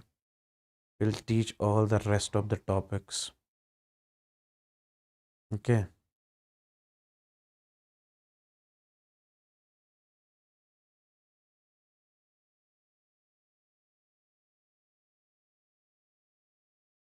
Okay, let's finish this one. So we say 4-point objects. Okay. Work done is equal. Whenever they ask you to find the work done, you simply use this formula, change in potential energy. How do we write it? This is final potential energy minus initial potential energy. U final minus U initial. Sir, finally, it is at infinity. So at infinity, we assume potential energy is 0. So we say, finally, it is at 0 minus. What is initial potential energy? Guys, if I say this length is L, can you tell me how much will be this length? This will be L divided by root 2. Okay. Now, between this and this, how much is potential energy? We say, sir, initial. That will be initial potential energy when the mass is here. So we say that will be U initial. I'll write over here. That is minus G M square between M and M divided by L by root 2. And how many are there? 1 pair, 2 pair, 3 pair, 4 pair. 4 pairs are there. So we say, sir, this is 4 times. So I can write this will be minus G minus 4 times of G M square divided by L by root 2. So work done will be minus into minus becomes plus. That is, we can say over here 4 root 2 G M square divided by L. So this will be the work done in that particular. This will be the work done in that particular case.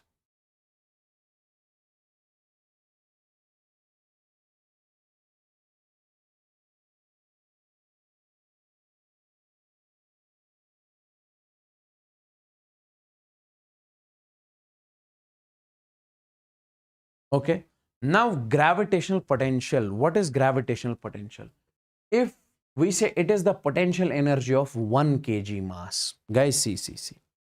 If I say, listen to me very carefully. If I say,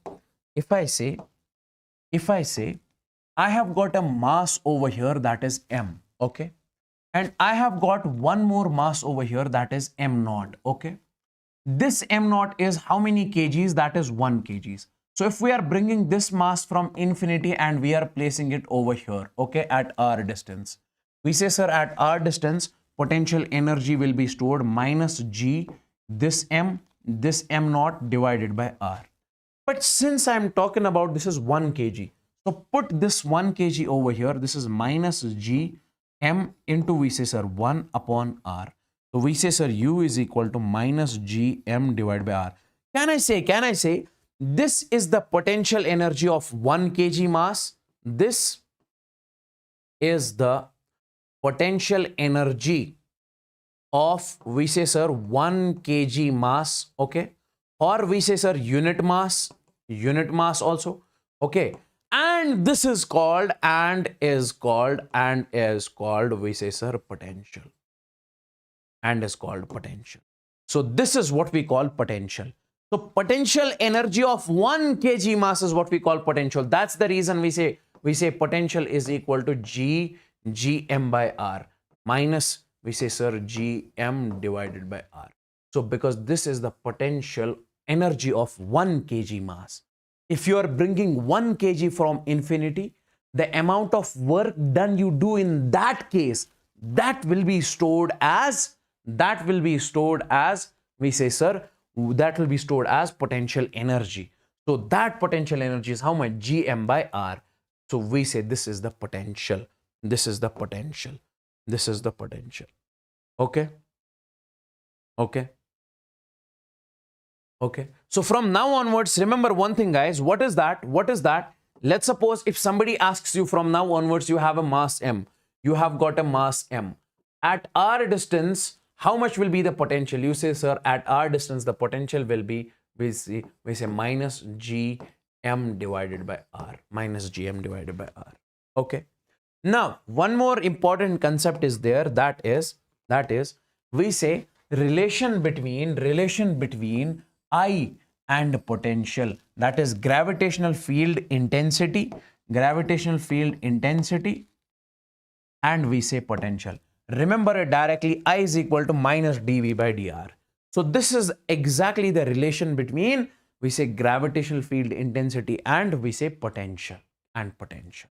Okay. Okay. Okay. We have the infinite number of, this is also the important questions. We have the infinite number of bodies of 2 kg mass are situated on the x-axis. Okay. 1 meter, 2 meter, 4 meter. Let's suppose we have got this 2 kg mass over here at 1 meters. Okay. Okay. And then we have got one more 2 kg mass, at 2 meters. Then we have got one more 2 kg mass at, we say, sir, 4 meters. We have got one more 2 kg mass at, we say, sir,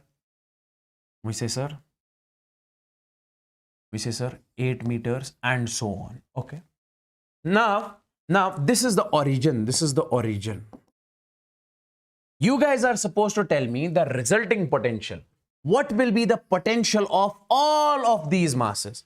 What will be the potential due to all these masses at the origin? You guys are supposed to tell me what will be the potential due to all these masses at the origin. We say, sir, when it comes to the potential, the net potential, it will be potential because of the first mass. Okay, how much is that? That is minus gm. M is, we say, sir, 2. I'll write it something like this. Minus 2g divided by r. R is, we say, sir, 1. Then we say minus potential because of this mass at this point. That will be minus 2g because m is 2 divided by distance between this point and this point, that is 2 meters, that is 2, minus, then we say 2g divided by 4 minus, when I say 2g divided by 8 minus, so on. Okay. Now guys, in this particular case, what we can take common is minus 2g we can take common. What remains? So 1 plus 1 by 2 plus 1 by 4 plus 1 by 8 plus so on. Okay. So this is what we call the geometric progression. Can we find the sum of this geometric progression? We say, sir, when it comes to sum, a upon 1 minus r. A is the common first term. A is 1. R is common ratio. How to find common ratio? Take any term. Let's suppose 1 by 4. Divide it with the term which comes before it. That is 1 by 2. 2 ones, 2 twos. So it will be 1 by 2. So sum in this case will be 1 upon 1 minus 1 by 2. This will be 2 minus 1, 1 by 2, and this will come out to be 2 itself. So we say, sir, from this V net we can write, this is minus 2g. Instead of all of this, we can write 2 because sum came out to be 2. So it is minus 4g. Please check it later on if this is correct, okay? Is minus 4g correct? Yes, a lot of people are writing minus 4g. Okay.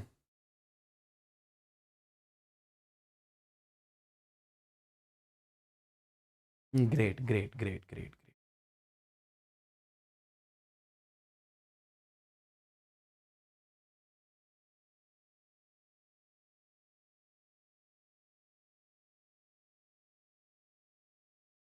Next.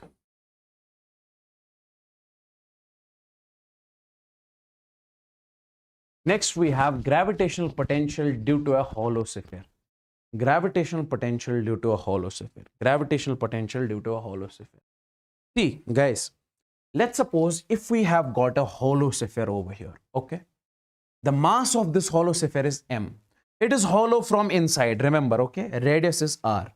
We say, sir, at outside point small r distance, how much will be the potential? I told you, because of the mass, the potential at r distance is minus gm by r. If you have got this hollow sphere over here, it has also mass m. So because of this hollow sphere at r distance, we have to find the potential. That will be simply V out is equal, outside is equal, minus gm divided by r, minus gm divided by r, okay? So because of the hollow sphere at very far distance outside, potential will be minus gm by r. On the surface, can I say, sir, on the surface, we say, sir, small r becomes equal to capital R. So instead of small r, just put the capital R over here. So minus gm by capital R, okay? Okay. Then we have next, that is inside, that we have inside. Guys, inside here is no mass, but the potential which is on the surface will be potential inside. On surface, it is minus gm by capital R. Inside also, it will be minus gm by capital R. So it is constant. And if somebody asks you to plot the graph, okay, so the graph in this case will be simply, see, from center to surface, it is constant, okay? Because from center to surface, we say V is equal to minus gm divided by capital R. So G is constant, mass is constant, radius is constant. So from center to surface, it is inside, V is constant. And outside, it is inversely proportional to small r. See, outside V out is inversely proportional to small r. So this will be the graph. This will be the graph. Similarly, let's talk about, we say, potential due to a solid sphere. If you have got a solid sphere over here, the radius of the solid sphere is capital R, okay? And because of this, at small r distance, how much will be the potential? At small r distance, outside potential will be same as hollow sphere. That is minus gm by small r. Small r is the distance at which you have to find, okay? On the surface, if I say, once again, on surface, we say small r is equal to capital R. So we say, in that case, Vs is equal to minus gm by capital R. And when it comes to the inside, guys, listen to me very carefully. When it comes to inside, we say inside it will be minus gm by 2r cube. Gm by 2r cube. Then 3r square minus small r square. Capital R is the radius, small r is the distance at which you have to find the potential inside the sphere, at which you have to find the potential inside the sphere. At which you have to find the potential inside the sphere.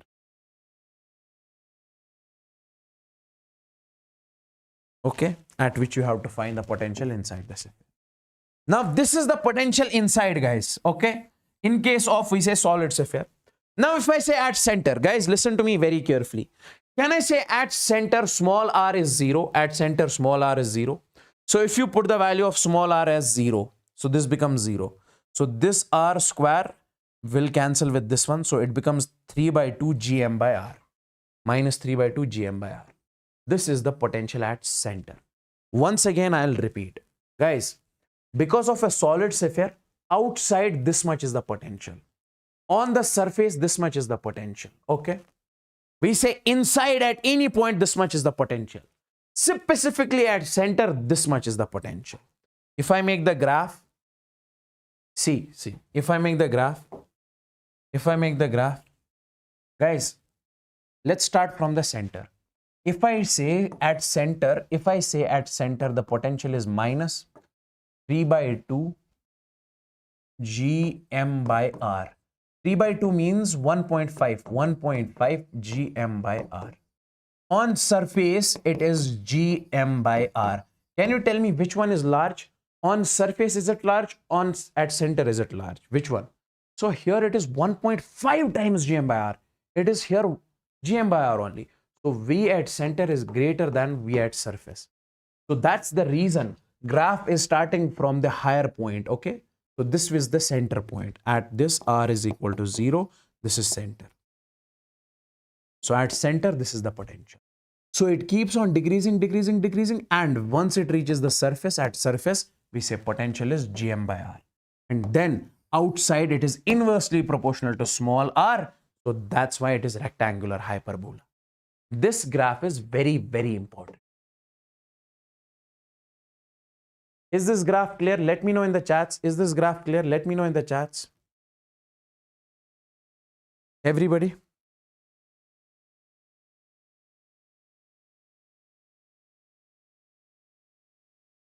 Is this clear?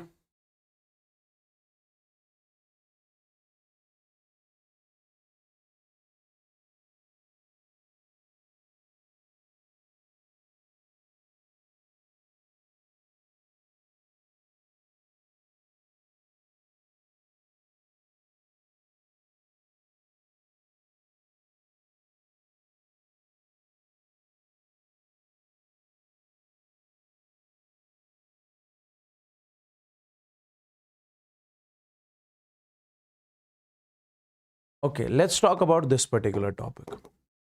That is potential due to a uniform ring on its axis. Okay. Let's suppose you have got a ring something like this over here. Okay. So the mass of the ring is m, the radius of ring is, we say, capital R, and at x distance you have to tell me the potential. Previously we calculated the gravitational field intensity at x distance. Right now I'm finding the we say potential at x distance. Now guys, potential at x distance because of the ring will be simply minus gm. G is the universal gravitational constant, m is the mass of the ring, under root of r square plus x square. R is the radius of the ring, x is the distance at which you are finding the potential. This is the potential because of the ring at x distance on its axis. At x distance on its axis. Okay. Now, if I say, my dear friends, at center, if I say at center, can I say at center x is equal to 0? Because if you keep on reducing the x at center, x becomes 0. Okay. Okay. So we say, sir, at center, if x becomes 0, so this term is 0. So x is 0. And then we say this will be simply under root of r square. Square and root will cancel. So it will be minus gm by r. Can I say this is the potential at center? V naught is minus gm divided by r. Where r is the radius of the ring. Where r is the radius of the ring. Okay. Okay. Next, we say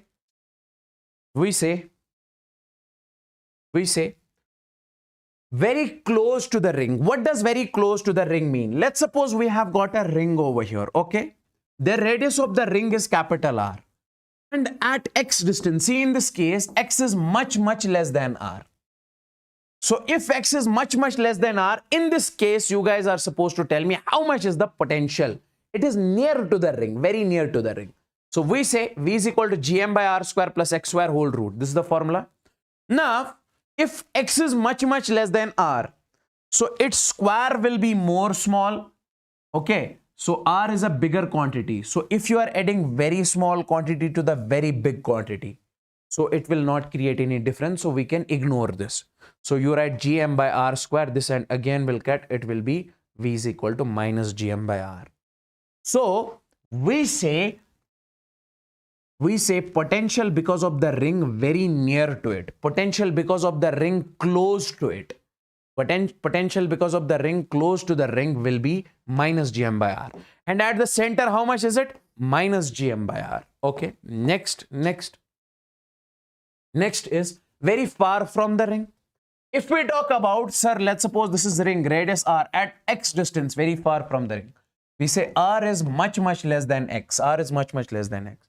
So we say in this case, potential will be minus gm divided by, we say, sir, x square. Square and root will cancel in this particular case. So it will be v is equal to gm by x. V is equal to gm by x. So this is, we say, my dear friends, you can clearly see. See. If we talk about at center, it is minus gm by, we say, sir, r. If we talk about close to the ring, that is minus gm by, we say, sir, r. This is constant. This is also, we say, sir, constant. Okay. And if we talk about outside, sir, V outside, it is inversely outside. It is very far, not outside, very far.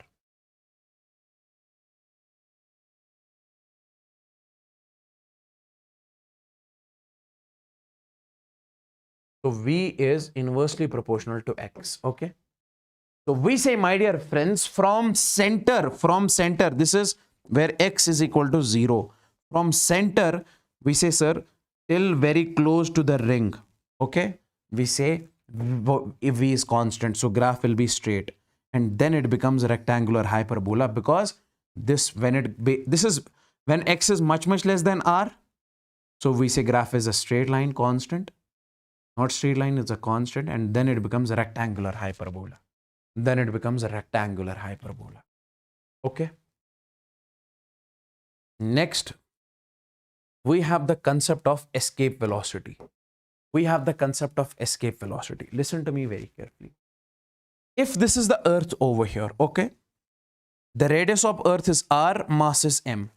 If I say on the surface of Earth you have the mass m, I want you guys to basically launch this object or throw this object so that it can go away from the gravitational field of Earth. Like I am saying, let's suppose you have got the Earth. Okay. And you have the mass over here. I am saying, sir, throw it away from the gravitational field of Earth. You have given some velocity, throw it again falls back because of the gravitational pull. Now I'm saying give more velocity. You are giving again more velocity. Again it falls back on the Earth. I'm saying give more velocity. Now again you are giving more velocity. Now it escapes. It escapes from the gravitational field of Earth. It doesn't come back to the surface of Earth. This velocity that you have given finally is what we call escape velocity, with which the body escapes from the gravitational field of Earth. Okay. Initially it was here, finally it is here. Okay. At infinity. So if somebody asks you, how much is this escape velocity? We say simply, this escape velocity is, we say, VE is equal to under root of, we say, sir, 2gm divided by r. Under root of 2gm divided by r. This is the escape velocity that you guys need to keep in your mind. Okay. So what is G? G is the mass. G is the universal gravitational constant. M is the mass of Earth. R is, we say, radius. And this is, we say, sir, 11.2 kilometer per second. If you put this value, it will come out to be 11.2 kilometer per second. So if you give 11.2 kilometer per second to any object, it will go away from the gravitational field of Earth. So we say VE does not depend upon the mass of an object. Okay, one more point is that, see, this escape velocity, this is the escape velocity in terms of density. See, this is the escape velocity in terms of mass of Earth. This is the escape velocity in terms of density. That is R under root of 8 by 3 g rho and pi. This is the escape velocity in terms of density.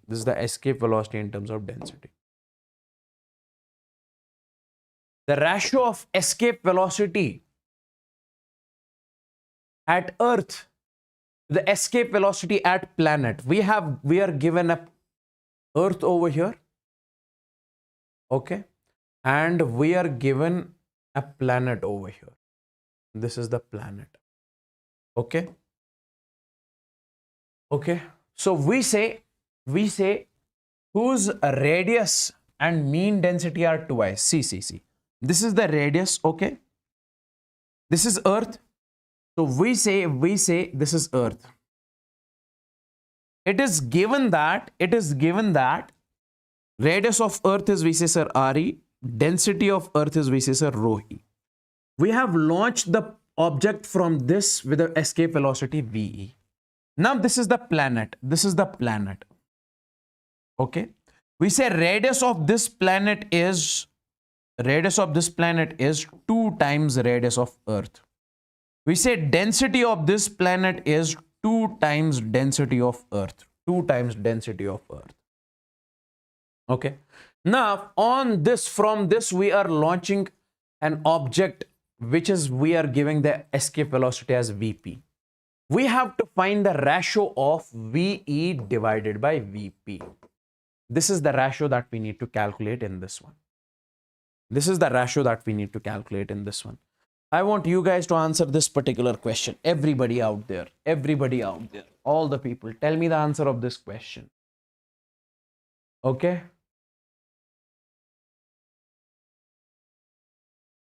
Answer has to be, no, I want you guys to tell me in the chats.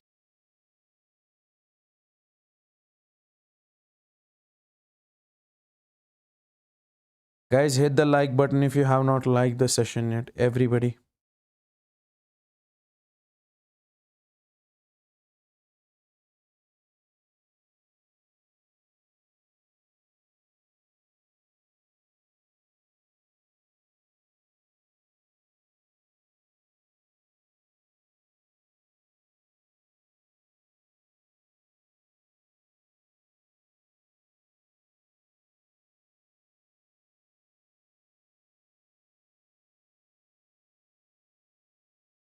Guys, let me know the answer.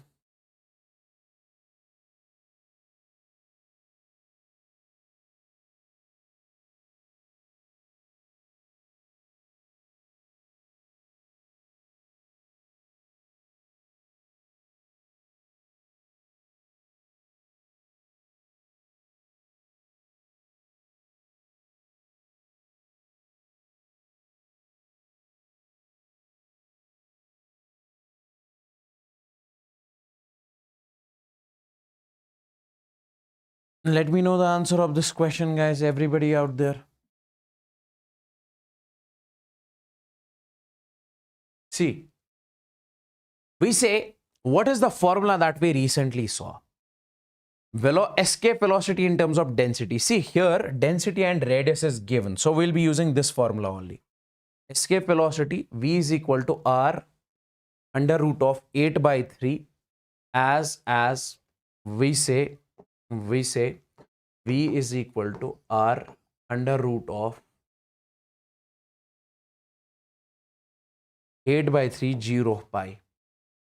8 by 3, then we say G rho and we say pi. Okay. Now, my dear friends, we say 8 by 3 is constant, G is constant, pi is constant.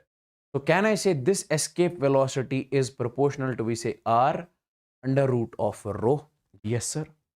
Now, we say, sir, when it comes to the escape velocity on Earth, we say, sir, escape velocity of Earth divided by escape velocity of the planet, it will be equals to radius of Earth, that is Re, radius of Earth, and then we say root of density of Earth, okay? Because escape velocity is proportional to R root rho, divided by, and radius of planet is how much? That is 2 times Re under root of 2 times rho e, because the radius of planet is 2 times of rho e. This and this will cancel. This rho and rho e will cancel. It will be 1 by 2 root 2. Answer is 1 by 2 root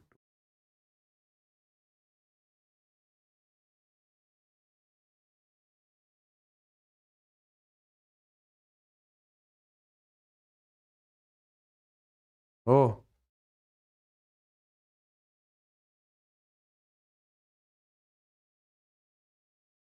The radius of planet is twice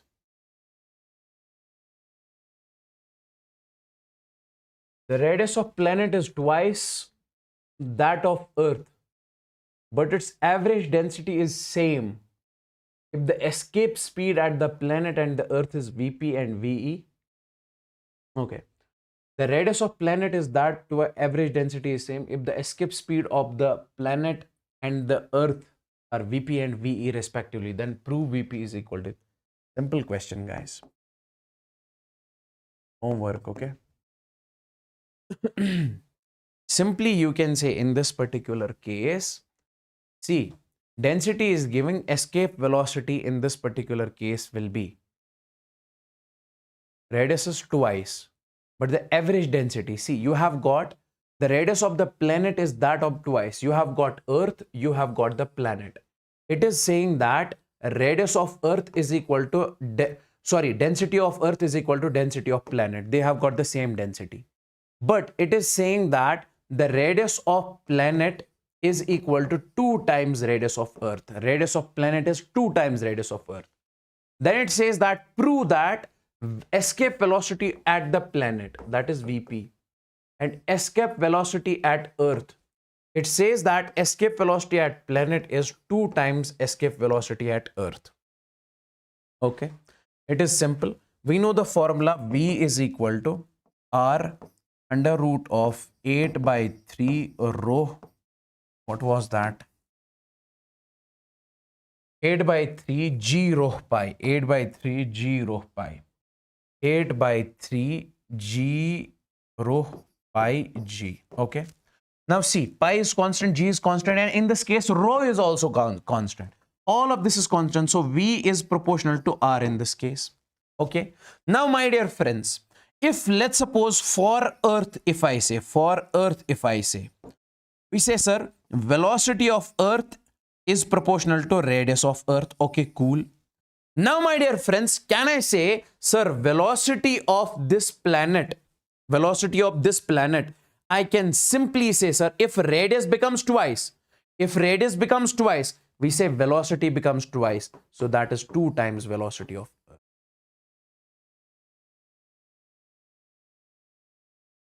Satellite motion. Now see, what does satellite motion actually mean? We say when any object moves around a planet in a circular path, this motion is what we call the satellite motion. Okay. Like, I say, this is, we have got the Earth over here. Okay. At height h, there is a mass m. Okay. Some object, bigger object. This object is revolving around this planet Earth. It is revolving around this planet Earth. We said this is considered to be the satellite. When any object revolves around a planet in a circular orbit, in a circular path, that is considered to be the satellite. So this is the satellite. Okay. And its motion is called satellite motion. Okay. So we say in order to make any body move around a planet, if you want anybody to move around the planet, like if you want this body to move around the planet, you have to go at height h. Then give it some velocity v, tangential velocity v. Now guys, gravitational force will act on it towards the Earth over here. So we say, my dear friends, because of the gravitation, it wants to go over here. Because of the gravitation, it will move something like this. So when object is at this point, it wants to go something like this, but gravitational pull will basically attract it. So it will follow this circular path. So this will be the reason how this planet is revolving around the Earth. Okay.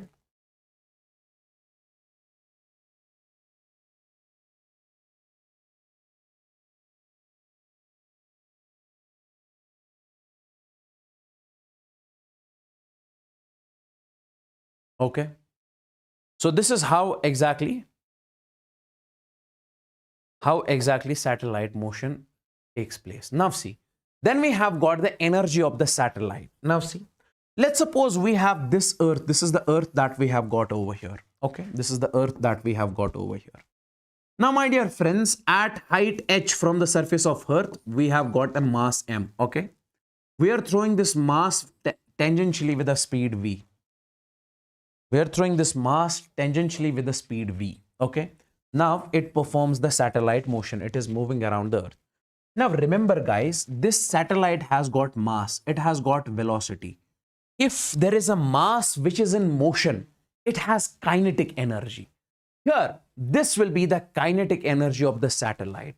That is G, capital M, small m. Capital M is the mass of Earth. Small m is the mass of this mass divided by 2r, where r is the distance between the two. Okay. Okay. Now, my dear friends, remember one thing I have told you. We have got Earth mass over here. Earth has got m mass. And we have got another mass over here, small m. So whenever there are two masses separated by some distance, don't you think they have the potential energy between them? U is equal to minus G capital M small m divided by R. So guys, because of the motion, it will have kinetic energy. Because of the two masses, they will have potential energy. What will be that? Minus G capital M, mass of Earth, small m, this mass divided by R. R is the distance between them. This is potential and kinetic, and they will also have total. Sir, total energy will be kinetic energy plus potential energy. Kinetic energy is G capital M small m by 2R minus potential energy will be G capital M by R. So if you do the subtraction, you will get minus G capital M small m by 2R. This will be the total energy. This will be the total energy. And if somebody asks you to plot the graph, guys, you can clearly see in this particular case, see. This kinetic energy is positive. Potential energy is negative. And total energy is also negative. So the graph will be, listen to me very carefully. So the graph will be, see, we say kinetic energy is inversely proportional to R and is what it is positive. We say, sir, potential energy is also inversely proportional to R but is negative. And then we say total energy is also inversely proportional to R but is, we say, sir, negative. So if we have to plot the graph, so we say graph of kinetic energy will be from the upper side, rectangular hyperbola, because K is inversely proportional to R, and it is positive, That's the reason we say, sir, that's the reason graph is made from the upper side. And when it comes to the potential energy, we say, sir, it is made from negative side. From the upper side is positive energy, negative energy, and this will be total energy.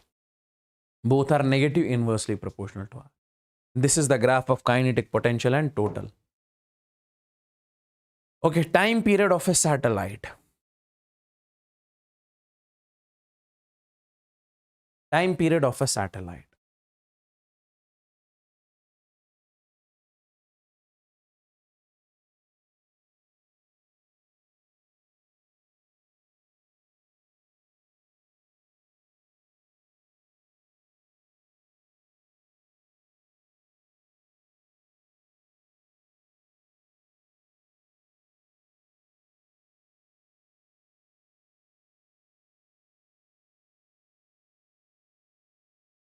Time period of a satellite. Now see, my dear friends, if we have got Earth over here and at height h we have got a satellite over here.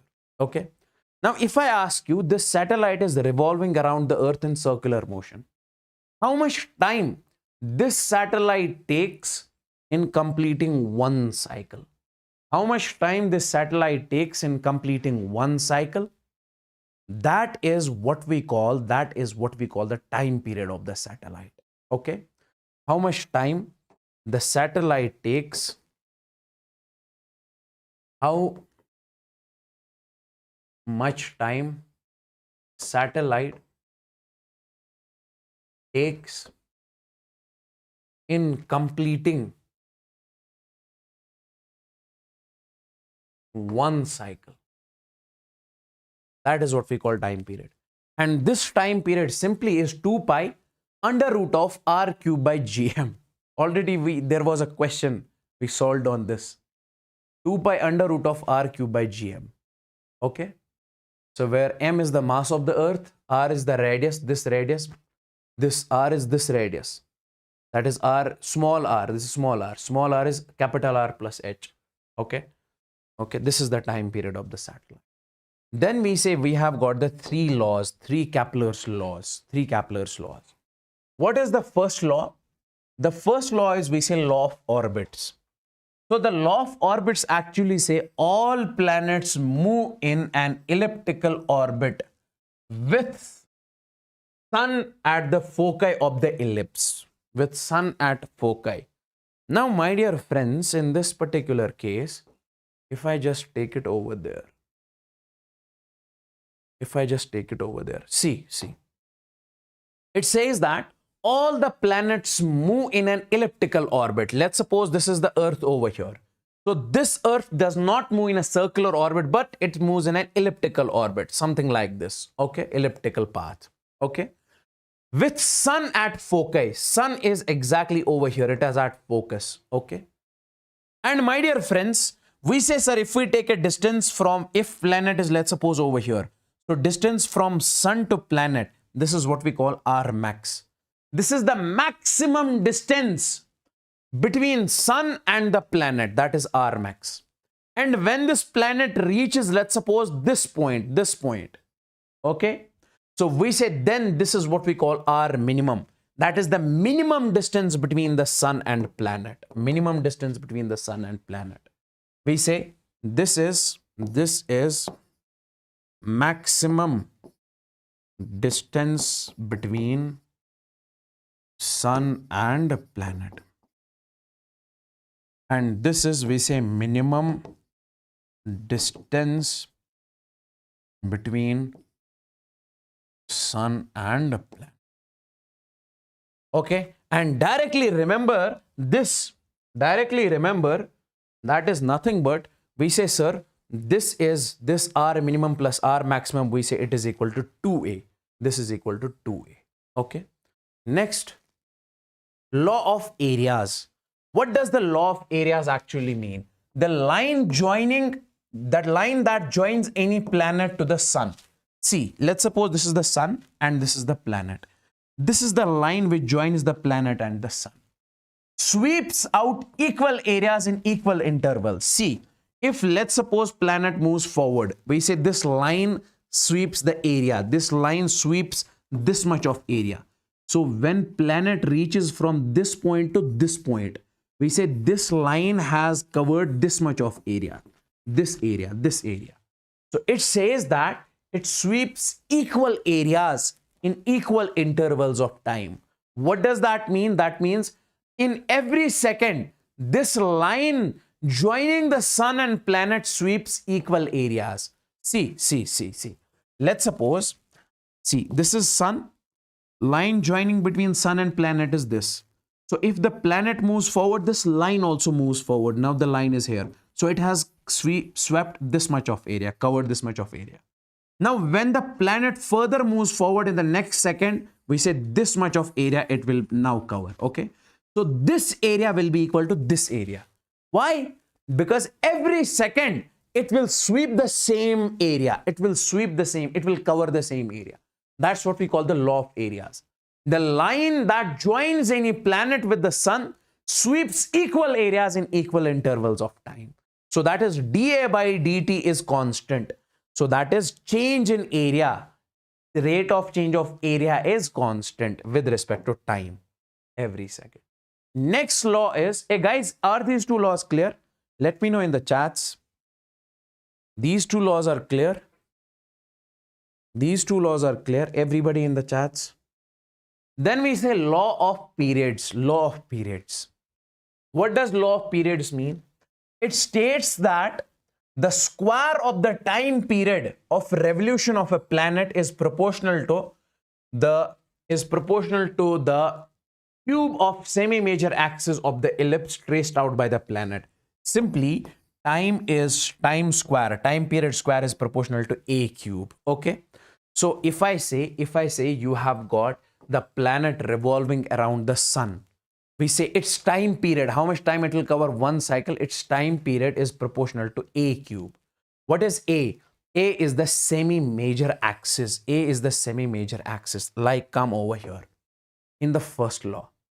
See, in the first law, sir, we say, listen to me very carefully. This is what we call the major axis.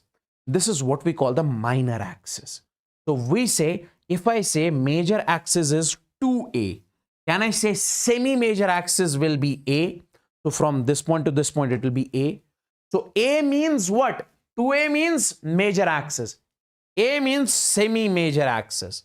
So I'll say, come over here. So we say in this particular case, it is saying time period square is proportional to semi-major axis. So the time period, the time it is revolving around the sun, that time period is proportional to semi-major axis. Okay, okay, or you can also call it the average radius. So how to find this average radius? R max plus R minimum divided by 2. So R max plus R minimum is 2a divided by 2. 2 will get cancelled, that is a. One more point, if I say, if somebody asks you to plot the graph between time and R, plot time and R, we say t square is proportional to R cube. Okay, so this will be the graph because this is the relation.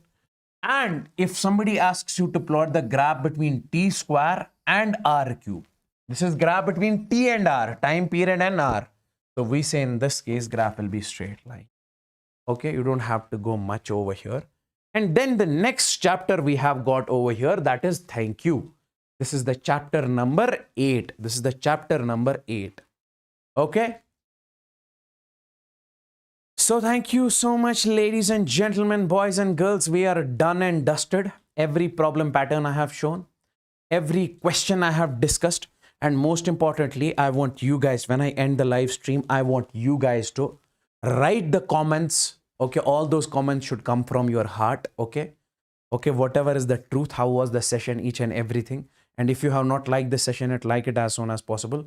Okay, so I want you guys to and join my Telegram channel. That is t.me/Yawer Manzoor, YAWARMANZOOR.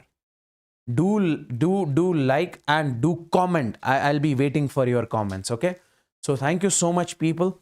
I think this was all about it. See you guys very soon. Okay, so take care and bye bye. So take care and bye bye. Huh? See you guys. Yes, I'll be sharing the PDF on my Telegram channel. That is t.me/Unacademy. t.me/Yawer Manzoor. Take care and bye bye.